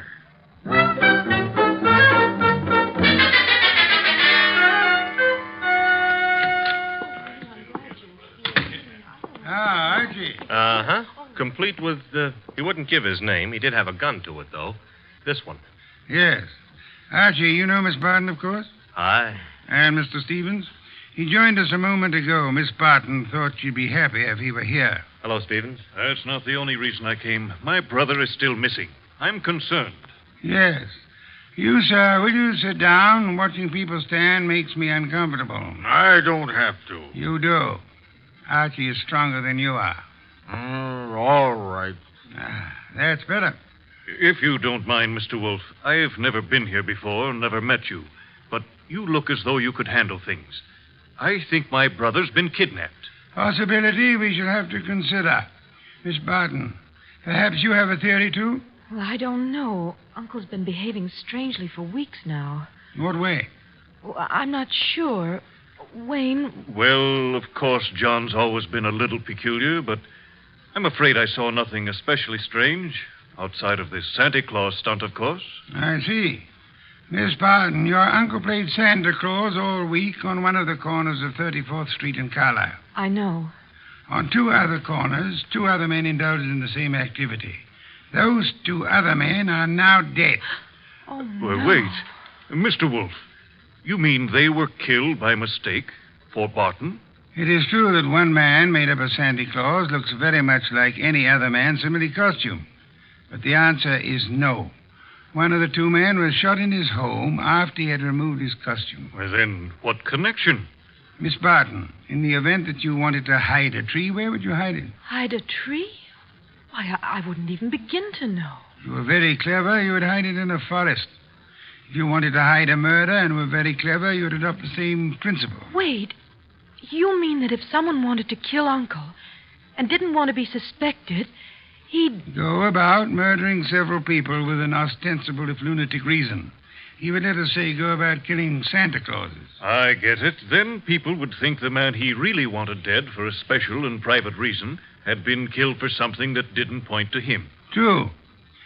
That was why two Santa Clauses were murdered tonight. The third Santa Claus, however, the real object of the murderer's attention, was luckier or suspicious. He fled. Do I have to hang around here and listen to all this? You do, my unwashed friend. Mr. Barton fled, and the murderer was in a quandary. He had, so to speak, invested in two murders merely to make the third one confusing. But he found himself unable to commit that third murder. He couldn't find his victim. Could he ask the police to do so? Hardly. But he might try to inveigle a private detective such as myself into the job. That makes sense, Mr. Wolfe, but why would my brother have deliberately fled from your house? I mean, he was protected here, so... But do I make myself clear? Very clear, Mr. Stevens. Archie, that gun you took from the dirty gentleman, you still have it? I still have it. Then would you mind pointing it at Mr. Stevens here until the police remove him?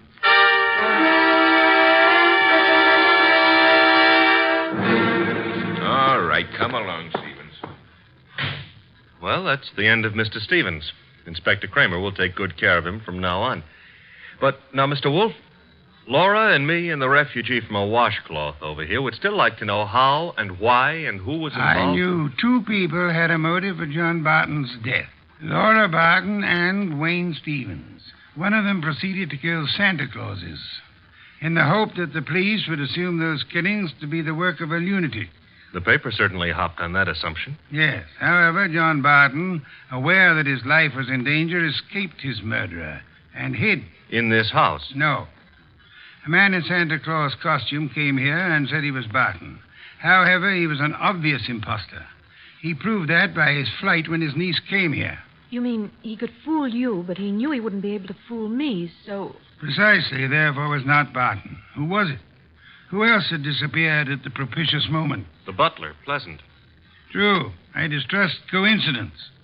Stevens needed an accomplice, hence he sent Pleasant here. And Pleasant would give you a song and dance about Barton's danger and then scram. You'd start investigating, discover Barton was missing, try to find him, and lead Stevens to his victim, huh? I frustrated that part of the plan by insisting on Pleasant's remaining here, which he did until... That part of it's fine. But how did you choose between Laura and Stevens? It was Stevens who knew, without being told, that Barton had been in his house and had fled from it. Yeah. You yourself mentioned that Stevens had only been here a moment, so you hadn't told him. Obviously, the butler phoned him as soon as he had hit you over the head and escaped. Furthermore, the butler masquerading as Barton had attempted to throw suspicion on Miss Barton. That convinced me of her innocence. Well, you've done it again, Mr. Wolfe, except for one minor detail. You're not very successful at irony, Archie. What minor detail? Where is Barton? In this house. Huh? When did that happen? You arrived home with the gentleman sitting near you. The bum? Wait a minute. This I ought to be able to figure out myself. Laura said Barton used to be an actor. That's item one, huh? Yes, Archie. Also, why is a supposed tramp hanging around a deserted intersection for handouts? The answer is he wasn't. He was keeping an eye out for trouble he knew was after him. Oh, so it turns out I gave a quarter to a millionaire. Uncle, your uncle. Well, that is... I know, my dear. Yes, I'm Uncle. I did rather a decent job, didn't I? No one recognized me. Except, of course, you, Mr. Wolfe. Not recognition, Mr. Barton. Logic. Archie, open some beer for us. Yes, sir. Logic, eh? Well, whatever it was, Mr. Wolfe, I owe you a good deal. How can I ever repay you? Oddly enough, the answer is simplicity itself. Make out a check.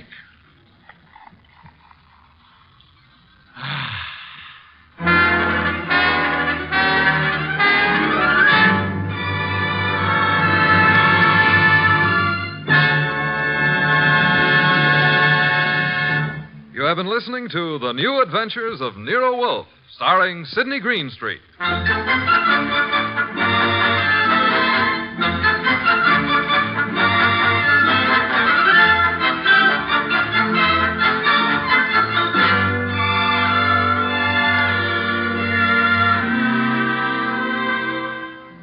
Tonight's transcribed story was based on the characters created by Rex Stout.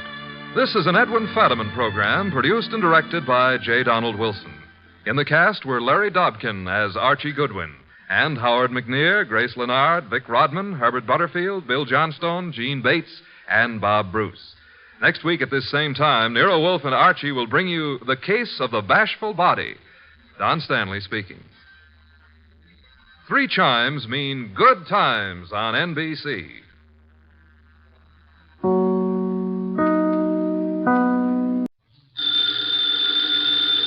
Ladies and gentlemen, the ringing of that phone bell means mystery, adventure. Nero Wolfe's office, Archie Goodwin speaking. What? You're expecting Mr. Wolfe at your place in 3 hours? Your place is where? Yes. Well, I'm expecting Hetty Lamar in 15 minutes. Yeah, but, mister, we're both out of luck. Archie, what are you babbling about? There's a character on the phone who's laboring under the naive delusion that you're about to make a trip upstate. His name? Finley, he said. In that case, he's quite correct. Yeah, he's quite yes, Mr. Finley. Mr. Wolfe will be there.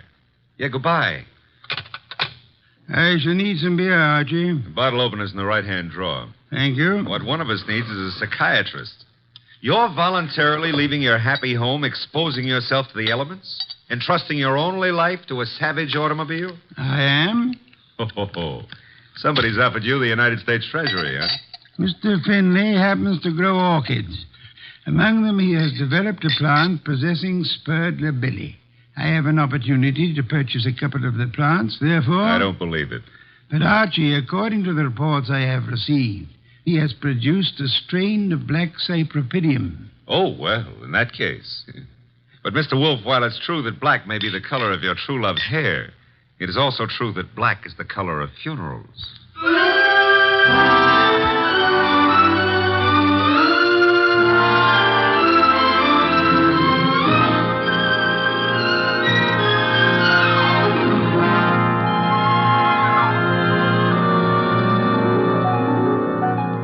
Ladies and gentlemen, it's the detective genius who rates the knife and fork the greatest tools ever invented by man.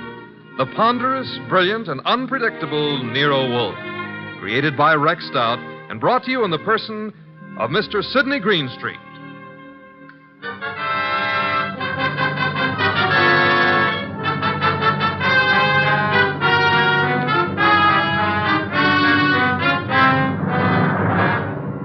The beginning of the case of the Phantom Fingers actually had nothing to do with black orchids. The first act was played in an old house at the end of an old dirt road. It was short and simple. As short as life. And as simple as murder. Joe, I didn't believe the letters I got. Didn't believe them until now. I've been a lonely man. No wife, children. Joe, it was all coming to you after I died. There was no need for you to steal from me. All you had to do was wait. Joe, that gun. Put it down. No.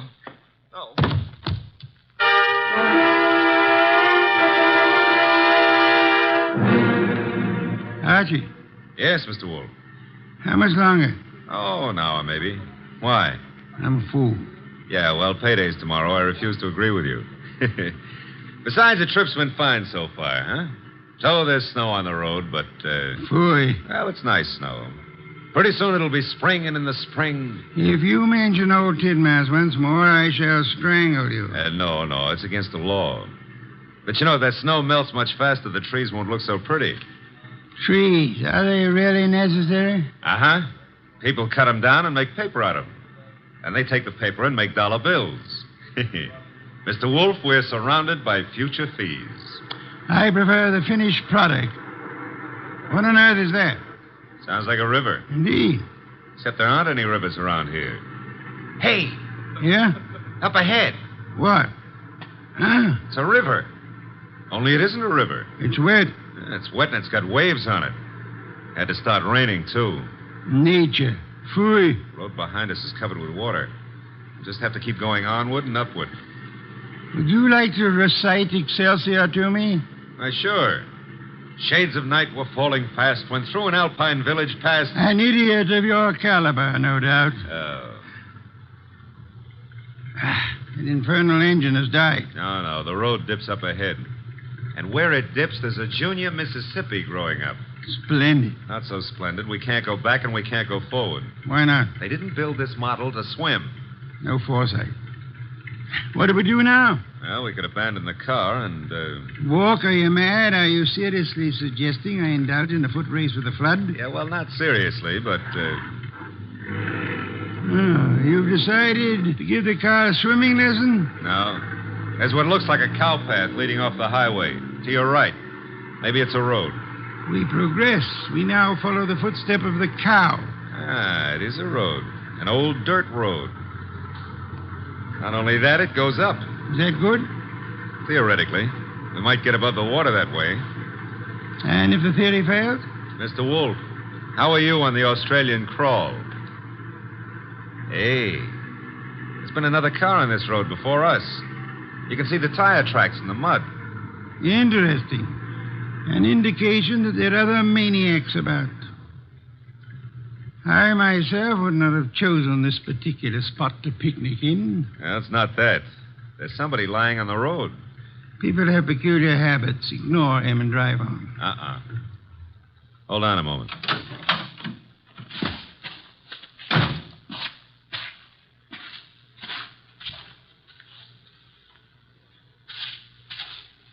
Mr. Wolfe, you better come out here. My madness has its limits. The answer is no. Serious, Archie? Very serious. Oh, very well.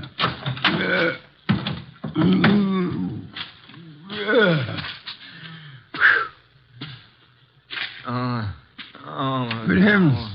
Yeah, still alive, but... The man's been shot. He's mumbling. Joe. He's yelling for Joe. Be still.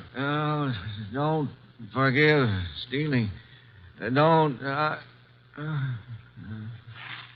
So much for that. Pick him up, Archie. Put him in the car. Might be bad for him to be moved. No.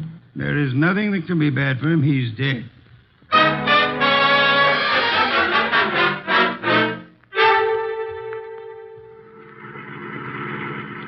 Is this blasted road leading anywhere, Archie? Well, seems to be a clearing up ahead. Maybe... Hey, it's a house. Splendid. I'm not so sure. It's perched up on top of a cliff, surrounded on three sides by nothing. On the side facing us, there's a deep ravine and a small wooden bridge. An island in the air. Yeah. High enough to keep above water, maybe, but... Now, that bridge doesn't look too good. Rain may have weakened it. I have no choice, Archie. I have no intention of being drowned in these barbaric surroundings. The bridge, Archie. Okay, hold on. No, the thing's collapsing under us. How momentum should serve. Well, if it doesn't, 37 blondes are going to be wearing black. Correction, 38. I forgot the one in Gimbel's bargain basement. Hey, we made it. The bridge will never be the same, though. There's a car ahead of us in front of the house. The car from which our dead friend, was thrown. Only one set of car tracks in the mud along the road, and here... And all we have to do is walk in, ask for the owner of the house, and, Possibly, and possibly not. Archie, go through the corpse's pockets. Oh, that's not cricket. Yeah, all right. I'm going through. There's not much on him. Handkerchief, silver, driver's license. The name was James Miller. Address Garner Lane, Walden. Now, I've got an idea this is Garner Lane, Mr. Wolfe. In which case, someone named Joe was looking after the house for him, committed theft, and murdered Miller. Miller's body was then dumped on the road in the hopes that the floods would wash the body away. No one at the house seems to have noticed our arrival. Nope. Well, let's go in and ask for Joe, huh? Very well.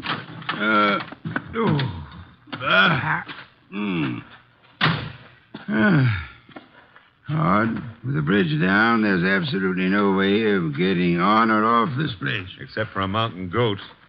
I don't know any mountain goats. I used to know a plain goat once, though. Indeed. He ran at the 5th at Jamaica. Stop maundering. I never maunder. Also, I never win bets on horse races. That's why I continue to work for you. That is also why you had better ring the doorbell. Okay. Nobody's going to break a leg rushing to open the door. I suppose you try it. I have had more than enough of the weather. Is that polite? Besides, the killer may have some more bullets in that gun. Are you afraid? Sure. Fooey, the door, Archie. But old Dr. Tidmouse would say... Well, never mind. Hey, somebody was careless leaving the door open like that. On the other hand, has a spider ever shut its web? The answer is no. Are we flies? Yes. Out of my way, Archie. There are lights up ahead. Must be the living room. Excuse me. Sure. You're excused. Do you live here, sir? Do we? No, don't you? Of course not. This is very strange. I came out to see the people who live here, or the person. I found the door open and no one about. I've been sitting in this corner now for a long time. Well, it's a pity no one offered you a plum pie. Then you could have stuck in your thumb. You saw no one enter, sir? No one at all. I didn't want to go any further. It would have seemed like prying. Perhaps you had better come along with us. Well, all right. You know, this place, it has an evil atmosphere. Certainly has. What it needs is fresh air. Fooey. This would be the living room door. Ajar bit. It is. Looks as pretty as a picture. Oh. Hello. Well, just think of it. 5 minutes ago, you know, I didn't know you existed. And you didn't know I existed.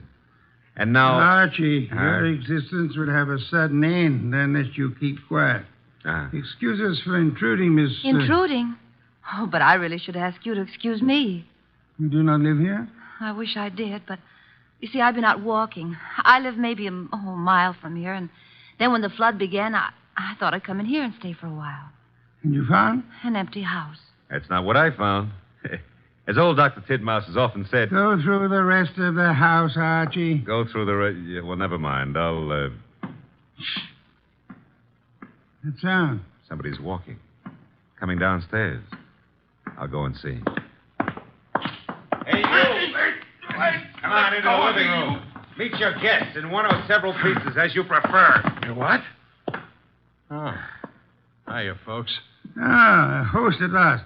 That's very funny. I think I'll laugh. Ha. May I ask why? Because this here ain't my dump. I was just casing the joint. I was just taking a stroll. Through the house? I'm eccentric. Oh, clever. However, I think you'd better stay. Why? Because you may turn out to be the owner of this house after all. I rather think introductions are in order.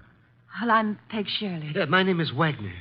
Joseph Wagner? Lewis. How about you, Stroller? Cregan. Sam Cregan. Peg, Louis, Sam. Mr. Cregan, while you were strolling upstairs, did you notice anyone else about? No. There was no one outside when Archie and I entered. The bridge is down, effectively cutting us off from further visitors. We may assume, therefore, that we are the only people in or about this house. Yeah, it's cozy, ain't it? Which further means that one of you three is a murderer. What are you... What's it saying? The murderer is the person who owns or lives in this house. All three of you denied being that person. Conclusion, one of you is a liar. I ain't lying. How dare I hardly expected a full immediate confession. However, we are absolutely isolated here. No one is going to come or leave until we have our killer. You know, you can't really keep us here. But what can and will. Remember, the bridge is no longer. So you see, just the five of us alone. No one else inside the house, no one outside. Therefore... Correction, Mr. Wolfe. Maybe it's a branch or something tapping against the door. Unlikely. Archie. Okay, I'll go see who or what it is. Hey. Who in the world is that? I got him. Somebody shut the door. Yeah, all right, I get it. A disreputable and unwashed gentleman, head badly hurt. Is he conscious, Archie? I don't know. He's mumbling something. Legs pushed off. Fell from the ledge. He's passed out. I guess he was trying to say that somebody pushed him out on a ledge. On the side of the cliff, maybe. He must have regained consciousness and crawled to the house. Where'll I put him, Mr. Wolfe? Bedroom, I suppose. Well, he'll need first aid. We can't get a doctor. Cregan, where are the bedrooms? Yeah, one right up at the head of the stairs. And don't ask me how I happen to know. We shan't, Archie. Okay.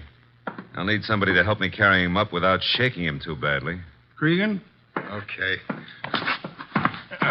Let's go. As for the rest of you, Mr. Wagner, Miss Shirley, I suggest we return to the living room. But I don't see any reason why we should take orders from you.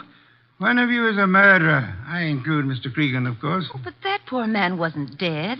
Not for lack of trying. However, I was not referring to him. You mean someone else has been killed? Precisely. That is why I hope we shall not hear another knocking at the door. It could only be a corpse.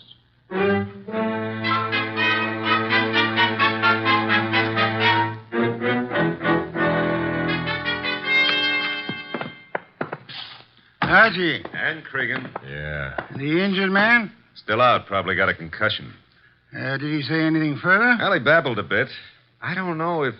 We should assume we're among friends, Archie. Exactly what did he say? Well, he was pushed over the edge of the cliff because he saw Miller killed. Did he also see who? No. Passed out before he had a chance. He's an old tramp, Mr. Wolfe. He was bumming his way through the country when he saw the murder. He must have decided on a touch of blackmail and receiving a concussion instead, which may last for hours or for days. Somebody's playing with the lights. Some fool. The switch was over this way. Lights are on again. Whose idea was that? I had nothing to do with this. Me neither. Miss Shirley, why did you scream? Well, someone brushed against me in the darkness. You were standing? Near the table, this table. Archie? No, nothing on the table except a bunch of keys on a ring. Something screwy. Why should a guy put the lights out just to deposit a bunch of keys on the table? Obvious. Without doubt, those are the keys of this house. Possession of them would have disclosed which of you lives here and which of you therefore killed Miller. It's late. I shall sleep down here, lacking an elevator to transport me upstairs. The elevator's lacking. Yes, the rest of you should be able to find bedrooms upstairs. Good night. Archie. Yeah? Follow them upstairs. Spend the night awake. Okay. Good heavens, Archie. On my way. What's cooking up here? Somebody's playing with the lights up Strike here, a match. You don't have to. I got a flashlight. Oh, Yeah. here it is. Light switch. You know, this putting out of lights is getting to be somebody's bad habit. Well, all three of you seem to be okay. Stay here. Where are you going? Tramp's room right here at the head of the stairs. Think of all your good deeds while I'm gone. All right, downstairs again. What, again? Oh, dear. What happened? Well, there was more than a bunch of keys this time. Oh, that knife. There's blood on it. There should be. I just pulled it out of a man's heart. Well, Mr. Wolfe, one of these three babies doused the lights, popped into the tramp's room, deposited the knife in his chest, and popped right out again. The knife you're holding? Yeah. Intelligent of you to wrap a handkerchief around the handle. Well, whoever killed the tramp didn't have time to fool around with gloves, so... There should be prints on the knife handle. Satisfactory, Archie. That's mild enthusiasm. Archie, on that desk, an ink pad. Yeah. Miss Shirley, you carry face powder, of course? Yes, I do. Archie will need it to bring out the prints on the knife. He will then fingerprint each of you. Compare your prints with those on the knife, and we shall have a murderer to hand over to the police. Archie, will you begin, please?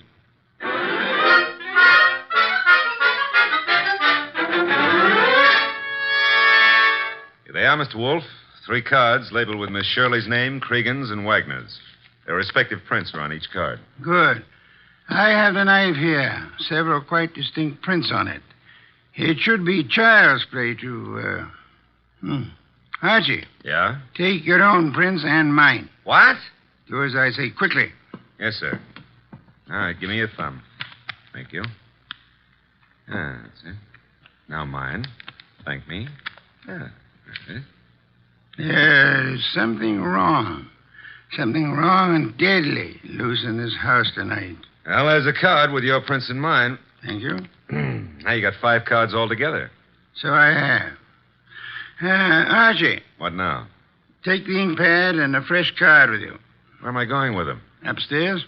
But, Mr. Wolfe, there's nobody upstairs except the corpse. Precisely. It is his prints I want.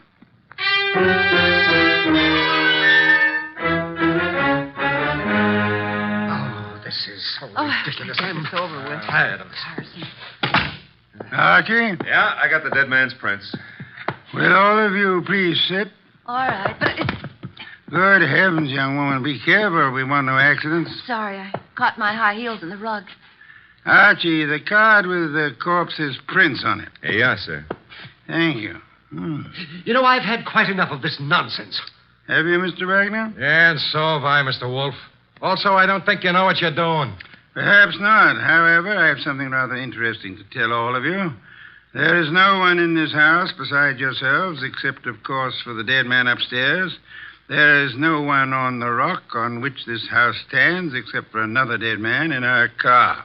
Look, we already know all that. Bear with me. We may rule out secret passages, unusual hiding places, or anything of that esoteric and childish nature. We may also rest assured that no one has come to or left this house or rock within the last few hours. Well, that means we're kind of hermetically sealed here, huh? Meaning also that whoever was here when the tramp was killed is still here. Still here in this room. Correct, Archie. Now then, I have checked the dead tramp's prints against those on the knife. Theoretically, suicide was possible. However, the prints do not match. That guy was in no condition to kill himself anyway. True. Then I checked Archie's prints and mine against those on the knife. No similarity. Oh, but no one suspected either of you. Thank you, but I had to be thorough. That left only the 3 of you. I compared your cards and the prints on them with the prints on the handle of the knife. And? I want you to remember one thing very clearly. We are the only living people in this house or on this rock of land. No tricks are possible and may be ruled out. All right, so what? This. The prints on the handle of the knife that pierced the heart of the man upstairs do not match his prints or the prints of anyone in this room. Mine wouldn't match. Would you mind saying that again? He doesn't have to. And those cards, Mr. Wolfe, has the prints of everybody here. And yet none of them match the prints on the knife handle. But, well, in that case, who or what killed him? Why, there must be someone else in the house. I give you my word there is not. Hey, you thinking about ghosts or something? Ghosts never leave fingerprints. I've got to get away. I can't stand this. Me too. Come on, lady. But I'll come along with you if you don't mind. Mr. Wolfe.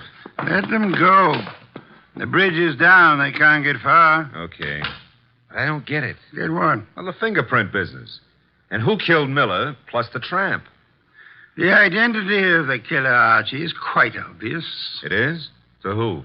To whom? Who's whom? That's a joke. Yeah, I'm stalling for self-respect. You know? Of course I do. I have no conclusive proof, however. I had hoped the fingerprints would be of assistance there, but they proved to be phantoms. I'm still smarting about the other thing. You know, it's at times like this that I almost agree with you about my intelligence. Lack of intelligence? Yeah, well, don't rub it in. Don't rub it in. Just go ahead. Yeah, well, maybe you better rub it in. From now on, you may refer to my brain in the negative. In the negative? Bless you, Archie. What I've just done, I don't know, but can I have a raise? No. I'll take it back. You can't. Get the others in at once. Mr. Wolfe, you now have the appearance of Mr. Wolfe being surrounded by several dozen bottles of beer. What have I done? You've explained the fingerprints, Archie. Hurry. I don't want to keep the killer in suspense.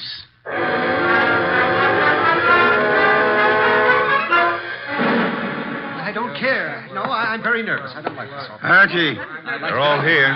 Yes, but they're all making a noise. Stop them. Miss Shirley, Mr. Cregan, Mr. Wagner, will you please shut... Mr. Wolfe, they have. Thank you, Archie. Now then, I have known for some little time which of you killed the tramp and Miller. I lack proof, however. And you have it now? I will admit for a while I was flummoxed by the negative evidence of the fingerprints. They seem to indicate that the tramp was murdered by a phantom. However, the word negative itself has solved the minor problem. Minor to who? To whom? Never mind. Shh. Archie, what is the salient feature of a film negative? Well, I suppose it's the fact that the darks are light and the lights are dark. Huh? Precisely. A reversal, then, of the actual appearances. Now, are there any similarities between filmed images and fingerprints? Oh, in a way. You could call the whorls and hollows that determine the individual characteristics of a fingerprint the lights and darks, huh? You could. I shall. Miss Shirley, would you help in an experiment? Well, of course. Thank you. Archie, I want you to take Miss Shirley's fingerprints once again. Okay. Pad and card. Here you are, Miss Shirley. All right. Archie, quick. Huh? Grab her arm. I got it. Usually I don't have to be coached, but... Let go of me. What are you trying to do? Miss Shirley, you already had pressed your fingers on the ink pad once. Why were you about to do it a second time? Well, I just wanted to make a better impression. Phooey. Archie, wipe some of the ink off her fingers. Oh, but then it won't be any good. It'll be very good, Archie. I've done it. And take the print. No, let go of me. Maybe. I never hurt women if I can help it, but right now I won't be able to help it. Mr. Wolfe wants your prints all over again, so down on the nice white card. No. There, thanks. Will you let me have that card now, Archie? Sure. In the meanwhile, hold on to Miss Shirley. A pleasure. Indeed? Would you continue to think so, Archie, if I told you that Miss Shirley's first name is not Peg, but happens to be Josephine, for which the diminutive is Joe?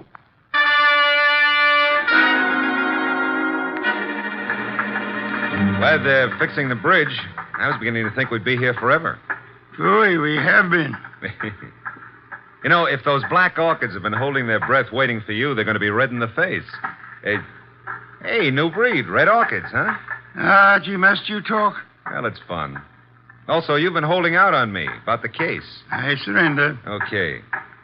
You know, when we compared the new prints of Josephine with those on the knife, you could have knocked me over with a sash weight. They were identical. Naturally.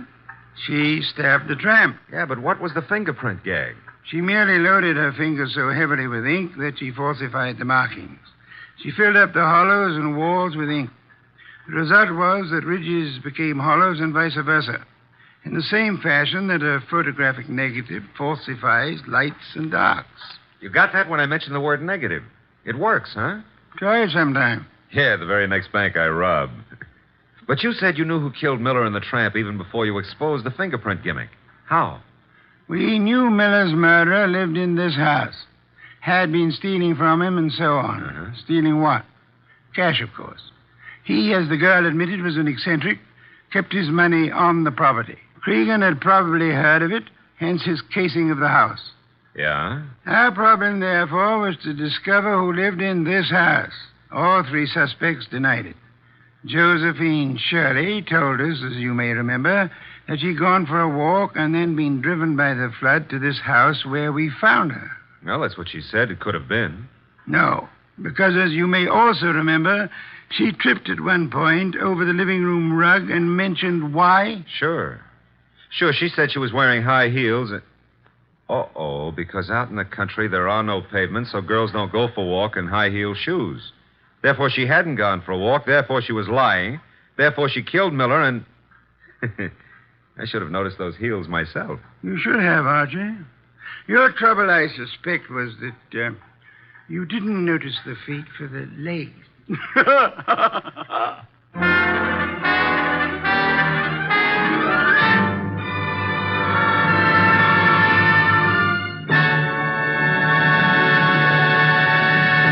You have been listening to The New Adventures of Nero Wolfe, starring Sidney Greenstreet.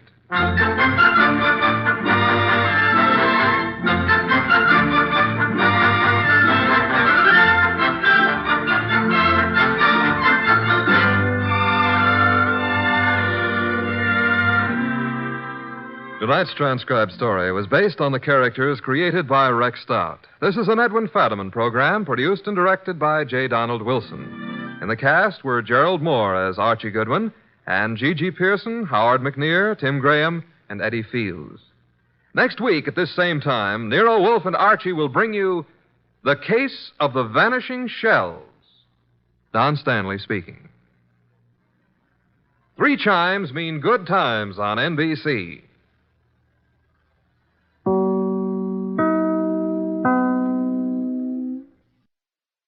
Stay tuned for Nero Wolfe, transcribed in 30 seconds. Tomorrow, you're invited to a 1-hour concert by the renowned NBC Symphony. The orchestra will be under the direction of Bruno Walter for tomorrow's performance, and celebrated violinist Joseph Szigeti will be featured soloist.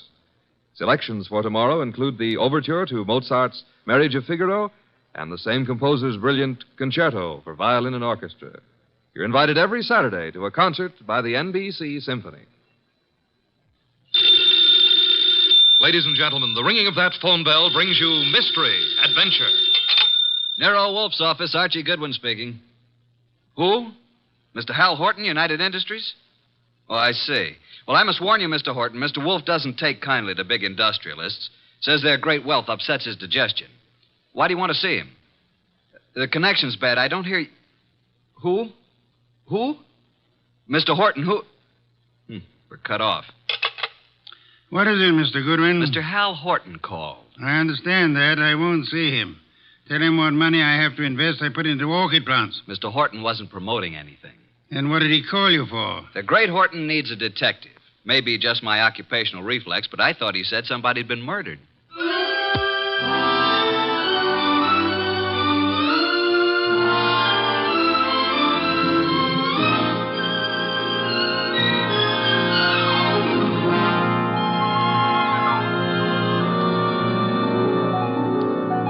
Ladies and gentlemen, it's that genius who is the bulkiest, balkiest, most ponderous, and most brilliant detective in the world. Yes, none other than that chair-borne mass of unpredictable intellect, Nero Wolfe, created by Rex Stout and brought to you in a new series of adventures over this NBC network in the person of Mr. Sidney Greenstreet.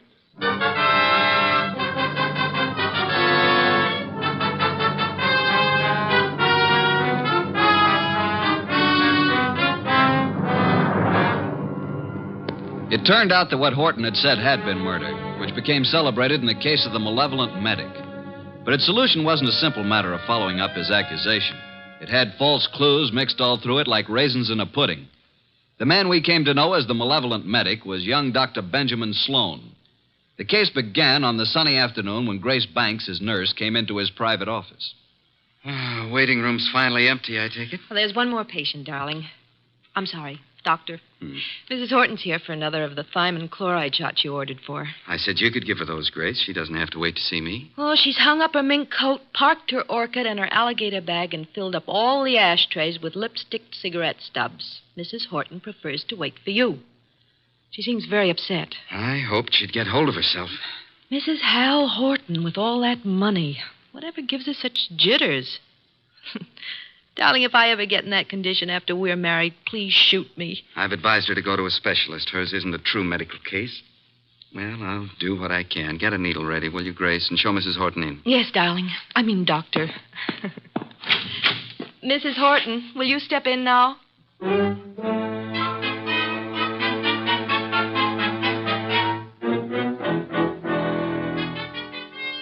Been in that waiting room for hours.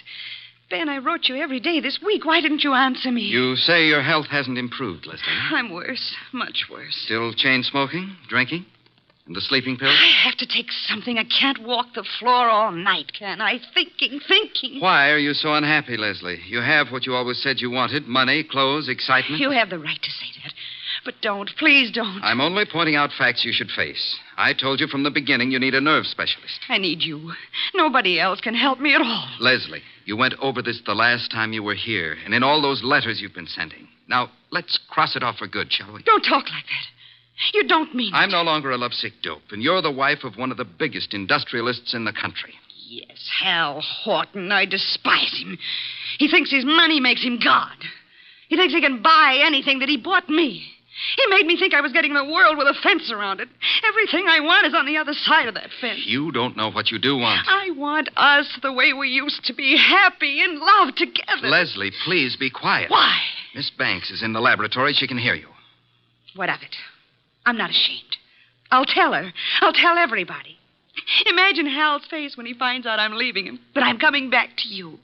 He already knows about you. I told him you were in love with me, that you're jealous. He doesn't like it. Leslie, you're raving. Now stop it. You always said I was the most attractive woman in the world. You made your choice. Now get this into your head. I'm really in love now. In a few weeks, I'm going to be married. Now I'll get your medicine. So it's really true. You are going to be married. Yes. I'd heard it, but I didn't believe it. Going to marry a nurse. All my friends have known and been laughing at me. Please, now that's enough. I made a plan, a wonderful, beautiful plan about us. Ben, you love me. Ben, say you love me. Mrs. Horton, that is all over. Don't love me. No longer. You're here as my patient, and that's all. After this treatment, I must ask you to get another doctor. A wonderful, beautiful plan for us. And now she threatens to step in and spoil it. Well, maybe I'll spoil a few plans. How would you like that? Threats will accomplish nothing. I can ruin things for you, Ben. All those fancy ideas of yours about having a fine practice, being a great doctor. Do you want to give those up? I can arrange it so that maybe there won't be any wonderful future for you. Are you prepared to face that possibility? Because I'm prepared to make it a reality. And I mean it. You'll regret this day as long as you live. I'll get your medicine, Mrs. Horton. Hand me my bag. Thank you.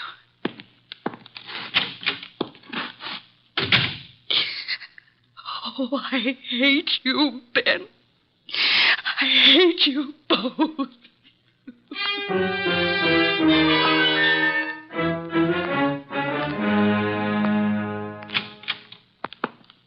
Sorry to have kept you waiting, Mrs. Horton. Miss Banks had to do a repair job before she could use the sterilizer. Alcohol, Miss Banks? Yes, Dr. Sloan.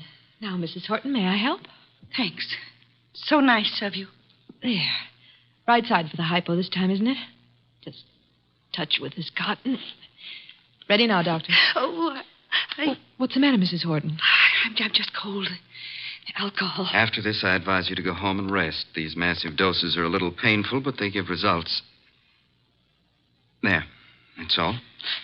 Just relax here, and you can leave in 10 minutes. Come, Miss Banks. I want to talk to you.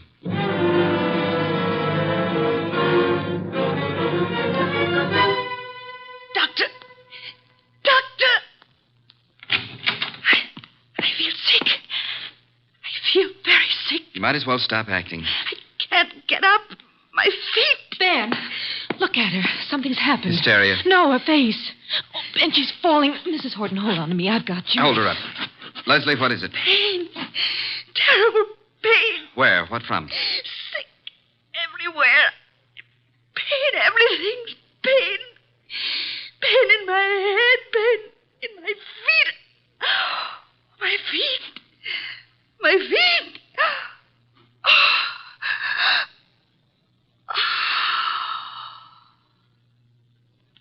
Doctor, she's dead. Yes, Grace. Get a card from the files. I want to study it. From the first day Mrs. Horton came here. What was it, Ben? What happened to her? Symptoms are of a heart condition from which it seems the patient has just expired. Then you must call her husband.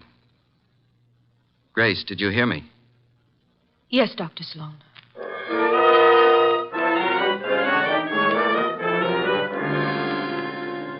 Well, I discourage your visit here, Mr. Horton. I do have a sort of curiosity about the operation of so-called big business. Maybe offer you a glass of beer and hear an explanation of the rise and fall of this morning's stock market. You don't think I've come here socially? I wish to engage your services for... Not available. You're a detective, aren't you? Specializing in cases that interest me. Sherry, Mr. Horton? I don't need it, thank you. But Mr. Wolfe says he specializes in cases that I've just got here. I haven't told my story. I don't believe you even know who I am. Oh, yes, we do. We do indeed. A millionaire. Did I offend you by speaking of a fee? No, on the contrary. It is that portion of your conversation which interested me most. Frankly, I planned to spend the evening examining the first edition of Henry James I'd like to purchase, and the word fee suggested a possible way. Now, what have you done, sir? What have I done? One doesn't have to be a detective to recognize you're in trouble, Mr. Horton. Look, Mr. Wolfe, I have done nothing. But I've got a question I've got to have answered. I need facts. They tell me you're the man who can give them to me. If Nero Wolfe can't get them for you, they're not facts, they're fancies, Mr. Horton. Well, my story's involved. But the gist of it is your beautiful wife, a former model, died last week. The death certificate indicated a heart attack. You suggest she was murdered. How did you know? Never mind how I came to my conclusions. How did you come to yours? Leslie had been going to a Dr. Benjamin Sloan. She said he was a specialist. Some friend had recommended. She'd been upset. He was giving her vitamin B shots, she told me. You doubt that was true? Dr. Sloan informed me, after she died in his office, there'd been a heart condition from the beginning. Well, I don't believe it. Leslie was a very emotional girl. She'd have been quite frightened of a heart ailment. She'd have told me about it. Maybe she didn't comprehend its seriousness. Dr. Sloan did. Why didn't he get in touch with me at once about it? Then, when I went to clear up Leslie's room, I discovered something. Leslie didn't go to Sloan through a friend. She'd known him when she was a model and he was a hospital intern. She'd kept letters he'd written to her then. Love letters. Indeed. Well, doesn't that give you an idea, Mr. Wolfe? Sloan lost Leslie to me. No man who'd been in love with Leslie would ever get over it. Would a man be jealous enough, kill a woman he loved, rather than have her belong to another man? An interesting theory, Mr. Horton, one frequently advanced in fiction. Shall we investigate and see how it works out in fact? You'll take the case, then. The intricacies of the feminine nature are challenging if you do not have to come in contact with the creatures. The practical research in such matters I leave to Mr. Goodwin here. It is a field in which he specializes. But it's you I want. Our method of operation is not under your control, Mr. Horton. If you'll be so kind, Archie, get a first-hand report of Dr. Benjamin Sloan and the women in his life.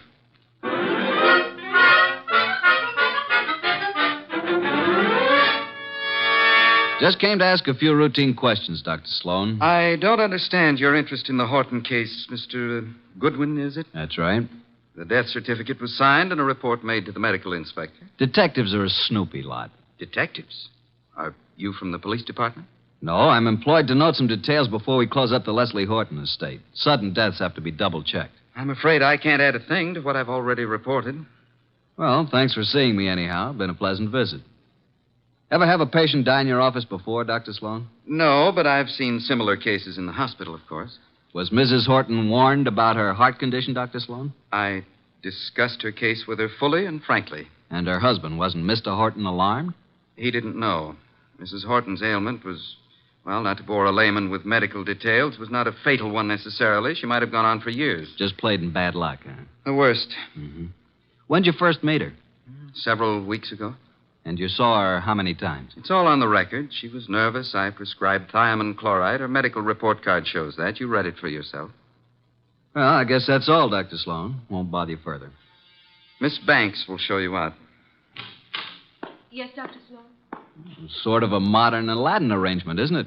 I wish I could press a buzzer and have a beautiful girl like you up here. Mr. Goodwin is leaving. Oh, this way, Mr. Goodwin. You can use the side door. The waiting room's full of patients.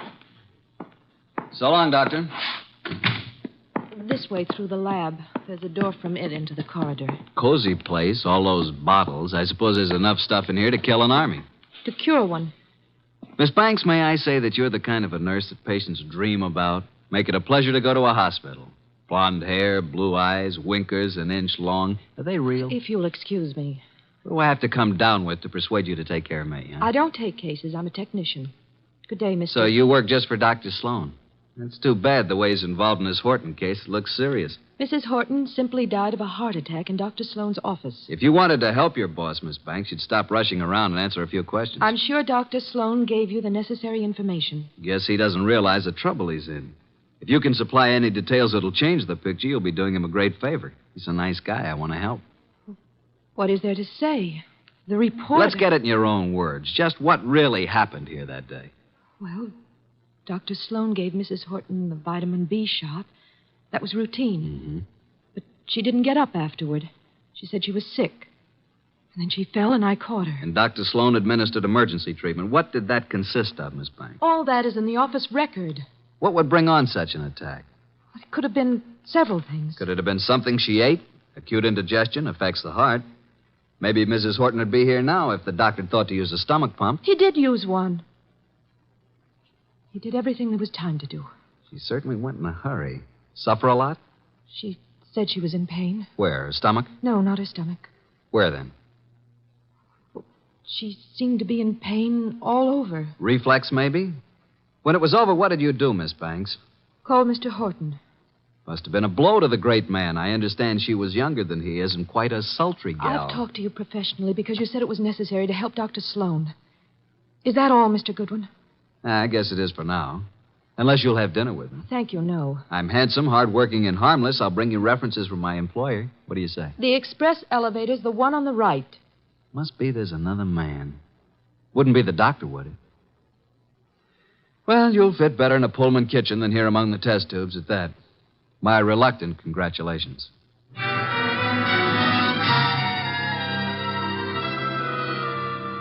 Verdict, Archie? Innocent as lambs, both Sloan and the nurse. Evidence to prove it? My unfailing sensibilities, not the murderer type. Nice couple, doctor and the nurse. I suspect they're engaged. She's so much in love with him, I could have been you, and she wouldn't have known the difference. Very flattering. Records? The usual medical record, Mrs. Horton's first visits, symptoms, subsequent visits. Here are the notes on it. Vitamin B shots. No chance they brought this on, huh? Dr. Sloan says absolutely not. I checked that with other doctors. But Mrs. Horton did go into this right after the hypo. Nurse's story jives with Sloan's? A little more detailed. She says he did everything. He even used a stomach pump. The woman was in pain? What's this? Head to feet? My way of saying pain all over. What other papers did you examine? Only the medical record. Get back to Sloan's office late tonight and examine all the papers in his desk. Can't you trust me? I tell you, there's no reason even to suspect these two.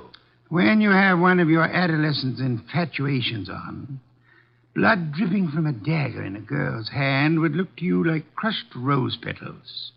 With this Grace Banks out of the way, maybe you can recognize evidence. Sounds like a long, bleak evening. Hand me that medical book, and then be on your way. I want to think.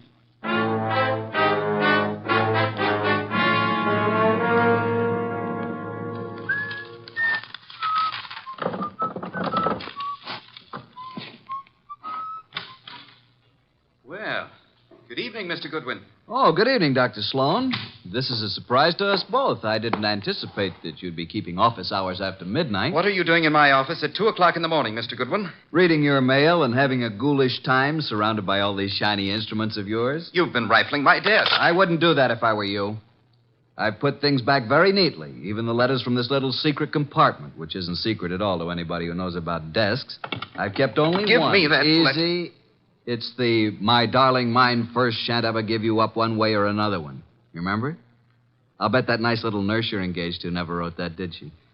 What do you intend to do with it? Mark it Exhibit A in the Horton murder case. Maybe you'd like to come with me and explain it to Nero Wolfe. Very moving, very flattering, very interesting if you like women, but also very incriminating, Dr. Sloan. What does it prove? A silly woman with a nervous breakdown imagined she was infatuated with me. A woman who is now dead, you must remember, under, shall we say, unusual circumstances. You signed a death certificate which stated Mrs. Horton died of a heart attack. As you signed it, Dr. Sloan, did you remember she had threatened you and heave a sigh of relief that fate had done you such a good turn? I didn't bear Leslie any ill will. I was sorry for her. You felt adequate to the situation. You called no other doctor, though there are several in your building. My first thought, of course, was that it was some extraordinary allergic reaction to the vitamin dose. It was not until an hour or two after she was dead you decided she expired from a heart attack. Yes. How did you explain the pain? I reported no pain. Miss Banks said Mrs. Horton had pain from her head to her feet. Grace said that? Well, not in those words, but that was the general Dr. Sloan, why did you use a stomach pump on a heart case? Why, I told you I tried everything. Sometimes an acute digestive disturbance. I suggest you did it because to you, as to any qualified physician, the pain in the feet suggested poisoning, a particular kind of poison, an inorganic poison. There wasn't any in her stomach. You maintain that? Archie, get the medical examiner on the phone. Tell him the body of Miss Hal Horton must be examined for any evidence of poisoning. I know you think Mrs. Horton was murdered, but it's impossible. There'd been no one near her. Miss Banks? Miss Banks couldn't have done it. She was working with me constantly. That's what I thought you'd say, Dr. Sloan.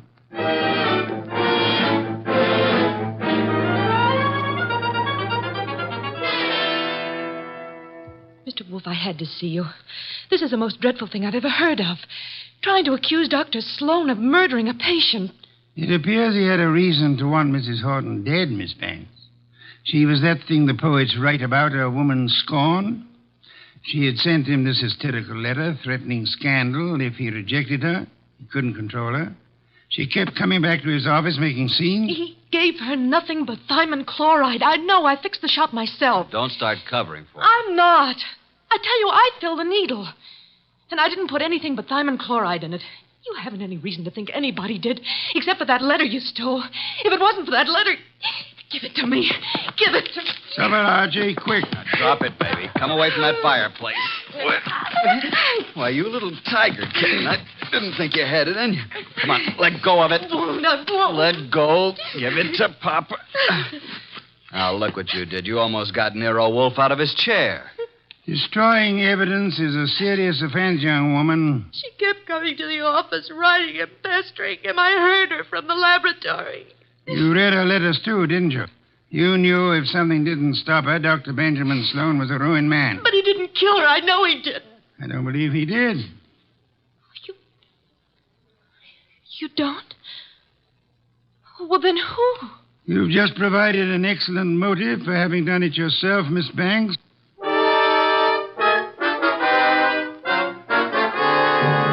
Pears and white wine. Cold, luscious, exotic. Excellent, Fritz, excellent. Best thing that's happened today. I don't like this Sloan case. If you ask me, I think that Horton dame got what was coming to her. Those are not the words of abstract justice, nor the phrases of a gentleman of culture. A good detective never plays favorites. Good night's rest, and you will find your attitude more normal by morning. You expect to have this case solved by morning? It's solved now. Thanks to the expedition I sent you on this afternoon. The arrest can wait. No one will escape. I feel like a murderer myself. If I hadn't wormed it out of Grace about the Horton woman complaining of pain, and if you hadn't jumped at the word feet... That, Archie, my dear fellow, is the purpose for which you exist, to discover pertinent facts. Have we quite finished? Coffee in the study, then. Here's the door. I'll go. Mr. Wolfe in? He isn't seeing anyone this evening, Mr. Horton. Well, he's seeing me. Archie, if that's Mr. Horton, I'll see him. You'd better. Sorry you found Mr. Goodwin so impossible, Mr. Horton. He came to pay you a call this afternoon. I sent him, but he didn't find you in, did you, Archie? No, but I made myself at home. I knew anything that would help to solve this case you'd want us to have. What do you mean? You were in my house? What did you take? Nothing of monetary value, I assure you, that will not be returned in due course. But before I announce the solution of a case, I like to have all my little props in place. I appreciate a well-rounded performance. Mr. Wolfe, I've had enough of this foolishness, this delay. I hired you to convict Sloan, not to play parlor games. You must be patient, Mr. Horton. Don't force me. I want action. Well, I had planned to wait until the morning, but if you insist... These papers here may interest you, Mr. Horton. Mr. Goodwin here collects them, your wife's letters. Leslie's? You recognize the script? These are addressed to Dr. Sloan. Do they prove anything against him? The lady's correspondence should be kept private. This other letter, however, was sent to you. To me? Leslie's? What? Give it to me. Easy, Horton, easy. Don't grab. Oh, but that letter's mine. You stole it from my desk. There is a point in a case, Mr. Horton, where letters cease to be personal property and become evidence. What evidence can that letter provide? It seems you had reason for wanting to kill your wife, Mr. Horton. A man can get annoyed by a note saying his wife never loved him, that all his money isn't enough, and that she's going to another man. You accusing me of murder? It could have been the perfect crime. Poison in one of those pills she was forever taking, or on the tip of the cigarette she chain-smoked, in a doctor's office to die in. If you hadn't been fool enough to try to pin it on Sloan, you might have gotten away with it. If I had known while she was alive what Leslie was, I might have done anything. But that letter you stole from me was one she left under my pillow. I didn't find it until after she was dead. I didn't kill her. Sloan did. You hired me to prove that, Mr. Horton. Suppose you let me go about my business? Nero Wolfe's office. Yeah? Oh, you did? Good boy. We'll expect you. I'll tell Mr. Wolfe at once. Medical examiner's officer. Just as you thought, they found poison in the body. Listen to me. Inspector Kramer's picking up Dr. Sloan and Grace. They'll be here any minute. Kramer's set to make an arrest. I told you. The police know it's Sloan. Put the letters and Mrs. Horton's bag on my desk, Archie. Leslie's alligator bag? You stole that from my house this afternoon, too. Those things are mine. Inspector Kramer will want to take them with him. Well, do you think I want it made public what Leslie did to me? Kramer can't have them. Maybe the inspector will want to take you, too, Mr. Horton. Let them in, Archie. Come in, Inspector Kramer. Dr. Sloan, Miss Banks. Wolfe asked me to bring them here first before I locked anybody up. Mrs. Horton was murdered, all right. I'm sending a man for Horton, too. You won't have to. Mr. Horton's waiting here to join the party. Come into Mr. Wolfe's office. Good evening, Inspector. Good evening, Wolfe. Will you all please range yourselves around the room as I indicate? Miss Banks here. Dr. Sloan, Mr. Horton. Archie, you stand between the two men, if you please. Mr. Wolfe, this is a dreadful mistake. I swear the doctor didn't... Stop thinking about the doctor. What about you? If you're accusing Miss Banks, I might as well tell Hold you it, now. Dr. Sloan. From here on, anything you say will be held against you. That's what I want. Let Grace go home and Oh, I'll... for heaven's sake, why don't you arrest the man? Isn't it obvious he's guilty? You and your trumped-up charges against me. I'll do the talking now, Mr. Horton. Mrs. Horton died from a certain inorganic poisoning. Poison administered in your office, Dr. Sloan, with a hypo syringe. Let's get it over with. I gave her the hypo. But I filled the needle. There you are. They're both guilty. Which would solve the case if they weren't lying. Miss Banks believes Dr. Sloan killed Leslie for her sake. Dr. Sloan thinks Miss Banks put poison in the hypo to save him from professional ruin. They're trying to protect each other. The fact is, the hypo they gave was perfectly harmless. It did not kill Mrs. Horton. Then what did? Mrs. Horton came to your office in desperation, Dr. Sloan. But she came prepared for the worst. You see this handbag? Can any of you identify it? Yes. It's hers. Is it Mr. Horton? It's Leslie's. The bag she carried to the office the day she died. Open it, Archie. You will see it contains her change purse, billfold, cigarette case, matches, her handkerchief, nothing more. That is, not unless you look closely. Then you will observe this lining has a double fold. A secret compartment. Exactly. We open it this way, and there we find it. A hypodermic needle with which the unhappy woman committed suicide. Miss Banks, Dr. Sloan, you can stop protecting one another. Mr. Horton, the world need never know you were a betrayed husband. Mrs. Horton killed herself while in a confused state following a mental breakdown. The case of the malevolent medic is closed.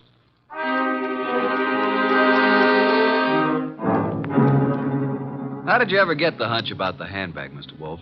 I know nothing about women, but on my occasional trips abroad, I have been forced to observe their handbags. Monstrosities. They hold anything and everything. Now that our guests have gone, Fritz is bringing coffee to the study. Would you like some beer? I believe I would. Somehow I feel I've earned it. Here you are. Poor fellow, I'm very sorry for you. How so? This is one case in which there is no falsely accused, unattached young lady for you to squire about. Well, here's to your better luck next time.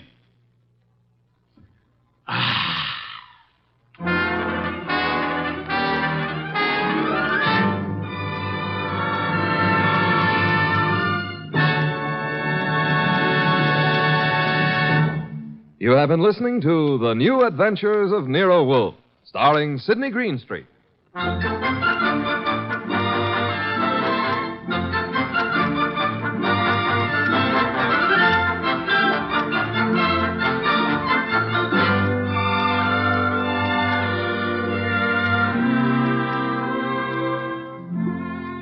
Tonight's transcribed story by Ruth Adams Knight was based on the characters created by Rex Stout. This is an Edwin Fadiman program, produced and directed by J. Donald Wilson. In the cast were Harry Bartell as Archie Goodwin, and Gene Bates, Vic Perrin, Bruce Payne, Bill Johnstone, and Mary Lansing. Next week at this same time, Nero Wolfe and Archie will bring you the case of the Hasty Will. Don Stanley speaking.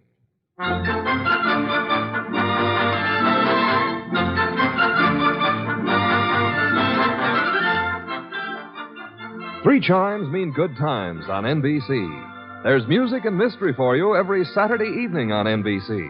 For music, tomorrow, your hit parade brings you the top tunes of the land with Snooky Lanson, Eileen Wilson, and Raymond Scott's orchestra.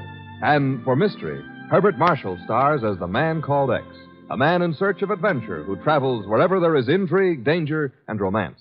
More good mystery at Sam Spade next on NBC.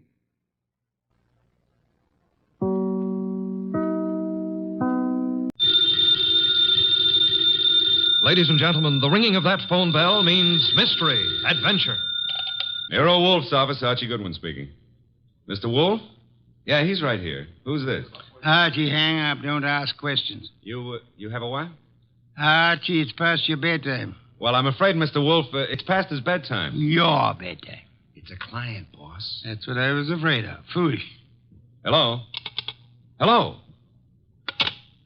Well, why do you look so bewildered?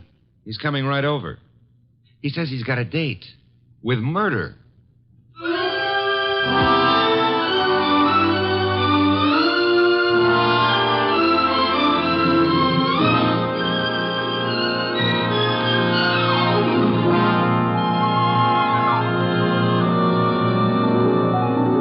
Ladies and gentlemen, it's the detective genius who rates the knife and fork the greatest tools ever invented by man. The ponderous, brilliant, and unpredictable Nero Wolfe. Created by Rex Stout and brought to you in a new series of adventures over this NBC network in the person of Mr. Sidney Greenstreet.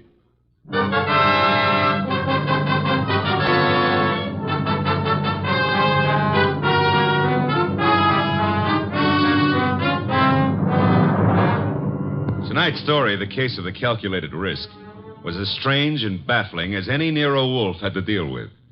It started late one night when a big-shouldered man sporting a reddish beard and billing himself as Dave Caffrey pushed his way in, walked up to Nero Wolfe's desk, and rocked him with this opener. Tomorrow morning, Mr. Wolfe, I'm going to kill a man.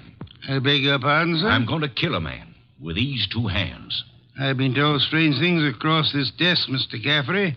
This is the first time a murderer has confided his intention to me in advance. This man you speak of. I'm not telling you his name. I'm not telling you where I'm going to meet him. The session tomorrow is going to be private and personal. But if anything happens to me between now and then, I want you to take over. Mr. Caffrey, do you seriously think I could assist you in a matter of private vengeance? That's not what I'm asking. This guy deserves to die. I plan to kill him with these 2 hands, me, myself. But if I slip up, if he gets me first, I want you to see that justice is done. But I assure you, sir... I told you this guy deserves to die. Let me tell you why. Years ago down south, there were 3 men in business together, partners. Me and 2 others. Your notebook, Archie, if Mr. Caffrey doesn't mind. You're wasting your time, Wolf. The names I'll use will be phony. I won't give you anything you can check back on. We'll take our chance, sir. Please proceed. It happened in a town about 40 miles from the place where we had our business. We'd gone there to collect some money, the 3 of us. Carl, Mitch, and me. Dave Caffrey. But all we collected was bad news. So bad that Carl hadn't even given our right names at the hotel. Said he was scared some of our creditors would come hitting up on us for what we owed. 3 of us had some drinks, and we'd been pacing around for nearly an hour. I can still remember the way Mitch stood and looked at me. And then up at Carl, when Carl suddenly pulled to a stop and came out with this idea of his. So, Dave, you got 6,000 cash on hand. You counted it, Mitch. Well, didn't we make it 62.40, Carl? Whichever. We've got this 6,000 odd, plus some slow accounts receivable against debts of 38,000. With 3 of us trying to live from the business, we haven't got a chance. Well, we ain't got much of a one, Carl, but... It's hopeless, Dave. With 2 partners, though. 2 partners? You reckon on pulling out, Carl? I say we cut cards for it, Mitch. Low man drops out. Break up the partnership? After sticking together all these years? Wait a minute, Dave. Wait a minute. Maybe Carl's right. Maybe this could work. Carl, you mean the low man drops out clean? Right now? Right now, Mitch. Other 2 to take over assets and debts and see if they can get this thing back in the black. Okay, Carl. Get the cards out. Dave? Well, that's what you guys want. Okay, then. Here's a new deck. Shuffle them, Mitch. All shuffled. Cut 'em, Dave. Go ahead, Mitch. You get first pick. Spread 'em if you like. Here goes. 6. Your turn, Dave. Okay. 9 of clubs. Lucky guy, Dave. That puts you in whatever Carl pulls. I'll pull it fast. There she is. Denise. Sorry, Mitch. That leaves you elected. Well, Mitch, I'm sorry, too. I guess we all had a fair whack at it, but... Hey, wait a minute. Let me see that ace again, Carl. Easy, Mitch. I said I was sorry, Look, Dave. Yeah, what is it, Mitch? All the aces are marked. Carl, I'm going to cram this deck right down your cooking throat. Look out, Mitch. He's got a knife. Sure. Oh. Carl, you... All right. I've cut him for keeps. What do we do now? What do we do? Look, Carl, I didn't mark those cards. I didn't kill Mitch. And what's more... Shut up, Dave. We're both in and out now. Come on. Let's get out of here.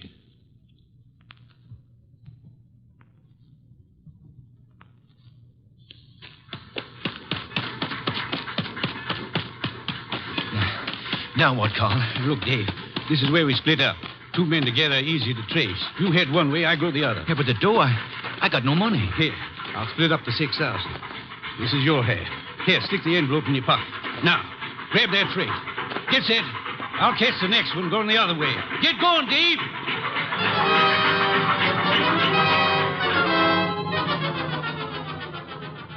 That's how it was, Mr. Wolfe. It all happened so fast that I... This man you call Carl, he would seem to be one of the world's choice creatures, Mr. Geoffrey. When I thought to look in that envelope he gave me, I found $40 and a few folds of wrapping paper in it. I was mad enough to... Well, I got off the freight and intended to go back, but... Then I picked up a paper. And read all about the murder of your friend Mitch with the statement that Carl had accused you of the crime and that the police believed him in view of your escape. That's it. Classical, but not at all original. Well, I was young then and stupid. And I'd had those drinks to start with. And you spent the intervening years hunting down the man Carl, am I correct? Yeah. I tramped the country from east to west, from north to south. Tramped it for years, searching for him. And yesterday I located him. He's a big wheel these days up on that 37th floor of his. But tomorrow when I get... Yes, Mr. Caffrey, the 37th floor of... Never mind what building. Now, wait a minute, Caffrey. If you expect Mr. Wolfe to help you... I don't want him to help me. I'll help myself. But if I slip off, I know Wolfe's reputation well enough to know that he'll never rest till this rotten, chiseling murderer is sitting in the chair. That's why I've come here. Just to provide a backstop in case my dear friend of long ago manages to get the best of me. How will we know? You see this envelope? Read what it says. Nero Wolfe, 601 West 35th Street, New York. Delivered to him in case of my death. That's right. And this envelope is $500. Nearly all I've got in the world. Along with it, the full details on that knifing. Real names, dates. The proof you'll need in case I don't finish it up. Go on.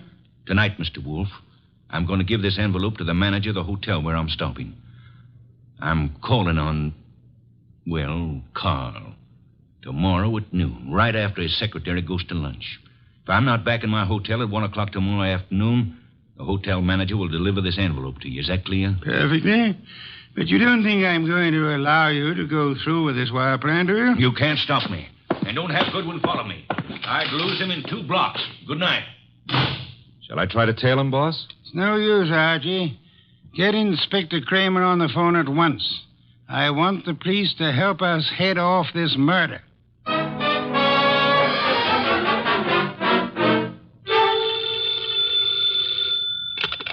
Nero Wolfe speaking. It's Archie. I'm calling from the morgue. And? They found Caffrey's body in a subway washroom, mugged and stabbed.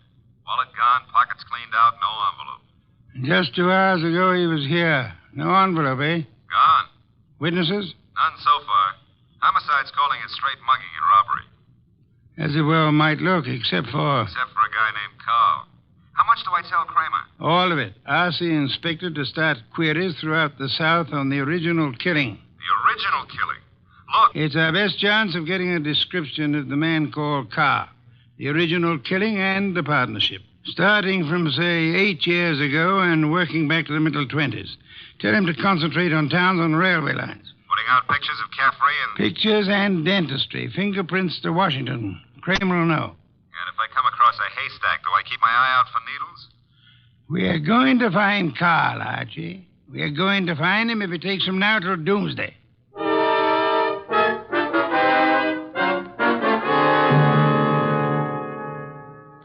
Mr. Wolfe, let's face it, we're licked.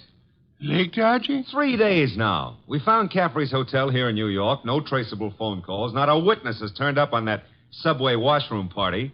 And Kramer says he's getting nowhere with those answers from the Southland. The original story is bound to come slowly, Archie.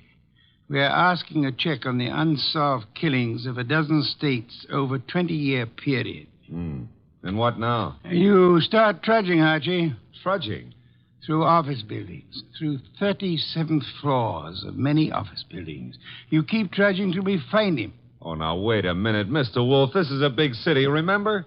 I might have to go through hundreds of buildings. This morning, Archie, the Municipal Reference Library informed me that there are exactly 34 buildings of 37 floors or higher in Manhattan. Now, when you rule out the United Nations building, hotels, Okay. Maybe not so many 37th floors, but lots of offices per floor. Maybe 40 or 50. Call it 30 times 40, and you've still got 1,200 to start with. And you don't know what kind of business. You don't know what Carl's real name is. You don't even know what he looks like. There could be 4,000 men like him. 4,000 affluent men, Archie? Yeah, well, all right. Caffrey said he was in the chips, though. You know, for a guy who'd been bumming around, that could mean anything from 10 grand a year up. Hey, wait a minute. That cuts your field to 1,000. 1,000 tall men? Tall? I've been over those notes. Caffrey didn't say he was tall. As plainly as you could ask. Caffrey was almost your height, but he said Mitch stood and looked at me. And then he looked up at Carl. Up, Archie. That makes Carl your height or taller. Yeah. Well, maybe Caffrey and Mitch were sitting down, and Carl was, Caffrey told us the three were standing at the time. Check your notes. I've studied them.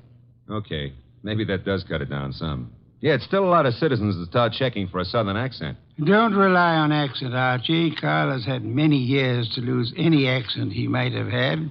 Yeah, that's true. And so we narrow it, Archie. A man almost surely tall. A man not using the name he was born with.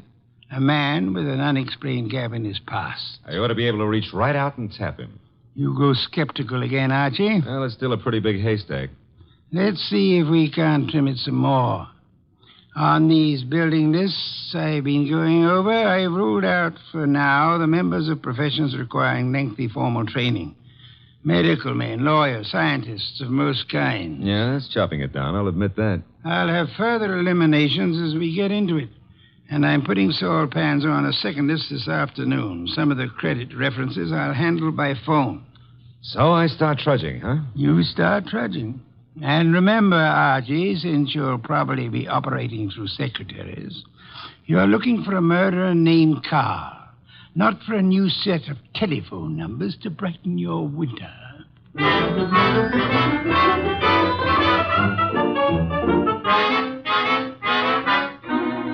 Tall?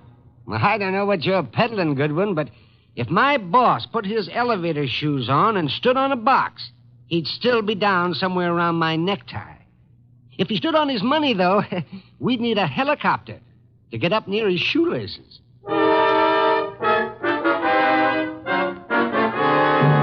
Oh, Miss Jonas, do you mind if I sit down? Why, of course not, Mr. Goodwin. Oh, thanks. You know, I've been in 12 offices on this floor, and you're the first girl who's seen the importance of this survey first crack out of the box.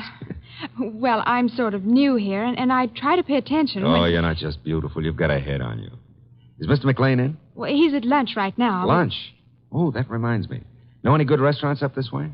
Well, I was just going to the downstairs drugstore myself, but I wouldn't say Well, that... come on. Put your bonnet on and let's skip the drugstore. This meal is on the Executive Resources Survey.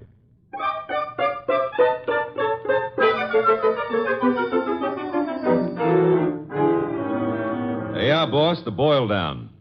Tinsley, McLean, Fernandez, Tesreau, and Kaplan. All five of them tall, all five a little misty in the background.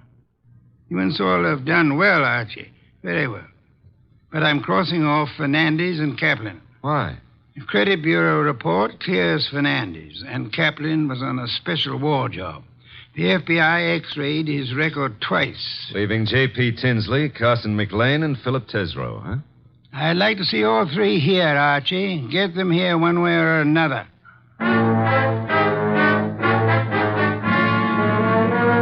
And so you do admit that Tinsley isn't your real name? Mr. Wolfe, are you a blackmailer or what? I'm a licensed private investigator, sir. Any disclosure you make will be kept in confidence, provided it doesn't touch on the case I'm engaged on. You haven't said what the case is. I don't intend to. If you prefer to explain this mysterious gap in your background at the district attorney's office... Well, I'm using the name Tinsley because I've got an undivorced first wife out on the coast. We broke up 20 years ago, but she said she'd see to it that I never married again. And she knew where I was today. Well, I don't say I'm a saint, but she's a vindictive woman. I see. May I have names, dates, and places starting 1924?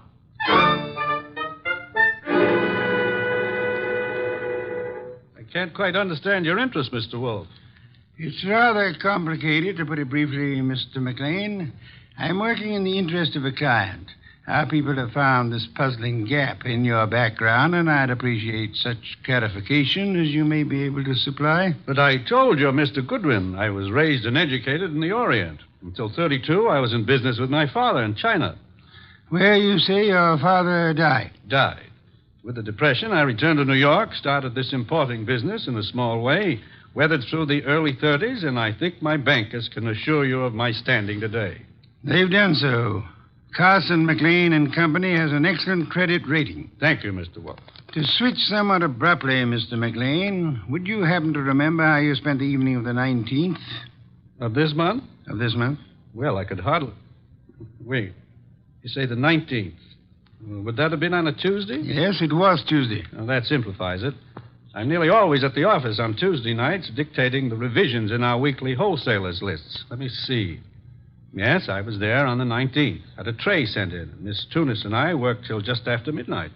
Miss Helen Tunis, the secretary Mr. Goodwin spoke of. She's been with me for 2 or 3 months. Miss Tunis can confirm this dictation on the night of the 19th? Of course.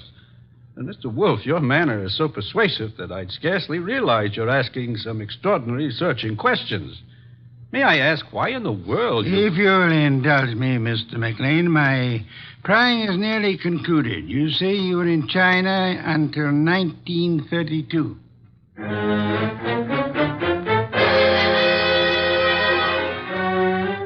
Mr. Tesreau, I'll be brutally frank. We know that your name is not Tesreau. And we know that you served a prison term from 34 to 38 for arson. I'd like some straight answers. I didn't say I wouldn't answer your questions. The past can remain your own, provided... Now, look, Mr. Wolfe, I've been going straight for 12 years. And this business of mine is on the level.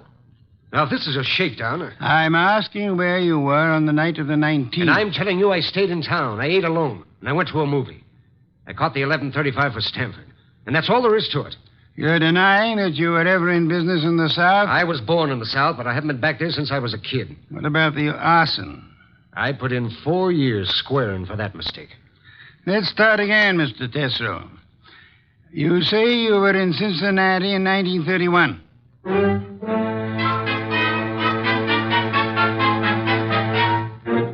Okay, Mr. Wolfe, 3 candidates, and we're still on the 1-yard line. Our 1-yard line. Tesreau, McLean, Tinsley. No, rule out McLean. He gave references enough for those years in China. And with Helen Tunis, he's got the one firm alibi we've laid on to. Caffery was killed before midnight. With conditions as they are in the Far East, Archie, it'll be weeks before cables came back on McLean's claims. Claims? You figure the whole Chinese background's a fake?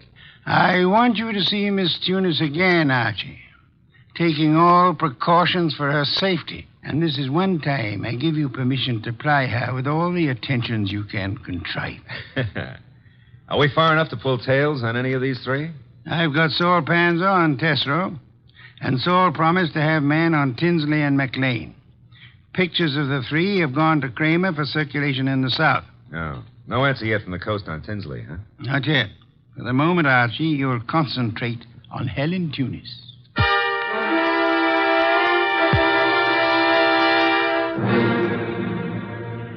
Helen, I've got to see you tonight. I'd love to, Archie. Now, look, but... Helen, I phoned you to come out in the corridor this way because I didn't want McLean to know we're talking. Do you still say you got that new mink coat on your own money? Mr. Goodwin, I don't know what right you Helen, have if you to... get 5 guys to buy you stuff, it's your business. Mr. McLean said his wife might be sending detectives around. You can go right back to your old Mrs. McLean and tell her that I... Easy, Helen, easy. He was dictating to me. You know, baby, the harder you lie, the prettier you look. But if this is a fake alibi, and if you keep propping it up, you're going to find yourself in trouble. Bad trouble. Now, how about it? Do I see you at your apartment tonight, or would you rather come down with me to Nero Wolfe's right now? Archie, All right. I can't go with you now, and I've got a dinner date with my aunt tonight that I can't break, but I'll try to be back at my apartment by 11.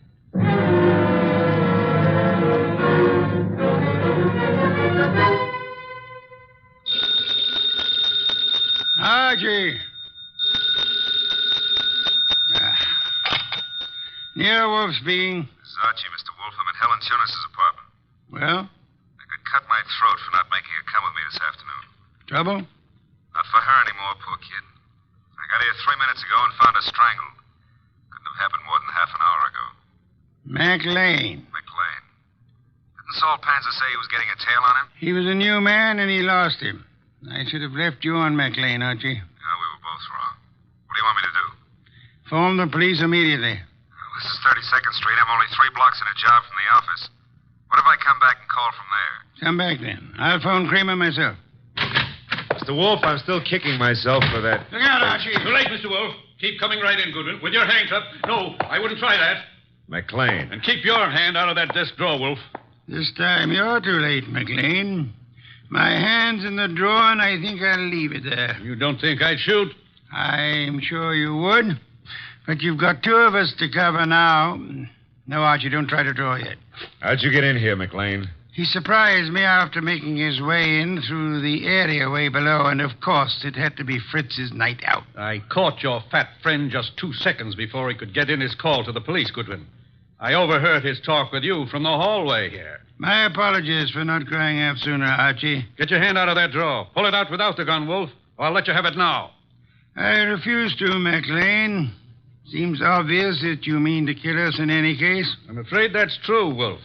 But when you called me here and Goodwin started making dates with Helen Tunis... Poor kid, I told her not to talk to you. She didn't, Goodwin. I've been scared of you and Wolfe since I followed Colby here that first night. Colby? You knew him as Caffrey. I caught up with him afterward in that subway washroom. No, keep that hand up. And watch that gun of yours, Wolfe. When I found that envelope on him and read the letter to you contained in it, I knew he hadn't spilled the whole South Carolina story to you. South Carolina? Would the original knifing have been taking place anywhere near Hampton or Jasper counties? Hampton County. But our business is over the line in Georgia. Doesn't matter now. Pity, Archie. We learned this afternoon that we were growing warm on South Carolina. Mr. McLean, may I ask what you hope to achieve by this insane project of disposing of Mr. Goodwin and myself? I'm buying time, Wolfe. I've $90,000 in small bills in that bag there, plus a plane ticket to Buenos Aires. I've got a silencer on this gun. If you 2 aren't found till tomorrow morning, I'll be out of the country before they start looking for me. You don't think the police will put out an alarm for you when they find the body of Helen Tunis? Goodwin left it to you to report that. Remember? Let's remind ourselves to be prompter on reporting deaths, Archie. Starting with our own, Mr. Wolfe? Glad you can take it that way, Goodwin. You actually think you can knock the 2 of us off? I'm about to find out, Goodwin. One moment, McLean. You've never been a real gambler. You know that. With marked cards, of course. But you're not the man to face a sure loss now. A sure loss? The loss of your life. Within seconds after you try to pull that trigger. I told you I had a silencer. You think anyone will hear the shots? There'll be more shots than you count on. My hand's on a pistol now in this drawer, and Mr. Goodwin has a .38 in his shoulder holster. You can't shoot through the desk, and Goodwin won't get a chance to draw. You're an intelligent man, McLean. Vicious, but intelligent. May I describe the certainty of your immediate death if you don't throw that pistol on the desk and give yourself up? There are 2 of you, I know that, but... McLean, you must be aware that in the actual fact, exceedingly few men are killed instantly by a single shot, even from a pistol of heavy caliber. The one you hold is a .32. And it's a .45 in that drawer, McLean. I assure you, McLean, that neither of us will surrender the weapons we have. Should you start shooting, we'll both do our best to draw and keep firing till you're dead. You're stalling, Wolf. What have I got to lose by trying for you both now? Your life? I'll correct that. The loss of some 6 or 8 weeks of your life, possibly months. Whatever the time necessary to bring you to trial and to convict you and execute you for the murders you've committed. Suppose I cancel you out and then take my chances with Goodwin. A better choice, but still a dubious one. I'm fat, exceedingly fat. And for perhaps the first time in my life, I'm thoroughly grateful for that. My bulk affects the calculation, McLean. McLean, you could pull off all 7 shots and still not hit Mr. Wolfe where it counts. You have to start, you better start on me. You exaggerate, Archie, and I thank you for the gallantry of it. No, it's quite likely that with 2 or 3 shots, McLean might well dispose of me, but not with your first shot, McLean, and we'll not permit you many more than your first. Look, if I promise to do no more than tie you 2 up to give me my head start, will you toss in your guns? Of course not. Do I speak for us both, Archie? Check. I say let's start it now. Wolf, if I give you half of what's in that bag, would you forget these admissions I've made and help on my defense? I've told you I refuse to bargain. I think that I shall count 5. If your weapon hasn't been tossed on the desk by then, I'll do my best to get my pistol into action. How you in the court, Archie? Start counting. Wait a minute, Mr. Wolf.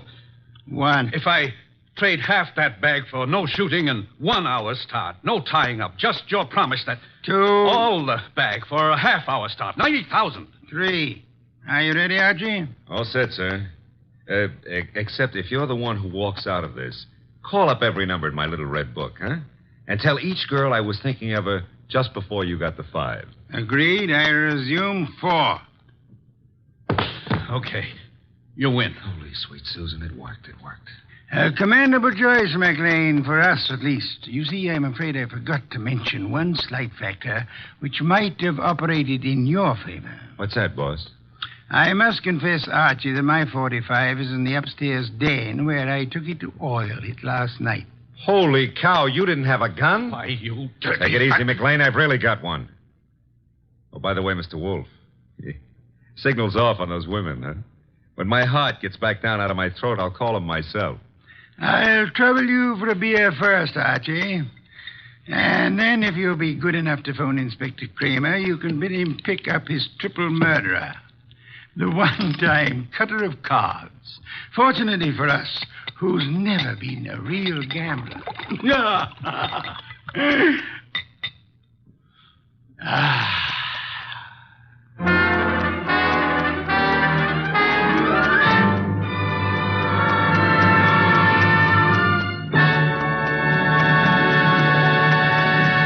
You have been listening to The New Adventures of Nero Wolfe, starring Sidney Greenstreet.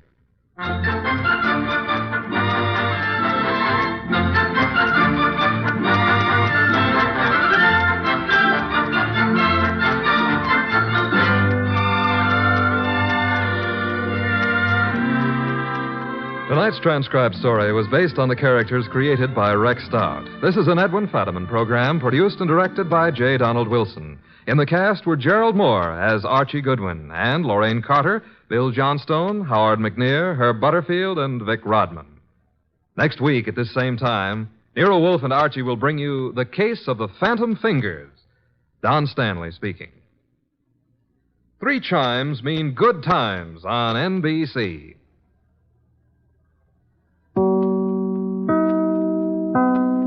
Stay tuned for Nero Wolfe.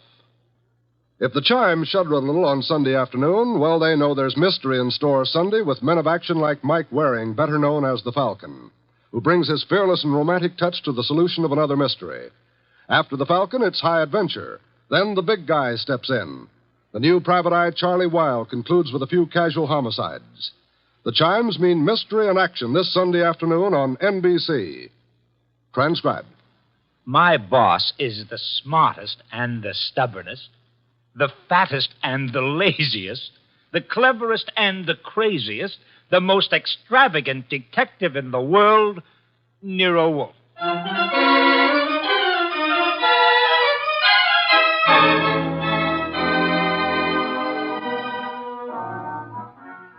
It's the adventure of Stamped for Murder, with that brilliant, eccentric private detective, orchid fancier, and gargantuan gourmet, Nero Wolfe, starring Sidney Greenstreet.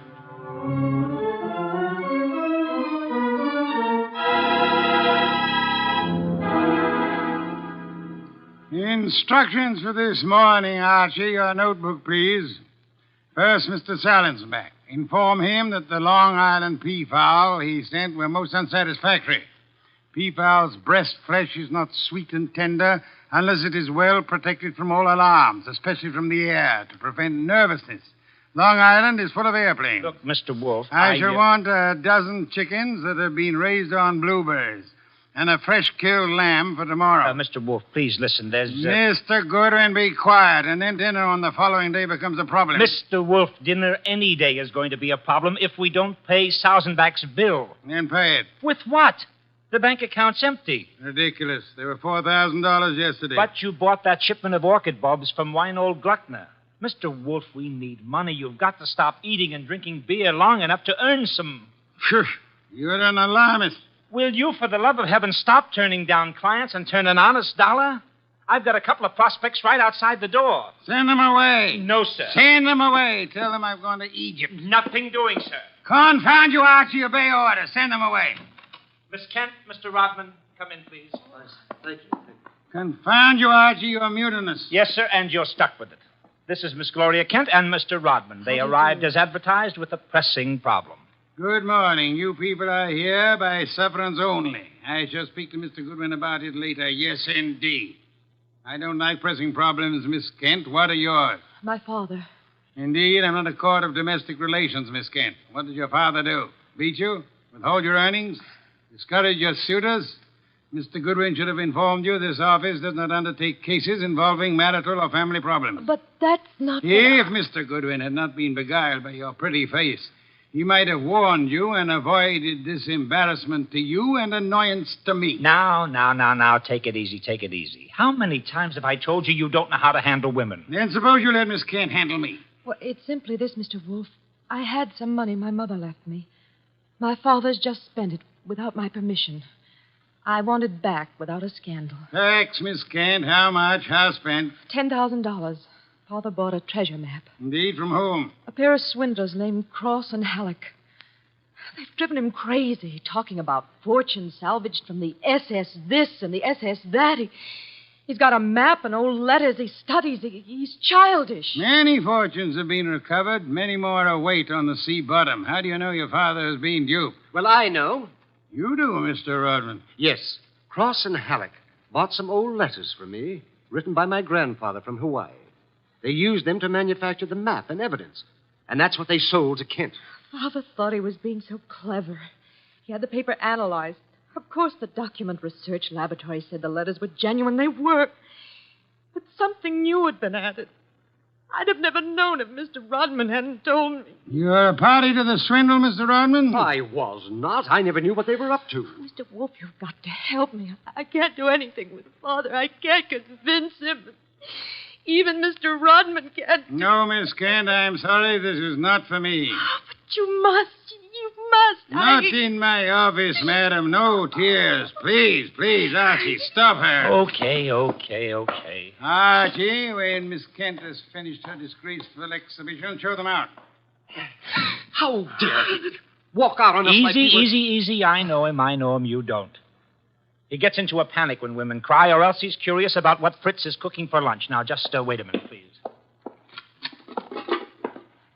Oh, aren't you ashamed of yourself walking out like that on that poor kid? That hysterical gamma. She's lost all of her money. She needs help. I charge high fees, Archie. So charge a small fee. Do you want her to starve? Good heavens. Starve? How monstrous. I'm not kidding. While you'll be in here smelling your dinner, she and her father will be starving. I thought you were bringing me a paying client. Well, this is different. She's, You're beautiful. Archie, you're impossible. Oh, very well. Go back into them. Get names, addresses, facts. I am not committed to Miss Kent's case, but we'll see. Be a tribute I pay for your weakness for a pretty face.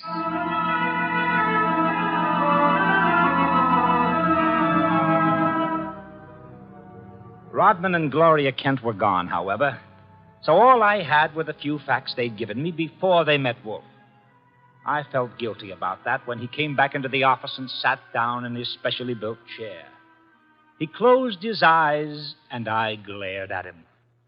Well, how much of you is awake? Mr. Wolfe. Well, they disappeared. Did you tell me you were going to help this girl just to get her out of the office, or did you mean it? You're a gadfly. No, sir. No, sir. You made a promise, and you're stuck with it. What did you get from Rodman? Name, address, occupation. He's a librarian, that's all. Very careless, Archie. You missed a significant point. Such as, How did Rodman discover the letters he sold were being altered by forgery and used for swindle? How did he locate the dupe, Mr. Kent? I guess you're right.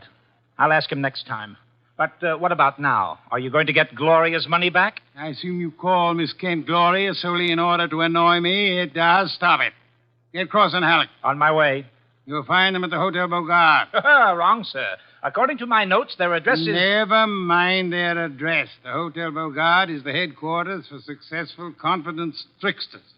They celebrate their victories there while the money lasts. You will possibly find Cross and Halleck drinking whiskey or lunching, probably both.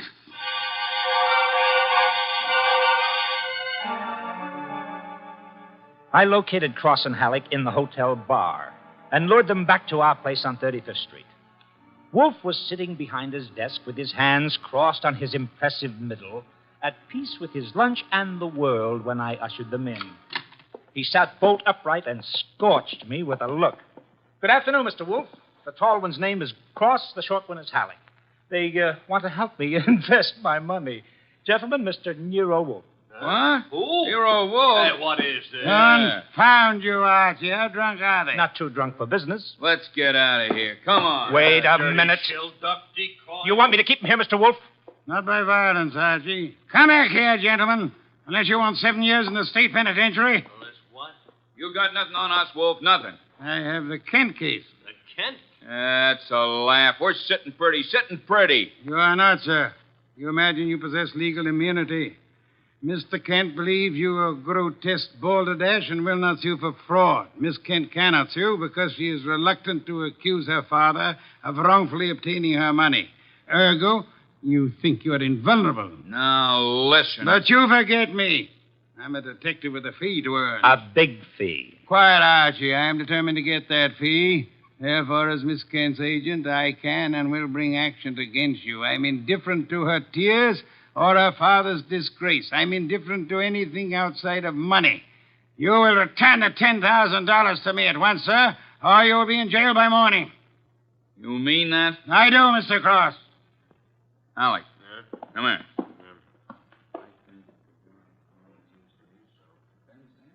Come on, hurry. Okay. Here, Mr. Wolfe. Halleck and I have decided we don't want to get in any trouble with you. Here's your $10,000. Let's have it. Give the dough to Kent, Mr. Wolfe, and get the letters and map back for us. You've got a reputation for being tricky, but honest. We trust you. Come on, Halleck, let's go. Well, how about that? Preposterous. No, sir. Take a look. $10,000, genuine coin of the realm. That man Cross is a fool. Does he imagine I'm to be fooled so easily? What do you mean? He left the money. He surrendered too quickly, Archie. Too easily. And that money in the envelope he was carrying all ready to refund. Why? Well, maybe he's got a better sucker.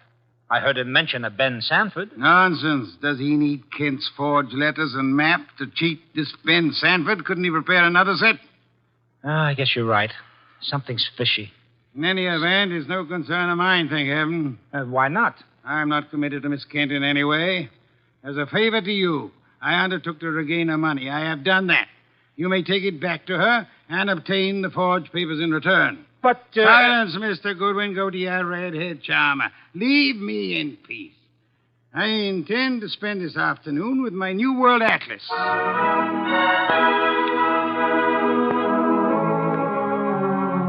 I left him 3,000 miles up the Amazon with his magnifying glass and drove up to East 69th Street. The Kent house was a broken-down little brownstone, and as I went up the stoop, the door opened and Gloria Kent burst out like a skyrocket. Hey, Miss Kent, easy. Let go of me. Let go. What's wrong? What's wrong? Wrong. Nothing is wrong. Nothing at all. Well, how about seeing your father? You want to see my father? Come inside. Oh, for the love of heaven. Come inside, Mr. Goodwin. I'll introduce you. He's in a back room. Come right through the living room. What else came through this living room? A hurricane? No, Mr. Goodwin. Something else. There's my father, Mr. Goodwin. What in the devil? He's dead. His throat's cut. Father, this is Archie Goodwin from Nero Wolfe's office. He and his boss refused to help while they could. Maybe he can help you now. Stop it. All I'm good for now is revenge. That's all. Stop it. Stop it and look at me. When did it happen? I don't know. When did you find him? Just now. Keep looking at me. Who went through this house like a hurricane? You? No. Where did you go after you left the office? To the laboratory. What lab? Document research. The place that checked the map. How long were you there? Until an hour ago. I was with Mr. Rodman. Keep looking at me. And then? I had lunch. With Rodman? Alone. And then I came home. All right. All right, now listen to me. I want you to go to Mr. Wolfe's house right now. Have you got a cab there? Yes. All right, take a cab. I've got to stay here, but I'll call Mr. Wolfe and tell him you're on the way. Now, get.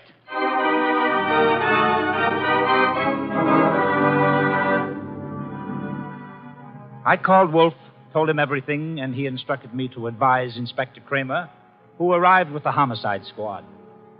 I gave the inspector everything while the squad photographed and measured, print dusted and detected. At 3:30, Kramer took me back to the house on 35th Street for a fight with Wolfe. It's a great story, Wolf. Great. Kent buys a phony treasure map. Everybody knows it's phony except Kent. But Cross and Halleck try to buy it back, and Kent gets himself murdered. Did you find the map and letters in the house, Inspector? No, I didn't. The killer was after the map. The phony map? Certainly. Why? Well, if we knew that, we would know why Cross and Halleck so willingly paid back the money and why Kent was murdered. Maybe it's not phony.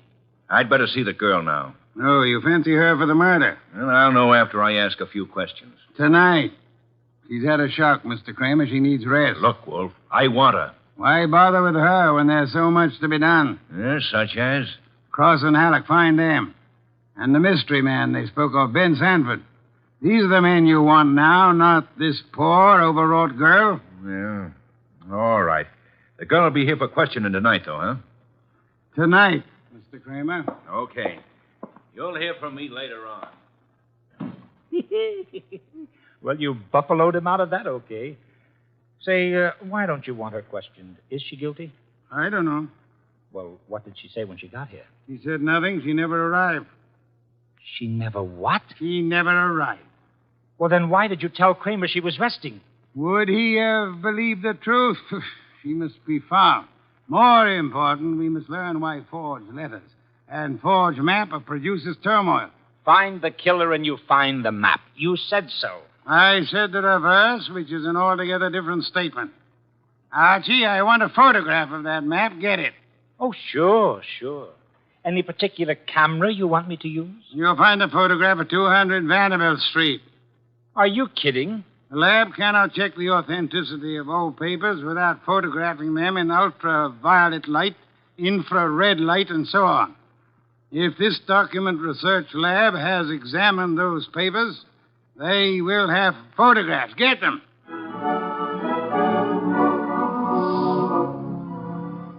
He got out of his chair and waddled back to the house elevator. It was 4:00 and time for his regular afternoon session with the orchids. I drove down to the document research laboratory on Vanderbilt and got such a shock that I grabbed the office phone and dialed Wolfe at once.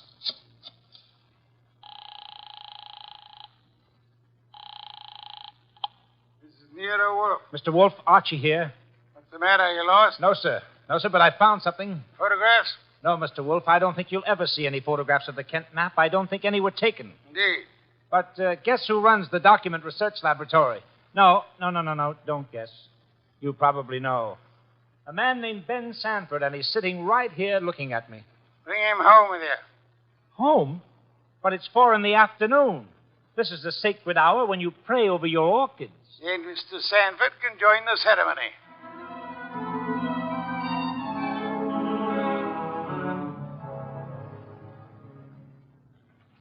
Hey, how about this place? How about it? There must be a million flowers up here. No, not flowers. Orchids only. Mr. Wolfe has 10,000 plants. Never saw anything like it. And you never will again, brother. Hey, what kind is that on the bench? Oh, that's our pride and joy. Odontoglossum harryanum. Above them, the Van Petersirana, and the pink ones are the Coelogiani panduratas. Now, the large object, mulching flower pots, is Nero Wolfe. Mr. Wolfe, Ben Sanford. Good afternoon, sir. Hi. I came along to be obliging. I've got nothing to say about anything. How much have you offered Cross and Halleck for their treasure map? No comment. Mr. Sanford, I'm going to make some assumptions. I assume that you are not, in fact, a document expert, but an accessory to the fraud of Halleck and Cross. No comment. That you actually prepare fraudulent maps for those swindlers, and then, in the guise of an expert, guarantee their authenticity. No comment. But this you must answer. You did guarantee the authenticity of the map and letters Kent bought. It's on record. All right, I did. Then will you admit they were forged? What are you, a comic? No. You guarantee the value of the Kent map? Yes. As an expert? Yes. Then you've convicted yourself of murder. Murder? What is this? Mr. Kent was murdered, sir. Evidently for the map and letters he bought. But of all persons involved, you alone believe in the value of the map. No one else does. Therefore, you alone would have murdered Kent for the map. For the love of... Now, wait a minute. Chew it over, brother. Chew it over. Either way, he's got you. Okay, you want me to level? Here it is. Level, Archie. Okay, boss. Thief-type talk. It means tell the truth. It's like you say. The letters were bought from Rodman. I forged the map and evidence on them. I guaranteed them to Kent. It was a swindle. The letters are without value? Oh, sure, they're old, that's all. From 1851. Just tired family gossip and stuff. Indeed. There we have the problem again, Archie. Mr. Kent is swindled with a map and letters that are known to be worthless. He alone believes the fantasy of the treasure. There isn't any treasure. Never was. Yet Cross and Halleck refunded the swindle money so eagerly. It is obvious they want those worthless documents back badly. Someone else wants them so bad he murders Mr. Kent. Why? I don't know. Archie, we must find the girl. There's a chance she turned to Mr. Rodman for refuge. I'm sorry, you'll have to go there at once. If the girl isn't there, bring Rodman.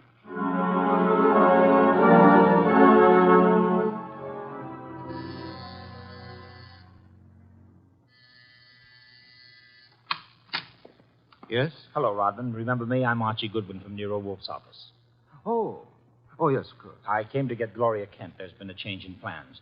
Tell her to come out, please. Gloria? Well, she's not here. Why should she be? Haven't you heard? Heard what? Well, I guess you'd better come down and see Wolfe. Mr. Goodwin, I'm afraid I can't. I'm rather busy. Look, Rodman, maybe you ought to know.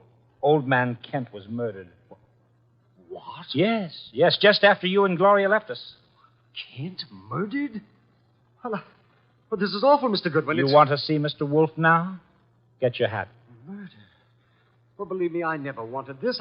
I'm going to tell Nero Wolfe the whole mess. Every word of it. Okay, then. Come on, let's go. Yes, of course. Just a minute. I'll get my hat in the bedroom. Murdered? Kent? I never dreamed. Oh. Come on, Rodman. Come on. What? I didn't hear you. Oh, Rodman. What the... Oh! Rodman.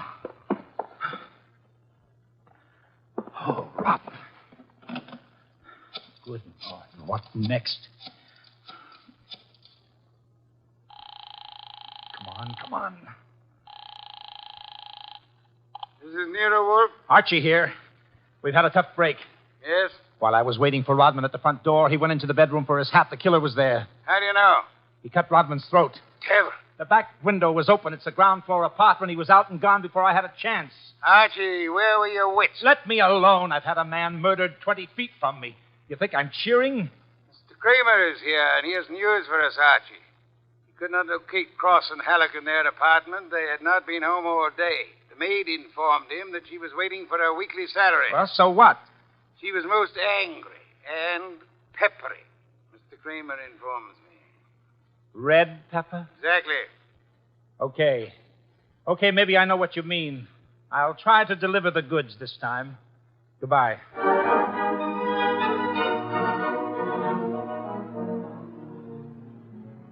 I drove down to the apartment house on Gramercy Square where Cross and Halleck lived, took the elevator up to the 10th floor, found the right door, and slipped in with a pass key.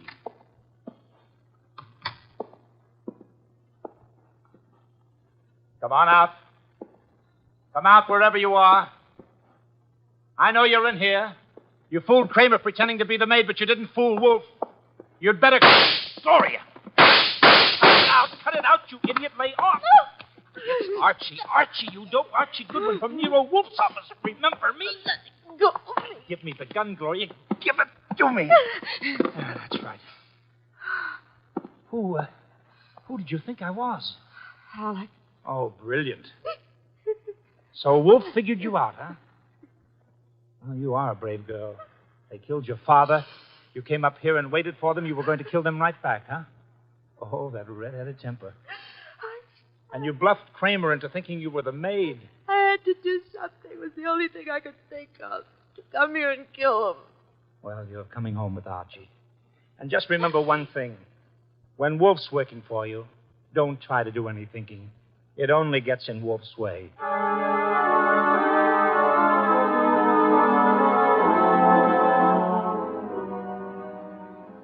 I got Gloria Kent back to the house at 7 o'clock. I parked the car, brought her into the office, and got the shock of my life. There was a convention on. Wolfe was there, with Inspector Kramer representing the cops. Cross, Halleck, and Sanford were there representing the crooks. When Kramer saw Gloria, he scowled first at her and then at Wolfe. So it was a slick one after all, Wolfe. You didn't have the girl. You had no intention of producing her. Please, Mr. Kramer, that can wait. There are other matters more important. I dine at 8. That leaves me 1 hour to solve your murders. Murders? More than one? Yes, 2. Elmer Rodman. By heaven, Goodwin, if you... Please, Mr. Kramer, not now. First, Miss Kent. Good evening, Miss Kent. I presume you have met these gentlemen, Cross, Halleck, and Sanford? Yeah, take your purse, please. Well, why? Don't think me as naive as Mr. Goodwin, miss. When you left your home after the murder of your father, you took the map and letters with you. They are in your purse Well, now. that's not true. Archie, the purse. Thank you. We have here an interesting situation. There exist some old letters and map, forged and fraudulent. They're worth $10,000 and more to Cross and Halleck and worth 2 murders to a killer. Why? There must be something of great value in the letters. Such as? Something which Mr. Sanford could not see, although he worked on the document closely. Yet something which could be made manifest. What is the answer, Miss Kent? You know it? I swear I don't. Secret writing, Archie. Bring the chafing dish from the dining room. Right. Secret writing? I saw nothing when I worked on those letters. Naturally, Mr. Sanford, the writing is invisible. The heat is an agent. It makes most forms of secret writing visible. The chafing dish, boss. Thank you, Archie. Place it before me and light it. Right. Now I open Miss Kent's purse. From it, you see, I withdraw these ancient letters which he took from her house after her father's murder. That's not true. Archie. That's enough, Gloria. That's enough. From now on, you just listen. We remove the letters from the envelope and toast them gently. The secret ink vintage 1851 will easily succumb to the agency of heat. Careful. Those envelopes will catch fire. Hey, they're caught. Don't be upset, Mr. Cross, Mr. Halleck. The envelopes. They'll burn safely in the dish. We can concentrate on the writing. Watch closely. I don't want to be accused of trickery. You fat fool. The envelopes are everything. Put 'em out, Sanford. Don't sit there. Put 'em out. Why, Mr. Haddock? Well, the stamps, the missionaries, they're worth a fortune. The missionary. Of course. You know that. Mr. Cross knows. So does Mr. Sanford, right? Yeah. Of course, Sanford knows, you old fool. Let me... Mr. Sanford is not alarmed. Why not, sir? I don't know what you're talking about. $50,000 or $100,000 is burning before your eyes, Mr. Sanford. Cross and Halleck are burning their fingers, putting out the flaming envelopes. And you sit there quite indifferently. Why? Well, You know the value of the missionary stamps on the letters you bought from Rodman. But you know these aren't the real letters. Isn't that it? Not the real letters? I told you I'm tough to crack, Wolf. You didn't fool me with those dummies. Dummies, how do you know? Mr. Cross didn't know. Mr. Haddock didn't know. How did you? Well, I'll tell you, sir. Only one man could know I was framing Miss Kent as a decoy. Only one man could know I prepared these dummy letters and pretended to take them from her purse, and that is the killer. The man who murdered her father and stole the map and letters this morning. You, sir, Mr. Sanford. Well, I'll be... Mr. Kramer, there's your killer. You'll find the missing map and letters on him or concealed in his home or office. You won't need the evidence anyway. Look at his face. He's self-confessed. Self-confessed like fun. He was booby-trapped.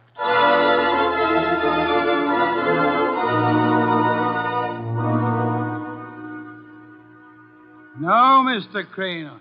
Not a complicated case, really. Very simple. Elmer Rodman sold a packet of old family letters to the swindlers for a small sum. They used the letters to perpetrate their fraud on Miss Kent's father. And the stamps on the letters were valuable? They were a special Hawaiian issue 1851, Miss Kent. Nicknamed missionaries, because missionaries used them for writing home.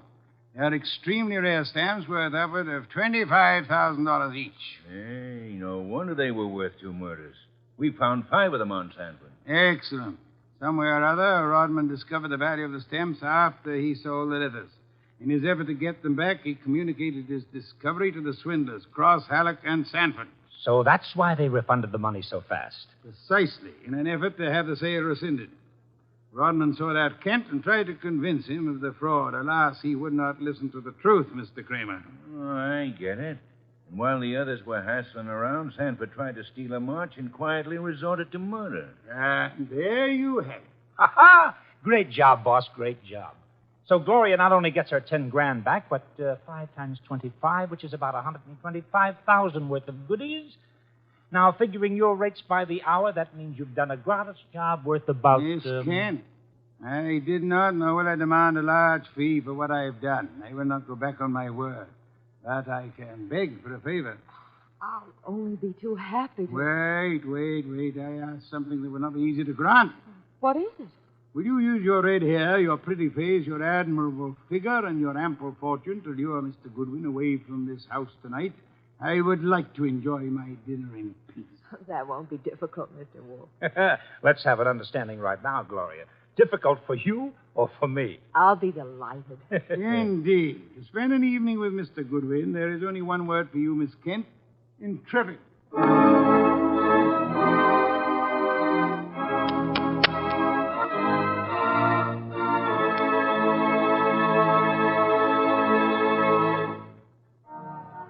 You have been listening to The New Adventures of Nero Wolfe, starring Sidney Greenstreet. Tonight's story by Alfred Bester was based on the famous characters created by Rex Stout, produced by Edwin Fadiman, and directed by J. Donald Wilson. In the cast were Wally Mayer as Archie Goodwin, and Gene Bates, Howard McNair, Jay Novello, Larry Dobkin, Bill Johnstone, and Herb Vigran. Music by Joseph Enos. Next week at this same time, Nero Wolfe and Archie will bring you The Case of the Careworn Cup. Don Stanley speaking. The preceding was transcribed. 3 chimes mean good times on NBC. The chimes ring for Dennis Day and Judy Canova tomorrow night on NBC. Also, Judy Canova prepares to go operatic tomorrow because her special guest is Ezio Pinza. This is Chester William Bendix Riley. The Man Called X follows on NBC.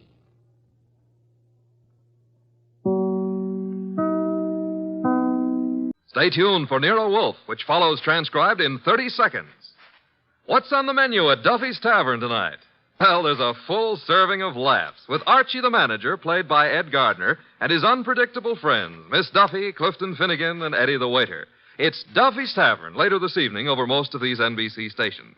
And this Sunday, the big show comes your way once again with Bob Hope, Jimmy Durante, Perry Como, Jose Ferrer, Mindy Carson, Eddie Cantor, Meredith Wilson and his orchestra, and many, many more. And, of course, your MC once again will be Tallulah Bankhead. That's this Sunday for the big show. Now, ladies and gentlemen, we take you to the most famous brownstone house in New York City, the one located at number 601 West 35th Street. Oh, Mr. Wolfe. Mr. Wolfe. Want something, Archie? Would you be interested in taking on a case involving a woman who was found stabbed to death in one of New York's fancier men's clubs?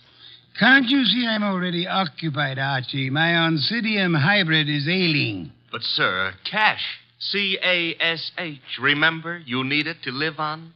Well, you're actually learning to spell. You'd better learn to count. We're broke.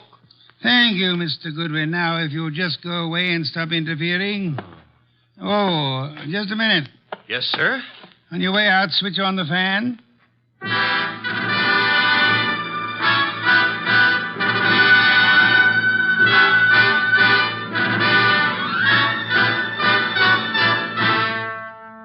Yes, ladies and gentlemen, it's that one and only man of moves, the most famous detective in modern fiction, that corpulent, orchid-raising, beer-drinking gourmet who also happens to be a genius.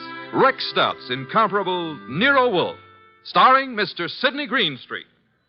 Tonight, Nero Wolfe's long-suffering assistant, Archie Goodwin, tells us of the case of the careless cleaner.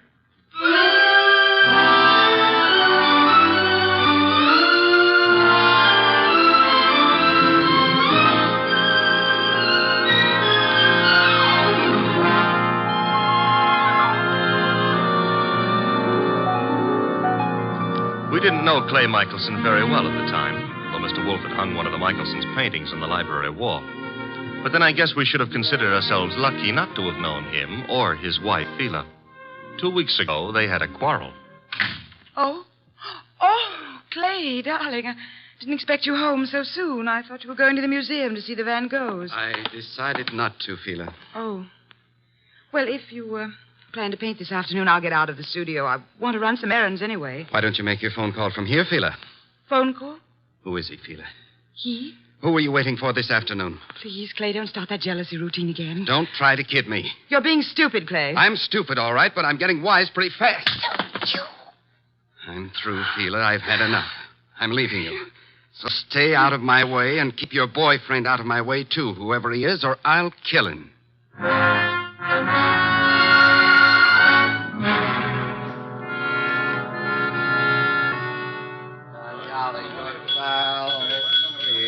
Jolly good pal. Yes? What can I do for you? Sleepy. I want to have a drink and go to bed. I'm sorry, sir. The Garrison Club's a private establishment. No rooms available to the public. You think I'm drunk? Oh, no, sir. Why do you suppose I came here? And I'm sure I wouldn't know, sir. I'll tell you why. I came here to see my old pal Lou Saunders. That's why. You know Mr. Saunders? Do I know? Look, I paint him. Lou sells them. Mr. Saunders is your agent? I'm Clay Michelson. Just call Mr. Saunders. Clay, what in the world? Lou, tell this guy who I am. But I'm sorry, Mr. Saunders. It's all right, Mr. Merton. You see? Let's go have a drink. Yeah, sure, Clay. Yeah. You know what, Lou? I left Phila. Yep, I walked out on her. Is there something I can do, Mr. Saunders? Yeah, have someone fix a bed in the other room of my suite. Mr. Michelson will be staying with me. At least for tonight.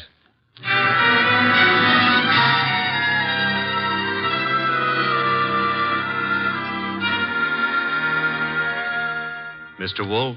Yes, Archie? It's Friday. Good. Fish for dinner, then. Nope. I was not referring to dinner. You were not? I can think of nothing more interesting at the moment. Oh, I can. My salary. Of course, according to the Julian calendar. We're on the Gregorian, so let's stick to it. Today is Friday. Today I get paid. Archie, there's a drop. Oh, don't exaggerate. You can't be getting the cold shutters just because I'm asking for my money. I can distinctly feel fresh air flowing into the room. Well, it's possible I might have opened a window 6 inches. You're insane. Shut it at once. Nope. Are you trying to blackmail me? Think it might work? Never. And the window stays open. You're fired. I accept your offer. All you have to do is pay up. I've hired you again. Oh, Mr. Wolfe, you've cleaned out the bank balance again? Well, that is... Well, have you seen those Miltonians? Would I have voluntarily given up my paycheck for them? Orchids are very beautiful, Mr. Wolfe, but blondes are... The door, Archie. I am unemployed. Found you'd maybe a client, and if it is, and we can extract a fee. You follow me, Archie? I'm already on my way to the door. Mr. Wolfe, I've got to see him at once. Well, come in. Thank you. Mr. Wolfe, this is... My name is Saunders, Mr. Wolfe. We've met before. I remember. As a matter of fact, you sold me a painting of Michelson. Yes, well, that's why I'm here. It's about Michelson, Mr. Wolfe, that I've come. Frankly, I think the man's about to go mad. He and his wife have split up, and Such a splendid artist, too. A pity. I don't know what to do. He's drinking like a fish. For 2 weeks, I've been letting him live in part of my suite at the Garrison Club, but he's just steadily getting worse. Try a hospital. I can't. The publicity. Mr. Wolfe, Clay admired you so that time we all had dinner after the painting transaction. I thought maybe you could talk to him. Maybe you could get him on his feet again. I'm not a doctor, Mr. Saunders. But I'm sure he'd listen to you. Excuse me a moment, Mr. Saunders. Nero Wolfe speaking. Inspector Kramer. Good evening, Inspector. Got a guy called Lou Saunders at your place? Garrison Club said he'd gone to your place. Yes, he's here. Well, see to it that he doesn't leave until I get there. I'd hardly do that, Inspector. I have no reason to detain Mr. Saunders. There's plenty of reason. It so happens a woman's just been murdered in his suite. Murdered? Yeah. A Miss Hilda Lundgren. What's happened? Now will you hold him? Do you know a Miss Hilda Lundgren, Saunders? Hilda Lundgren? I've never heard of her. She seems to have chosen your suite to be murdered in. I'd better get right over there. Mr. Saunders says to tell you he'll be right over, Inspector. Now listen, Wolfe. Good day, Inspector. Murdered? Murdered in my suite? Mr. Wolfe, you've got to come with me. Mr. Goodwin will accompany you after the formality of a retainer, Mr. Saunders. Oh, anything you say. Here, I'll write a check. Good. 500. 500? Fine. My friend and assistant, Mr. Goodwin, will go with you. I have great confidence in his ability to bring back every detail of a murder, particularly where a woman's involved.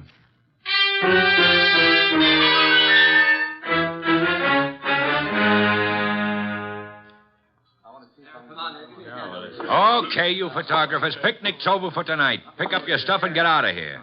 You sound real mean today, Inspector Kramer. Well, if it isn't Nero Wolfe's favorite stooge. What are you doing here, Goodwin? I got bored with my knitting. Look, I wasn't asking for humor. I'm Louis Saunders, Inspector. Saunders? Ever seen that woman before? Yes, I believe I have. I can't remember where, but the face looks familiar. Lovely-looking woman. Blonde and really built. Well, she ought to look familiar. She's one of the cleaning women here at the club. She is? Cleaning? Well, since when have gals like this been reduced to cleaning floors? What's happening to the world? There ought to be a law. Yeah, there is. She was killed with a knife, or haven't you had time to notice? That's not a knife, Inspector Kramer. That's one of Clay's Chinese letter openers. What was that? Well, nothing. Nothing at all. Yes, it is a strange knife. What were you saying, Mr. Saunders?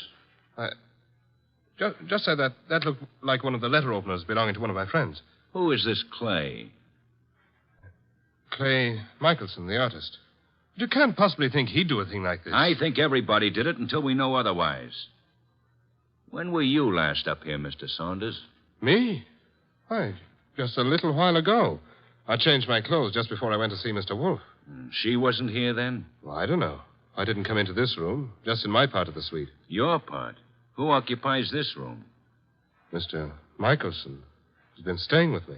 Strange wound, no blood. What do you think you are, Goodwin, a medical examiner? Oh, but Yeah. The killer probably wiped the blood away. Saunders, have you any idea where your artist friend might have run off to? I haven't seen Clay all afternoon. He spends a lot of time down in the bar. Well, he'd hardly sit in a bar if he's killed somebody.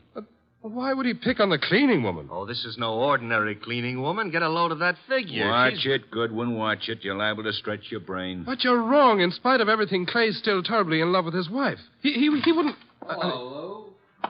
When did you get in? Yeah, who's this? Clay. We're your friends, Lou. They won't serve me any more liquor down at the bar. I gotta find my flask. Mr. Michelson, may I introduce you to Inspector Kramer of the police? Who's this guy, Lou? He's Nero Wolfe's assistant. Wolfe? Police? Well, what do you all want? Somebody park overtime? Where's my flask? The one with my initials. I just bought it this morning. Mr. Michelson, do you know that somebody was murdered here in your room? Murdered? Why don't you guys go away and joke with somebody else? Where's my flask? You better get hold of yourself. I said there's been a murder. Understand? You serious? Yep. And I wouldn't be surprised if Inspector Kramer here considers you top suspect. Me? They think I did it? You better pull yourself together, Clay. Yeah, because I got a lot of questions. Excuse me, the phone. Now, sit down, Mr. Saunders. I'll answer it. Hello? Hello? Hello? This is Fila. Who is this? This is Inspector Kramer. Hello? Hello? Who is Fila? Anyone know? Well, that's my wife. Your wife? I want to speak to her. Come back here, Michelson. Let me alone. You're not going anywhere. Now, stay back there. You're wrong, Inspector. I am going somewhere. Junior's got a gun. Yes, Inspector. You should be more careful about your gun when you shove people. Now, look, Mr. Michelson, I'll see Mr. Wolfe myself. Stay back, Inspector. You haven't a chance. We'll nab you before you get a block away. Well, then I'll just jerk these phone wires. There. And I'll lock the doors. That should hold you long enough. Good night.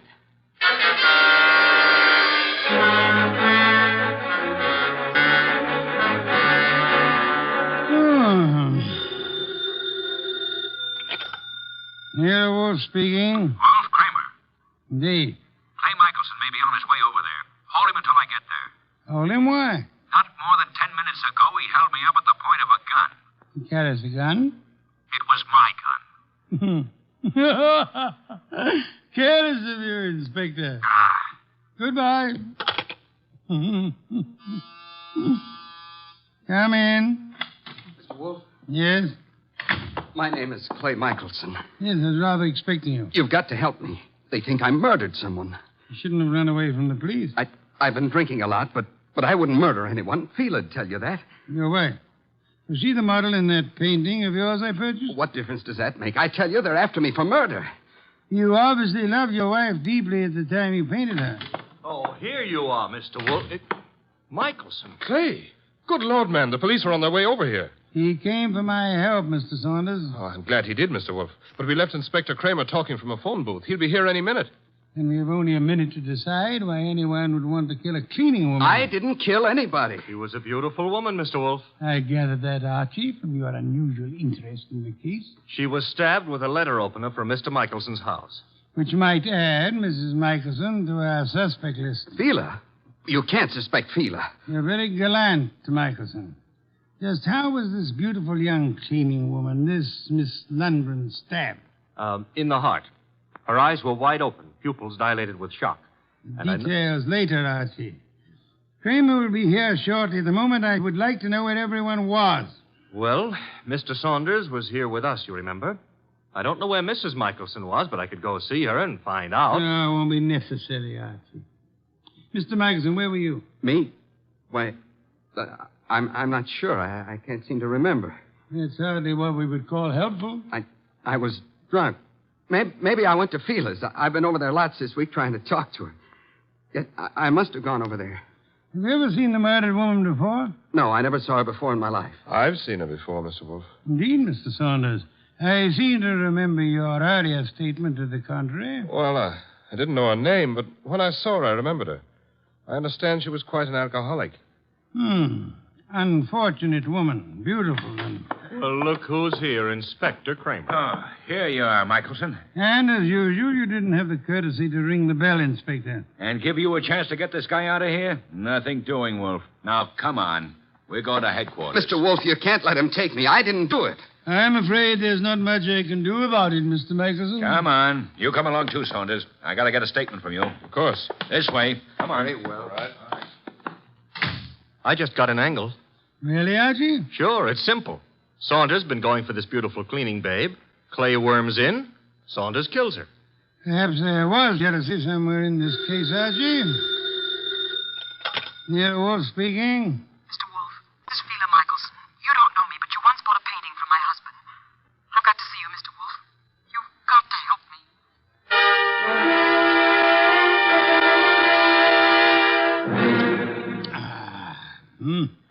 Mrs. Michelson, have some of this delicious beer. Another can, Archie.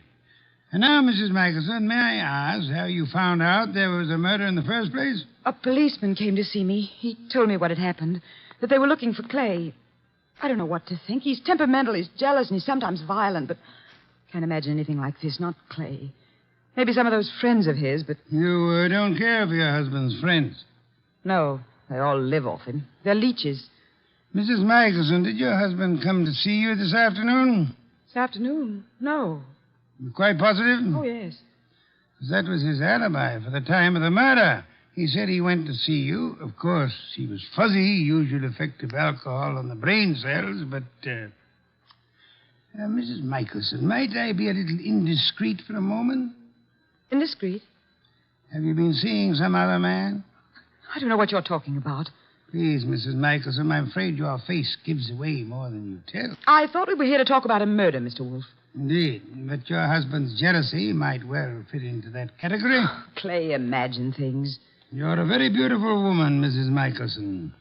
Now, if you'll try telling me the truth, perhaps we can accomplish something. But I tell you... All right.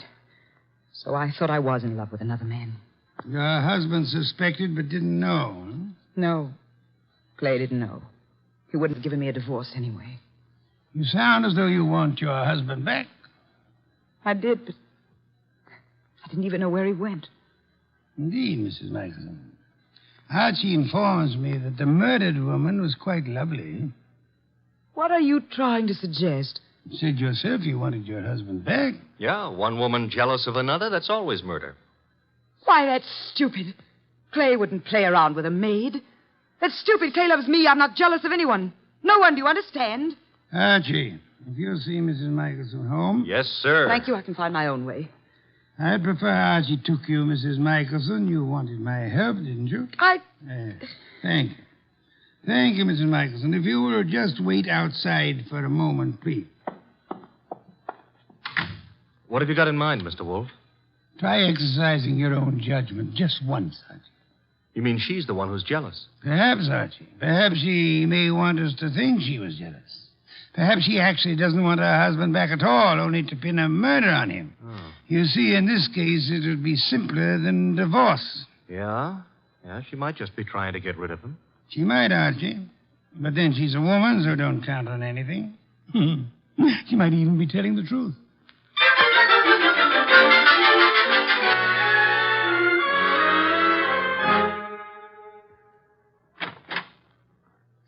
This is where I live, Mr. Goodwin. Nice. Very nice. I like Greenwich Village. I'm trying to figure out why Mr. Wolfe sent you along with me. I'm a sucker for beautiful women. I wonder. Archie, Huh? does Mr. Wolfe believe me? He hasn't made an official statement yet. Nice furniture and things. You sound like an appraiser or someone looking for something. That's because it's November. Mr. Wolfe sent you to search my You apartment. could be wrong. I don't... Oh. What's the matter now? Thought you said your husband hadn't been here today. He wasn't. And what's his flask doing among these papers on the desk? Very prettily decorated with his initials. He was looking for it at the club. Flask? I don't know what it's doing there. Yeah, sure. You're trying to help, Clay. Right into the electric chair. His only alibi was his being here this afternoon, and you said he wasn't. Then what is his flask doing here? He said he just bought it this morning, so he must have been here today. I don't know what you're talking about. Where's your phone? Well, you've got things wrong. I don't know anything about that flask. Hey, the lights... Who switched off those lights? Fila, put those lights on. Put on those lights.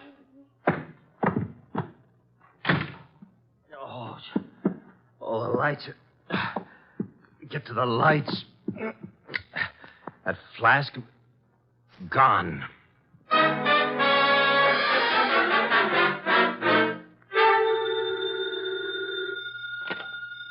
Nero Wolfe speaking. Wolf, where's Fila Michelson? Fila, perhaps you might try the lost and found, Inspector. Now, look, I know she was over at your place. I thought you were interested in Clay Michelson. Well, I let him and Saunders go, for the present. They're clean until I get the medical examiner's report. Oh, when will it be ready, by the way? An autopsy takes time, you know that. Where's the Michelson woman? I believe she had a date with Archie. Why do you want her? I'm sure it never dawned on you, Wolf, but this cleaning woman who was killed was some dish. Maybe Mrs. Michelson was the jealous one.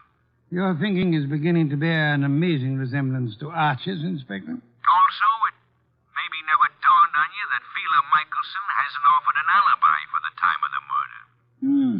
You're right, Inspector. Yeah, you are. Come on, Wolf, quit stalling. Where's Fila Michelson? What? Oh, I really don't know, Inspector, but perhaps as a last resort, of course, you might try her home. Good night, Inspector.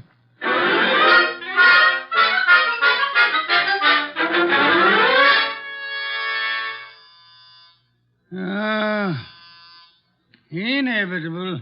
The moment I'm comfortable. Come in. Mr. Wolfe. Oh, thank heavens you're here.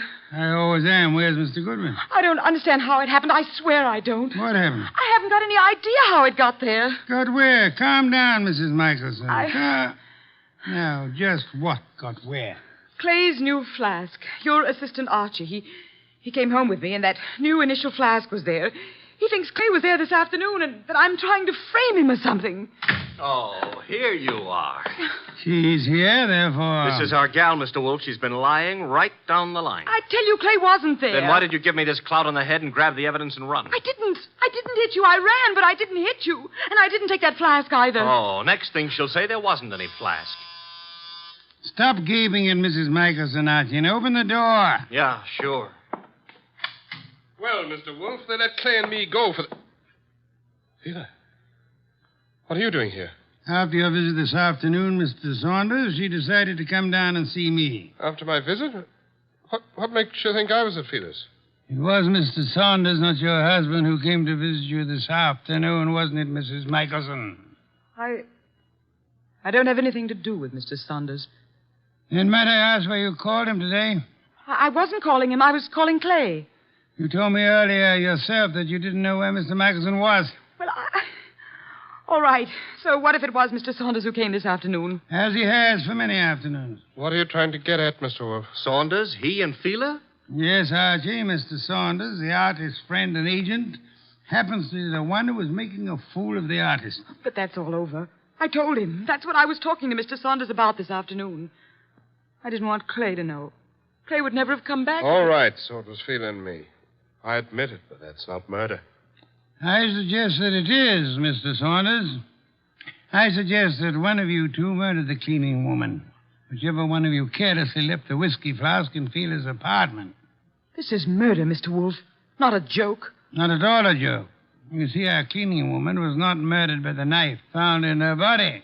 She was poisoned. What do you mean? Not by the knife? Poisoned. She undoubtedly drank from Michelson's flask while she was working in his room at the Garrison Club. But she was stabbed. True. However, Miss Lundgren was an alcoholic. Saunders mentioned that, and I checked with the club manager. But how does that prove there was poison in the flask? That she was poisoned? Archie, would you mind repeating your description of the dead Miss Lundgren? First, as to the wound. Okay. There was no blood. Someone advanced a fantastic theory about wiping the blood away. And now, Archie, the description of the body of Miss Lundgren. I mentioned the fact that her eyes were wide open, the pupils were dilated.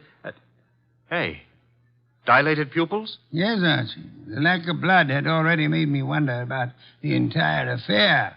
When you added the dilated pupils... What's special about dilated pupils? In death, that is a common symptom of poison by a certain vegetable drug of considerable potency.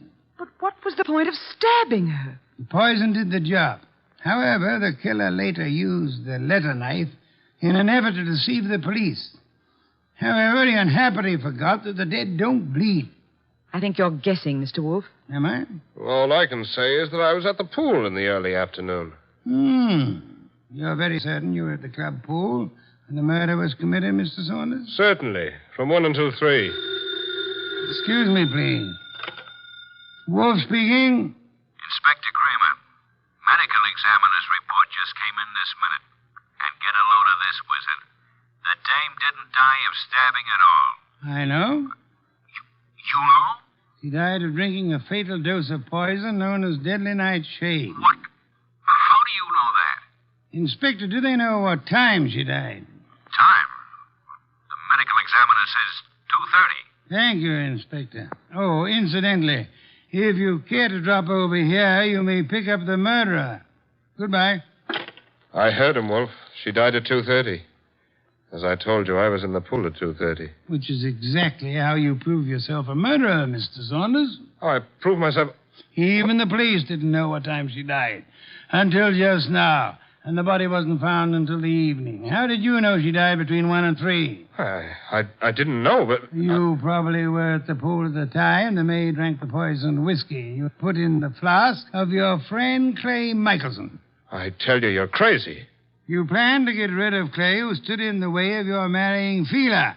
When you came back to your room at 3 and found that the maid had drunk it instead, you stabbed her with Clay's letter opener to cover up the real cause of the murder and throw suspicion on Clay. Oh, this is nonsense. Ridiculous. And then, when you learned that the woman for whose love you were willing to commit murder was through with you, you took Michelson's new flask to Fela's home, confident that it would be found there. Yes, and then he attacked me and stole that flask again in order to make it look like Fela had done it. Exactly, Archie.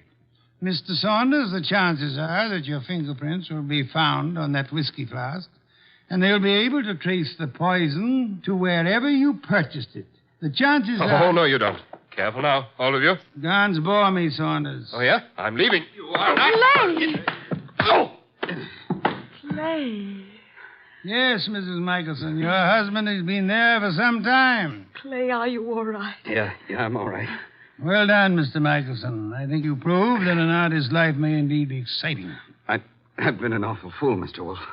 Mr. Michelson, you might remember for the future that unreasoning and unjustifiable jealousy sometimes creates the very conditions that it fears. You're being very kind to me, Mr. Wolfe. How can we ever thank you? By prompt remittance of your check on receipt of my bill in the morning. Good day, Mr. and Mrs. Michelson. Good day, Mr. Wolfe. Good day. What's the matter, Archie? You look glum. Yeah. I always have the lousiest luck. Meaning? A hectic case with 2 beautiful dames. Michelson gets one, the undertaker gets the other, and what do I get? Hey, that reminds me. You got a fee. I get paid.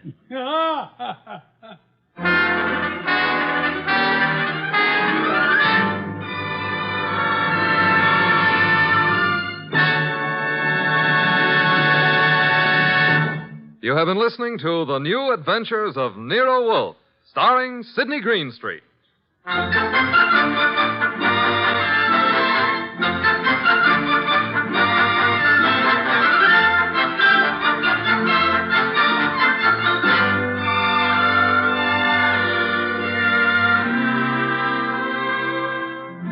Tonight's transcribed story was written by Cheryl Hendricks and based on the famous characters created by Rex Stout.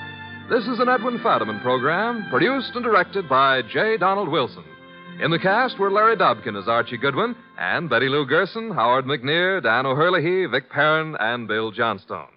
Next week at this same time, Nero Wolfe and Archie will bring you The Case of the Beautiful Archer. Don Stanley speaking.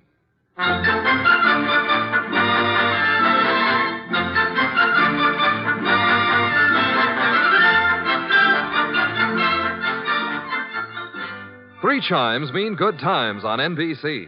There's fun and laughs with the chimes later this evening when Ed Gardner stars in Duffy's Tavern. As usual, Duffy won't be there, but Archie the manager will definitely be on hand to spread his whimsical advice where it'll do the most damage. Tomorrow night, there's action on NBC with Herbert Marshall starring as the man called X in another exciting battle against the forces of international intrigue. Next, Sam Spade. Later, William Bendix on NBC.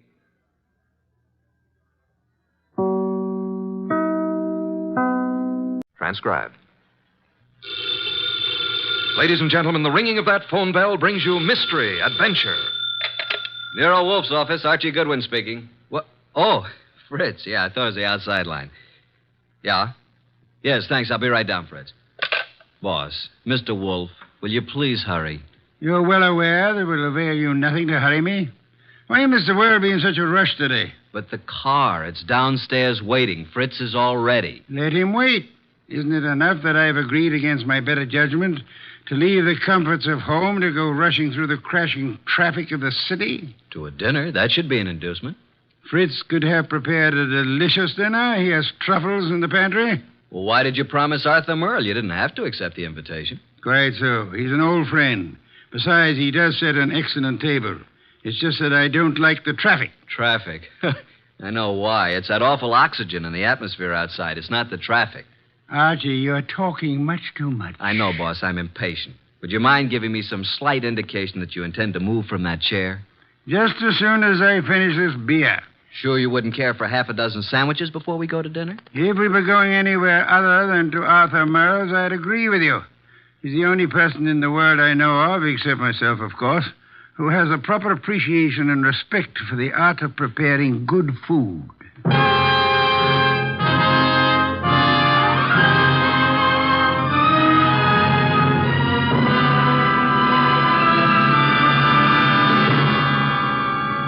Ladies and gentlemen, it's that renowned genius who is the bulkiest, balkiest, most ponderous, and most brilliant detective in the world. Yes, none other than that chair-borne mass of unpredictable intellect, Nero Wolfe, created by Rex Stout and brought to you in a new series of adventures over this NBC network in the person of Mr. Sidney Greenstreet.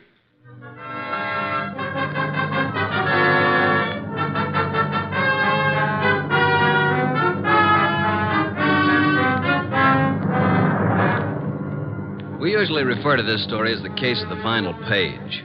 Under normal circumstances, the last page of a manuscript would be absolutely worthless unless you read all the preceding pages. But in this instance, the final page held the answer to a murder. Without that page, we couldn't arrive at the solution. Actually, we didn't even know the problem. Anyhow, I finally got Nero Wolfe to the lobby of Arthur Merle's apartment building. Going up. Up, please. Are you going up, gentlemen? Are you, honey? Certainly. It's my job. Then so are we. After you, boss. When did they install women elevator operators in this building? I've been here for 2 years. Floor, please. Arthur Merle's apartment, I believe it's 814. That's right. Are you Mr. Wolfe? No, this is Mr. Wolfe. I'm Archie Goodwin. Although the name Wolfe would be much more appropriate for him than for me. How did you know he was Mr. Wolfe? Mr. Merle came in half an hour ago. He mentioned that he was expecting you. You see, Archie, you rushed me unnecessarily. We practically preceded him here, and we'll probably have to wait interminably for dinner. I just hate to be late. Arthur Merle has never been on time in his life. He's no more punctual than any other writer. He's never been known to meet a deadline on time. This is your floor, gentlemen. Arthur Merle is just down the hall to the right, 814. Thank you. And by the way, I want to compliment you on your congenial attitude, miss. I'll speak to management. Oh, thank you, sir. Decent of you. What's your name, huh? Women are usurping everything. Really costs to live here. Merle's really in the chips. Every book he writes sells 1 million copies. Remember the last time we had dinner with Arthur Merle? I do. Delicious. Mountain quail. Shot them himself. Yeah, he's quite a marksman. Archie, such proficiency as Arthur Merle displayed in hunting is evidence of a wasted life. Sure, he probably never made over $500,000 a year in his whole life. Well, ring again. Don't just stand there. Surely he's expecting us. The elevator operator said he was? Yeah, she seemed quite well informed. If I were a judge of women, which I'm not, I'd say she has a line on every male in the building. She can get a line on me anytime she wants. Archie, your insatiable interest in the female seems sometimes to border on the psychopathic. You know a more pleasant way to go crazy? Phooey. It's strange. There's a light on in there. I can see it under the door. Shall I try the door? Do so, Archie. Thank you. Unlocked. Well, at least we can get in. He may be in the bedroom. Probably in the kitchen. I'll just sit here. I must forgo the comforts of my own home. I certainly intend to avail myself of the comforts of Arthur Merle's. Very much overdecorated. You wouldn't like heaven unless they had orchids and beer. Not a chair in the place worthy of the name. Well, I'll try that divan while you have a look around. For what? Arthur Merle, of course. Suppose you have a look in the study. Maybe writing. Have a look, my boy. I'm exhausted and thirsty. See if he has any... Boss! Good heavens, Archie, don't shout. I'm coming. It's Arthur Merle. Look, slumped over his desk, a knife in his back. Yeah, he's quite dead.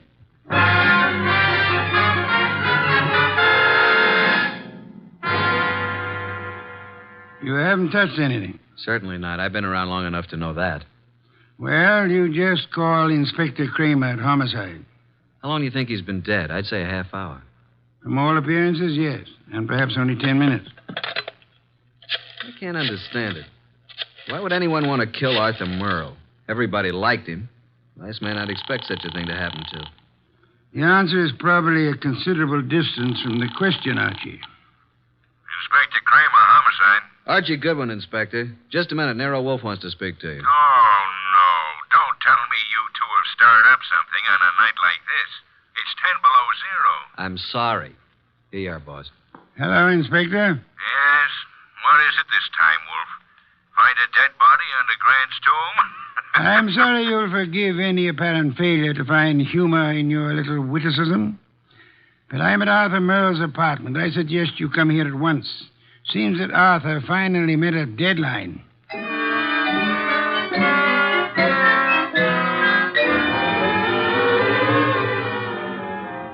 So you just walked in here and found Merle dead, huh? We were invited here for dinner. Anyone else around when you got here? No. You see anyone, Goodwin? Only the elevator operator who brought us up. Well, Mr. Wolfe, since you were in on the ground floor, maybe you've got some ideas. Sorry, Inspector. Had I been able to solve the crime so soon, I would have advised you, Inspector. Yeah. Well, it's obviously murder.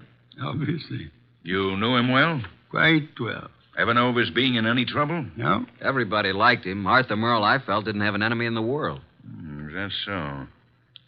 I don't think anybody pulled this as a little friendly gesture. Don't jump to conclusions, Inspector, that this murder was committed necessarily by an enemy of Merle's. Meaning? It could have been an absolute stranger. A woman? Or a burglar, or a madman, or a crank, or...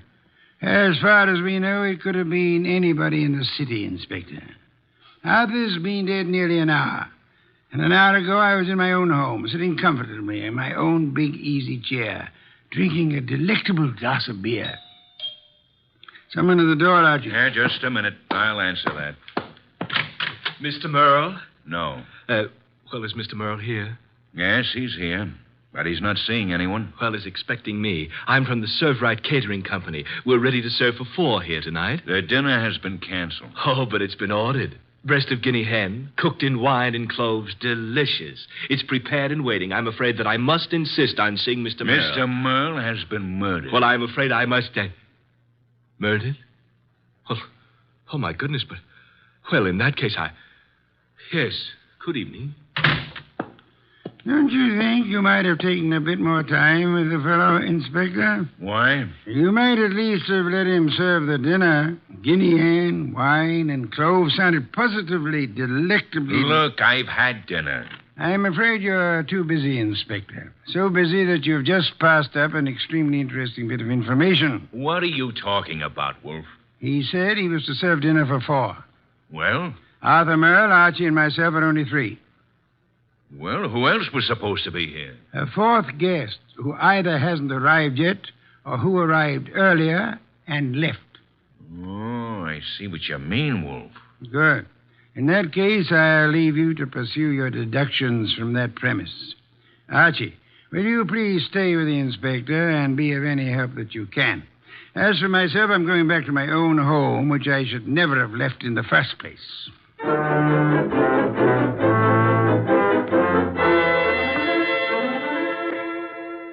Okay, that finishes the apartment search, Goodwin. And what have we? Nothing. Except that Merle had over $300 in his pocket, and he was wearing a ring worth a couple of $1,000, so it couldn't have been robbery. And I don't think it was premeditated murder. Why not? The weapon. Obviously, if someone had planned on killing Merle, he'd have prepared it better. Used a better weapon than a blunt paper knife. No, as I see it, someone was here before you and Wolfe arrived, and for some reason that person found it necessary to kill Merle, and he did it on the spur of the moment. I'm listening. Well, it's obvious. Merle was slumped over his typewriter. The sheet of paper was in it. He'd been working. May I see it? Yeah. Starbreaker. Strange title. Page 189. He was getting well along with his latest mystery. Apparently. Gregory Thorne slipped the paper into his pocket. It was just an ordinary piece of paper, but Gregory knew its value. Used properly, as Greg knew how to use it, it would be worth $100,000.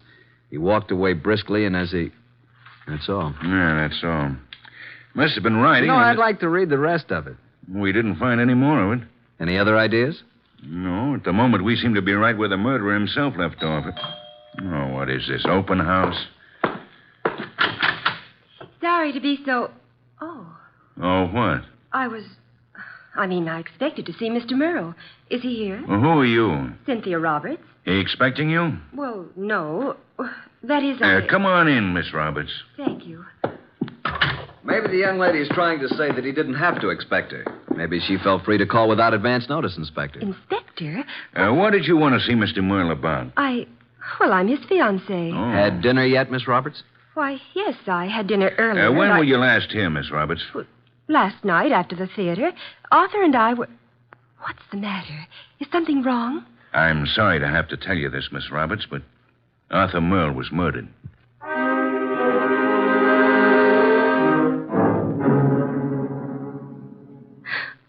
And you say you hadn't talked to Mr. Merle all evening. Is that right, Miss Roberts? Yes, that's right.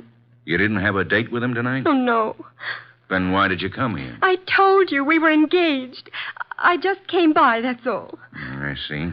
Any more questions, Inspector? None for the present. How about you, Goodwin? Nope. But maybe Wolfe. Let me call him. Yes, I guess under the circumstances, we can't very well leave him out. Go ahead. Oh, Arthur, I just can't believe it. Why would anyone want to kill him? That, Miss Roberts, is a question we'd all like to know the answer to. Nero Wolfe speaking.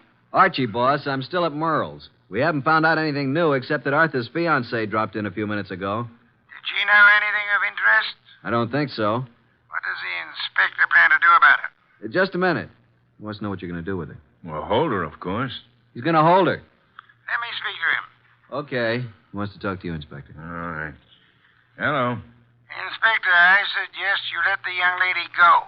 Are you crazy? I haven't got enough suspects in this deal to be letting the hottest one go free. You can't consider her a suspect simply because she knew Arthur. Now, see here, Wolfe. If you go around arresting people at random, you'll suddenly be tipping your hand to the real murderer, admitting that you don't have a real clue to go on. And just what do you suggest? Find a motive, Inspector, find a motive. Then, if you stumble on a suspect, you'll have some basis for making an arrest. At the moment, I suggest that you let the girl go and tell Archie to stop wasting his time down there and come home at once.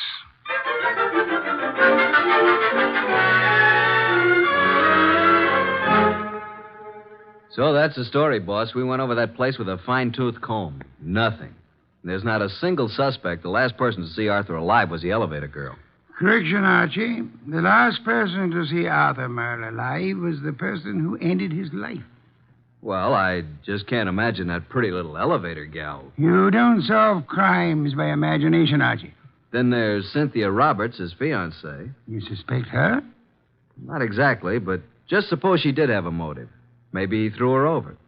Wouldn't it have been very clever of her to come back to Arthur's apartment after the police arrived, allegedly looking for her?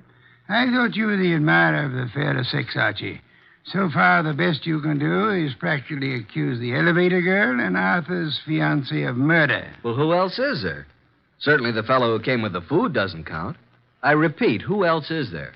The entire population of the city, Archie. Thanks. Well, that's all I guess. Oh, there was something else. What? This. Page 189 of what appears to be Arthur's latest novel. It was in his typewriter. As you can see, he just started the page. Starbreaker. Very interesting. What's the rest of it? That's all we found. What? And there was something missing. Archie. Yes, boss? First thing tomorrow morning, get the address of Mr. Morton, who publishes Arthur's books. Then get over to see him right away.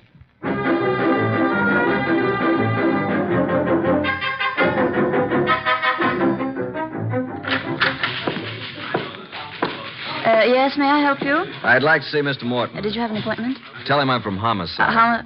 Oh, yes, sir. Yes? Mr. Morton, I know you have someone with you, but there's a gentleman here from the Homicide Bureau. He wants to see you. Tell him I work for Nero Wolfe. My name's Goodwin. His name is Goodwin. Send him in. Yes, thank you. You may go right in, sir. The large door to your right. Thanks. Come in, Mr. Goodwin. Come in. I understand you're from Homicide. Not exactly. I'm Nero Wolfe's assistant. We're working with Inspector Kramer. And what can I do for you? You've heard about Arthur Merle. Yes, I received the word when I came in this morning. It was a great shock. Oh, excuse me, Mr. Goodwin. This gentleman is Henry Childs. How do you do, Mr. Childs? Glad to meet you, Mr. Goodwin. You're with Nero Wolfe? I'm his assistant, man Friday. Mr. Childs is a publicity agent. He handled all publicity for Arthur Merle. I've not only lost an excellent client, but a very good friend. Did you know Mr. Merle? Yes, I'd met him a number of times with Mr. Wolfe. Yes, indeed. Arthur Merle was a great writer and a fine citizen. He'll be missed by millions. Mr. Goodwin, when was the murder discovered? Last night, shortly before dinner. Well, what are the police? I mean, what do you think the motive was? Don't know as yet, Mr. Childs. A little early for that. Well, it's certainly a shame. I wanted to ask you a few questions, Mr. Morton, privately. I hope you don't mind, Mr. Childs. Oh, no, not at all. I was about to leave. I'll run along now, Mr. Morton. See you again soon, Mr. Childs. Good morning, gentlemen. Well, Mr. Goodwin? You did a lot of business with Mr. Merle, Mr. Morton? I published every one of his novels for the past 8 years. And you intended to publish his new one, the one he was working on? Yes, we had a contract. The usual agreement between you. Naturally. Although I didn't know the story, I was always sure that if Arthur wrote it, it was good. Mr. Merle's name on a novel was a guarantee that it would sell 1 million copies. You don't know what this last one was about? Haven't the faintest idea. We relied completely on Arthur's judgment. Not even any carbon copies, huh? Not that I know of. Why? When Mr. Merle was killed, the only thing missing from his apartment was the novel. The novel? The first 188 pages, all we found of it were a few lines of page 189 in his typewriter. He must have been working on it when the murderer stabbed him. The rest of it's gone. You mean, Goodwin, the novel's gone? Oh, this will cost me $1 million. Well, it cost Arthur Merle his life. Arthur Merle dead and his novel gone. I can hardly believe it. Well, thank you, Mr. Morton. Oh, I hope I've been of some help, although I'm don't sorry quite... you haven't. But we may call on you again. Before it's over, you may be a great help.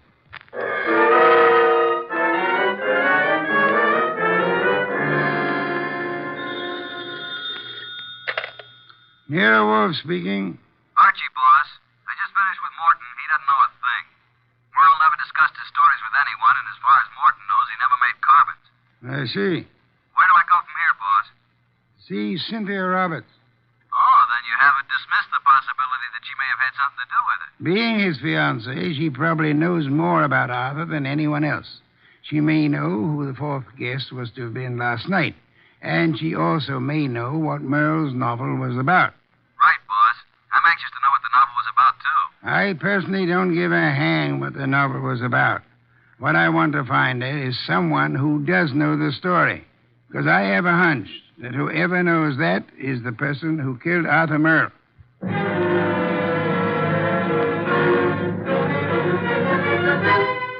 Miss Roberts, I know you want to help us find out who killed Arthur. Oh, yes, of course. I'll do anything. Nero Wolfe and I were invited to have dinner with Arthur Merle last night. Well, I knew he was having friends in for dinner, but I didn't know who they were. Oh, I'm sorry. I hoped you'd know whom he invited. No, he didn't tell me. Miss Roberts, we have reason to believe that there was to have been a fourth person there last night.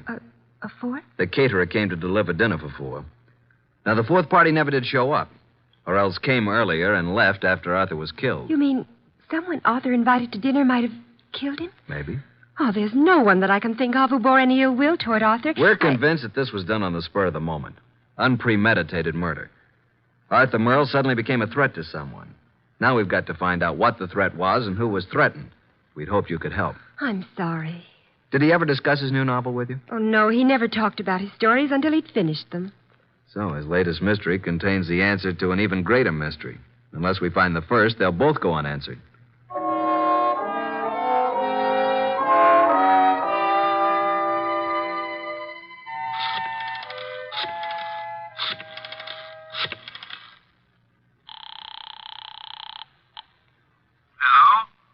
Mr. Morton? Yes? Nero Wolfe speaking. Oh, yes. Your man Goodwin was here to see me. I presume you are interested in seeing Merle's murderer brought to justice? Certainly. Arthur was a close friend of mine. And his death cost you a bestseller, I know. Now, would you be willing to help a bit? Why, yes, if I prepared a statement for the papers. I want you to call the literary editors first thing in the morning. Here's what I want you to tell them. You got a pencil and paper? Yes. And take this down. Quote, Mr. Carlton Morton announced today that the last work of the late Arthur Merle will be published according to schedule. Fortunately, it was Mr. Merle's custom to furnish his publishers with carbon copies of each day's work. Consequently, with the major portion of his...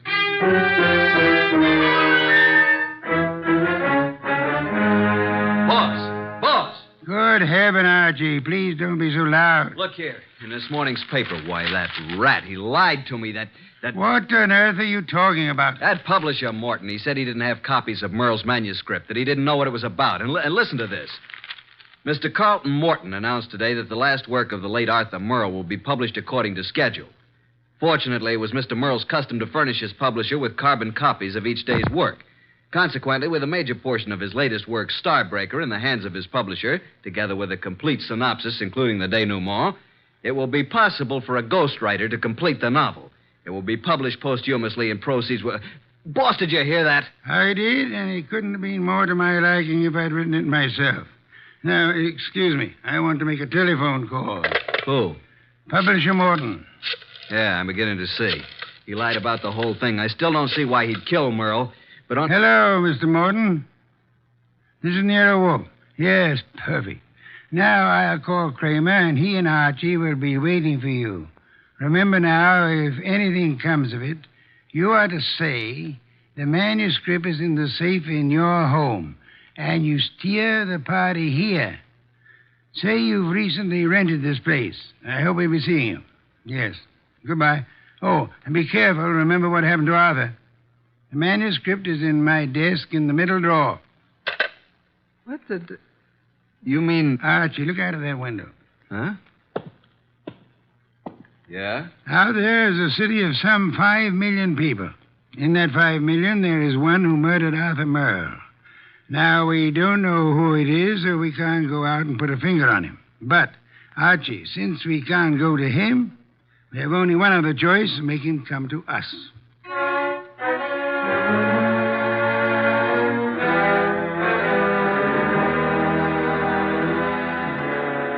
You tell me why we're sitting here in the dark in Wolfe's office? Yes, Inspector Kramer. Mr. Wolfe promised us a caller. Mr. Morton is to pretend that he's rented this place recently. Well, who's the caller? Can't tell you until he or she gets here. You seem certain he'll come. I'm quite certain. I'm just hopeful. You trying to tell me that Morton killed Merle? You're almost as dense as Archie was.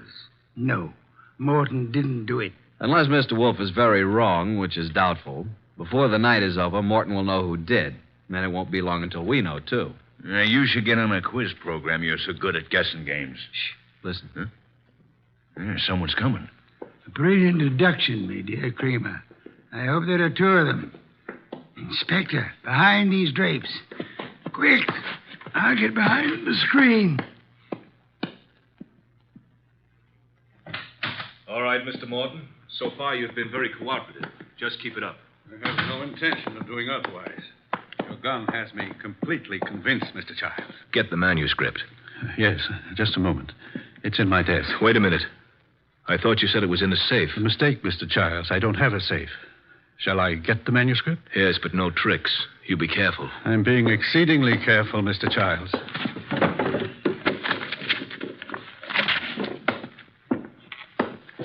There you are. Starbreaker by Arthur Merle. Yes, this is it.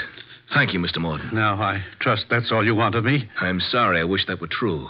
Unfortunately, you see, it's not the actual novel that I want. Oh? My interest in this copy is the same as it was in the original. And that is? That no one should ever learn the content. I take it you know what it's about, then. Yes. You see, Mr. Merle made the mistake of telling me when I called a bit early at his apartment for dinner last evening. I was forced to deprive him of his life once I learned the storyline of this novel. This story must be kept secret. Why? Most of you people in the publishing business know me as a public relations and publicity agent for several prominent writers. Yes? Actually, I've been as successful as I might in this business because a few years ago I stumbled onto a very neat and foolproof method of blackmail. Unfortunately, Arthur Merle thought of the same thing and based this story on it. If it got out, I'd be exposed and sent to prison. So you can see why I had to stop it, why I had to kill Arthur, and why... Now I'll have to kill you, too. Oh, child, for heaven's sake. The contents of these pages condemn me. You know what's in them. Further, I've confessed to murder to you. You don't think I could let you live after that, do you? Child, you're insane. I'm sorry that I must repay you for your trouble in such an ungrateful manner. I'm sorry to do this to you, Child, but I can't... Child, please, no! Sorry, Mr. Childs. There wasn't time to ask you to drop the gun. All right, Mr. Childs. Get your hands up and stay where you are. Nice going, Mr. Morton. Who are you? That took courage, Mr. Morton. Sorry we had to wait so long, but we had to make Mr. Childs here convict himself. Convict? What do you mean? We've been waiting here for you, behind the drapes all the time. We heard every word. Mr. Childs, you're under arrest. Police? Yes, Mr. Childs. Only one person could have been so anxious over a copy of that novel. That's the person who killed Arthur Merle for the original. And we heard you confess to that. And that's all we need to convict you. We didn't have any proof until we set it up for you to make a second try to cover up for the first. Fortunately, the setup worked. Setup? Take a look at the rest of the manuscript, Mr. Childs. What? Oh, the front page is there, all right, but look at the rest.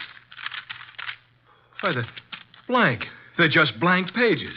You didn't have a copy at all. No, but we certainly got a murderer. Eh, Inspector? Childs! Childs! Stop, Childs! Stop! Well, that's one way to avoid standing trial.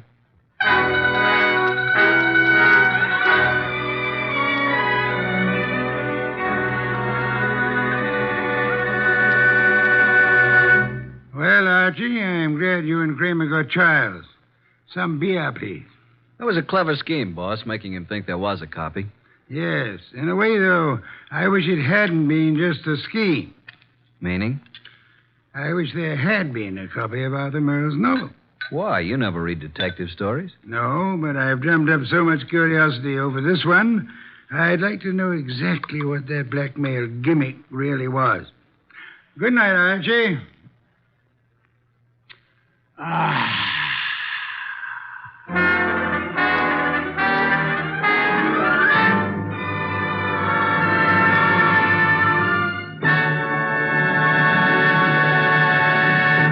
You have been listening to The New Adventures of Nero Wolfe, starring Sidney Greenstreet.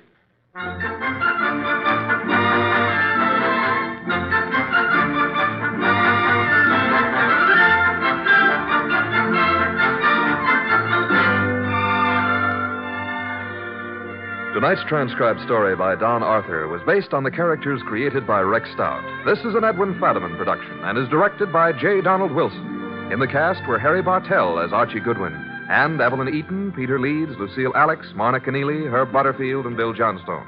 Next week at this same time, Nero Wolfe and Archie will bring you The Case of the Telltale Ribbon. Don Stanley speaking.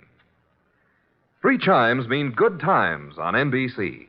There's excitement for you Sunday when talented servicemen compete on The Phil Regan Show.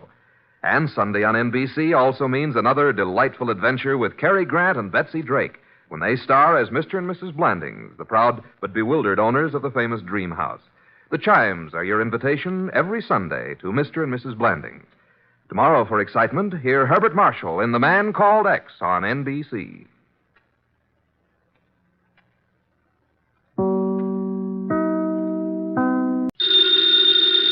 Ladies and gentlemen, the ringing of that phone bell brings you mystery, adventure. Nero Wolfe's office, Archie Goodwin speaking. No, I'm sorry. Mr. Wolfe is busy planning a menu. I'll see if he can talk to you. What's the name again? You want to talk to a dame named Mrs. Collins? Hang up, Archie. Do we know a Mrs. Collins? No. I don't suppose you care, but I think her voice is very charming. Doubtless. Every female has a charming voice to you. Hang up. Okay. I'm sorry, Mrs. Collins, but at the moment, Mr. Wolfe is too involved with his digestive system to be interrupted. However, if I may introduce myself, Archie Goodwin, Mr. Wolfe's assistant, if I can be of any help. Archie. Yes, Mrs. Collins, I'll ask you. Cocktail party. Hang up, Archie. Mrs. Collins, I'm afraid it would be better if you didn't expect Mr. Wolfe. Goodbye. Cocktails. Phooey. Absurd. Perfectly absurd. She says you promised to come to her cocktail party, and why aren't you there? Because you are going to attend the cocktail party and the probable unpleasant ending.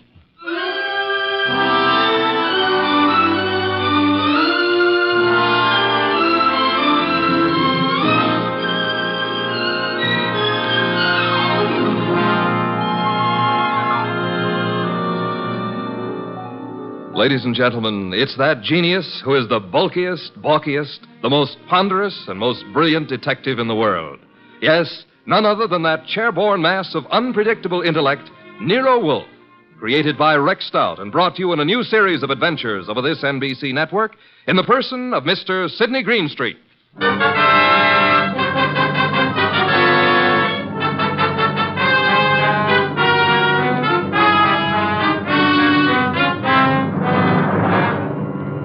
Mr. Wolfe and I refer to this as the case of the party for death.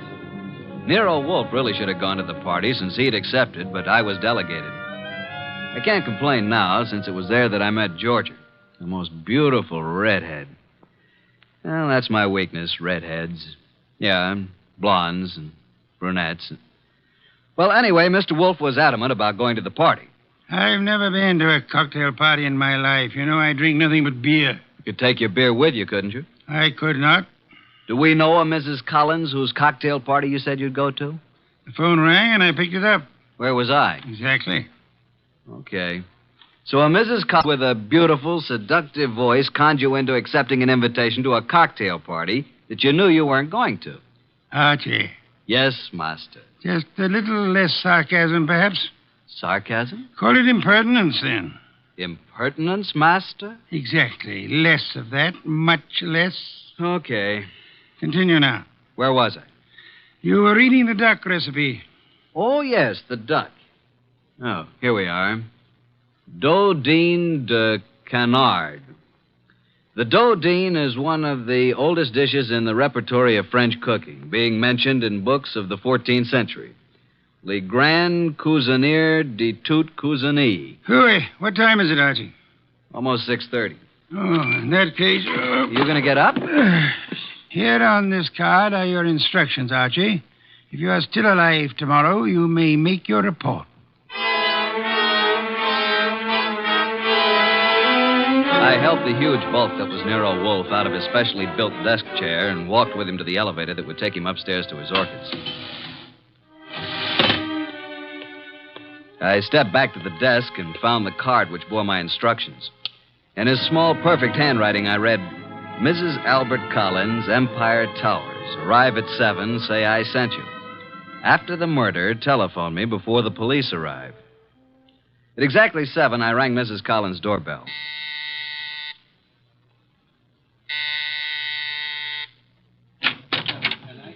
Mrs. Collins? I'm Mrs. Collins. I'm Archie Goodwin. We talked on the phone a little while ago. Oh, yes. Well, come in, Mr. Goodwin. Mr. Wolfe begs to be excused. At the last moment, he was unable to attend. Well, I'm glad you could come. You're not disappointed? No, I don't think so. I'm rather upset. I'm afraid, Mr. Goodwin, for my life. That's why I called Mr. Wolfe. Oh, just drop your hat and coat there, Mr. Goodwin.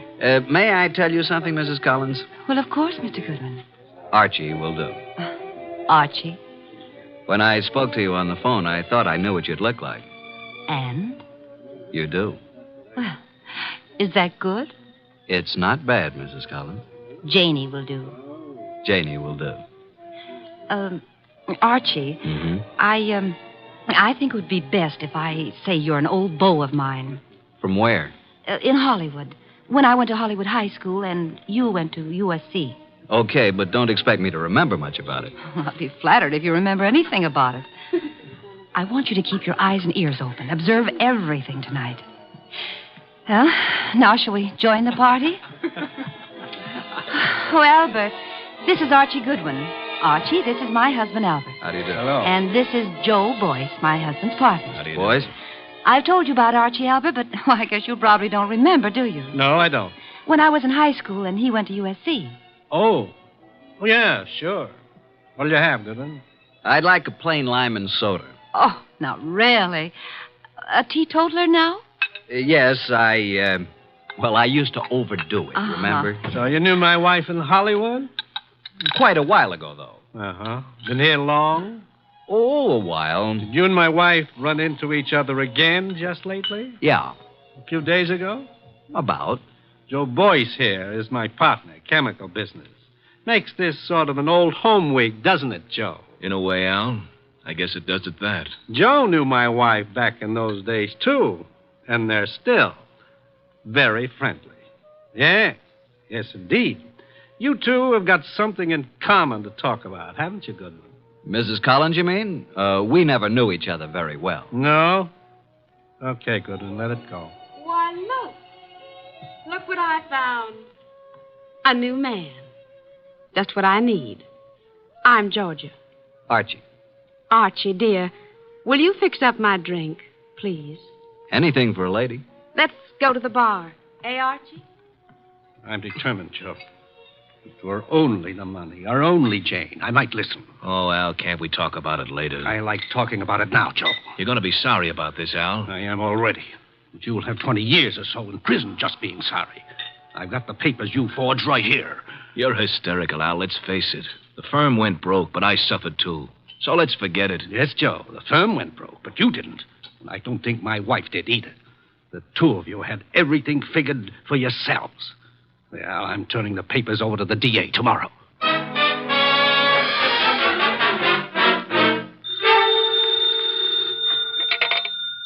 Nero Wolfe speaking. Archie, what do you know about this expected murder, if anything?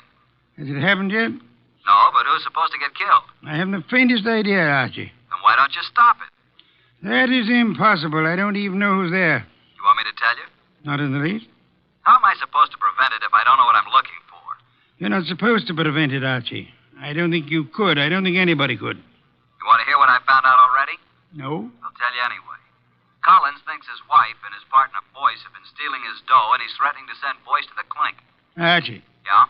You're wasting our time. Go back to the party. There is nothing you can do to prevent the murder. But I want you to be there when it happens.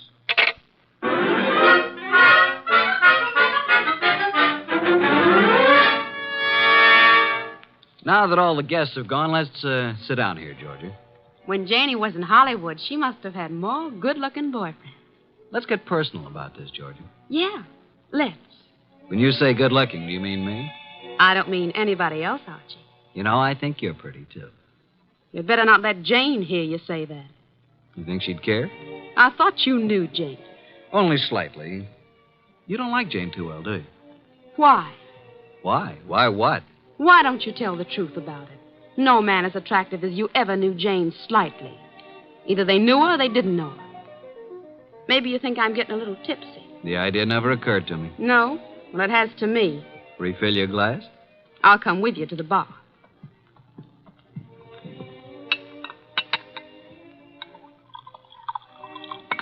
Well, here's your drink, Georgia. Oh, I find there's no ice left in the ice bucket. Janie? Hey, Janie, no ice. Oh, well, I'll get some. Here, give me the bucket. Mrs. Collins, Janie, I mean. Yes, Archie. May I use the phone in the bedroom again? Oh, of course. Will you excuse me for a minute, Georgia? I'm coming with you. Why don't you just stay here until Jane brings the ice? Well, why don't you go talk to Joe Boyce? I don't want to talk to Joe Boyce. I don't want to talk to Joe Boyce ever. Now, look, Georgia. I'm coming with you, Archie. Is that clear? Okay, come on. Here's where the phone is. I could have found it myself. You don't want me with you, do you? Just sit down here on the edge of the bed and listen, if that's what you want to do. Nero Wolfe speaking. Archie, boss. Well, Archie, what? Just a bit of a report. Go on. At this moment, I am sitting on the edge of one of two twin beds in the apartment of Mr. and Mrs. Albert Collins. Sitting next to me is a gorgeous redhead named Georgia. Georgia what, dear? Boyce. You mean you're the wife of Joe Boyce? Of course. Didn't you know? I am sitting next to the gorgeous redheaded wife of Albert Collins' partner, Joe Boyce. Archie, you annoy me. From what I just learned, I can see there's another friction going on. You mean Georgia and Jane? Yep, fireworks between them. This one no like other one. Have you anything more to say? When I called, I was going to ask if there's any reason why I shouldn't come home now. I wrote your instructions for you, Archie. After the murder, call you. Yeah, that's perfectly clear, isn't it? But what if there isn't any? Don't call me. Simple, isn't it? Hello. He hung up. Archie. What? That was a strange conversation. Do you want me to explain it to you, honey? What was that business about murder? Shall we join the party? Murder. Archie, wouldn't you be surprised if there was one? Yeah? Who's going to do what and to whom? I don't know. Maybe I will. Elucidate, honey. Do you intend to figure as the killer or the corpse? I don't intend to figure as anything. But you never know. Archie, do you think Jane Collins is better looking than me? Nope. Honestly? Honestly. Then what's the matter with me? Nothing. Nothing at all. Oh, yes, there is. Look, do you want to kiss me? Well, I'll tell you. When I graduated from Sunday school, I took a vow. That's what I mean. But if I were Jane, you'd want to kiss me, wouldn't you? No, frankly, no. Why not? Well, when I graduated from Sunday school, Okay, Archie. Let's go back. You boys have such happy faces. Where's Jane? In the kitchen getting some ice. Where have you been? With Archie. Is he an old school chum of yours, too? Do you care, Joe? No. Mr. Boyce. What? How much do you weigh? 187. Why? Then I'll be giving you 5 pounds. Shall we step outside? This I have got to see. Shut up. Mr. Goodwin, you seem angry. Just terribly, terribly hurt. Would it do any good if I apologized? Today I'm a little upset. If I said anything to offend you, I do apologize. Now, if you still want me to give you a boxing lesson, I'm at your service. Let's forget it. I'm sorry, too. Jane Collins came in from the kitchen with a bucket of ice cubes, a tray of fresh glasses, and the strapless gown she'd been wearing. There. I never thought I'd make it. Now I'm going to mix my own drink, and you can take care of yourselves. Ice first. Huh? Whiskey. And soda. It's a simple recipe, isn't it, Archie? All it needs is the ingredients. Well, I drink to the ingredients. Nice. Janie, darling. What, dear? Would you mind very much if I took Archie away from you? Haven't you done that already, dear? To listen to those girls, you'd think, wouldn't you, Goodwin? Me, I never think. What do you do, Archie? I concentrate. On what? On not thinking. I did some serious concentrating on not thinking about Nero Wolfe, or about the conflict of the partners, Albert Collins and Joe Boyce, about the jealousies of Jane and Georgia. The next 5 minutes hardly seemed an hour. Jane and Boyce murmured to each other. Collins drank gently but firmly. Why can't you be honest, Archie? What's the matter with me? What, Georgia? You weren't listening, were you? To every gorgeous word you said. What did I say? I want to hear it again, just the way you said it before. I said, why shouldn't there be a murder? Why not? It's an order. It's just not considered the thing to do. Thing to do. Can you think of anything better? No, frankly. I can. My glass is empty. My glass is empty, too. Jane. Jane! Oh, I'm sorry. I'm not much of a hostess, am I? Oh, don't answer that. Oh, you're all empty. But I've only drunk half of mine. You don't usually drink so slowly, Jane. Well, I'm just not in the mood tonight. I usually drink faster to keep you from drinking mine. See, Albert always gulps his and then reaches for mine. What's the difference? Well, I'll fix you some fresh drinks, but put my drink over there by you, Georgia. And lay off, Albert. I only had about 3 swallows of it. Besides, you don't need any more.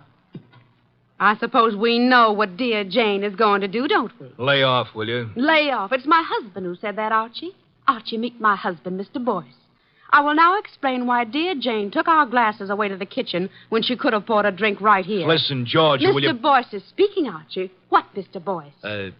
Nuts. Mr. Boyce says nuts, Mr. Goodwin. What do you say, Mr. Collins? I think Joe has covered the field. We were talking, weren't we, Archie? Possibly. We were talking about dear Jane. She's got to be always the prettiest, always devastating.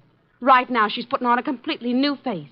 And in about 20 minutes, when our tongues are hanging out, she'll come back, all horsed up and bright and smiling, with another tray of drinks. Yeah, she'll take all night to fix them. Well, I'm going to get some air on the balcony. Don't jump off. Al, you're drinking too much lately. I shouldn't worry you, Joe. Especially now. When you start drinking, not only your drinks, but everybody else's too, well...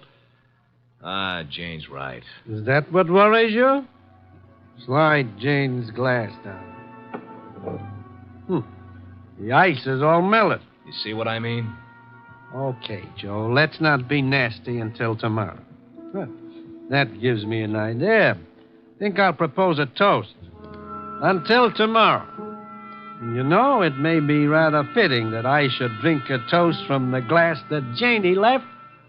Until tomorrow.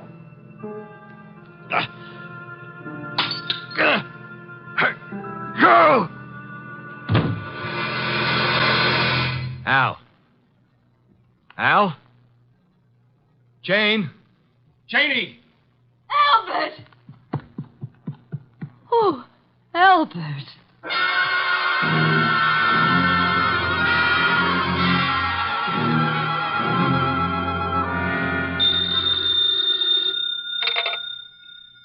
Wolfe speaking. May I come home now? Oh, hello, Archie. I said, may I come home now?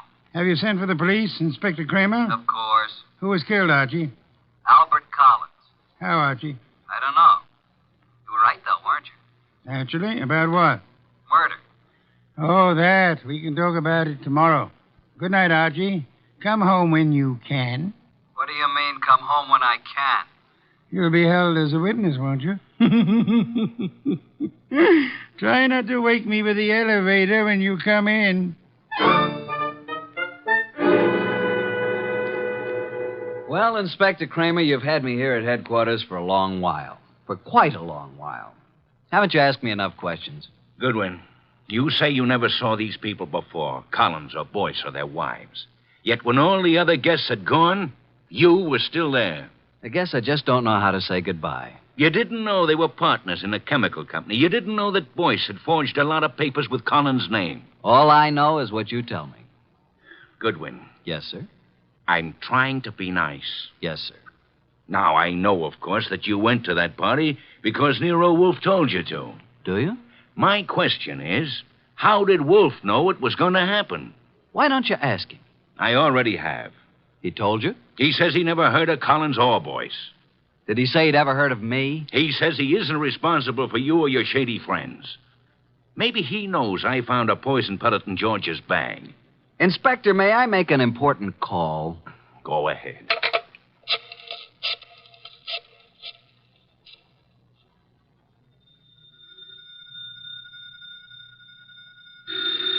Archie. Confounded light. Hello? What time is it, Master? Confounded, Archie. I'll tell you what time it is. It's a little after 4 a.m. I'm at Central Headquarters, and Inspector Kramer has been chatting with me about my shady friends. Kramer is a jackass. Just a second. Pick up the other phone, will you, Inspector?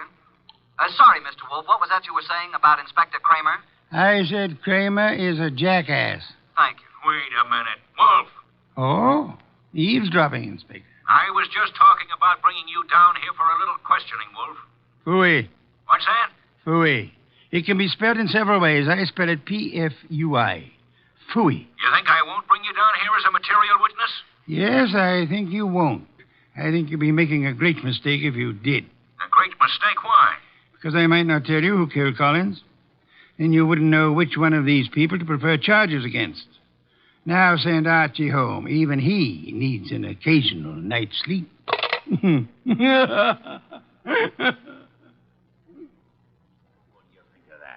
He hung up. So it seems.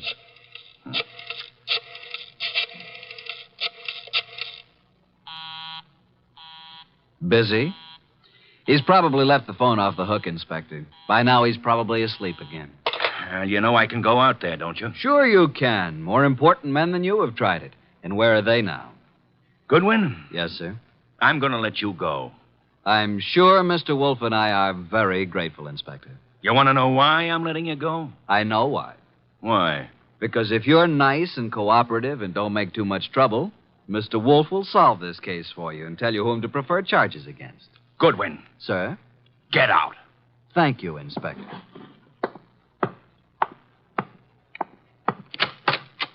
Good morning, Inspector.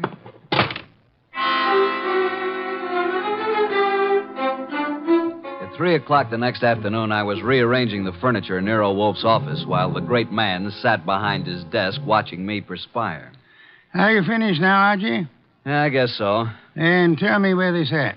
There were 2 couches, like this, in front of a fireplace. Collins and Boyce were sitting together on one couch. When Georgia and I came in, they were looking at some canceled checks. Where was Mrs. Collins? I told you she was getting ice and fresh glasses. Why was she getting fresh glasses, Archie? Where were the empty ones? I don't know. Maybe they were the same ones she brought back, washed and polished.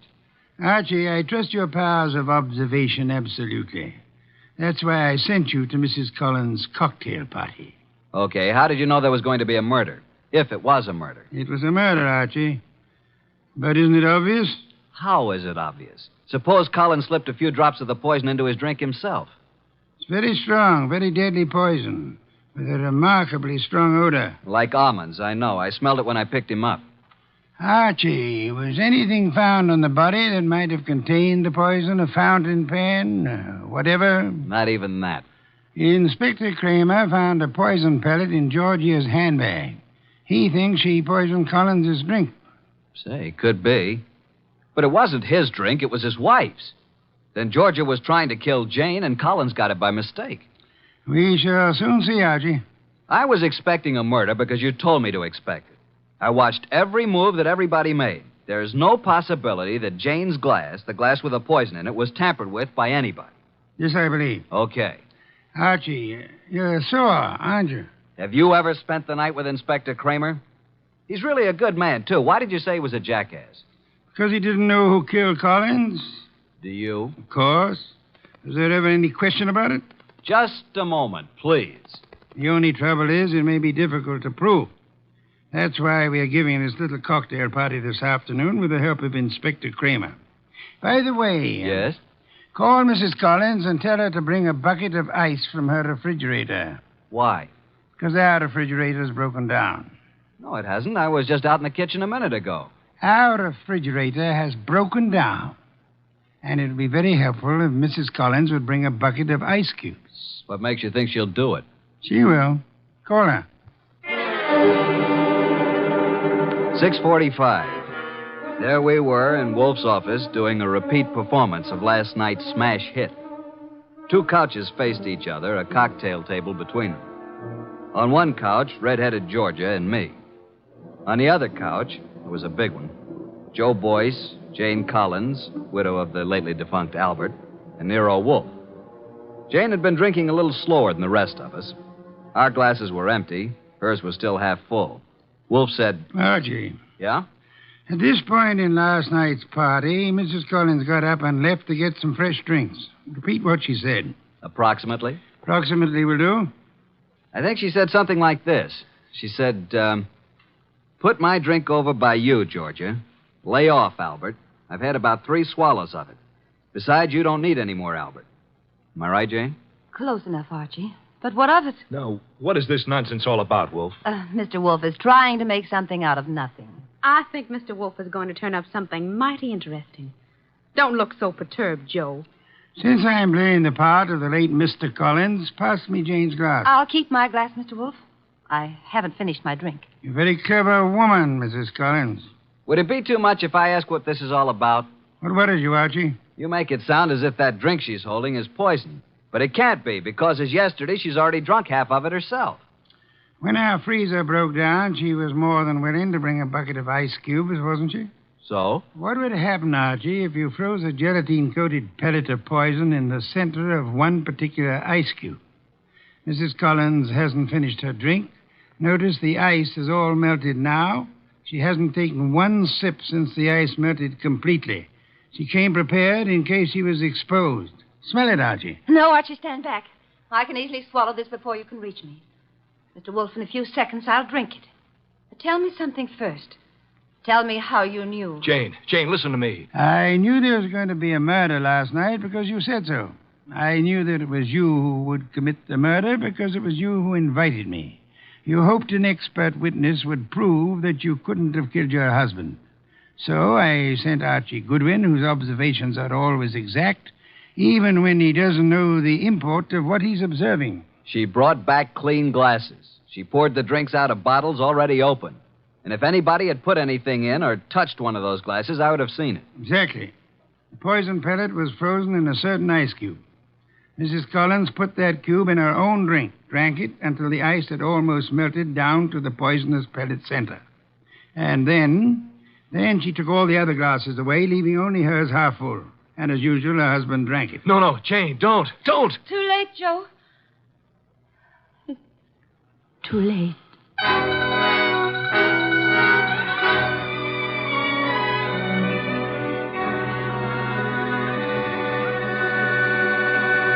Well, boss, Jane didn't get away with the suicide try.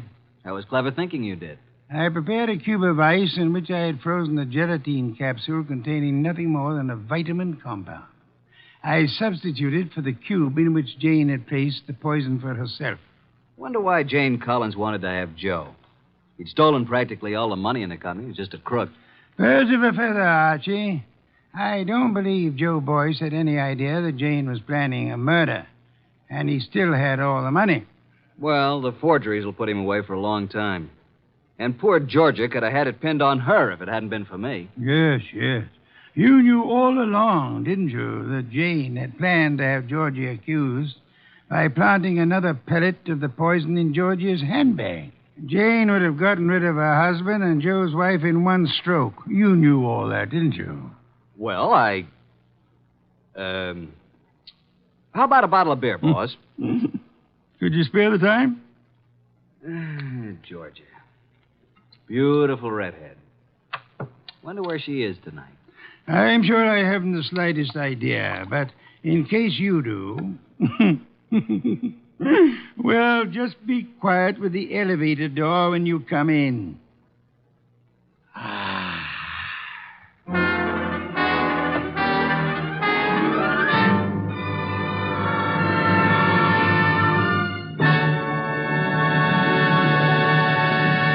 You have been listening to The New Adventures of Nero Wolfe, starring Sidney Greenstreet.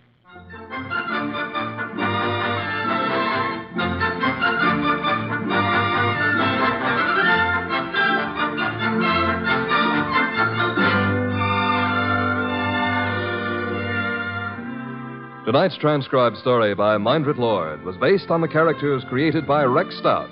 This is an Edwin Fadiman program, produced and directed by J. Donald Wilson. In the cast were Harry Bartell as Archie Goodwin, and G.G. Pearson, Herb Butterfield, Peter Leeds, Evelyn Eaton, and Bill Johnstone. Next week at this same time, Nero Wolfe and Archie will bring you The Case of the Malevolent Medic. Don Stanley speaking. 3 chimes mean good times on NBC.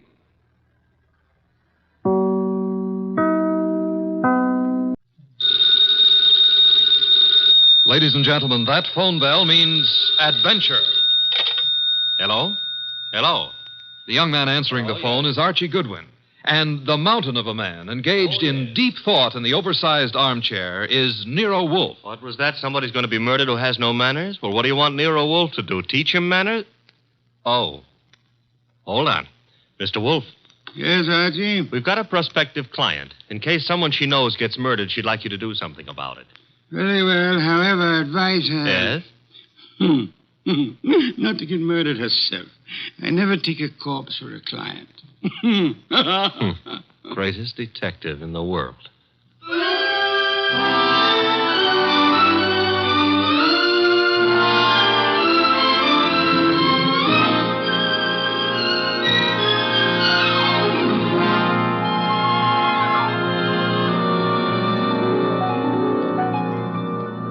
Yes, Archie is so right. He is the greatest detective in the world, and the fattest, and the least energetic. He's Nero Wolfe, created by Rex Stout, and brought to you over this NBC network in a new series of adventures by Mr. Sidney Greenstreet.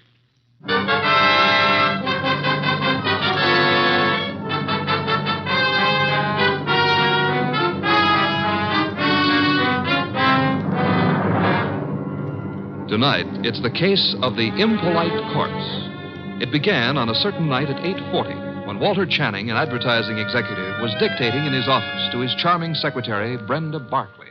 Brenda, take a memo. Yes, Mr. Channing. This is to be mimeographed and sent to the entire staff. The entire staff, yes, sir. Notice, effective at once, 1-hour lunch periods will be strictly enforced. Employees will post time of departure and time of return. Yes, what is it? Mr. Channing. Bennett, I'm busy. Well, I've got to see you, Mr. Channing. About this afternoon. This afternoon was unfortunate, Bennett, but it happened.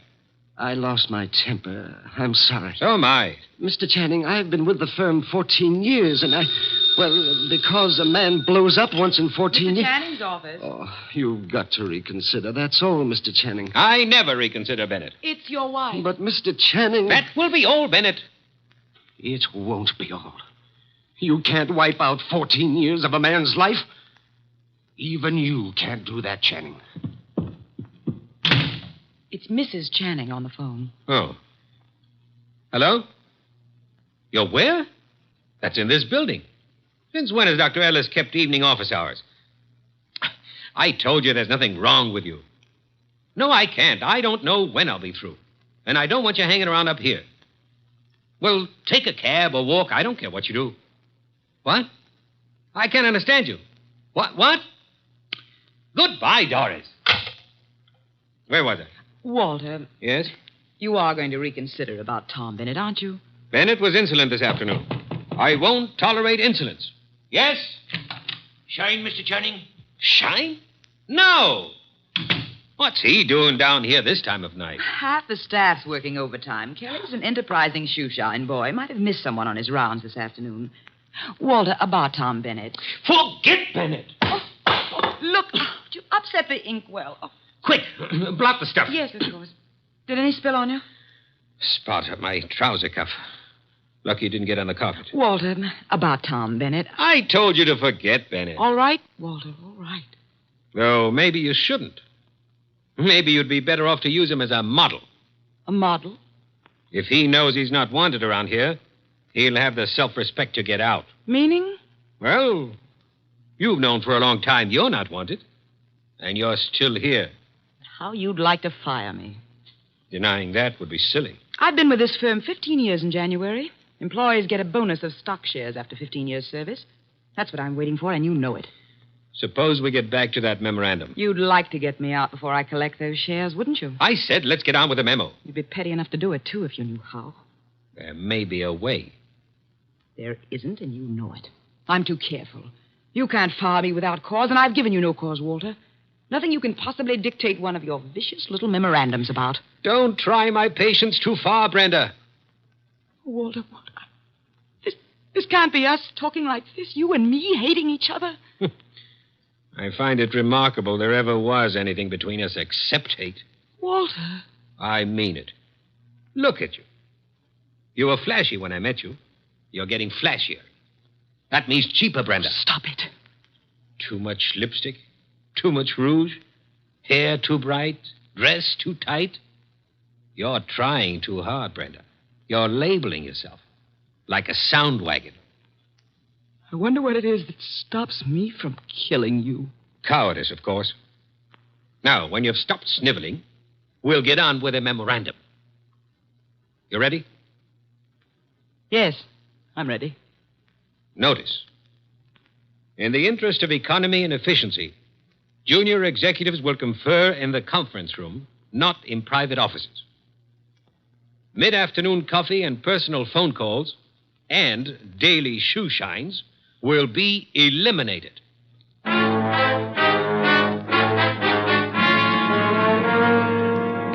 Your name is Barkley, Brenda Barkley. Very well, Miss Barkley. What can I do for you? Mr. Wolfe, I don't know how to begin. Well, maybe I can make this easier all around by briefing Mr. Wolfe on the Walter Channing case.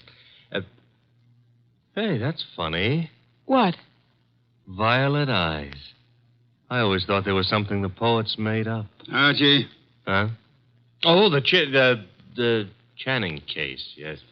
One moment. Miss Barkley, look this way, please. To me, an eye is functional object found in mammals, birds, fish, potatoes, and horticulture.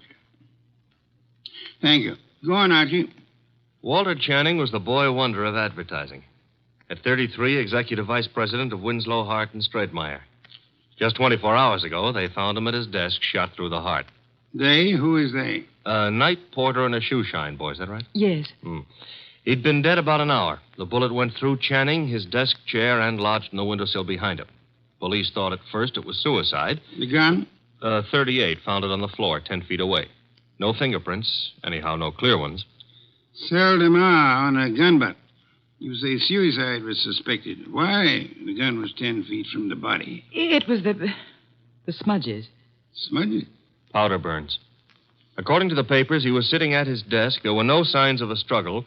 The gun was held against his chest and fired. But it wasn't suicide, Mr. Wolfe. Walter Channing would never have killed himself. The police have already decided that, finally, according to the evening papers.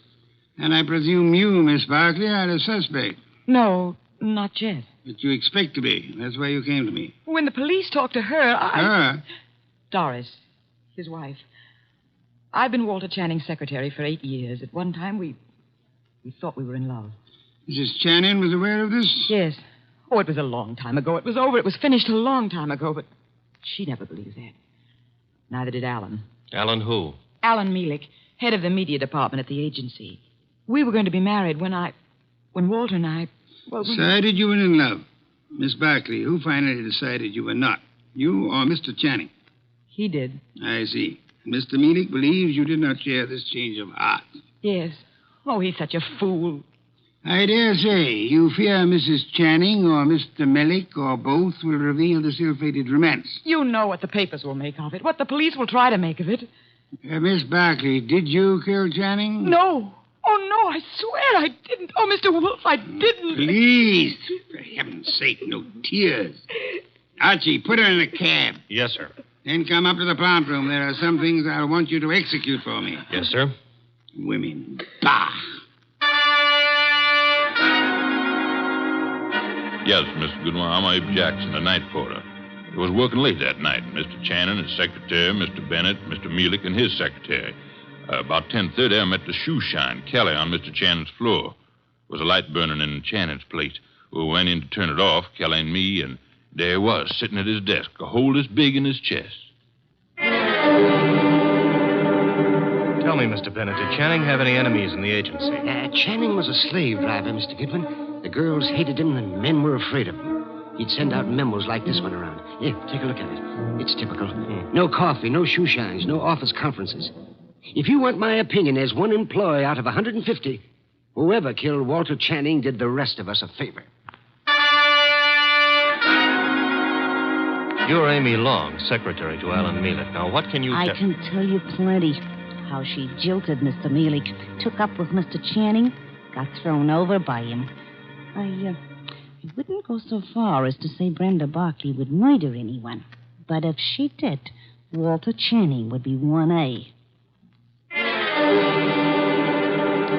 Channing get his shoes shined by you? I called the agency man, sir. You know, it was Jackson and me found him. Everyone else had gone and left himself, poor soul, sitting at his desk, dead.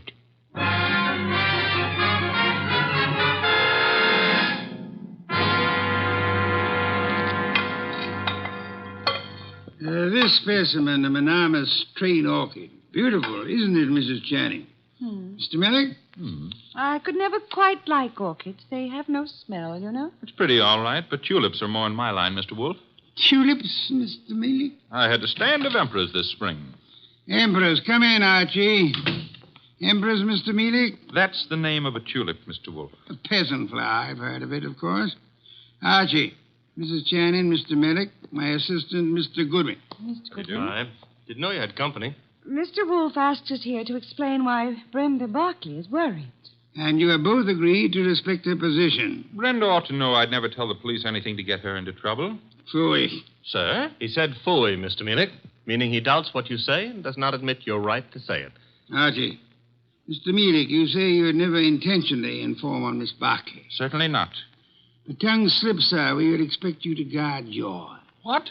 Do you think what that... I started to say. You asked us here because Brenda Barkley is your client. I despise Miss Barkley. Everyone knows that, and why. But I wouldn't stoop to implicating her in murder. You believe her innocent, then, Mrs. Channing? I believe she lacks the gumption to pull a trigger. Poison, I wouldn't put past her at all. Mr. Mielik, would you be kind enough to see me home? Of course, Mrs. Channing. Good day, Mr. Wolfe. Good day. And Mr. Goodwin. You have, I suppose, an exhaustive report from me, Archie? 7 pages of notes. Save them and get me a bottle of beer. You're in a rosy mood. What happened? I said I would like a bottle of beer. No, you wouldn't. Archie, you better... Don't puff up about it. Those vest buttons won't stand the strain. I can't get you a bottle of beer. Why not? You ordered me to hold you to 4 a day. I rescind the order. You also ordered me not to let you rescind the order. What's the matter with you, anyhow? I have had to entertain 2 very dull people too long. Both those dull people are prime suspects. Mrs. Channing is a woman scorned. Mielik lost his girl to the guy who was killed. I can't blame her for throwing him over. Archie, the man grows tulips. What? Tulips. Well, give me a report. I checked the agency, everybody who was working down there the night of the murder. Also, I dropped in on Inspector Kramer at homicide. Also, I visited the morgue. Why the morgue? Because if I hadn't, you'd have said, why not the morgue? Go on. I drew a blank there. Kramer let me look at the clothes Channing was wearing. There was an ink stain on the left trouser cuff. An ink stain? And a hole through his shirt front with plenty of powder smudge like the paper said. He was shot with a .38 at point-blank range, sitting down. An impolite corpse. What? Discourteous. He didn't rise to meet his murderer. That is most significant, Archie. I know. I've got a theory about this case. No theories, facts, if you please. But look, Channing owned a .38. That's a fact. It's disappeared. That's another fact. The murder gun was a .38 with the numbers filed off, and it could be Channing's own gun. Thereby proving what, Archie? That his wife had access to it. Your theory involves Mrs. Channing, then? And Malik. She decides her husband is less trouble to her, dead than alive. A regrettable tendency of wives. Have you noticed? And she sells Malik on the idea. Now, that wouldn't be hard. They figure to make it look like suicide, but Malik loses his head and runs, drops the gun on his way out, and... Oh, you don't buy it. Enough of theories. The facts, Archie. Out of your notebook. 1. 9 people were on the scene that night, working late for one reason or another. Mrs. Channing tells me she was visiting a doctor's office in the same building, by the way. 2, every one of those people hated Channing. 3, here's a sample of why he wasn't popular. Memorandum. Dictated the night he was killed. The staff got it the next morning. A whip-cracker, Mr. Channing. Fact 4, the ink stain on his trouser cuff was partly rubbed out. With what? Cleaner of some kind. I didn't get the brand. Fact 5, there's a spot on the carpet near Channing's chair. Spot of what? Ink? Blood? Looks like ink. It looks like ink. Well, I didn't analyze it on the spur of the moment. My chemical set isn't working so good, boss. And... Phooey. Archie, I want 2 things. Yes, sir? Get over to headquarters. The police have Channing's trousers. Suggest to Inspector Kramer that he have the stain analyzed. Suggest also that the spot on the carpet be analyzed at the same time. Be around him when the information arrives. This is Be Kind to the Police Week? Phooey. I never have sought to beat the police on matters of fact, only on interpretation, deduction. Get going. Oh, and Archie. Yes? When you return, I should discourse upon the sanctity of deskhood. The sanctity of what hood? Deskhood. Now be off with you, and please remember you're tracking a murderer. Don't stub your toe.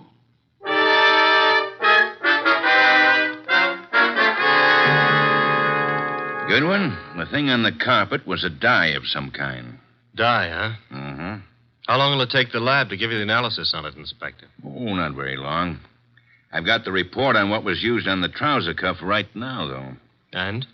They found traces of carbon tetrachloride. Wait a minute. This goes in the notebook. Okay, carbon tetrachloride. And something else. Goodwin, what's Wolfe after? Interpretations was what he said, Inspector. You object? No. Maybe I'll get an interpretation, too. The something else was perchlorethylene. Why, Inspector, such language.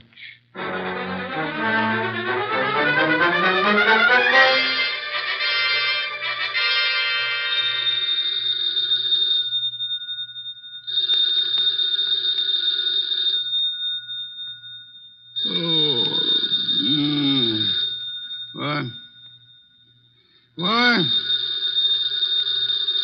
Archie. The phone. Oh, not back yet. Hello? Mr. Wolfe? Yes? This is Brenda Barkley. Oh, Mr. Wolfe. What is it, Miss Barkley? You've got to come to Mr. Channing's office right away, Mr. Wolfe. Mr. Goodwin has been to your office. Everything I need to know. You've got to come, Mr. Wolfe. Nonsense. I don't go out. My digestion disapproves of it. I disapprove of it. But, Mr. Goodwin, he's in danger.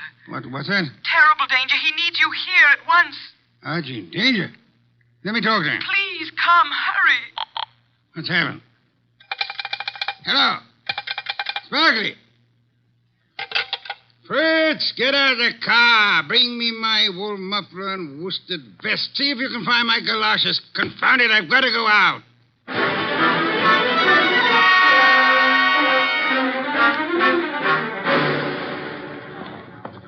Going up. Step to the rear of the car, please.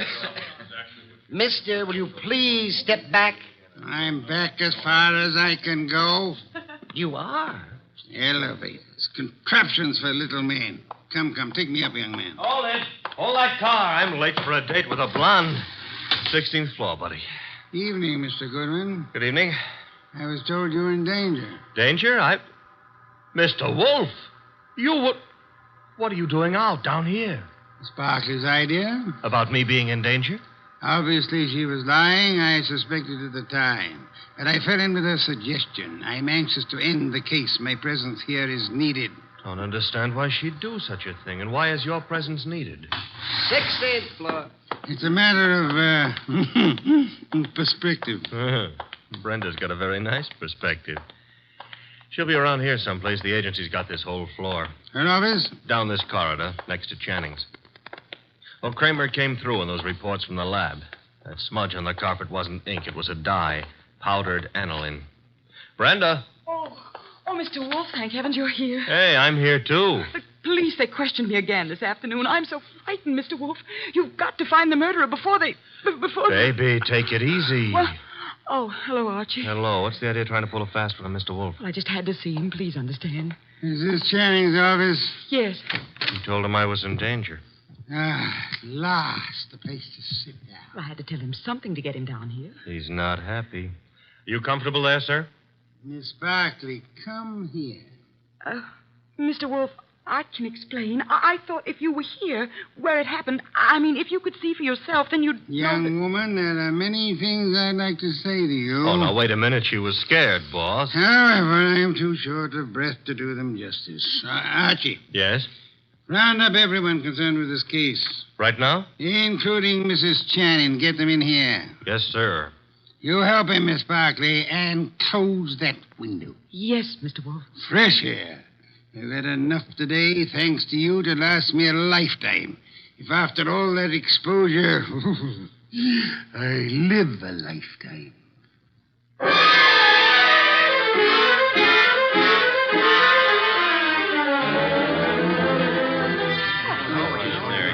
What's going on here, anyhow? A tea party. Find yourself seats. Keep your knees steady. All right, Mr. Wolfe, everybody's here. Mr. Shoeshine Kelly? Here, sir, here. It was you who found the body. Him and me, Mr. Wolfe. I'm Abe Jackson, the night man. You gentlemen can help us if you will. Oh, to be sure, Mr. Wolfe. I'd like to know the exact position of the body when you found it.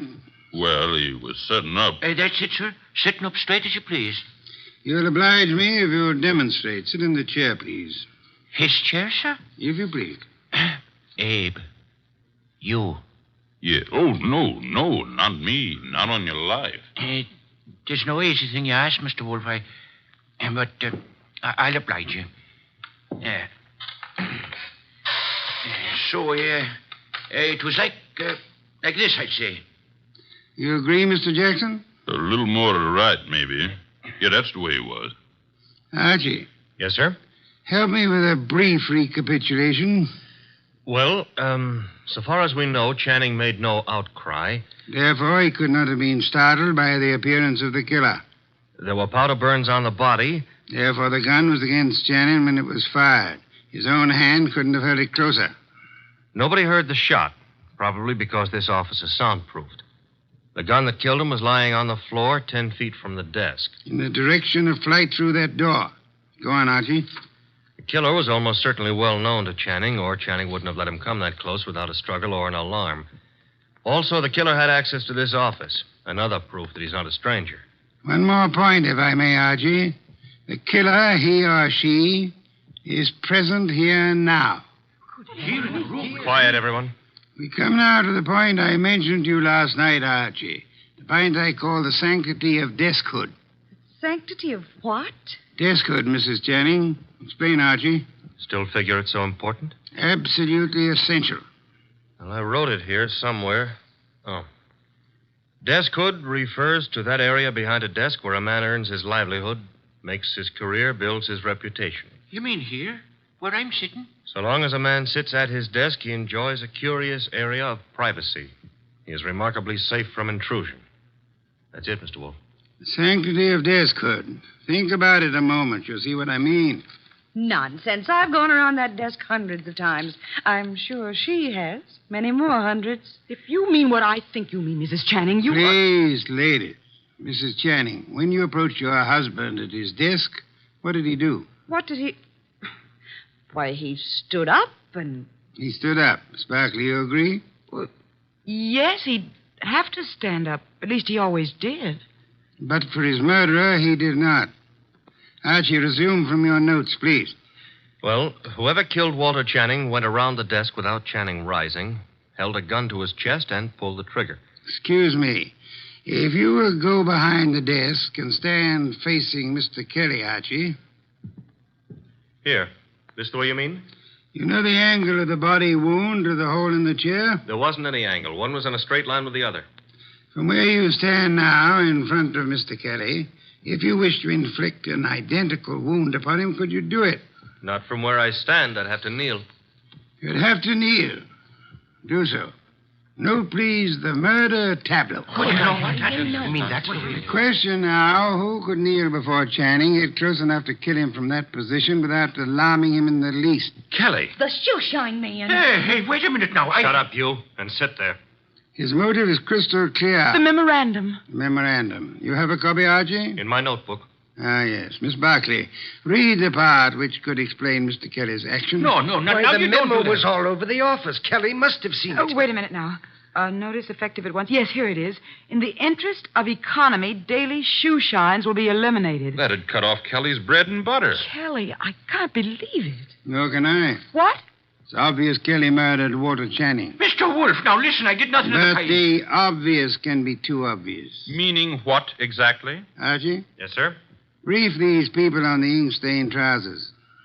Channing spilled ink on his trouser cuff the night he was murdered. Somebody tried to clean the spot off. With what?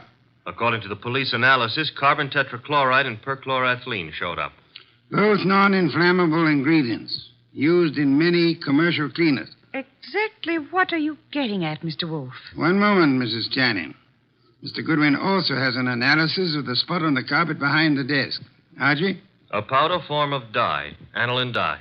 Used in what, perhaps? Well, the lab suggested a shoe dressing. I got no powder dye. I swear I ain't, Mr. Wolfe. I'm sure you haven't, Mr. Kelly. You'll find this particular type of dressing is used on women's shoes, suede shoes, usually. I don't understand. Wait a minute. Yes, Archie? If a woman... Now, suppose a woman knelt in front of Channing to clean that ink spot off his trouser cuff. That smudge could have rubbed off the tip of her shoe onto the carpet. Exactly. I believe you'll find a typewriter cleaner contains tetrachloride and perchloroethylene. Something else just occurred to me. That memo was sent around the morning after Channing was killed. I never thought of that. True, Archie. And for only one purpose, to point suspicion at Kelly. But when the police didn't take the hint... Go on, Archie. What then? Somebody else was brought down here who would. Comes around to three questions, doesn't it? Who knew about the memo? Who had access to Channing's file where he kept his gun? And who made sure Nero Wolfe would see the evidence against Kelly? Three questions, Archie, with one answer that spells the name of the murderess. Our own client, Brenda Barkley.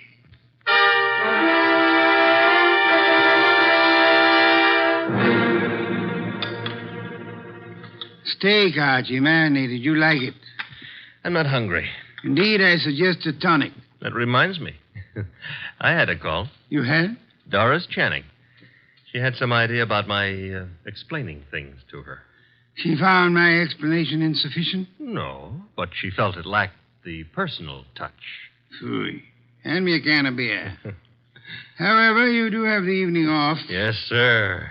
Keep out of trouble. Doris Channing is a blonde. That is, try to keep out of trouble. In the company of a blonde who wants to. Good night, sir. Good night, Archie. Good night.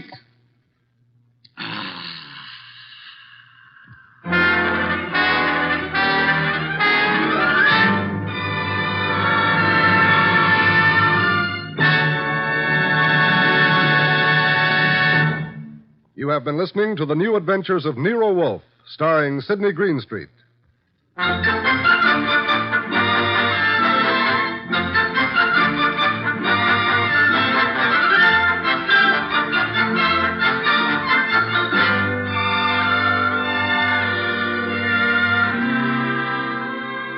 Tonight's transcribed story by William Kendall Clark was based on the characters created by Rex Stout. This is an Edwin Fadiman program produced and directed by J. Donald Wilson. In the cast were Larry Dobkin as Archie Goodwin, and Donald Morrison, Betty Lou Gerson, Bill Johnstone, Howard McNear, Mary Lansing, and Barney Phillips.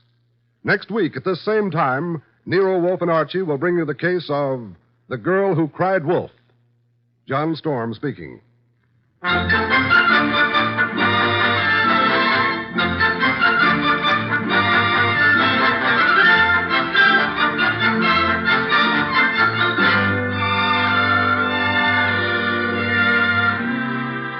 Nero Wolfe, Archie, and all of our cast hope that our listeners have taken time out from this busy Christmas season to help brighten some youngster's Christmas day. Be sure to send a thing, your choice of anything you think a child would like for Christmas, to the groups in your own town who are distributing these toy gifts to less fortunate children.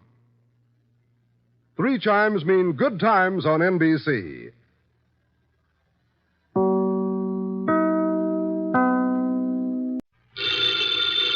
Ladies and gentlemen, the ringing of that phone bell brings you mystery, adventure.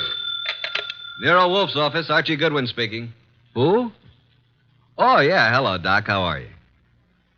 What? In trouble? You? More trouble. You attract trouble, Archie. Hang up. It's our dentist, Dr. Thrumming. Let him wait. We never can find him when we need him. Tell him it's after office hours. Doc, you're talking so fast I can't make head nor tails of it. Look, listen, Doc. Come on over here and we'll be able to hear you. It'll only take you a few minutes. Right. You consistently disobey me. I want to work on my paper about odontocosms. Doc Thrumming has a friend who's in some trouble, and he needs our advice. Besides, we owe Doc a fair-sized little bill, remember? Money again, Archie. Money is the curse of our times. Yeah, man. Bring on all the curses that is available.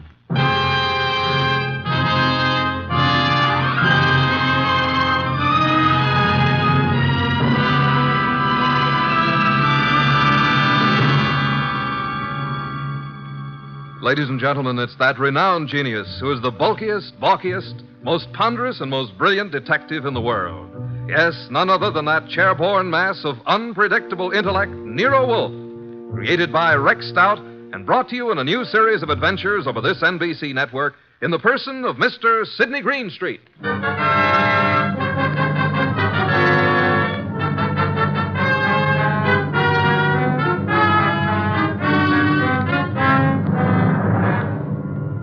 This story is one we refer to as the case of the Midnight Ride. Oh, yeah, there was a ride, all right.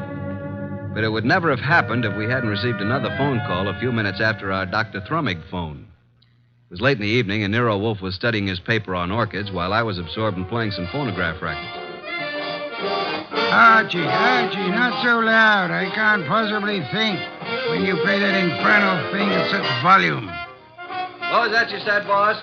I said I can't understand why you can't get music from a phonograph without vibrating the top of the instrument. That's right. I can't understand why the neighbors haven't called the police. Do you hear that? Archie! All right, I'll answer. You're fired. Naturally. Hello? Hello. Is this Archie Goodwin? I know, Mr. Wolfe's... What? Me? Archie. Yeah, who is it? I need help, Archie, please. Come at once. Please. Oh, please. You and Nero. Who is this? This is Gloria, but... No, don't. Gloria who? Ronaldo West. Hello? Well, did you hear that? Another female bar. What happened? Boss, who do you know named Gloria? Gloria? I know nothing about anyone named Gloria. She said her name was Gloria something. I couldn't quite get the last name. But she did say Ronaldo Road. Well, it's quite possible that she resides on Ronaldo Road. First, she asked if this was Archie Goodwin speaking, and before I had a chance to say anything, she asked me to come to her at once. She needed help. And for you to bring me along. For me to bring Nero along. You don't even know what you're talking about. Well, she said she was Gloria Bar or Mar or something like that, and then she said Ronaldo Road West, and then the scream, and that's all there was. The usual pattern of your experience with women. Sounded like a hand was slapped over her mouth, or she was grabbed by the throat. Bring Nero with you. I am taking no more assignments this week. Ronaldo Road West. Where is it? I don't believe there is a Ronaldo Road West. If I remember correctly, Ronaldo Road runs north and south and is approximately 12 miles long. But she said west. What she probably tried to say when she was interrupted was Ronaldo Road West Chester. Westchester, of course. Asked Inspector Kramer to try to check on that phone call. I'll ask him to try. By the way, do you expect to find this Gloria alive, Archie? I certainly hope so. And are you aware that if someone strangled her, then they must have heard her speak your name? Yes, and yours, too. Shall I open it, boss? Why not? Let us face it, Archie, huh? It's me, Archie. Wait till I slide the night chain off, Dr. Thrumming. My nose. I forgot all about you, Doc. Where have you been? It's only been 3 or 4 minutes. I have never had such a disturbing night since I had my first patient. But at first I was afraid to leave the house. And why were you so afraid, Dr. Thrumming? But there were 2 men sitting in front of my place in a car. Oh, good evening, Nero. Were they waiting for you, Doctor? Well, why not? It's very likely. Since she called me, I've been so completely unnerved. Here, that Doc, here. Have some brandy. Oh, no. You know, I never... well, that is... a small one. I am upset. You understand, Archie. Oh, well, that's better. Just who called you and upset you so? Oh, hello, Nero. Did someone call me? When? You phoned me frantically that a woman called you. I couldn't understand you on the phone. Oh, yes, poor Gloria. She was cut off. Oh, Gloria. Did you say Gloria? Well, didn't I? I thought I did. Oh, dear. What did you say? I said Gloria. Oh, my, isn't that strange? I thought that's what I said. No more, please. We just had a call from Gloria. Who is Gloria? Why, you remember. We all went to school together. That is... Oh, you do, too, remember. Gloria, you know, she was... Just what is Gloria's last name, Dr. Thrumming? Well, it was Gloria Barnsworth. I don't know what it is now. That's what she was trying to say to me, Barnsworth. Did she tell you where to find her? No, she didn't. Oh, dear me. She was just about to tell me when I said I'd call you and Archie and get your help. And then she was cut off. How do you know she's the Gloria Barnsworth you knew and I'm supposed to know? My. Could you open the windows? Why, yes. Archie. Oh, sorry, Doc. The air outside's contaminated. Oh, is that so? With what? Oxygen. Oh, these factories. Oh, well, I found her picture in an old class photo. Here it is. Oh, yeah, now I remember. But, Doc, you and this gal were several years ahead of me in school. I'm not in this picture, so she must be about 40 now. Well, gentlemen, you both seem to have the situation well in hand now. So, if you'll excuse me, I will retire to my room. Oh, yes, but we don't have anything figured out yet. But you will. Let me know in the morning how successful you have been. Good night. Well, anyway, a woman called here, and just as she was about to tell me who she was and her address, she was cut off as though she was strangled. Yeah, Archie, did you say someone strangled her? I don't know, Doc. I hope not. Well, let's start our search along Ronaldo Road. Archie, don't answer it. They're after me. The men in the car, they saw me come in here. After you, nonsense. They found out Gloria phoned me. Don't let them in. Now, how could you know all that? Oh, dear me. Do you mind? A short one? I'm so weak tonight. Please, Archie, don't open it. I warn you. Now, just relax, Doc. I'll handle this. Good evening. Evening. Are you Archie Goodwin? No, he is. Yes. No, I'm not. He is. Put up your hands. Unhook the night chain. Now just turn off this light. Oh, I told you. Where's Wolfe? Oh, he's been in bed for hours. And who is this little man? Why, Don't you know? This is my brother, Brother Cuthbert. Yes, he's quite right. I'm a bit older than he is. Shut up, Cuthbert. All right, get your coats and hats off that rack. What for? We're all going for a little ride along the river, and it's a bit chilly. Oh, dear me. I feel faint. I'm getting dizzy. Get your hat. Yes. And put that bottle down. Yes, but it's so cold out Get tonight. along.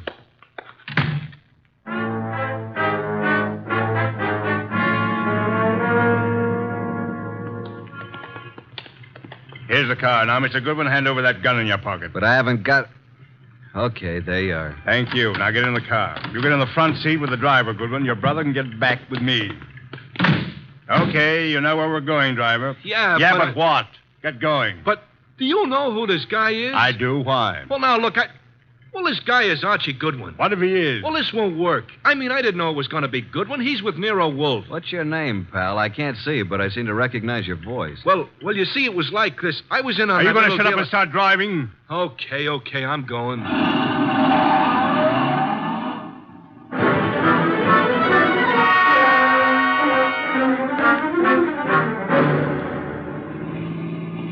Now, see here, it's getting very late. I don't like this. Where are you taking us? Keep calm, Doc. Yeah, don't get excited. Just take it easy. Listen, Goodwin, I got a record Shut for up, you. you two. What's the idea back of all this, friend? Pull off the road here, driver. Yes, but we're way out in the country. Now, we'll all get out here. Now, wait a minute. I said get out. You too, driver. Oh, now, wait a second. What's the big idea? Now, all of you start walking over to that clump of trees. Go on. What's he going to do? What do you think? Okay, that's good.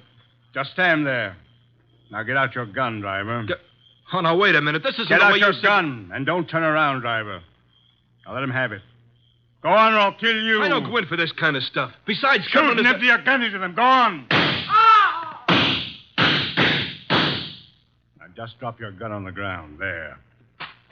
Now, I will take Goodwin's gun, and after I finish with it, I'll just toss it over beside his body. You what? Hey, now, wait a minute. You'll notice I have gloves on.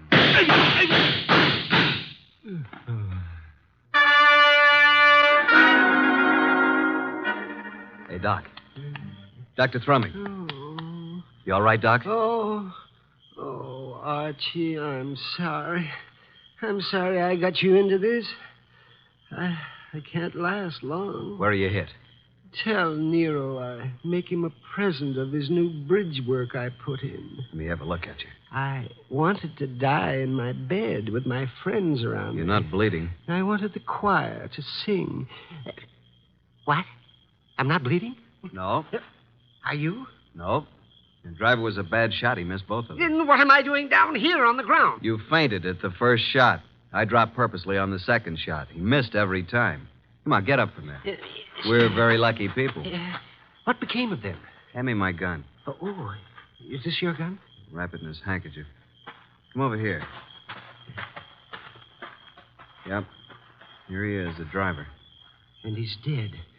This is dreadful, Archie. What do we do now? You got a lighter? Here's my pocket flash.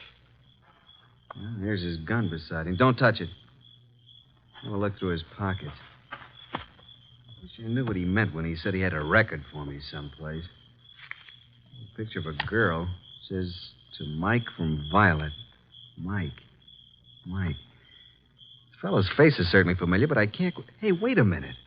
Mike Jordan, that's it. Mike Jordan? Yeah, Wolfe cleared him on a frame-up 3 years ago, and this girl Violet is an entertainer in a nightclub downtown. Violet, yes, but what does all this have to do with Gloria? Strange, there's no other identification on him. Maybe the other guy took it off of him. Well, now we got to find Violet. How? We can't even find Gloria. I think now that this guy Mike Jordan missed us deliberately. Let's start hoofing it back to that last crossroad. There was a telephone there. I'll call Nero.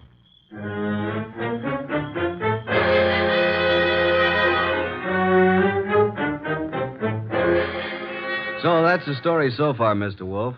Sorry to wake you up, but we wanted you to know. Yes, we did. Oh, such a night. What was your reason for telling the man that Dr. Thrumming was your brother? Well, I didn't want him to know that it was Doc because Gloria had called Doc, and he must have known about it. And the driver turned out to be Mike Jordan. And what did Mike say to you in the car? Well, he didn't finish, but he said, I got a record for you, Goodwin. And then the man shot him up.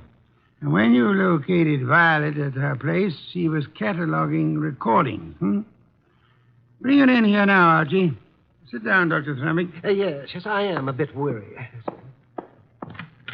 Come in, Violet. Violet, this is... Hey, wait a minute. You're Nero Wolfe. Sit down, Miss Violet. Oh, what's the idea, Mr. Goodwin? Why'd you bring me here? Will you look at this photo? It says to Mike from Violet. Where'd you get this? I got it, Violet. What we want to know is, where's Mike now? What's he doing? Can you tell us where he lives? What's Mike done now? Can you tell us his address? Maybe. Do you know who he has been working for? Yeah. A guy with a big car and a lot of dough. You've seen this man? Yeah, kind of a good-looking guy. I think his name is Durant or something like that. I understand you've been occupying yourself with cataloging some phonograph recordings. Yeah, that's what I was doing when Mr. Goodwin came in. Mike's got a home recorder over at his place. Do you have all the records that have been made on the machine so far? No, just what we made in the last week. Lots more at his place. Do you and Mike know of a woman named Gloria?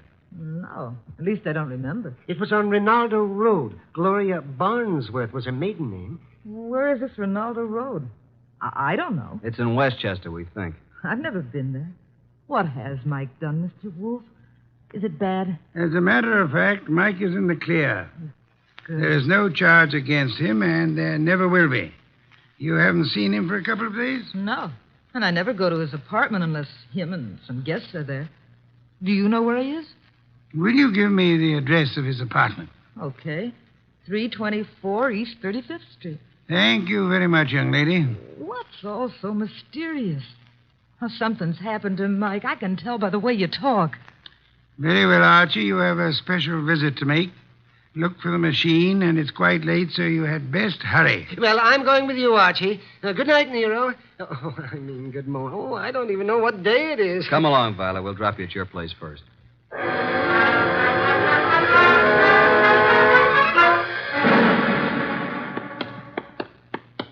Well, here we are, Doc. Yes, has his name right on it. Mike Jordan. No, we're fairly certain that no one's in there. Hey, what do you know? It isn't locked. The lights are on. I know. Listen. Yes, a light humming noise. Huh. But where is it coming from? Over in that corner, those wall cabinets. There it is. A radio. And a phonograph combination. Yes, and a recording machine. And the recording arm's still down on the record. Just lift it off and put the playback needle on. Yeah, there we are. But look, I don't go in for that kind of stuff. You've been working for me for several weeks now, haven't you? Well, sure, boss, but I never went in for no kind of... We're going to pick this guy up and take him for a little ride. It ain't my line. All you do is drive the car. Okay, I'll take a chance, but remember, I'm just the driver of your car. If anything happens, I didn't know nothing. You'll do just as I say. Incidentally, I know a lot about you. Things the police would like to know. Okay, I'm working for you. I came out to Rinaldo Road to make an honest living. But I see I'm right back where I started. And worse. The guy just ain't got a chance. Oh, remind me. I've got to phone the place.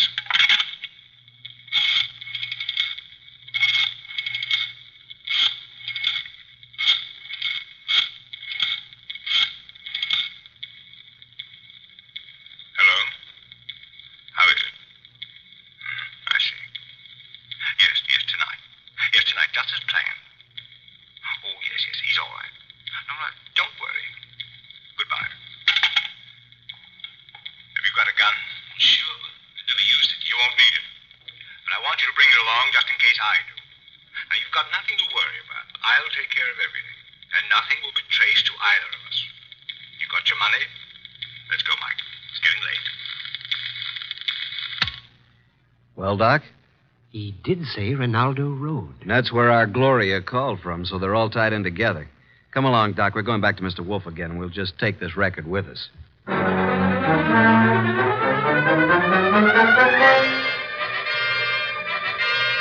Well, Archie, I guess this phonograph was worthwhile after all. Yes, indeed. Hey, don't you find this a very interesting recording, Nero? I'm sure we're going to add it to our collection. And these are the two men who took you on the ride. That's right. But we're really no further along in our desire to help Gloria. That's right. We're on Rinaldo Road. Boss, if we can find the address, will you go with us down there or over there or wherever it is? I might. And you already have the clue to the address. We have? Where? In that phonograph recording. Play it again, Archie. Just the part where he uses the telephone. And slow the speed way down. Then take down the numbers I call off. Okay, boss.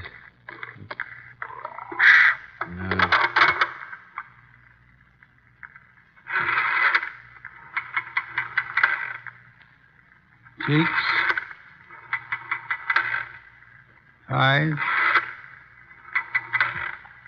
3, 2, 2, 3. That's enough. By slowing down the record, we were able to count the clicks of each number he used on the dial. Now, there's the number the man called. We hope it is on Ronaldo Road. Have Inspector Kramer get the address of that number combination, and we are ready to make our assault. I'll call Kramer, and then I'll get the car out. It hadn't been out for weeks. Maybe it won't start. No such luck, Archie, I assure you. No such luck.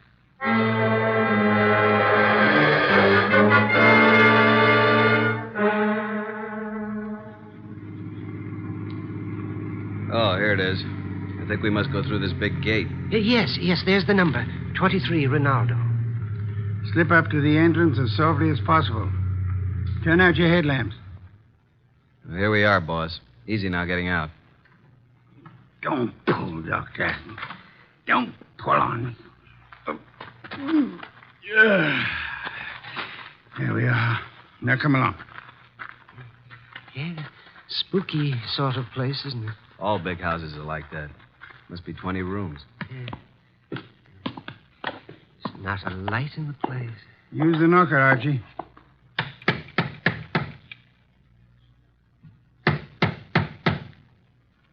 Uh-oh, stand back. Here comes somebody. Yes? Is Gloria in? What? Gloria? And who are you? We are here to see Gloria. Come. It's this hour of the night? Certainly not. Just a moment. She's an old friend of mine. Yes, and his too. He's Archie. My good man, what is your name? Jennings, sir. And the household is in bed at this hour. What is it, Jennings? Who's at the door? They're asking for you, Miss Gloria. For me? Well, come in, gentlemen. You may go, Jennings. Please. Very well, miss. Just as you say. Now, what did you want? Say, Doc, is this the Gloria? Well, I don't know. It doesn't seem... Are you Gloria? Yes. Well, why did you call us? Oh, then you're Archie Goodwin. Yes, and I'm Dr. Thrumming. But you are... I called you because I need your help. Desperately. Gloria, what is going on here at this hour? Oh, and who are these gentlemen? Well, you see, Uncle, Mr. Goodwin came... Came to see you? Why? Well, because I think you'd better go to your room, my dear. Don't you think that is best? Your room and rest? No, I don't want to. I won't. Go to your room. No, I won't. I can't. All those people walk in and out. They want to kill me. Jennings, take her to her room. Yes, sir. Come along, miss. No, I won't. Let me go. There are hundreds of people. They'll kill me. Come along. No, please. No. I'm so sorry, but there's nothing we can do with her. Now, Mr. Goodwin. Yeah? What is it you wish? The girl called you Uncle. Oh, pardon me. I'm Nero Wolfe. How do you do, Mr. Wolfe? Yes, she called me Uncle, but I'm not really a relative. I'm Dr. Gunther, retained by the family. As you can see, the girl is quite ill. Oh, well, we're old friends of Gloria's, and we'd like to see her. But you just saw her. We don't refer to this young lady. We have in mind the elderly Gloria.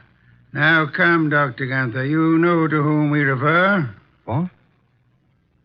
You mean the girl's aunt? Well, it's very strange. If you are a friend of the aunt's, that you are not aware of her condition. Her condition? Yes. The aunt has been bedridden for nearly a year. Paralysis. And it seems to be most coincidental with your visit, but she passed away this afternoon. Died? Gloria? This afternoon? But how could that be? We'd like to see the remains, Dr. Gunther. Yes, we'd like to see the remains. Just where are they? They are here, Mr. Goodwin. And if you and your brother and Mr. Wolfe will step this way to the small parlor. There you are, gentlemen. I'll leave you alone. I'll be in the library. Well, gentlemen, there she is. What do you say? Do you recognize this woman? Well, yeah. It's been many years, but that is Gloria Barnsworth. Well, good heavens, yes. It's Gloria, all right. Poor woman. I remember now. She married a very wealthy manufacturer named Kenton, who died. She's remained a widow, I guess. He said she died this afternoon. Are you sure it was an elderly woman who called you this evening? And by the way, just feel her forehead. It's Warm? She couldn't have been dead more than an hour. She isn't dead. No signs of pulse. Your cigarette case, please. Very slight moisture. Respiration barely perceptible. She's under heavy narcosis. Been given a heavy dose lately. Let's get out of here. Wait. Do you recognize the uncle, Father Dr. Gunther? No, do you, Thrummy? No. Does he look like the man who took you for a ride? It was too dark, boss, and he was all bundled up in heavy clothes. Let's get out of here. The door was locked after we came in. He's right. Come on, Doc, let's put our shoulders to it. 1, 2... Go! Well, gentlemen, what on earth does this mean? Why'd you lock the door? Oh, I'm sorry. It's a spring lock. I had no intention of locking the door. And I suggest, Archie, that you have it repaired. And now, Archie, will you step to the door and let Inspector Kramer in? He followed us up the driveway. Yeah, about time. Getting cold out here. Inspector Kramer, this is Dr. Gunther. In that room is a woman he claims is dead. She is actually under the heavy influence of narcotics. Yeah? Well, who is she? Mrs. Gloria Kenton, widow of the wealthy shoe manufacturer. And this attractive young lady coming down the stairs is supposed to be mentally ill, which I do not believe. Her name is Gloria, too. A niece of the elder Gloria. But Archie and I both knew Gloria Barnesworth. Can't say. I get it. And I suggest that this man is not a doctor, but is young Gloria's husband, and they're attempting to force the Aunt Gloria to change her will in their favor. This is utterly ridiculous. The aunt was able to phone Doc Thrummig and me tonight, but she was apparently caught in the act. And this man, who is posing as the uncle, hired Mike Jordan to drive his car while he picked up Archie with the intent of killing him. Well, this is the same man? The same. And if Mike Jordan hadn't recognized Archie, both of you would be quite dead. This man double-crossed Mike and killed him, believing that the whole thing would be blamed on Mike. Mike deliberately missed. All right, so what's he going to do about it? Come on, let's get out of here fast. Look out, he's a cop. All right, now get those hands up and keep them up. Come along, Archie. I have another appointment. The inspector can handle it from here on.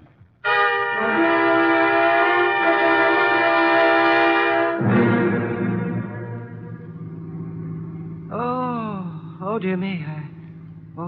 What happened? Am I all right? Yeah, you just fainted again when the shooting started. It's really quite fortunate that Mike Jordan recorded that conversation. Fortunate indeed. How did you know this uncle was the same guy who took us for a ride?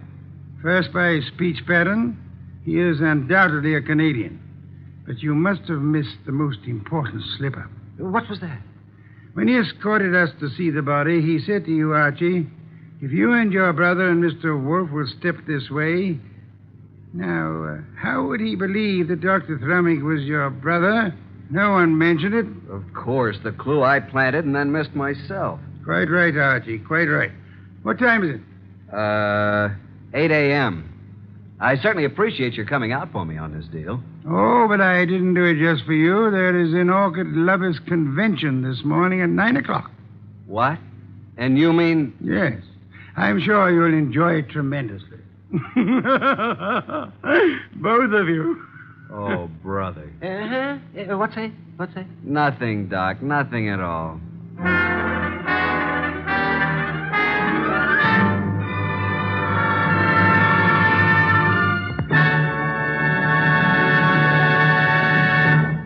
You have been listening to The New Adventures of Nero Wolfe, starring Sidney Greenstreet.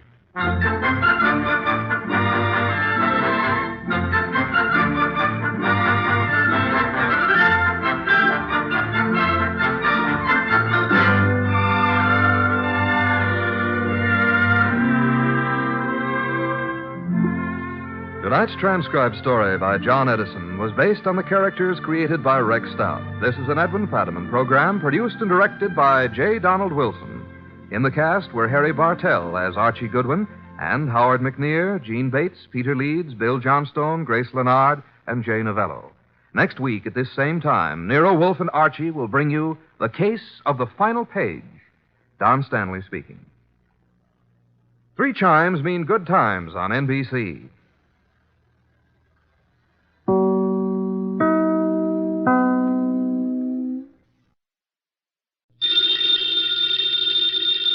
Ladies and gentlemen, the ringing of that phone bell means mystery, adventure. Nero Wolfe's office, Archie Goodwin speaking. You're up. And you've lost your. Oh. Archie, the answer is no. Hold on a second. The answer to what is no, Mr. Wolfe? I shall not attempt to find a blonde for anyone. You've got the man on the phone a little wrong, Mr. Wolfe. He's not looking for a blonde, he's looking for a prize fighter. Indeed. Have him come here. Okay. Mr. Wolfe will see you at 8. So long. I was all set to argue with you about taking the case. You gave in too fast. Nonsense. I'm fascinated by the thought of anyone misplacing a prize fighter. They're usually quite large, aren't they? They are. But what this guy is worried about is not only finding his boy, but finding him alive.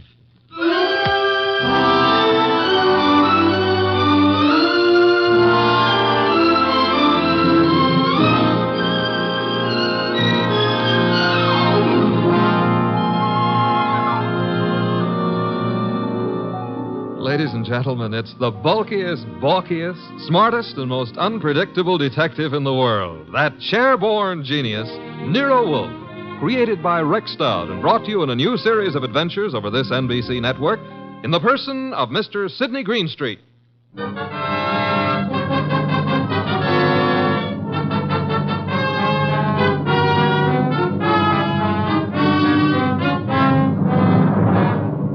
The case of the deadly sellout. That's what my boss, Nero Wolfe, called it. And it almost meant curtains for the firm of Wolfe and Goodwin. But let me give it to you straight right from the beginning. Although you ought to know that it wasn't until it was all over that I knew the very beginning of it myself. It all started in the New York flat of one Brock Rainey. Yes? The name is Jerry Fay. I'm supposed to know you? Being a very good friend of Pepe Gatto's, it's time you got to know me. May I come in? Sure. You've got a problem, Miss Fay? Pepe took a fall at the garden last night against a coffee and bum named Eubanks, right? As far as I know, Sister, Gatto met his match. Please, Mr. Rainey, do me a favor. Skip the sausage meat. It happens I saw the $1,200 you counted out to him to take a quick dive in the first. You did? How else would I know? Okay, then here's my wrist. Slap it, Miss Fay. I'm a bad bull. Now, look, who's kidding who? I don't care if Pepe makes himself a few deals on the side. I should worry whether he gives those meat eaters on the benches a run for their ducats. What's it to me? If you're not worried, Sugar Plum, then neither am I. Also, I'm a very busy man. Not too busy to pay off, I hope. Pay off? To who? To me. For what? For keeping it to myself that you collected $5,000 from the Eubanks crowd for getting Pepe to take that dive. Certain people might not like to hear it. Miss Fay. Yeah? Drop dead. I don't think we understand each other. Which is just as well. Now get out of here. There's something Blow, else. bimbo. Okay, Mr. Rainey. Have it your way. I'll go find someone with a more sympathetic ear. Someone like Lawson. Arnold F. Lawson. So long. Wait. Where does Lawson come into this? You asking is stalling. Lawson dropped a sizable piece of change on last night's two-step. No. Close the door, Jerry. Oh, yeah. $25,000 to be exact. That's a lot of corn to lose because a cheap fight manager arranges a frame. At least Arnold Lawson might think so. Sit down. Who's tired? Look, Mr. Rainey, it goes very simply and only one way. Lawson at yet knows from nothing except that your boy Gatto lost the fight. He may suspect, but he don't know. And he really don't have to know. Glad to hear you say that. And I'll be glad to see the shade of 3,000 long green banknotes. How much? You heard me, $3,000. Get out. Okay, I'm going. To the next phone and call Lawson. Look, Jerry, give me time, huh? I haven't got that kind of dough right now. Tell it to Lawson. When he gets through with you, you won't need any kind of dough. You know, I've got Gatto set for a go with Mellish, the title contender. Gatto can take him. Please believe me, he's going to take him. So? So after what happened in the Eubanks fight, the odds on Gatto will be like a war debt. We can clean up. Listen, we can make Heel, I wouldn't trust you from 11:59 to midnight. Get it up. Now. I'll give you 6 hours. After that, Lawson. So long.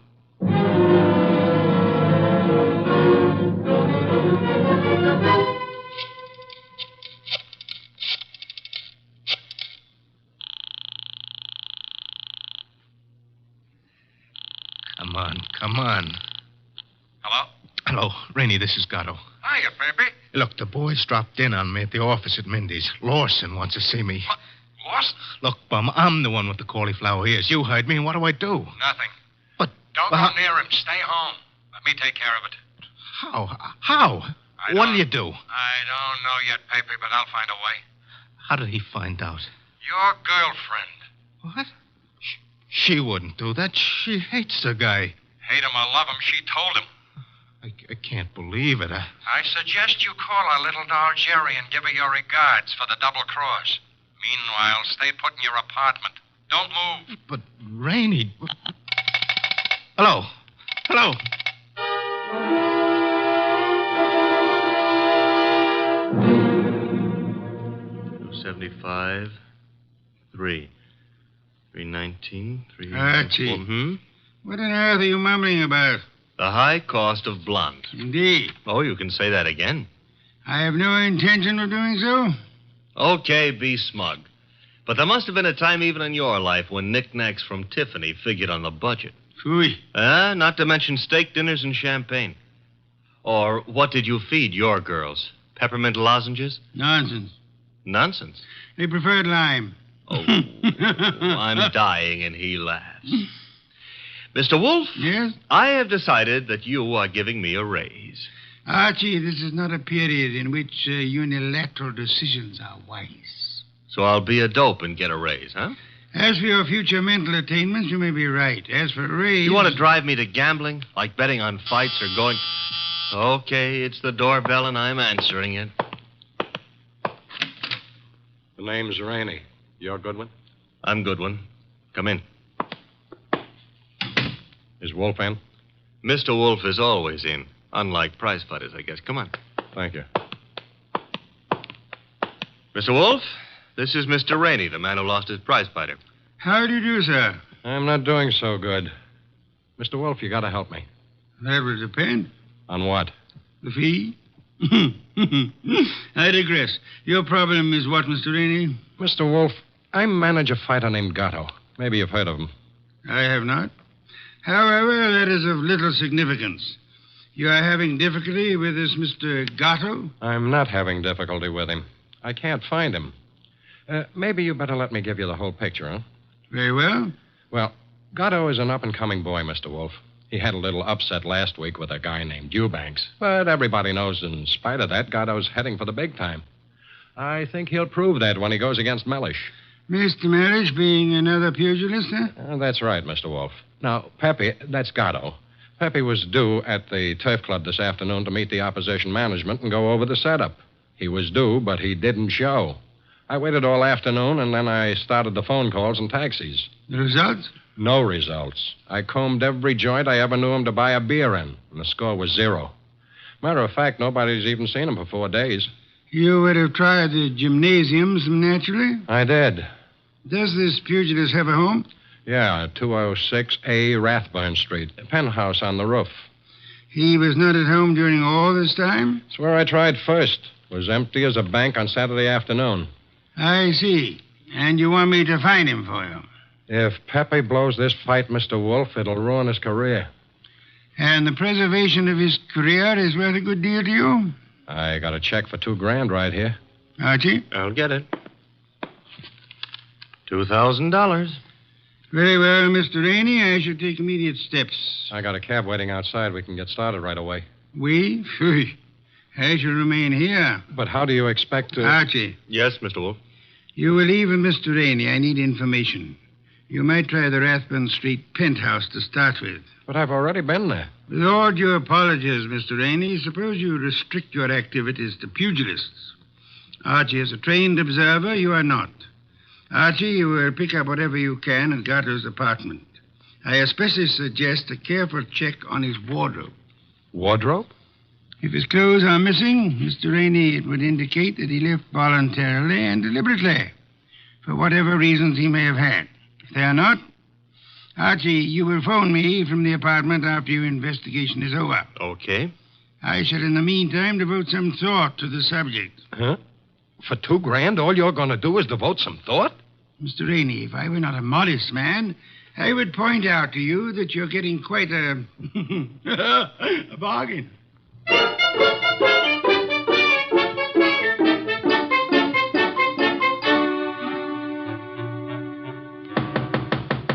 Gatto? Gatto? He's not here. I told you that. I was up here before. He left the door unlocked? I had a key. Guess I forgot to lock up after I left. Now, let's look around. Bathroom? Yeah. Empty. It's a nice penthouse. That a closet? Yeah. What do you think? He's playing hide and seek? Try it. Okay. Anything in there? Nothing I'm looking for. What's that you found? A hat.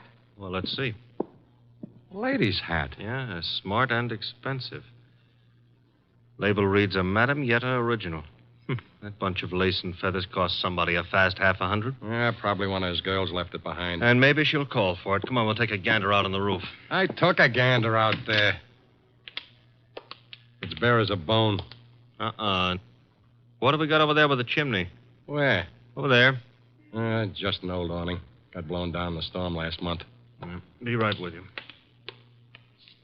What are you doing? Looking under it. Oh, brother. You found him? Yeah, we found him, chum. A little late. 2 holes in his dorsal development and dead as a clay pigeon. Yeah. Well, what have you got to say?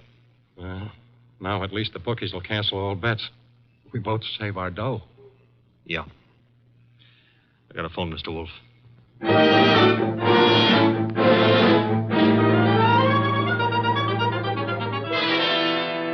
And there he was, Mr. Wolfe, under the old canvas awning. Where's the hat? Oh, this is it. That's it, boss. Snazzy number, no? Where'd you find it? On the floor of the closet. You're right, Archie. Frothy little bit of millinery caprice. Have you any idea whose it may be, Mr. Rainey? I wish I did. You have to find out. Well, how, boss? The hat is an original. See, the label under the band reads a Madame Yetta original. Tomorrow morning, Archie, you will interview Madame Yetta. Yes, boss. And discover in your inimitable fashion for whom she made this chapeau.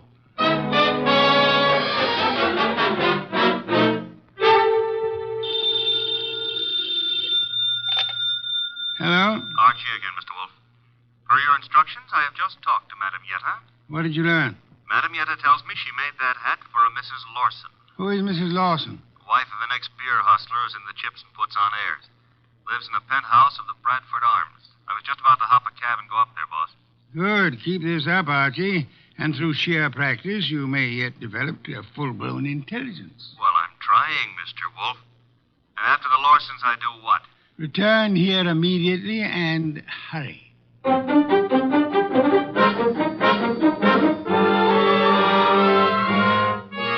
do you do, Mr. Lawson? Oh, Mr. Goodwin. My secretary tells me you're a detective. My boss might argue with you on that, Mr. Lawson. Your boss? It happens I work for Nero Wolfe. I see. And you wish to see me about... About this hat.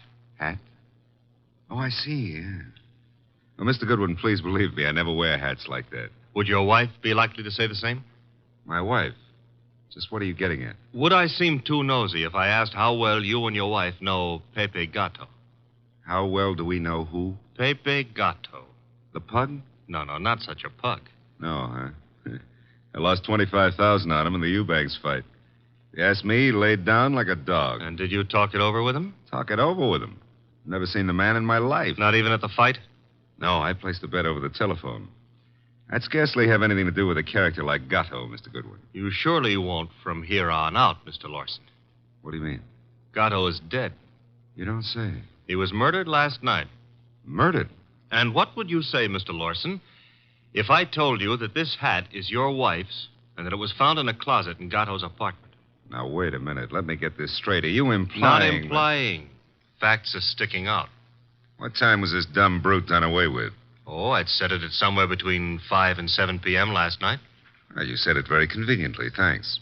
Why? My wife and I drove out of the city at 4:30 yesterday afternoon. Didn't get back until 2 this morning. And this hat?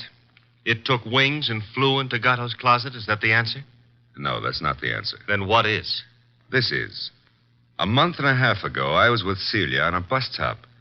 She was wearing that hat, and the wind blew it off her head. I see. And from there, we figure that somebody picked it up, and it finally wound up at Gatto. You can figure anything you please. Personally, I don't feel in any way obligated to figure anything. Darling, I was just on my way out, and... Oh, I'm sorry. I didn't realize you were busy. Yes, I am busy, Celia. Wait a minute. He's not all that Run along busy. now, dear. You'll be late. But I want to talk Run to you. along, Celia. Yes, darling. Sorry. I'll see you later. Beautiful. Really beautiful. I've always thought so, Goodwin. You, didn't give me much of a chance to talk to her, did you, Lawson? If I didn't, it's for your own good. My good? I don't get it. Celia's a sensitive person, and I won't have her bothered.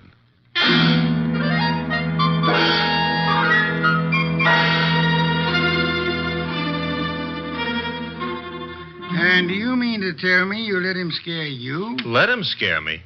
Say, will you stop being so fearless with my life? The guy said don't bother my wife, so I didn't bother his wife. It was that simple. Apparently his wife was not blonde.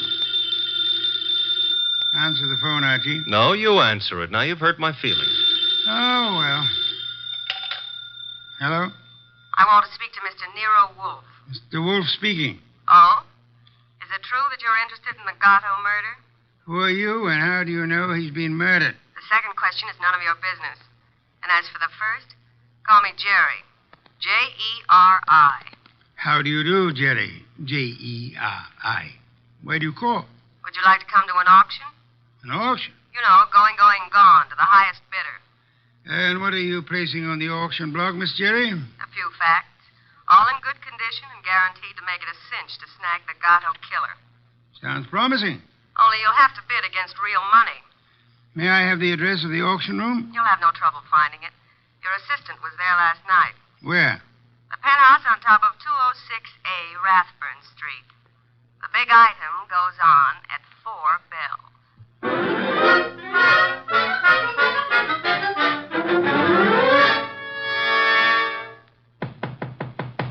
Yeah? Who is it? Man named Wolfe sent me. Just a sec. You're Jerry, huh? I was expecting the man named Wolfe. Unfortunately for me, honey, when he's expected, I usually show up. Come on in. You? See, I'm the legs of the combination. He's the brains. It makes a nice division of labor. I see. You came in plenty of time. On the nose is our custom. Where are the rest of the bidders? Any second now. Mm-hmm. How many besides me are coming? 1. Small auction. But big action. How'd you happen to decide on this? I knew Gatto pretty good. And you were fond of him pretty good, huh? How did you guess? Well, you've got a key to this place of his, or you couldn't let yourself in. It adds, no? Gee, you should have been a detective. Just what I keep telling Mr. Wolfe. Look, tell me, Jerry, darling, this other person who's coming to the auction, who? The killer? You don't say. You sure the killer isn't here already? Look, I didn't kill him. The story you would like me to believe is that you witnessed the killing, huh? Called the killer and Mr. Wolfe and said, come on, kids, you can get me either to talk or shut up, depending on who pays the most. That it? Something like that. Mm-hmm. Okay, prove you know what you're talking about. Who is the killer? Is it Block Rainey? Should also have your head examined, pretty boy. I talk for dough and only for dough. Not that I'm mercenary or anything, but... Okay, tell me this. How come you saw the killer in the act? Simple. I was here with Gatto. Called me to come see him. While I was here, the shot came through the window there from the roof. You know something, sweetheart?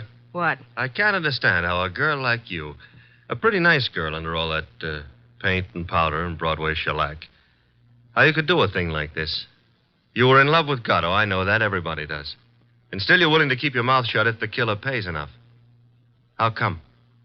What's the matter, honey? Did I hit a tender spot? I don't think you understand. Sure, I was in love with the goof. Then along comes this other dame. She's rich and beautiful, and she has everything to give him. Ooh, do I know her? Of course you do. She's... Jerry! Oh. Jerry.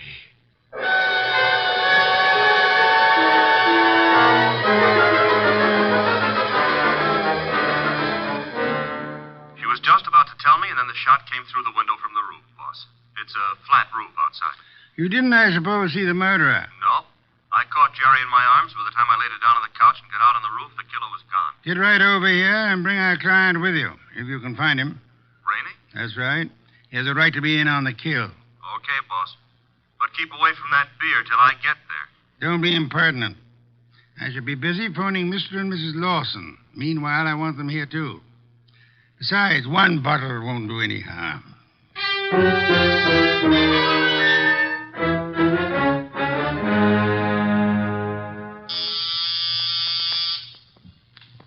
There they are. Let them in, Archie. You remain seated, Mr. Rainey. Okay, Mr. Wolfe. Well, come in, Mr. Lawson. Come in. Mr. Wolfe here? He's here. Nice of you to come. Anything to help the law. Mr. Lawson. Your wife didn't come. No, Mr. Wolfe. She was out when you called. Sorry, I forgot to tell you. I left word with the butler, however. Mr. Lawson, about 20 minutes ago, a girl named Jerry Fay was killed. So?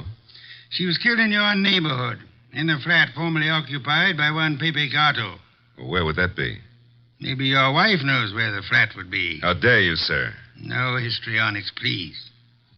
Where was your wife when the girl was killed? I'm advising you that if there is an alibi, now's the time to state it. I wouldn't humiliate Celia by alibying for her. Then the police will pick her up. But she didn't kill this girl, Mr. Wolfe. You have reasons for that opinion? The best of reasons.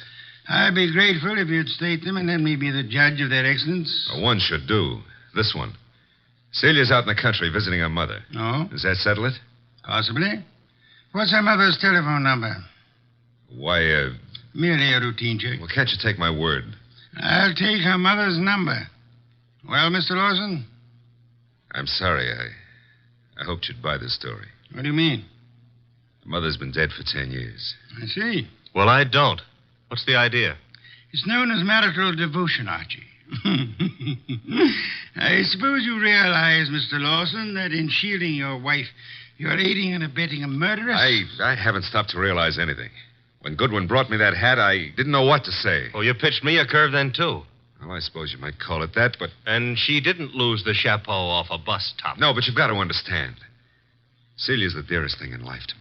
Yeah, so's a lady rattlesnake to its husband. I suggest it is time for you to be objective in this matter, Mr. Lawson. What do you want to know? Tell us where she can be found. I have no idea. When is she expected to return home? Never. Oh? You see, we had an argument. I doubt that I'll ever see her again. Then we're quite on our own, Archie. To do what? To make a journey to Gatto's apartment. Gatto's apartment? She probably has a key to that popular abode. But she wouldn't go there, boss. On the contrary, I am of the opinion that that's just where she would go. Give me my hat. Don't tell me you're going to stir yourself. It's a most unpleasant necessity, Archie. But the lady in question is dangerous and not at all hesitant about indiscriminate gunplay. Get out the car, Archie. We'll make the journey to Rathbun Street penthouse with the hope that Celia Lawson will show up in time to mourn her lost love. You want me to go along with you, too, Mr. Wolfe? Yes, indeed, Mr. Rainey, I do.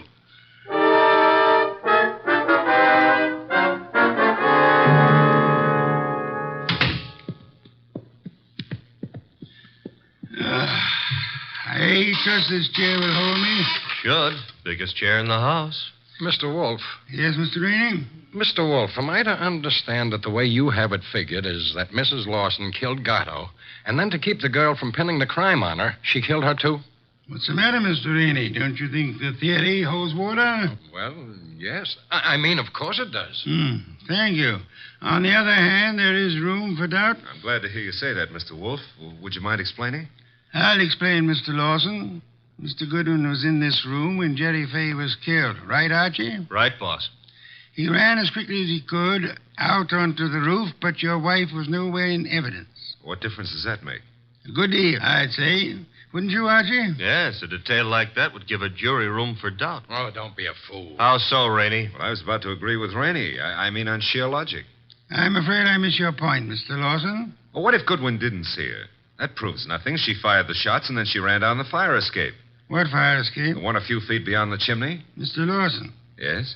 Who told you there was a fire escape there? Why, Yeah, who did? You can't see it from here, Lawson. Well, I just imagined there might be. Sensationally accurate imagination, Mr. Lawson. Allow me to congratulate you. I don't know what you have in mind. You have in mind to see your wife convicted of the murder of Pepe Gatto.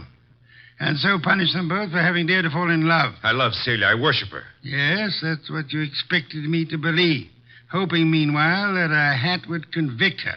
You worshipped her until she became fascinated by a young savage animal known as Pepe Gato. No. At that point, the worship shifted into reverse, and you went green with hate. Hate that drove you to climb that fire escape that you know so much about and shoot him in the back. You're dreaming. Jerry Fay saw you in the act, and when she was about to divulge your identity to Archie, you killed her too, meaning to hang her murder on your wife along with the other killing. That's a lie. Mr. Lawson, I didn't bring you here to apprehend your wife. There's really no reason why she should come here. I suggested this visit in the belief that you'd betray some guilty knowledge of the place and circumstances, as you have so obligingly just done. You're clever, aren't you? Monumentally. But a little hasty. So, why? This gun in my hand. Haven't you noticed? Of course, sir, but yours is not the only gun in the world. What? Sit still, Arnold, and don't turn around. Your wife, Mr. Lawson. Come in, my dear. Celia, what are you doing here? I came to get a hat that I'd left in Pepe's closet. It suddenly was clear to me what was in the wind, and I thought I'd better remove all evidence that you could possibly use against me. Celia, listen, you must understand I it's for you. understand one thing only. Pepe's gone, and you took him away. Listen, please, if you let me explain, you'll understand. Yeah? Please, honey, help me. Sure, I'll help you. Celia! Well, that's all, Mr. Wolfe. What now?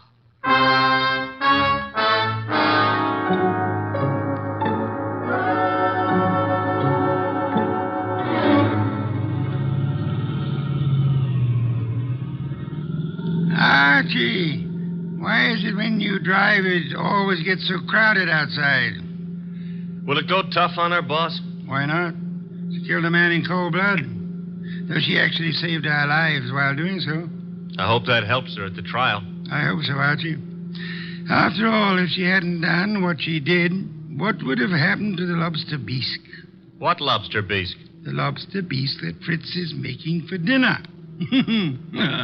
Hurry, Archie. It really can't be appreciated unless it's eaten hot.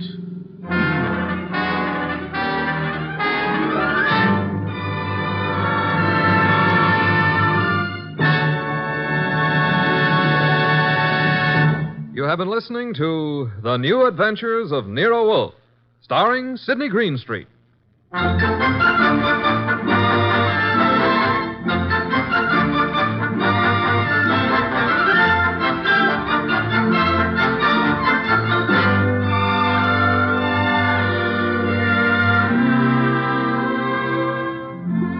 Tonight's transcribed story was based on the characters created by Rex Stout.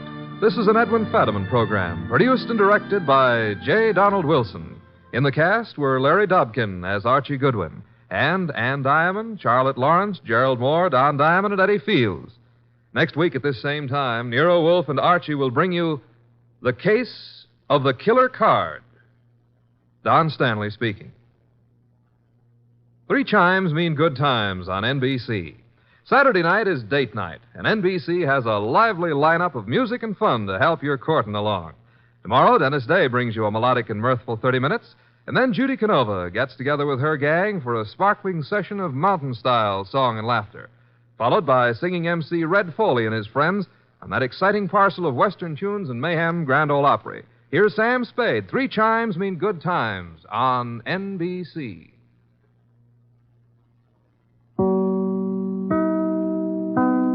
Stay tuned for Nero Wolfe, who follows transcribed in 30 seconds.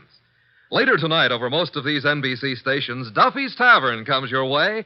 And on the menu at Duffy's tonight, there's a blue plate special of grilled English language, served up by the delightfully ungrammatical Archie. Plus laughs garnished with chuckles, brought to you by Archie's remarkable crew. There's no cover charge at Duffy's Tavern. Just keep your dial tuned to NBC. And this Sunday means another broadcast of The Big Show. Your guests include Fred Allen, Douglas Fairbanks, Danny Thomas, and many, many more. Tallulah, of course, is your hostess on The Big Show. Ladies and gentlemen, that phone bell means adventure. Hello? Hello? The young man answering the phone is Archie Goodwin. The mountain of a man engaged in deep thought in the oversized armchair is Nero Wolfe. Mr. Wolfe, we've got a case. I'm not sure whether somebody's going to kill a rabbit or a rabbit is going to kill somebody, but either way, it's going to be murder. Please, Mr. Wolfe, even orchids have to eat. Phooey. Yes, sir, Mr. Wolfe will take the case. As a matter of fact, he's working on it right now. Money, work. Bah. Huh. Greatest detective in the world. Only trouble is, he is.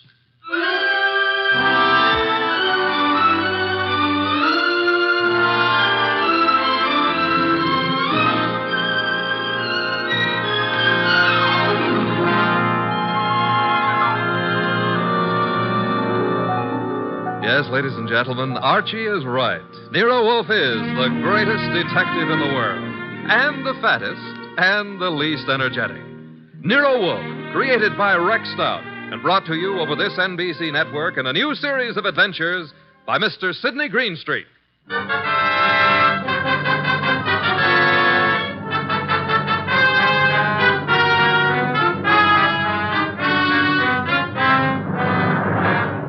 Tonight, it's the case Nero Wolfe likes to remember as the case of the friendly rabbit. He sometimes prefers his proverb scramble. It began in lots of places. Let's take a look at a few of them. In particular, the richly appointed library of a man named Veek. Mr. Veek, what's happening? Relax, Haynes. Your blood pressure. I thought it was a gag, but you really are shutting the club down. I'm shutting it down. Why? I got the joint rolling. The suckers are pouring in. And next week, the governor's committee. Huh? It's moving out of Baylor County. Our joint enterprise is in Baylor County. I think the club needs a rest. Crime committees so rarely admire gambling. Oh, that's different. So it is. The club needs a rest. You need a vacation. Florida, perhaps? I don't like Florida. Pick any place you like, just so long as you get out of reach of a subpoena. The heat's on, huh, boss? You've just coined a phrase that may very well catch on. Get out and stay out of the state until I send for you. Okay, Mr. Veek. Sure, Mr. Veek. Marshal? Yeah? That about covers us in Baylor, am I right? You're right. The dear governor's dear committee will be sorely disappointed. However, I doubt it'll give up quite so soon. I wouldn't think so. Therefore, have the truck driver deliver another shipment of carrots to the rabbit farm. Eh, Marshal? Okay, boss.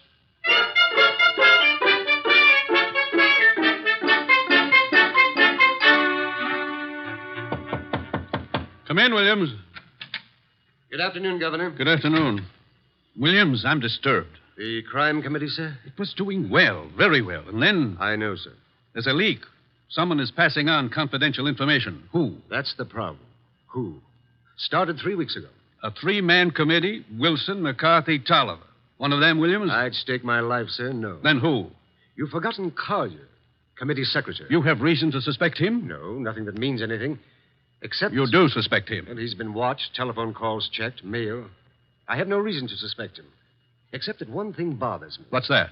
He has a small farm in Greendale County. He rarely went near the place in all the time he's been up here at the Capitol. But that suddenly changed. 3 weeks ago? Yes, sir. He's been staying at the farm for 3 weeks. Is there anything unusual about that farm? Nothing unusual. Except Jimmy Collier has gone in for raising rabbits.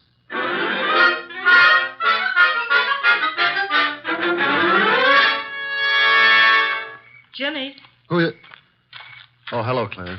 you've been hiding from me. I've been out here with the rabbits. Jimmy, what's wrong? With what? You. There's nothing. You're lying. We grew up together, remember? We live next to each other, Jimmy. We were going to be married. Hey, wait a minute. We still are, last I heard. You haven't heard recently enough. What does that mean? It means we're not getting married. But, Claire, You've been avoiding me, and you've been getting money, lots of money from someplace. And in a shady way, I feel. All right, you know. So what? I've been concerned about your sudden devotion to these rabbits and the kind of men you've been seeing. What do you mean? Like the one up at the house now, waiting for you. Oh, there's somebody waiting? That's why I came down here after you. I'd better get up there. He's a crook, Jimmy. Look, all right. I sort of got myself in a mess. I needed money, but it's over, Claire. No more. Are you sure? Of course I'm sure. I wish I could believe you. For your own sake. But I feel I can't. Not anymore.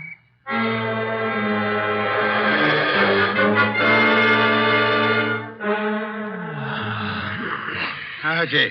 Yes, Mr. Wolfe. Either stop breathing so heavily or... Take the evening off? Stop breathing. Old Dr. Tidmouse wouldn't approve of that. Who in blue and assorted blazes is old Dr. Tidmouse? My family doctor. Mavis keeps your puny mind, but you don't have a family. Answer the phone. Oh, but it might be a case. It might be very important. It might mean work, Mr. Wolfe. Archie. W-O-R-K. You've got millions in the bank. Why worry? Confound you. Do you want me to answer that phone myself? Now you've got me. No, Mr. Wolfe. Couldn't let you knock yourself out lifting a telephone receiver. Nero Wolfe's office. Archie Goodwin speaking. What? Wait, Mr. Wolfe is to go up to Greendale at... Oh, now, look, friend. Mr. Wolfe does not go anywhere, and that includes Greendale. He wouldn't stir out of the house for anybody short of the... What? I see. Yes, sir, in an hour. Goodbye. Mr. Wolfe, brace yourself. You've got an appointment with a Mr. Williams at the Starlight Hotel in Greendale for 1 hour from now. You're insane. No, I'll admit I've been tempted. Sure. Were it not for the fact that often the native hue of resolution is sicklied o'er with a pale cast of thought. Quoting Hamlet will get you no place. I would fire you. And then who would drive you to the Starlight Hotel in Greendale? I'm not going to Greendale. Nevertheless, in an hour you will be there. And who, may I inquire, Cecil? The governor of the state.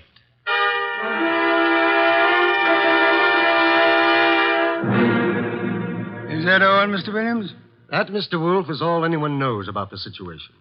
Except the guilty man, of course. An admirably clear summary, Mr. Williams. Obviously, our meeting here at the hotel was necessary. I couldn't be seen entering your house, nor would it have been advisable for you to visit the governor. I can appreciate that. You're quite sure I need pay no attention to anyone on the committee except James Collier? Quite sure. Police surveillance of Collier is deemed unwise.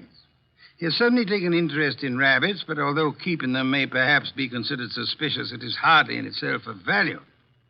You have no other evidence against Collier? I know we're clutching at straws, Mr. Wolfe, but there is a leak and work is being nullified. Something must be done.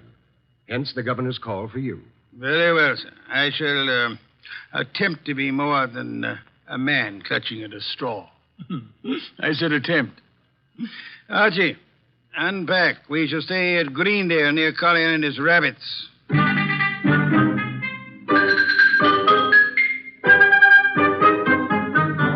Mr. Wolfe? Mr. Wolfe? Oh, naturally, I know that shutting your eyes and pushing your lips in and out indicates you're thinking feverishly, but there's nothing for you to think about. Three. Oh, I accept your correction. What are you thinking about? Hotel beds. They're notoriously flimsy. Oh, you gave up on the case so soon. Fiddlesticks. I already know exactly what role the rabbits play in our problem. Therefore... We're going to drive out to Collier's farm? You are. While you test the hotel beds, fine. It'll be necessary for you to spend the night at Collier's place. You'll drive out there and pretend you've lost a cylinder or something. Oh, a lost cylinder. Oh, fine. Confound you, Archie. You can invent something plausible as a pretext, and if you are properly charming, Mr. Collier will, I hope, invite you to stay the night. And during the night I sleep, happily breathing the fresh country air. Trust not. Okay, Mr. Wolfe, I accept the assignment. I will learn all I can from Mr. Collier's rabbits. Incidentally, remember the play Harvey? I do? Why? Harvey was an invisible rabbit, a figment of a man's imagination. I hope this rabbit venture is more tangible, Mr. Wolfe. It is, Mr. Goodwin. Will you desist and depart? Okay. Oh, if anyone calls, just say I've gone out to Greendale to cross-examine a rabbit. Archie, I think you're going to be quite surprised. Yes.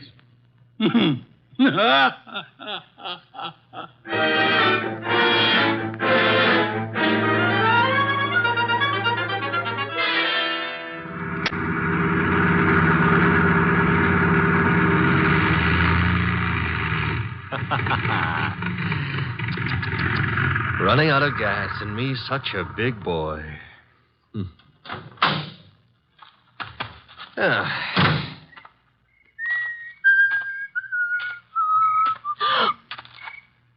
Hello. Hello? That tree a friend of yours? The tree? Yeah, the one you're clutching. Oh, I was leaning against it. It's an idea, but not a good one. Trees are notoriously skittish. The instant you really need one, they're out sowing wild oaks or something. You sound as if you know a lot about trees. Oh, I do. I was brought up in one. Look, now, if you really have to lean, I can recommend... No, thanks. Huh? I tried. Nice moonlight we're having. My name is Goodwin, and blondes call me Archie. I'm not blonde. Brunettes call me Archie, too. And what do redheads call you? Oh, we'll just skip that, huh? And your name is... Claire. Claire. I approve. Now, you may not believe this, but I have just run out of gas. You think I might wangle some up at your house? My house? You mean Jimmy's house? All right, I mean Jimmy's house. Well, I don't know. He might have some. Now, why don't we go up to the house and ask him? Well, all right. Mm-hmm. Jimmy who? Collier. Uh-huh. I like to be formal when I'm borrowing gas. Would you mind waving your left hand in front of my nose? Waving, Mike? Yes, just try it. Don't worry. I won't bite it. All right. I did. And very gracefully, too. No ring on the third finger. You're not Mrs. Collier. There isn't any Mrs. Collier. Are you applying for the position? Mr. Goodwin, Now, remember what I confided in you about brunettes. All right. Archie, you're a little rapid. Maybe.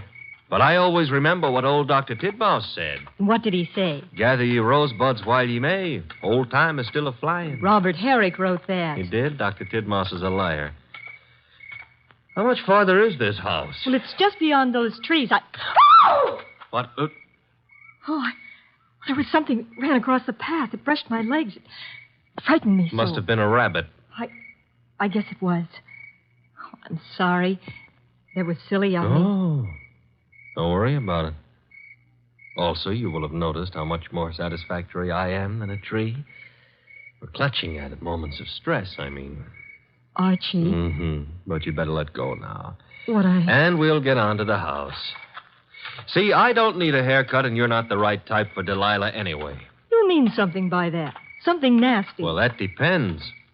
What I meant is you've already signaled whoever you're supposed to signal. Nothing frightened you back there. Why? That scream had a lot of carrying power. Oh, that's the house, huh? Looks peaceful enough. Archie, Who were you supposed to warn if anyone came up the path to the house? For no one.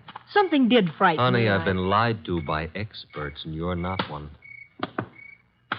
Oh. Think I ought to knock? No, we don't think I ought to knock. Dark inside, except for a handful of moonlight filtering in through the windows. Kind of early for Collier to turn in, isn't it?